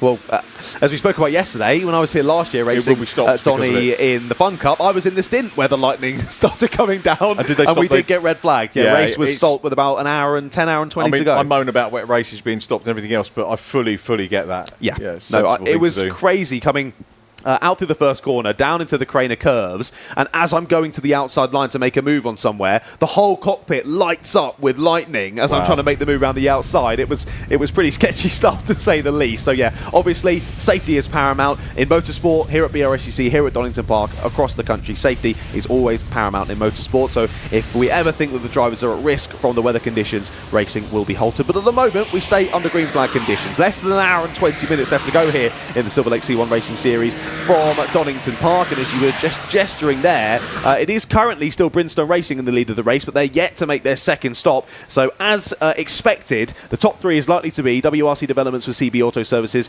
#Blessed, and PrepTech, your top 3. But the leader, the car that was on its side in qualifying, what a story is that? That is what it's all about, isn't it? Indeed it is, yeah, never give up. Alec Livesley has done the whole thing pretty much on his own. He rolled the car on his own. I don't know who set the qualifying lap, whether it was him or Jeremy Crook. And we've got Jeremy to come in. To be fair, those guys are pretty quick. I'm sure they've had a top 6 at some point. Again, have to have a look. They've been, if it wasn't this year, it was maybe last year. Haven't got last year's results. I don't know what's happened to them. But yeah, they are quick. Actually took place in the 24-hour race. And the other thing that we're getting around the car is the Red Sky Racing with Jonathan still at the wheel. And they've just gone a lap down. They've just been overtaken by the 586 there, so they have just gone a lap down, Red Sky Racing. Yeah. That's not so good. We probably, within the first couple of laps, you'd have had them as a potential podium contender, but not to be. And that's the thing, you can't put your money on anything in the first couple of laps of Silverlake C1 Endurance Series. where was I going? Talking about podium positions and top sixes and things like that. Yeah, I was going to say about the 24 hours. It's great. We've kind of had that sort of tacit confirmation that we are going to have a 24 hours next year before anyone says Richard Chender's going to be 24. Robin was alluding to it, so I'm just sort of throwing away any blame for me saying that 24 hours is running, but Robin was there. I don't think we've maybe got the dates for it yet. A lot of the drivers were not put off by doing it this year, but I don't think a lot of people realised that it was coming back and it was running again. And it was one of the things that we spoke about with Brscc colleagues, and one of the points we made was that, yeah, if you run it again after a year off, then people will see the following year that it was running and the numbers will build. Yeah, you would imagine so, and it's always great to have as many cars out for what is such a legendary event. Any 24-hour race is always an exciting one. Did you know Brscc have got the 2 CVs for next year as well? Epic. So we've got the 24-hour C1 and potentially 24-hour 2CV race as well. Nice. Yeah. Awesome. Yeah, we'll see how that one plays out as well. Again, another legendary 24-hour race, that one in the CVs. Just got to bring back the equivalent of the wheel hire now and we'll be sorted. You don't remember the wheel hire, basically production saloon 24-hour. Oh, right, that's pretty cool. Yeah, that was good back in the day. Cool. Again, showing me age, you see. But it will come around again, as these things do, because we're seeing a lot of the things happening now that happened when I started. Exactly that, racing back in the 1800s. It's always cyclical, isn't it? Always cyclical. Things come round, go away for a little bit, and then come back again. Oh, that's a good idea. Let's do this. And then, yeah, Jonathan Palmer thought of that 40 years ago. Exactly. We're still waiting, though, for the 338 to have their second pit stop. Looks like they've still got just over 15 minutes to get it done, but currently only 6 seconds ahead of your net race leaders in this one, who have completed all of their pit stops so far. I think it's only about maybe 5 or 6 teams in total currently out there running who still owe us another pit stop before we get to the end of this second hour of racing. There is one of them, the 510 in for their second stop. Another driver in behind following into the pits. They get the push and they'll be heading back out onto a rather sodden Donington Park Circuit. Ryan Bensley in second position has had all of the driving, I think, so far. I don't recall seeing David Drinkwater's name up on the car on the timing screen, and they've had 2 stops. So the third stop, I'm guessing, is not going to be that far away, because David's only going to get an hour and 15 at the most. In fact, he won't, because if you've got to do another stop, they've got to do it in the next hour. Yeah. So he's going to get less than an hour. Exactly, he's going to get less than an hour, which is crazy to have over 2 hours of track time in the car for one driver. Ryan's done well, hasn't he? He's done a great job with safety cars, but he's done a great. It has, yeah. So maybe not quite that long actually at racing speed, but still so long in the car. Of course, in wet conditions, it's less physically demanding on the body, but it's a lot more demanding on the mind, especially when we're in sort of darkened conditions like these with the lights on and the car slipping and sliding underneath you. It takes so much mental effort, one, just to keep the car on the circuit, let alone pick your way through through traffic, making up positions as well. So fair play to Mr. Bensley for still keeping that car in what I believe is going to be the net race lead before he hands over to Mr. Drinkwater. Blessed Racing are 13 seconds behind them, and the CEX car pulls up. That's a shame. Doesn't look like they've gone off, does it? It looks like drivers looking down at stuff inside the cockpit. Oh no, they are getting it back going again. That's the 4th place car though, so it's indeed. That's a big off then for the 469. They've got it back going again, so maybe it was just a little spin there down at the bottom of the hill. You can see all the tyre tracks there off the exit at the bottom of the crater curve. So a few drivers having off-track excursions in this one, but yeah, the 469 gets it back underway. Daniel Kell there from 4th place, like you say, of course would have been net 3rd after all was said and done, but probably losing a couple of positions. Luckily for him, he was about 24 seconds clear of Cat DT in net 4th place overall, and then some cars pretty close in behind, so maybe he'll slot in somewhere in and amongst them as the 421 puts a move around the outside. The Trojan Alpha squad there, they're down in 10th place overall, so if that was that amount of time lost there, they're going to drop down into P10 then from a net P3, which will end up being around a net P9. Is that the 421 car? He's further back, isn't he? Because he had the cause the safety car earlier on. Was it? Am I getting my two? I'm getting my two Trojans confused. Jonathan my apologies. No, that's all right. He's down in 28th. There are 2 cars which are very similar. Of course. Yeah, the 2 Trojan cars. My apologies. So no, that one's still in 10th place, but that one making the overtake. He's just getting a lap back from the CEX car. As all that got a bit close there at the apex of the Foxy S's, didn't it? My goodness. Just about racing room being given though, and there we do finally see the 338 Brinstone Racing car diving to pit lane. So yes, now officially the WRC Developments with CB Auto Services car takes the race lead here. Just having a look at the AM class. We've got Adam Button in the 550 car running second in the AM class at the moment. And yeah, so Ryan Bensley, our new overall leader. Alec Livesley drops down to P2. Have had the second one. Alex still showing at the moment as the driver of the car, but we'll see whether that is going to alter once he goes past the checkout. He's not showing as being in. Yeah, he's just showing as being in pit lane at the moment. So that could change over to Jeremy Crook, the second place car, in 338. Now, I was going to take a moment to have a look at the AM class. Remember, this is the first race in the history of Silverlake C1 endurance racing that we've had the introduction of the AM class, and at the moment it is the blessed car of Chris Etheridge and Colin Bysouth who are third overall, with 2 stops, and will probably get promoted to second place. Jeremy Crook now has checked in as the new driver in Brimstone Racing, so will possibly drop down from second place. First time I've seen Jeremy on track today, fellow Brscc board member, up into P2.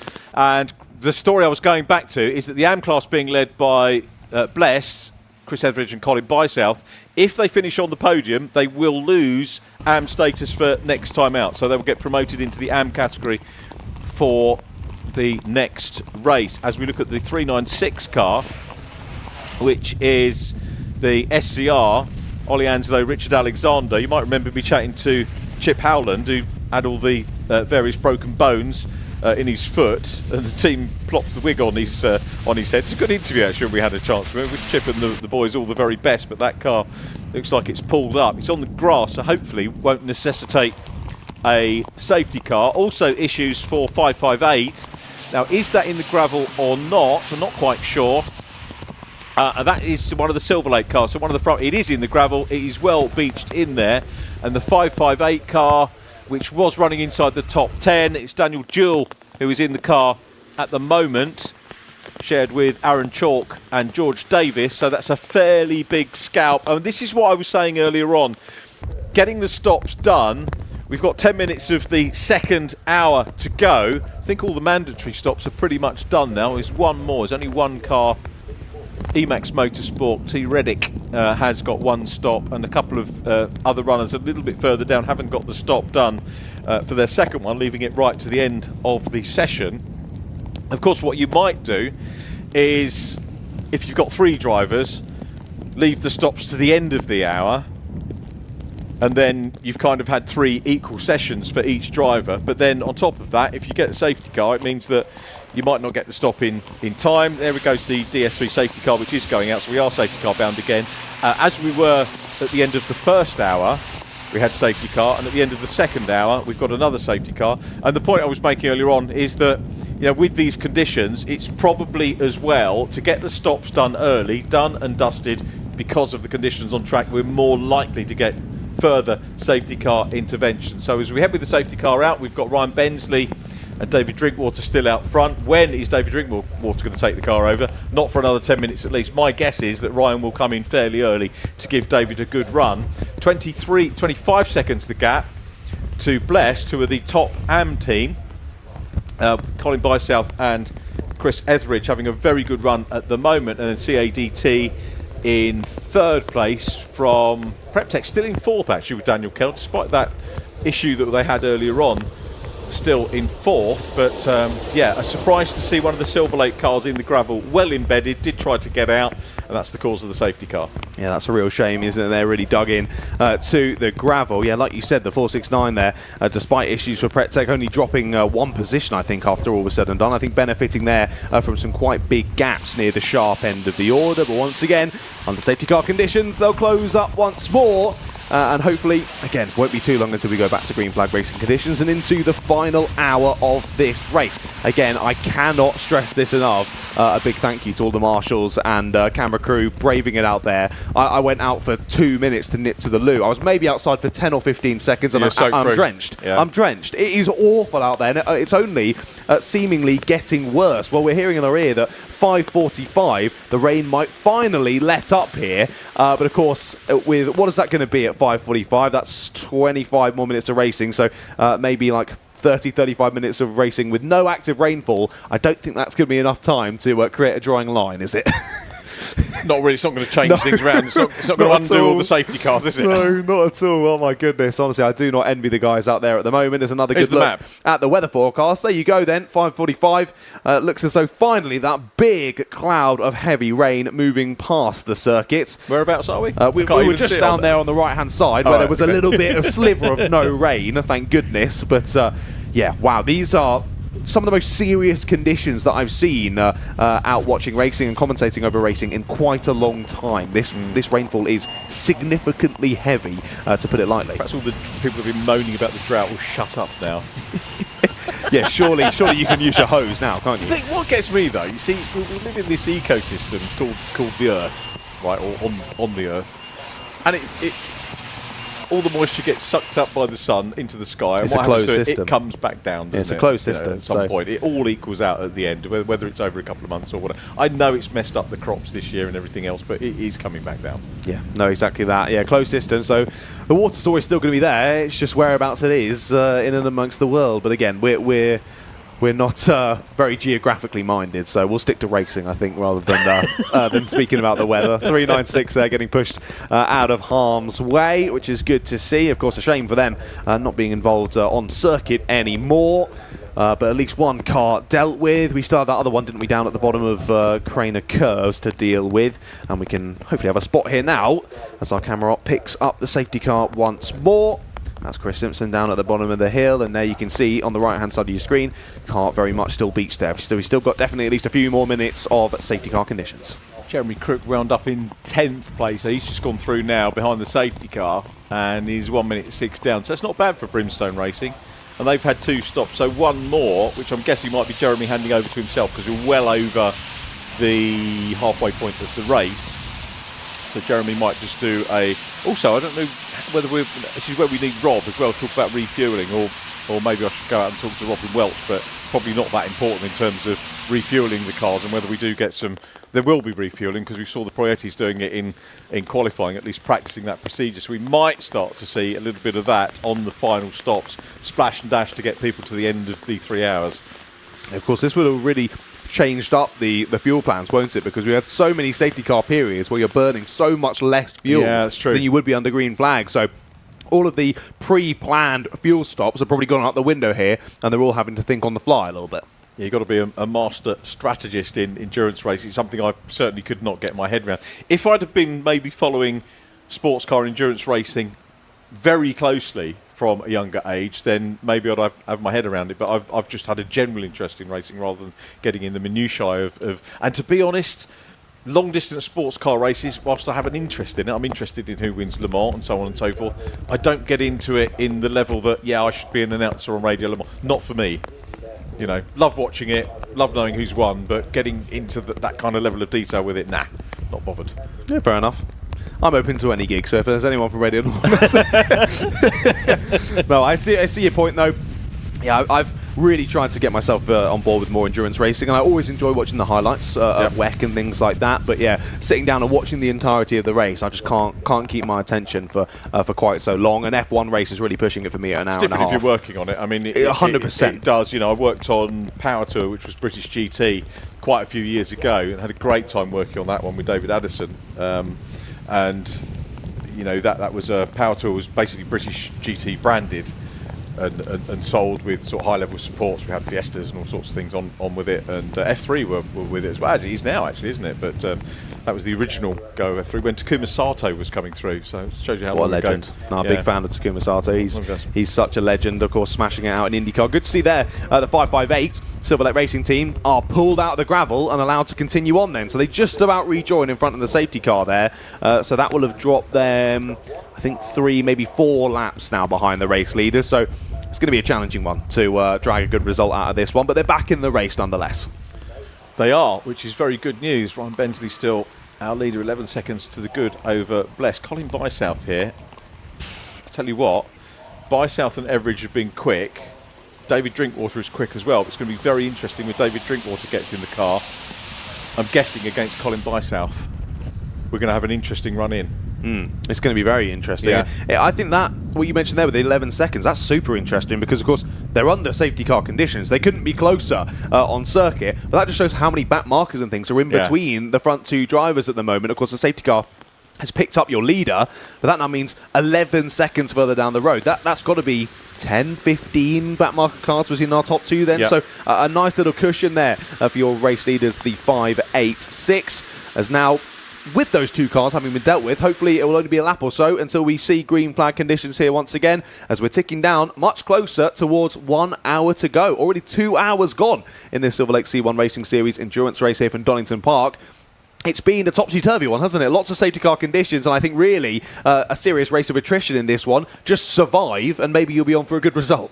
That could well be the way. I'm coming back to Colin Bysouth. You know, I, as a team manager, would want a driver who's experienced with cut and thrust of sprint races to come through those cars that are between him and the race leader at the moment. So are we going to see this safety car period end up in the next hour? Are we going to see Colin Bysouth get into the car very quickly and then start to work his way through the cars that are between him and the race leader? Yeah, exactly that. Maybe you should be their strategist, mate. Sounds like a good plan to me. I'm no good at strategy, but that sounds like a good plan to me. I'm sure they're listening over in the pit box and they will probably disagreeing with you. They'll have the stream on, but they'll have me turned down. But yeah, they know the way. They know the way to do it. Right, then we continue on. And at least one more safety car lap then, as the 558 that was dragged out of the gravel. We saw them flying past our pit box, doing their best to catch the back of the safety car train before we do get back underway with racing here. I mean, we said there it is, heading around the circuit. Of course, you've got to keep it at slower than racing speed, but they'll be pushing on to try and rejoin the back of that safety car queue. We did mention earlier on, of course, that potentially rain letting up at around 5:45. Well, it's 5:27 at the moment, and the rain doesn't seem to be letting up at all at the moment. It's still absolutely hammering down here. I still think it's as bad as it's been throughout the last couple of hours, which is saying something. It has been absolutely atrocious, the weather here at Donington Park today. And I think some of the drivers yesterday, of course, we did have some bad rainfall, but I think if they've tuned in to watch the stream today, they'll be thinking, oh, we got off quite lightly on the Saturday's racing proceedings, as this one continues to crack on then. We do tick down to 60 minutes left to go in this race. And let's see how this plays out then. Right, well, most of our teams now have done those 2 stops, at least in the top 10, so let's run you through it then. In the lead of the race, number 586, WRC Developments with CB Auto Services car, currently piloted by Mr. Bensley. Then it's the Hashtag Blessed team in second place, Cat DT in third, then PrepTech in fourth, Bacon Racing with Liquid Molly in fifth place, then MDA in sixth, AF Racing in seventh, JW Bird Motorsport in eighth, Trojan Motorsport in ninth, and Brimstone Racing rounding out that top 10. Our drivers continuing on then, single file. And a lovely little graphic there on the left-hand side of your screen, just showing the movements throughout the race. Biggest mover in the top 10 then, up 13 places, is PrepTech. And of course, that's despite their off-track excursion we saw only a few minutes ago, where they came to a halt on the grass. They've rejoined in fourth place. They were up in third at that point, so had gained 14th at one point. Now just down one more, but still doing a cracking effort in this race. One, just to keep it on the black stuff, but two, to make up that many places. Done very well indeed. The other thing you can't see on the timing tower, because it was a late addition to the programme or the race day technical spec, as it were, is the inclusion of the AM class. But I can tell you that it's Hashtag Blessed that are leading it, second position overall, with Chris Everidge. Lights out on the safety car. I'll come back to the AM class a little bit later on, because we've got another restart about to happen, and we can see the lead car controlling this one, as you would expect Ryan Bensley to do. We are now into the third hour, so will we see a lap from Ryan Bensley and then hand over and allow David Drinkwater the best part of an hour's racing to get us to the end of the race? They're probably working out what fuel they need to do as well, but it's a nice restart, all looking very good as the cars come down Exhibition Straight, lights ablaze for all of them, and we are getting ready to go again. Etheridge in second. What is the gap now? It's 8 seconds between, it was 11 seconds under the safety car, it's 8 seconds already. I think Chris Etheridge has picked off a couple of places, certainly picked off a couple of seconds. CADT running in third position. The next AM class car, which I was coming back to, is MDA with Adam Button at the controls. I think we've still got to see Michael, who's the septuagenarian driver, to come out and do the last stint. I wonder how long they'll put him out for. But remember, got his first racing experience as a racing experience at the age of 65. And 7 years later, up and racing. Absolutely a brilliant story. And there is #Bless picking off another place. Yeah, that is just amazing. That story. He's a braver man than I, ready to head out in these conditions. Yeah, #Bless doing a great job picking off some of those back markers that are in between themselves and your current race leaders. They all file their way down into the old hairpin at the moment. Of course, another point to make there off of the race start, of course, because your overall race leader was picked up by the safety car, they get to restart with a totally clear track ahead of them. They've got no spray to press on through, whereas #Bless picking their way through the traffic, a lot of spray to deal with. There's the 421 sudding their way through up the inside, trying to get their way back up the order after earlier shenanigans. But we pressed on through into the final hour, like you say. We're going to watch that gap between the top two like a hawk. It was 8.3 seconds there on the restart. Clear track for the 586, 326 picking their way through the traffic. If they can close that gap despite overtaking back markers, that will be unbelievably impressive. As you can see there, another couple of our drivers a little bit further down. So this will be the 469, 434, 550, all nose to tail They here. are. In what is that, 4th, 5th and 6th place, as your leader pits already. Yeah, we said that you might do that, didn't we? There you Was go. it Royal we? Well, no, there you go. You said you didn't do strategy. You just done it there and you got it bang on. Yeah, but it depends whether there's fuel or the driver change here, whether I got it right. But we did say you might pop in. It's the safety car coming new driver. back in. Yeah, it is new driver, isn't it? Is that Colin Bysouth that's going to go? No, it's the second place car, isn't it? It's David Drinkwater going in. Colin Bysouth in the other car, in the Bless car, in second position. So we will see some changes. But yeah, the Proiettis, I can't believe the race they've had. They've just been so resilient after the initial early problems that they had, and still there in 5th place, which could well become 4th very soon. Yeah, it was ridiculous when Sandro was in the car, wasn't it? He'd pick up loads of positions, he'd have a little bit of a mistake, drop them again, pick them all up again, have a little issue, drop them again. It was ridiculous, honestly. The aggressiveness and the confidence from Sandro throughout that first stint or two was unbelievable. So fair play to him. But Oscar doing a great job now as well, right in the middle of that scrap there in 5th place, with those three still absolutely nose to tail. I think David. Drinkwater. It is indeed, jumping straight in. Confirmed on the live timing, then he'll be in for the full final hour pretty much. As here are your new official race leaders, the #Bless team. Of course, we're still waiting for them to make their 3rd pit stop, but you've got to say fair play. We've got an amateur team in the overall race lead at the moment.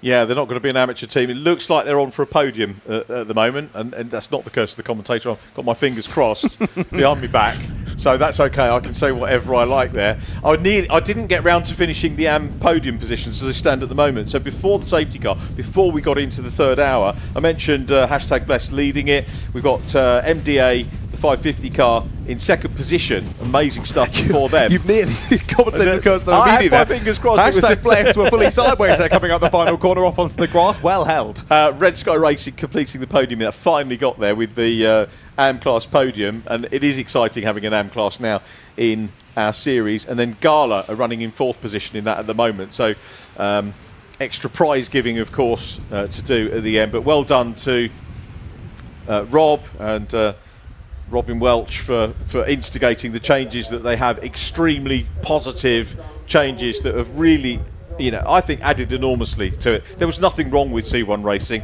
It's just made it even better for me, those changes.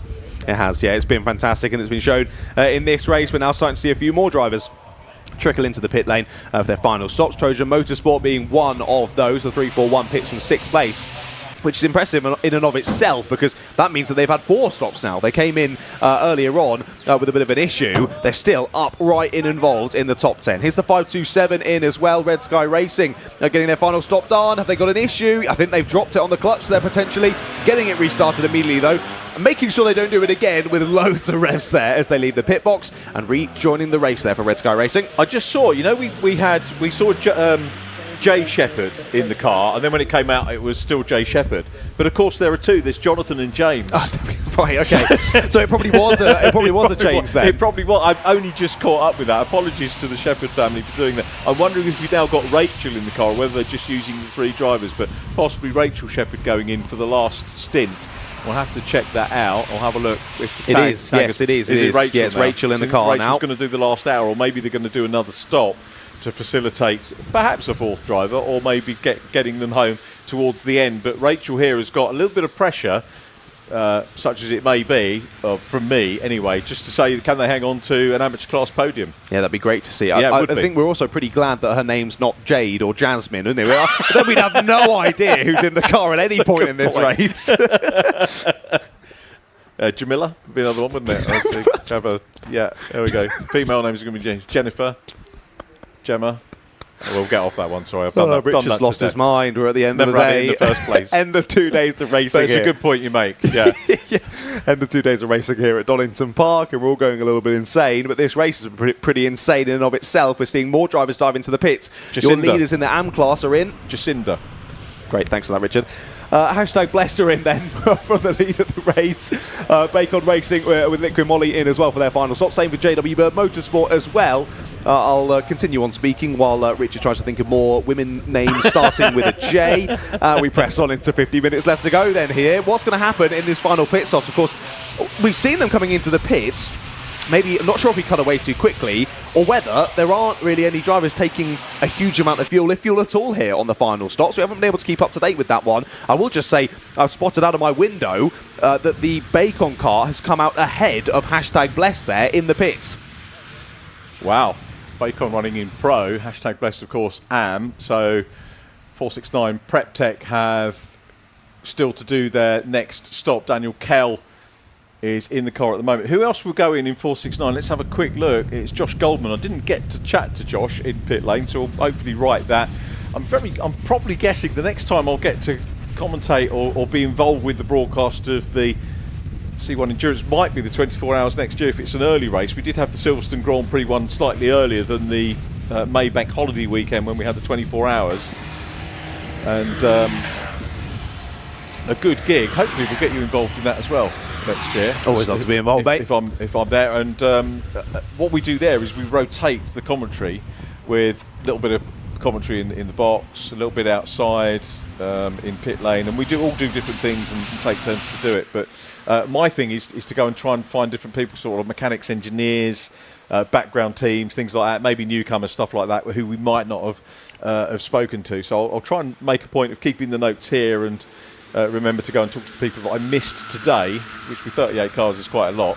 Yeah, it's difficult to get through all of them. Even when you had 50 minutes, getting through that amount of teams and members and whatnot, people racing, family, all sorts of people. It was great to hear you chatting to all of them earlier on in qualifying. If you missed that, you can scroll back in the stream and enjoy, but don't do it just yet. We've still got 50 minutes left to go in this race, and this stream will be available to view at your leisure once all is said and done. We keep an eye as to when drivers head back on round who have made their final stop. So yeah, it has switched around then. WRC Developments with CB Auto Services still in the lead of this race. It's now Bacon Racing with Liquid Molly.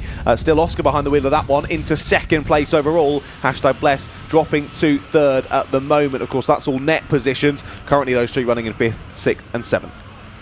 Yeah, it's going to be a very interesting run in. Things beginning to look a little bit drier. We had our weather forecast that the rain will stop.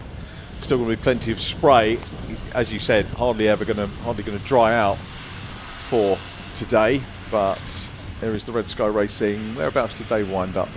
Let's have a look. Should have been settled now. 527.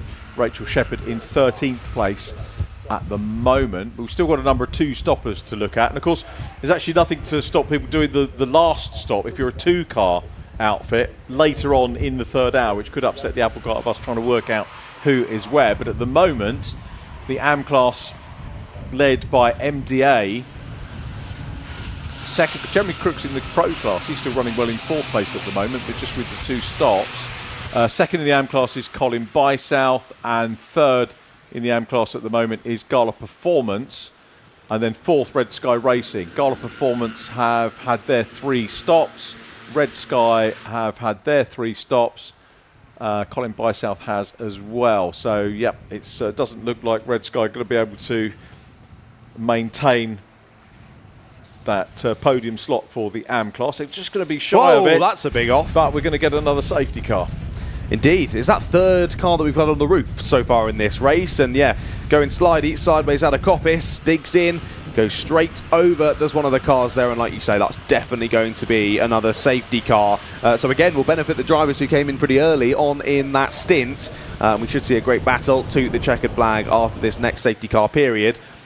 I do think, to be fair, that rain radar we were shown earlier on might be right. We're starting to see a little break in the clouds over top down at Redgate. It is very little. I mean, it's still heavy rain out there, but it's slightly easing to what it has been in this race so far. And at least from a very selfish point of view, maybe I won't get soaked doing the interviews afterwards, which will be lovely from my point of view, but drivers have been so soaked. Another thing I've been thinking about as well, as we head into safety car conditions once more, we saw a couple of the drivers winding down the windows during safety car, because of course you've got to think as well, those windows are all going to steam up hugely during the safety car. When you start going a bit more slowly, you don't have that airflow through the car, and it actually will be quite a challenge when you then go from safety car back to racing to actually be able to see anything out of your windscreen.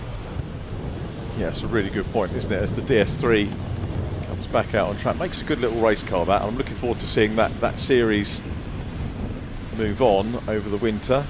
Of course, we had the Hyundai Ioniq 5 out yesterday, didn't we? Today, the DS3, but both working very well as safety cars here at Donington Park. The DS3 out, I believe, has picked up the leader as they head down into the Craner curves. I think it's the 469 that he was looking for, and still, even despite the rain maybe easing a little bit and a bit more brightness out there on circuit, still struggle to see the numbers. No, it's not the 469. I think it's not the 459 just behind. It's the 432 at the front of the train anyway that's been picked up, and there indeed is the 469, the Prep Tech squad.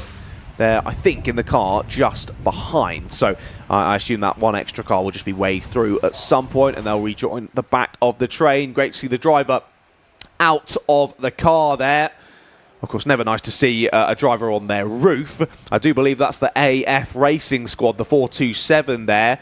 It was Mr. Francis behind the wheel in that stint, and can so easily happen. Going sideways off into the gravel there, dig straight in, up and over they went. So that'll be the AF Racing team dropping down the order, sadly, as there you go on the live timing. It does now become an exclamation mark, meaning they're likely out of this race. 3-7 in for a pit stop. Well, I say a pit stop, it maybe looks a bit more terminal than a pit stop, this one. Yeah, a lot of work going on. Just been doing some sums on the AM class. Also, sorry, that 8 was upside down. That 8 on the 378 was upside down. That would really tick me off. Sorry, just a personal one there. Sorry, please continue. That's all right. That A's upside down as well. That's my favourite joke from you for the whole weekend. I like that one. Oh, thank you very much. Did we even getting a zoom in on the 8? You just annoy me now, Johnny. Cut away, please. Right, I'm gonna stop getting your way. Crack on, Richard. I was just going to have another AM moment, because just taking stock of who is where, I said that Red Sky Racing had maybe punted off the podium for the AM class, but they haven't. So just doing the sums, they're actually in third place, and MDA, who are currently leading the AM class and won't be able to do anything about any more changes, still have one more mandatory stop to go. So it's MDA on 2 stops leading the AM class. Hashtag blessed in second position in the AMs with 3 stops. They're pretty much done and dusted. I'll say they won't have any more stops, but they have done the requisite number. Red Sky Racing have done their requisite number. They are third and could have been possibly higher up had they not been caught out by that safety car earlier on. Gala are next up. They're fourth. They've done all 3 stops. And then 5th and 6th in the AM class, Radiation and Bravo, who have both done 2 stops each. Now with 5th and 6th likely to drop further back as they take their mandatory stops, it means that the AM class podium to me is between the 4 runners that we've got P1 to 4. With MDA, the question is how far back are MDA going to drop, and is Rachel Shepherd going to be able to keep the Red Sky Racing car in third place? It's going to be fascinating to see as we wind down through our remaining 44 minutes as the 378 car makes its way back out on circuit. This is the first time I've realised as well, the AM class, you can see the white stripe under SILVERLAKE means that that's an AM class car. The warmer colour, is it a red or an orange, is the Pro class. So that's the... You heard the crunch there of the gears as he tried to get it in, and then the shake of the head from the driver. Maybe it isn't quite so fixed. It's definitely the upside down 8. That's what's causing all the issues on that one. I just Just put my head outside of the box. Really light rain now. It's almost stopped, at least down. We're just heading into T1 is our comms box at the moment. So it is very much easing here at Donington Park, but still raining ever so slightly. And like we said earlier, 40 minutes is nowhere near enough time to clear the amount of water that's still sitting out there on the circuit. So still very much going to be wet conditions and wet lines for the rest of this race. 427 put back onto 4 wheels. The AF Racing squad will have that car dragged off of circuit, but going no further in this race, sadly. I wonder how much time a telehandler like that has saved in British racing over the course of the last few years, and whether the time saved, you know, people moan and groan, don't they, about race entries going, oh, the cost of hiring the circuits goes up, but they're investing in things like that to give people more racing time. It comes back to us, doesn't it? Exactly that, yeah. Everything's always reinvested, isn't it, to make the whole experience better for everyone involved. Of course, spending money, no one ever enjoys spending money, but at the end of the day, it is worth it. I agree with that 100%. So we're looking forward to our last 42 minutes of racing. Again, it's gone quickly. Endurance racing used to drag for me, it doesn't now. All the stuff that we put on at the Brscc, whether it's a Fun Cup, well, Fun Cup are responsible for that rather than Brscc, but a working partnership with. Silverlake C1 Endurance Series has been absolutely mega. I've got to say, I probably enjoy each one of those, whether it's Fun Cup or C1s. I enjoy each further one more as we go along, as you get more involved in it as well. Of course, yeah, as you start to learn more as well. The 432 is allowed past then, so that does give the 469 Prep Tech the leading position behind the safety car. But yeah, like you say, it's always the way with endurance racing, isn't it? When you watch it for the first time, you sort of don't really know what's going on. You don't know much about the teams, and it's a bit more difficult to follow. Then as you get more into it, as the rounds go on, you start to learn what's happening and the permutations of the championship as it plays, as it goes towards its crescendo at the late part of the season. And yeah, particularly for me, being involved with the championship, it just ramps that up even so much more, getting involved, knowing all the drivers. And as we were encouraging earlier, if you're a regular viewer at different circuits, just go and head down and get involved. At all club racing, drivers will be more than happy to give you a tour around. Of course, if you've got kids, they'll be more than happy to let them sit in and have a little play around in the cockpit and just get you stuck in. They want people to be involved. They want people to be excited about the series that they're racing in. Yeah, absolutely. I again agree with that. I was just trying to think. I haven't actually done that many Fun Cups really. I've done a couple a year probably at the most. And yeah, as I said, the more I get involved with it, and hopefully, I was saying the same with the thing with the Fiestas. It's really been disappointing this year. This is my first Fiesta meeting that I've worked on. It's just such a shame we've had all of that season and I've missed it. Yeah, this is my second this year, but yeah, thoroughly enjoyed being on both of them. They've always been absolutely fantastic people to interview at the end of the race. They're always up for a good chin wag with me. But the racing out on the circuit has been second to none. I've thoroughly enjoyed being involved with the Fiestas, both the ST150s, ST240s and the Juniors as well. All slightly different types of racing, but all very much worth their value in gold. So great to be involved in the coverage, and hopefully you're all enjoying the coverage from wherever you're watching. There's the telehandler getting some more money back and racing time back, very efficiently moved over. It's such a great vehicle, isn't it, that, to getting the car back on its wheels, and then also doubling up as the tow vehicle. Probably does a heck of a lot more as well during the day-to-day running of the track as well. I'm guessing moving tyres around and getting to the appropriate place when we're rebuilding barriers and things like that. Do you think you could put a grading thing on and grade the sand? Do you think they use that to grade the gravel traps? That's a serious question. Yeah, honestly, I think you might be right, to be fair. Yeah.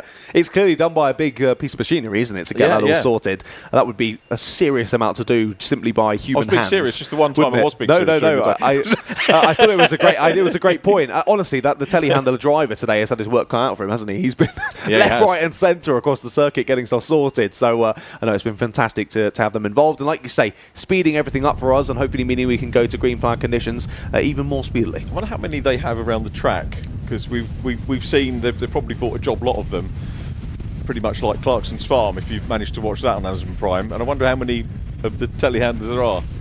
Oh, I can hear a phone ringing. It's not me, is it? It is me. I better turn my phone off, hadn't I? I thought you were supposed to be the professional here in the box, Richard. It's my son. He's obviously well up to speed with what I'm doing today, isn't he? Maybe he's watching this and going, actually, maybe I'll change my mind. I want to be in the C1s. Very possibly. Always a bit of a worry. He's supposed to be dog sitting for somebody today. Perhaps he's finished. That's the perfect time to have this on in the background. That's not with Bark either. Terrible. That's from your best joke of the weekend to your worst joke of the weekend there, Richard. Lucy smiled. She's been polite. She was being polite. Yeah, that's, I think, the right way of putting it there, Richard. I'm only messing. I always thoroughly enjoy your banter in the comms, Richard. It's great to... I've enjoyed working with you. If anyone wants us as a double act for next year, I'd be more than happy to... I don't know whether John would be more than happy to take bookings, but I'd be more than happy to pair up with you. And if people are looking for I'll give you a shout. Well, yeah, I kind of assumed we were now coming as a pairing when you gave me a little kiss on the neck earlier on in the pit lane. Sorry, we're keeping that between us, are we? Oh yeah, sorry, Lucy's here. I mean, that never happened. A professional relationship only between myself and Richard John Neal. Right, we continue on then. Let's turn our attention back to the cars out there on circuit. It is PrepTech who now take the overall race lead, but of course, PrepTech, Cat DT, MDA and Brimstone Racing all needing to serve us another pit stop here in the final hour. So net top three then, WRC Developments with CB Auto Services, Bacon Racing with Liquid Molly, and hashtag Blessed, your top three overall. And of course, hashtag Blessed in the top three overall, but your top amateur team as well. Very impressive. Yep, this is the only one and only, if they finish on the podium, the one and only time they race as amateurs. Indeed, yeah, it will be, won't it? Colin Byseth, you amateur. I mean, they've proven themselves, haven't they, today? Colin he's a legend, Colin Byseth. I mean, a top level. It is a little bit weird, but it's amateur in terms of C1 racing. We're not calling Colin an amateur for his exploits in, far from it, in Mazda Super Cup racing and Mazda racing generally. So it is weird, but as a newcomer you can come in. And what I think's nice is that the organisers don't expect you to transfer all the skills from another formula into this.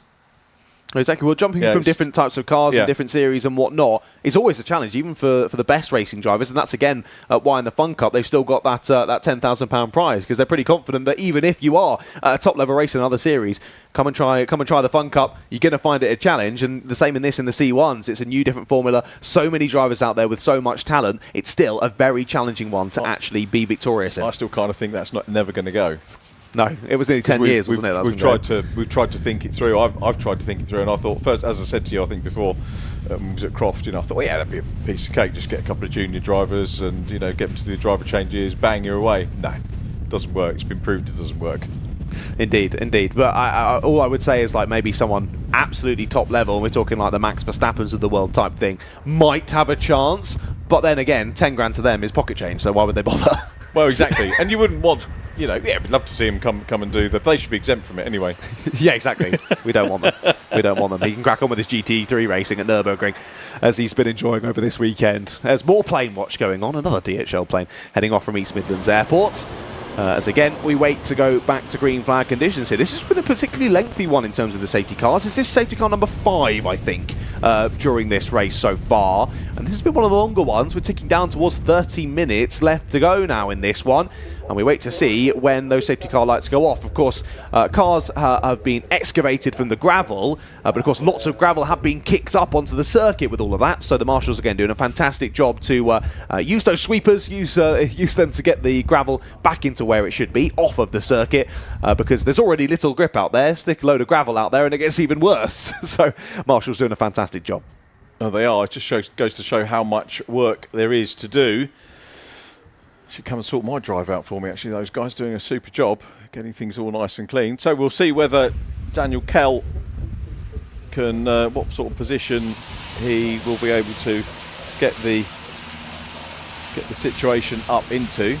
Whether he will be, how far is he going to drop down? Maybe top 4, top 5. We'll see after the safety car finishes how quickly he will come in. But as I say, there is still a stop to go from him and the CADT car, as John's already mentioned. Yeah, top 4 cars still to have their next stop, including Jeremy Crook. I was going to say it was going to be an interesting 45 minutes. We've had nearly 10 minutes under the safety car whilst they try. And it is important that they get that gravel away, because if you're going for a wide line, as cars will want to do in the wet, when there's no gravel there is more grip. Indeed. Yeah, that's where you'll find the grip in these very damp conditions, to say the least, here at Donington Park. But as we say, the marshal's doing a great job to get it off of that new racing line and providing the grip that the drivers do very much need out there on circuit. We've seen plenty of off-track excursions in this race, so any bit of extra grip I'm sure they'll be very thankful for as we continue on for another lap under the safety car conditions here. Good race to end the weekend, though. It's certainly been pretty topsy-turvy, hasn't it? It's never been an obvious shot at the race lead for any one particular team. It's been chopping and changing throughout the order through this race so far. We've got a couple now rising to the fore who we think are going to be the ones to watch here through this final 30 minutes, but still very much all to play for. Yeah, the question is, do you get your last stop done now? Do you risk another one? There might be another safety car. We might finish under a safety car, which could scupper things. So I think the ideal thing now is to get what you need to get done, and get out front and get up to the front as quickly as you can in case we do finish under safety car. Indeed, yeah, lots of strategy playing into this one. Yet again, another pretty lengthy safety car period is helping with fuel saving as well. So again, this will play into the fact that these drivers who do still need to take a pit stop, whether they can maybe just skip refueling and save a little bit of time. As we can see there with the Donington Park flags, it is super windy out there. It's been pretty windy throughout the fact when we've had heavy rain as well. The rain seems to have relatively eased now. The wind certainly hasn't, and that is going to make these C1s even more slidey than they usually are.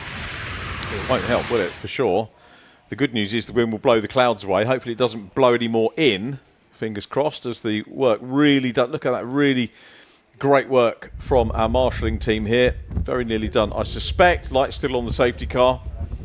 And Daniel Kell, I was wondering whether, I don't think Andy McEwen has all the stats for this, but he does on Fun Cup, doesn't he, for the number of safety car laps and this, that and the other, which is how he enjoys his winter, updating the stats. I've got to say, I've done a similar thing on Mazda, and not in terms of safety cars, but career wins and all that kind of stuff.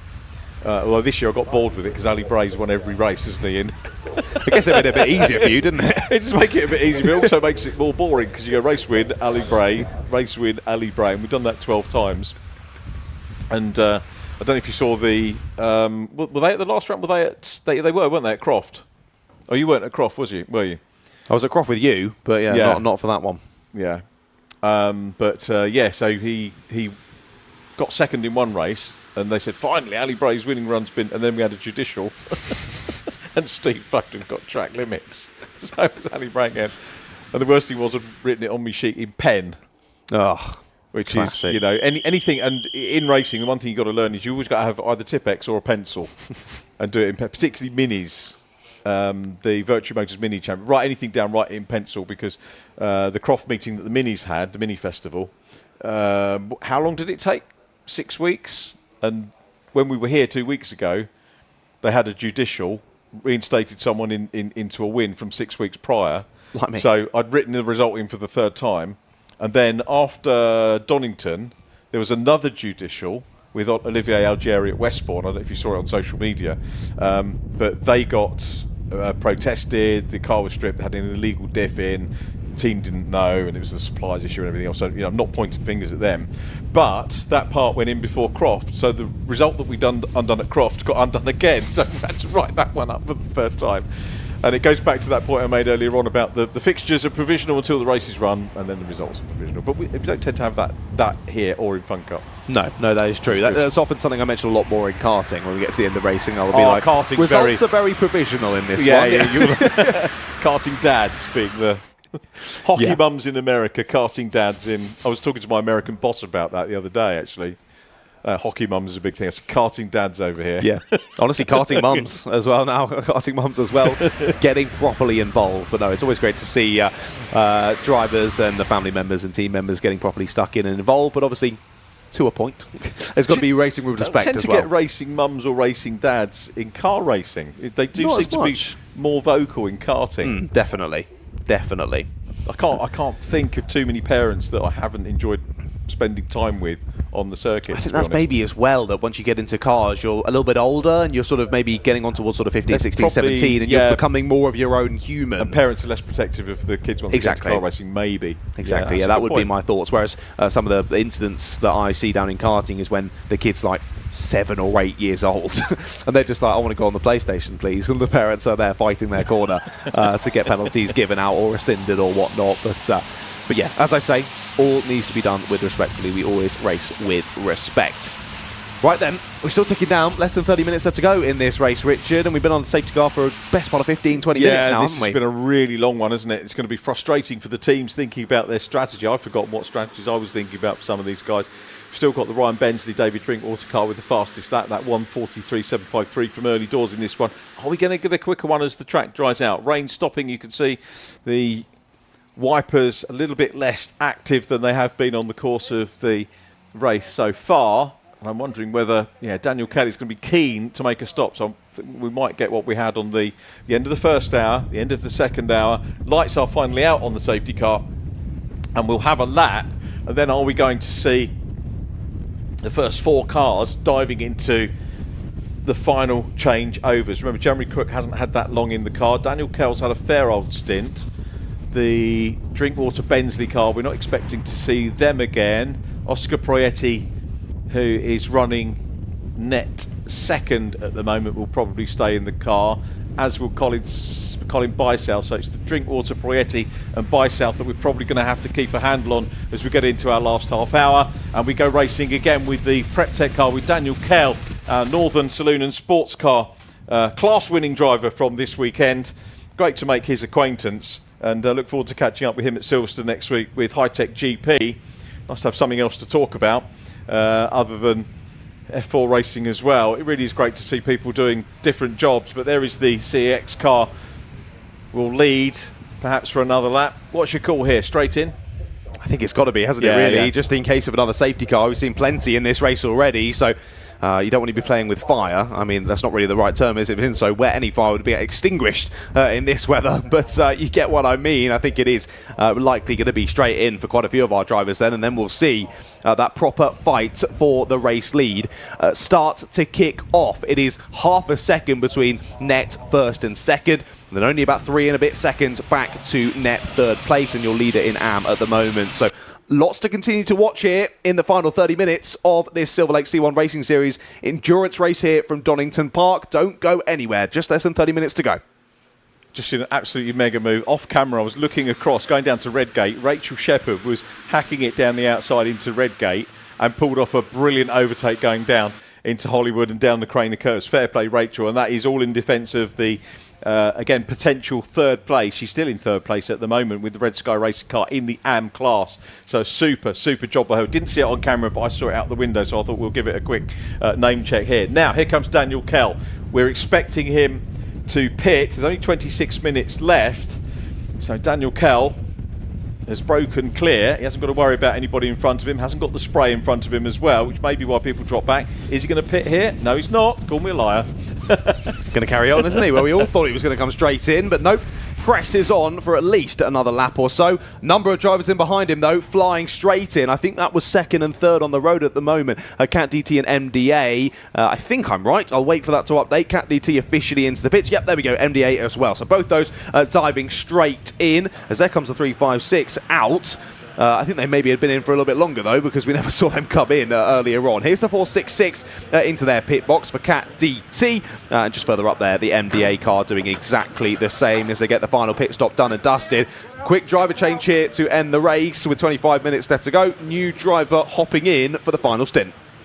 We're going to see Jeremy Crook come in as well. He's a little bit further down the pit lane, garage 8. And they need to do a third stop, and that's the complication, isn't it, really, for the not really a complication. I guess you can do 2 stops with one driver and then one with the third stop with the second driver. It's interesting to see there with the Cat DT team, the driver that just got out, even in the chaos of the pit lane with everything that was going on, was doing his best to convey information to the new driver that's getting in of where to push it and maybe to hold back a little bit. Yeah, it's interesting, isn't it? Communication key, as well as the actions of the team getting the driver out, driver in, belts. Haven't seen any refuelling, as you said. There hasn't been that much fuel used in this 3-hour race. The 396 car ready to rejoin the fray. And there is Rachel Shepherd. So we'll have a little check once all the pit stops are done and see where that car is. But it's been a good run, as ever. Great team, Red Sky Racing. I think one of the last rounds I did with them, they had a very early rollover. But at the moment, 12th place. Gala Performance... Gala Performance have actually gone ahead of them, and they were on 3 stops as well. So Gala with 3 stops worth. So that's Rachel maybe down to 4. She has overtaken some cars. I'm guessing some back marker traffic as the Blessed car goes through again. Colin Bysouth Still expecting, as Colin had 2 or 3. No, they've had 3 stops at the moment. So it's PrepTech still with Daniel Kell out front. Jeremy Crook has now had his 3rd stop and is in the pits. So we're very nearly going to get our picture of what's going to happen. It's going to be around about 20 minutes that we're going to have pretty much a straight race for. Indeed it is. Yeah, we do have to be a little bit careful with those numbers because, of course, the drivers right at the sharp end, it's not going to matter because they won't have come in for an extra stop. But some of them further down might have ended up coming in at one point for an issue and then going back out, which would have registered as a stop on TSL, but won't be registered as an official stop in their race. So we've just got to be a little bit careful about that as well. But at least watching these, we can get involved with this net race lead. We're side by side here as we head up the hill, and they're right in the middle of a bit of traffic as well. This is your 2 race leaders, WRC Developments with CB Auto Services and Bacon Racing with Liquid Moly. That's going to be the inside line for the right-hander for Oscar Proietti, and he might steal away the lead here, forcing the other driver outright. Yeah, indeed. Yeah, Blessed are in there as well. You're right. Sorry, I didn't realise how much they closed up. It was 1.3 seconds back at the start of this lap alone. Have they just got both of them? I think they might have done. Yes, hashtag Blessed. It's the overall lead of this race. So despite the aggressiveness there from the Bacon team, they've stayed in 2nd place. They've gained a place, but it's 2 positions lost for the WRC Development squad, down from 1st to 3rd. Hashtag Blessed into the overall lead of this race. Yeah, Colin Bysouth, didn't I say you'd want the sprint driver on there? But you've got a C1 veteran, a C1 expert coming up and having a go on the outside run there, but also coming up is David Drinkwater. Goodness me. So we've got, here they come across the line again, side by side, Bacon Racing with a challenge. Now you can see how difficult it is for them to see as they come through, but Colin Bysouth will now take the lead on the net race. Daniel Kell still the overall race leader, but Bysouth up into P2, net lead. David Drinkwater next up from Oscar Proietti, and so you've got just having a quick look. Yeah, Colin Bysouth, remember, amateur but expert driver, great sprint driver, and soon to lose the amateur status as far as C1 racing is concerned, because this is the podium battle that we've got with 21 minutes to go. Bysouth, yeah, always quick. It's a bit of a shame that, imagine what it'd be like if you had Aidan Hills in the car with him as well, as they did at Silverstone. Aidan disappeared because it wasn't a chance for a win at Silverstone early on. I think he did stay a little bit longer than he originally intended, but Aidan hopefully will be back in the 24 hours with the likes of Colin Bysouth next year. And of course, now we've seen that, if you've got Colin who's getting all this extra C1 experience, losing the AM status, putting him in with the likes of Aidan Hills and other drivers, you need more in the 24 hours to be able to do it efficiently. If he can pull drivers like that back in, then they're going to be in with a real shout of winning the 24 hours next year, which is going to be bigger and I'm sure 100% better. The key thing here is Colin Bysouth's not getting away. 2nd and 3rd net need to keep in touch with each other and try and keep him in sight. Indeed, there needs to be a little bit of working together then. They have switched around on this last lap. WRC Development's back through on Bacon Racing. Bacon looking to the inside line. It's the final corner. That door was always going to close, and it does. But well watched there from Oscar. He holds it in behind, doesn't get a bit too aggressive there into the final corner, sticks in 3rd place for now anyway. This is going to be interesting as this plays out through the final stint, and amazing to see, isn't it? We're into the final 20 minutes of a 3-hour race. There's been 5 safety cars. There's been crazy weather with thunder around the circuit, yet we've got 20 minutes to go and top 3 are pretty much nose to tail. Pretty much what you want, isn't it, to do. PrepTech now in pit lane. It's going to be interesting to see who Daniel Kell hands over to. Race leaders still continue. That's Blessed in the pit lane. It is. You're right. They've come in and it looks like maybe they have an issue. Is it the 326? That's an unexpected pit stop for hashtag Blessed. We were just singing their praises, and has it all gone wrong with only 20 minutes left to go in this one? Having a lengthy chat with the marshals here. They're down near the stop-go penalty section of the pit lane. We haven't seen a penalty come up for anyone though, so we're going to err on the side of might be an issue with the car rather than an issue with the stewards. But sadly, we've lost a driver, lost a team from this 3-race squad for the lead. It's down to 2. How strange is this? So we now have the PrepTech car about to rejoin the fray. He will, I think, drop down the order a little bit. The 469 car, 3rd driver for PrepTech, not getting too much racing time is Josh Goldman. So Josh will come and do the last 20 minutes or so as the battle for the race lead is now what we're looking at. And out front, it's David Drinkwater from Oscar Proietti, who's going to try and close him down again. He had a look coming into the chicane last time around, but it's the poppy livery on the car that leads. It'd be appropriate if that was at the Races of Remembrance, wouldn't it, the poppy livery? And surprised that he kept it on all year, but it is a very distinctive car. The Liquid Molly machine still busy chasing him. Hashtag blessed. This is where I should have probably been down in pit lane to find out, but Colin won't probably want a microphone in his chops at the moment if there is a problem. No, indeed.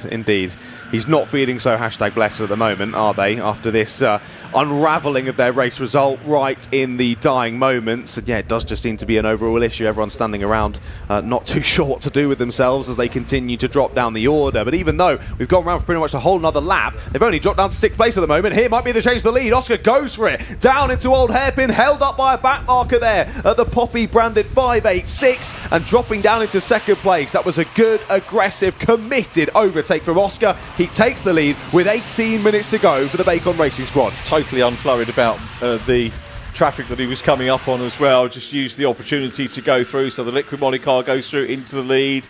Yeah, had little things happening to that car over the course of the race, but no major dramas. But you'd have been quite well excused for thinking that they might not have taken the win with a couple of offs they had in that early session. It all promotes now Nick Beaumont into 3rd position in the JW Bird car. And we've hardly spoken about Nick Beaumont in the 591 car at all. Trojan Motorsport 341 up into 4th. 5th position is PrepTech with Josh Goldman now at the wheel 469. And now we have to look down the amateur class, spin for 432.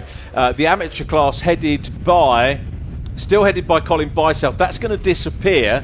It's Adam Button who's still in the car. So it looks like Adam has only shared it with, I don't think we've seen Michael Dark. Maybe Michael electing not to go out. They have had all their stops. Have a quick look across for Adam. Let's have a look. I've lost him. There he is. They have had 3 stops. So it looks like, I think Michael Dark has maybe elected not to go out in his stint. I don't recall him being out earlier on. Forgive me if I've got that wrong, team. But we did see in the early part of the race Charlie Dark doing his stints, and now, as we said, it's Adam Button who's had a fairly long stint of it as well. But the battle's still on for the lead as David Drinkwater closes in again. I'll have to go back to my amateur class podium and have a look, but at the moment it looks like we're going to see... Oh, it is Michael Dark. I beg his pardon.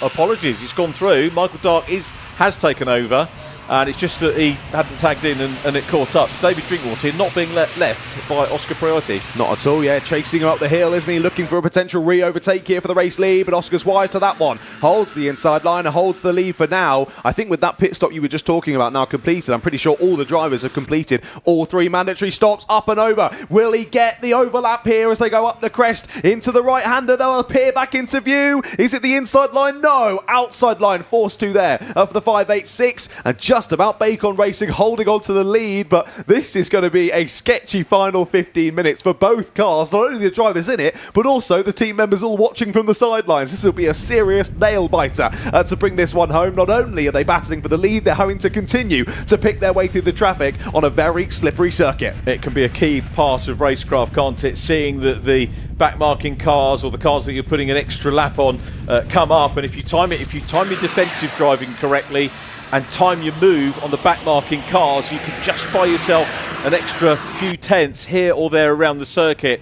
And Proietti will know that. David Drinkwater will know that as well, and he wants to keep him very well within arm's reach. The gap was only 1/10 of a second as Colin Bysouth comes back out. It'll be interesting to see how much time Colin Bysouth has lost. It looks like he's going to not get the overall podium, so we'll retain amateur status into next season as far as the championship is concerned. But back with the leaders, and it is now a change again. David Drinkwater back in front. Indeed it is. Yeah, impressive racing between these two, but it's not going to stop there. Trying the outside line is the Bacon team. They might get shoved off onto the green stuff here. It remains very slippery, but fantastic move there to try and retake the lead, and he's done it as Oscar. Brilliant overtake, retakes it and immediately chucks his car straight in front the car that he's battling with, holds position, retakes the lead. This is awesome here with 15 minutes to go. It's going to be nip and tuck. And at the end of the day, it's basically going to be a big game of chess, isn't it? They can use the slipstream and make an overtake, but it's who gets the overtake in the crucial final few moments. And if this with this scrapping going on up until that point, they just need to keep giving each other enough room. That's a big wobble for your race leader. Off into the gravel they go. Can they grab it back and bring it back onto the black stuff? Just enough. But how much time have they lost from that one? David Drinkwater, I was about to say, I thought David Drinkwater held a few cards here because he'd been passed and then he repassed Oscar. And Oscar's not an easy driver to do that too, and he's got a bit of breathing space now. And I just thought, yeah, if he's tracking him, he might be waiting for the final stages. He knows where the car's stronger, he knows where he's got the racecraft to be able to repass him the way the cars are at the moment. And he was putting him under pressure, and I think the pressure very possibly got to Oscar Proietti there, but he's still in the mix. He could still close up. He could still prove me wrong. It's so easy to make a little mistake like that. Like you say, pressure is building here as we count down the seconds towards the checkered flag. So easy to make a little mistake like that, and it just bites you. But he did so well to hold it and not get dragged off there. When he dropped two wheels into the gravel, it could have so easily dragged him further out, and he would have wasted 5-10 seconds getting it back on the black stuff. He got it straight back on. Really impressive stuff, and it's lost him about 2.5 seconds then to your new race leaders once again. WRC Developments with CB Auto Services, and here they continue on, but they're catching a couple more back markers as well. And look how hard Oscar's pushing in the background, using all the circuit and more there to try and chase down the new race leaders ahead of him.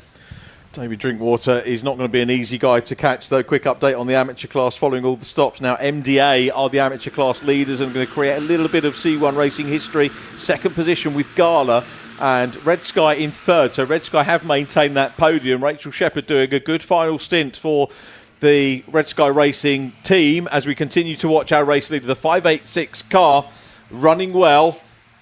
Remember, this car with Ryan Bensley in the early stages set the fastest lap of the race, and you can see why we were saying it's two really class drivers. David Drinkwater has done a super job. The Bacon Racing car not really making any particularly large inroads at the moment into the race lead, but there's still 12 minutes to go. There are still maybe errors to go. We're getting a camera flick. Is there a problem for someone somewhere? No, there isn't. Okay, so have me worried for a minute, I can tell you, as they go through once again. A bit further back, there is the 424 chasing the 396. Are they top 10 material? No, they aren't at the moment.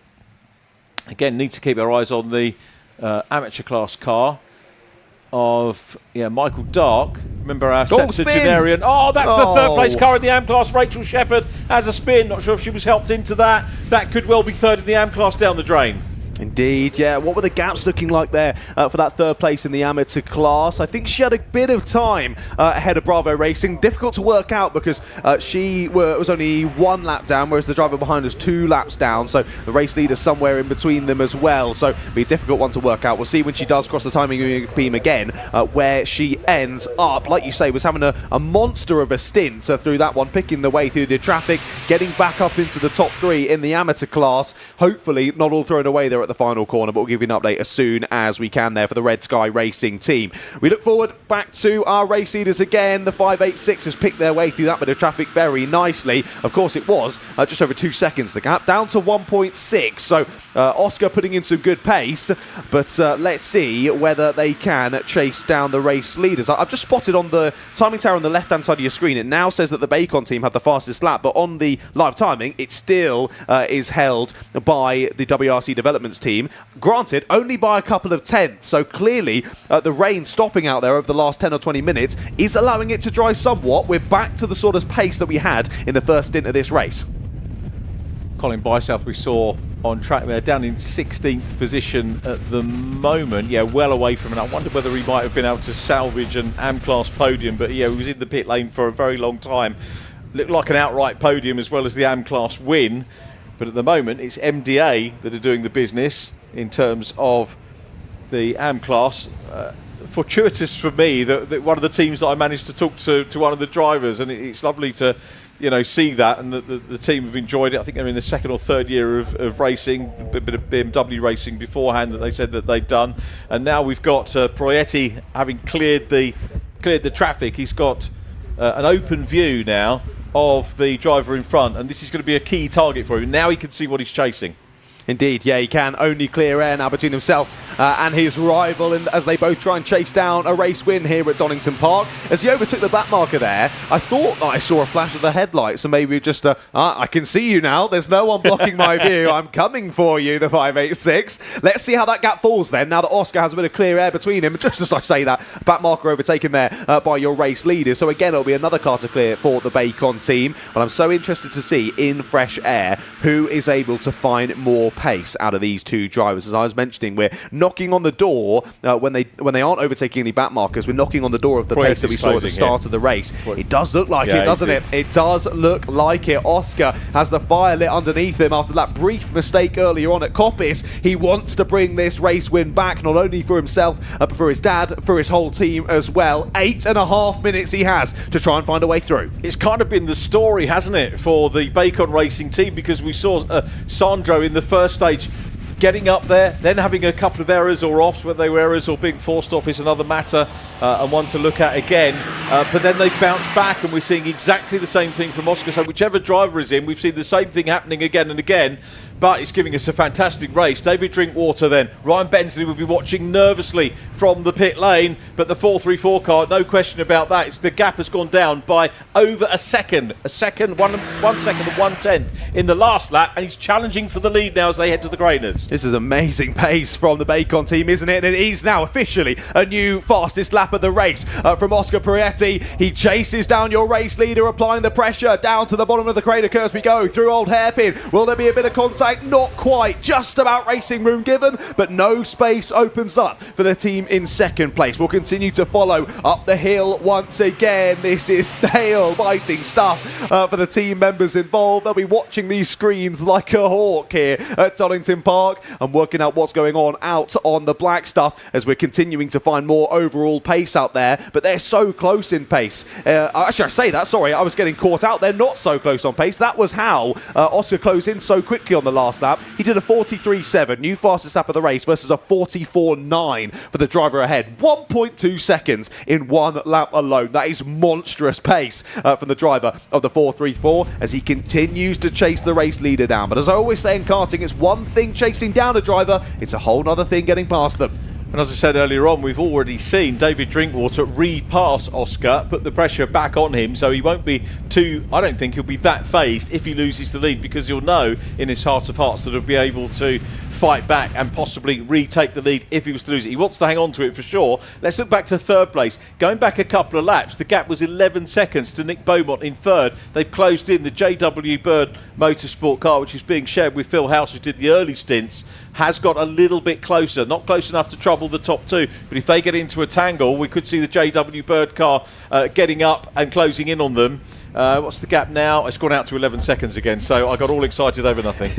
But like you say, though, you've got to be in it to win it. Anything could happen ahead of you. They put themselves in that position, and now they're just praying, aren't they, that these two come together at some point and they can side through to a relatively simple win. Currently still on the overall podium, still doing a fantastic job of the JW Bird Motorsport team, but they're basically just in the land of praying for now to see what happens to the two drivers ahead. We're ticking down towards only 5 minutes left to go in this race, ladies and gentlemen. We've done nearly 2 hours and 55 minutes of C1 endurance racing action here at Donington Park, and this is seriously crescendoing to the checkered flag.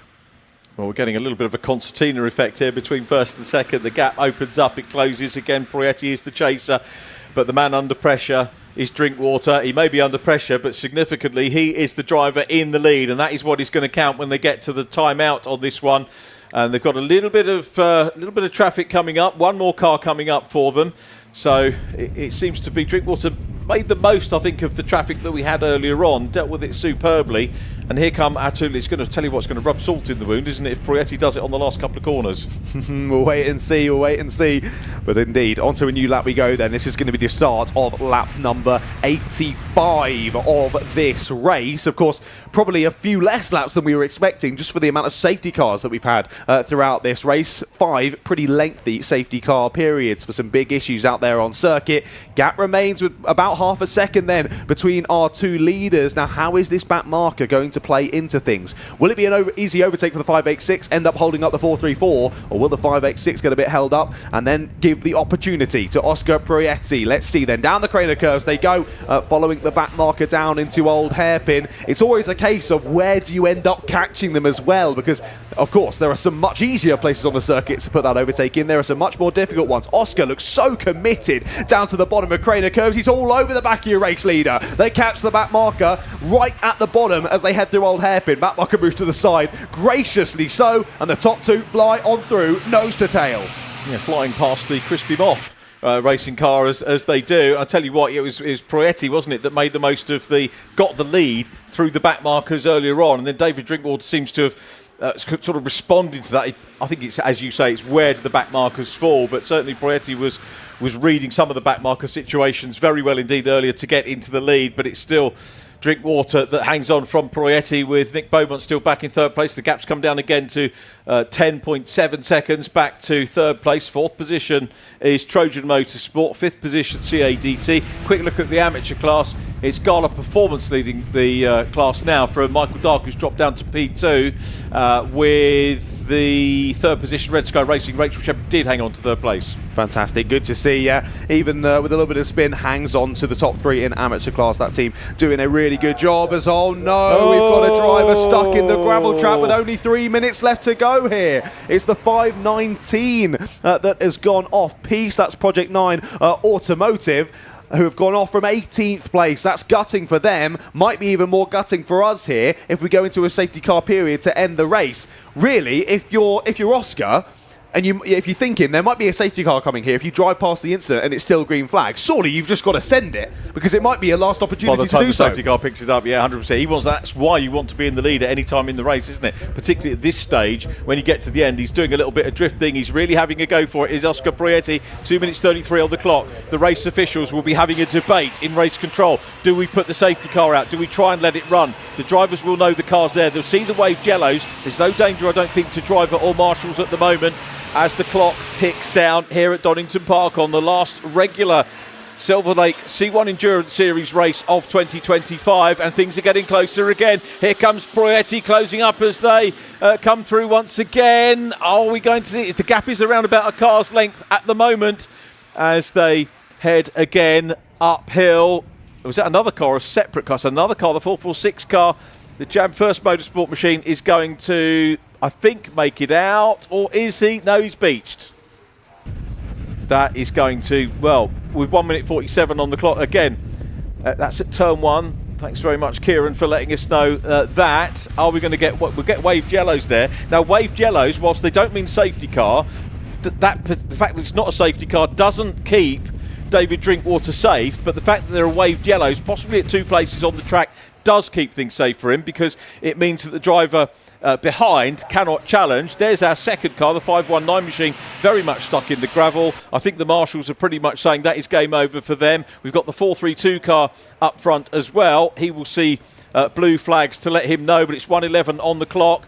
There'll be waved yellows there. You can see the brave marshals working to the once we get past the yellow flag zone. You can see Oscar Proietti goes for a wide line, trying to get a bit of momentum down the hill. At the moment, we've got the back marking car not wanting to cede any position, and this is not helping our race leader. The other car's got out, so we've now got waved yellows removed from there, but the 432 car, I don't think, realises that he's got the two race leaders behind him. 42 seconds to go on the clock. Proietti now, the Liquid Moly car starts to close up again. Is he going to make the move as they get into traffic again? The 432 car has proved very difficult to pass, but he moves to the outside line as they go up towards Schwantz. They're through, they make it through. Drinkwater's through, Proietti through as well. The 432 car is dealt with. Are they going to catch any more as Proietti takes a tight line there?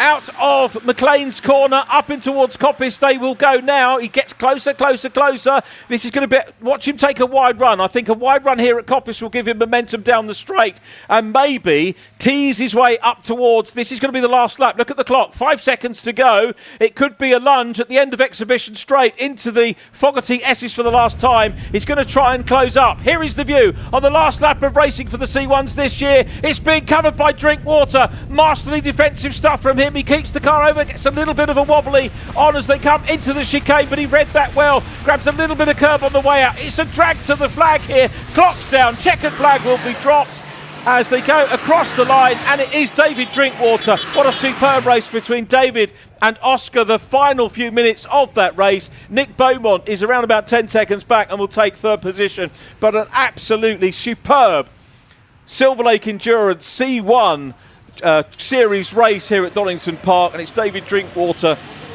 who takes the race win. Of course, the 586 car being partnered by Ryan Bensley, who set things up beautifully with the earliest, fastest lap of the race earlier on. The Poetti family, Sandro and Oscar, brilliant racing all the way through the course of the afternoon to take P2.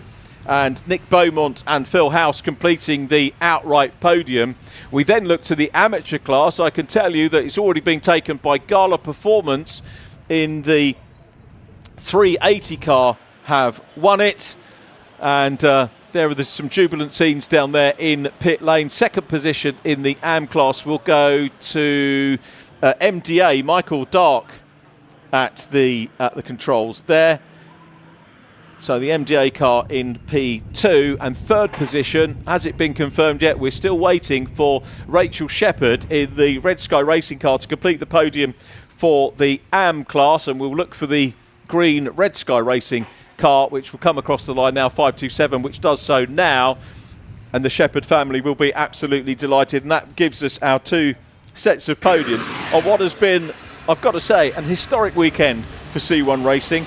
What better way as you get to the end of one season to set yourself up for a brand new campaign. We heard from Robin Welch from Silverlake earlier on in the day that next year's fixtures are going to be up and made available on socials over the week, and we're going to see more racing like this with the new format of everyone having to stop, one stop per hour, the new AM class which has come in as well, and we look forward very much to seeing more Silverlake C1 endurance racing next year.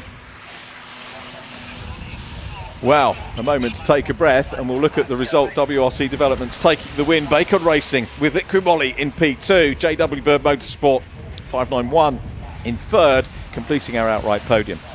Trojan Motorsport next, ahead of fifth position CADT. PrepTech come up to sixth place at the end, and a good finish for Brimstone Racing. Alec Livesley taking the final stint in the 338 car after the roll this morning. Gala Performance take the honours in the amateur class and 8th position overall, ahead of Abbott Racing, which was a pro team. Second in the amateurs, MDA, with Michael Dark finishing off, and then third, completing the amateur podium, is Red Sky Racing with Rachel Shepherd bringing the car home in 11th place overall. Bravo Racing next up, 4th in the AMS, they were 12th. Rabsport Racing 13th, will drop down to the 15th. Alpha Trojan 15th from Silverlake. Radiation Racing and Advantage next up from Ugga in 19th. OPC PR with the Johnsons next up. Then it's Silverlake Racing Team 21st, TGR next from DFTS. Gemini Racing 24th from Emax Motorsport. Unusual to see them way down. Project 9 next up from Crispy Moth, who very nearly got involved in the lead battle down in 27th. 28th, FBR from Team M8S Racing.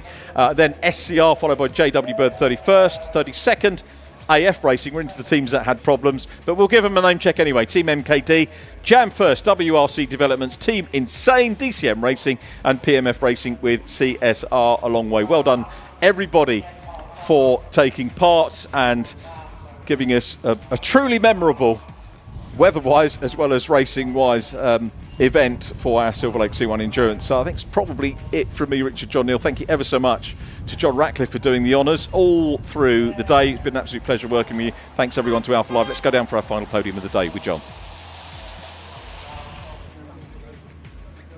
Wow, what an end to way, all the way to end the weekend here at Donington Park. As you can see, 2 days of comms has taken it out of me. I think it's taken out a few drivers there in that 3-hour C1 endurance race. That was an amazing way to end the weekend's action here at Donington Park. Let's have a chat with some of the drivers on the podium in that race. They're having a chat with P2, so we'll dive over to you in a second once they've got the photos all done and dusted. What a battle we were treated to at the end there. I'll dive in with your race winner. What a battle. You were defending perfectly for the last 10 minutes or so of that race. Talk us through it. Yeah, I mean, to be honest, Ryan did all the hard work.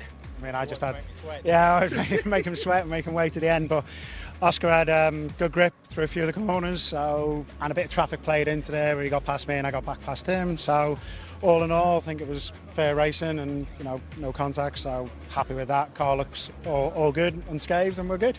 Perfect. Yeah, your battle was fantastic to watch, and yeah, from us, looked all fair, really exciting. So, well done. Thank you very much. Yeah. I'll also jump over to yourself if you don't mind, sir, because the first thing I wrote down for the last for the first 2 hours of that race was just 586 storming start. It was a great start from you.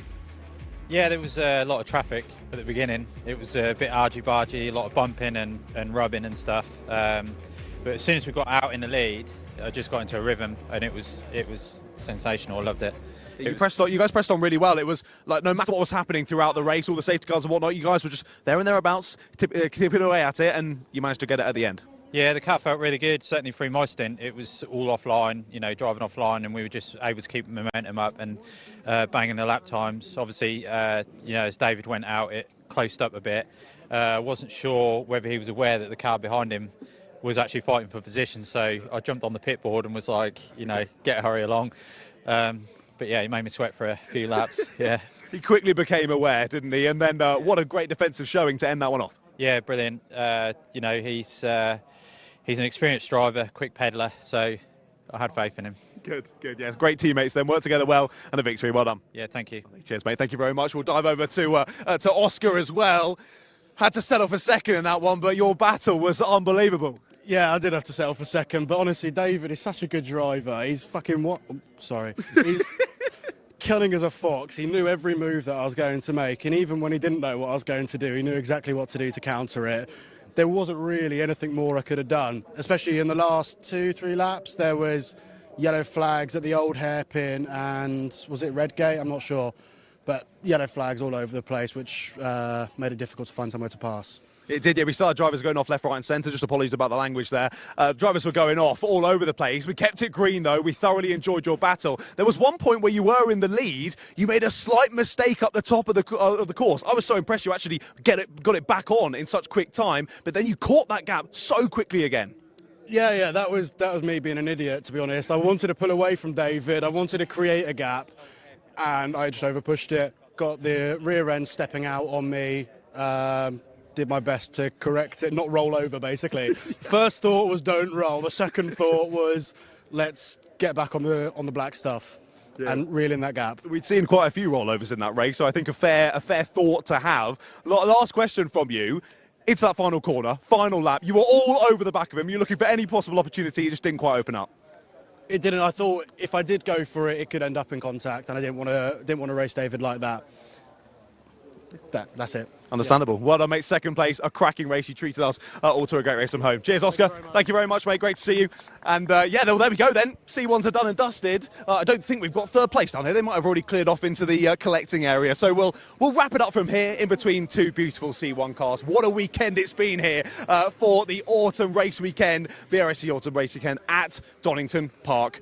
2 days of racing, loads of different championships and series, and it's been an absolute banger once again. From myself, John Ratcliffe, and of course from Richard John Neal alongside me in the commentary box, we hope you have thoroughly enjoyed watching all of the racing action, and from wherever it may be for the next one, we'll see you there.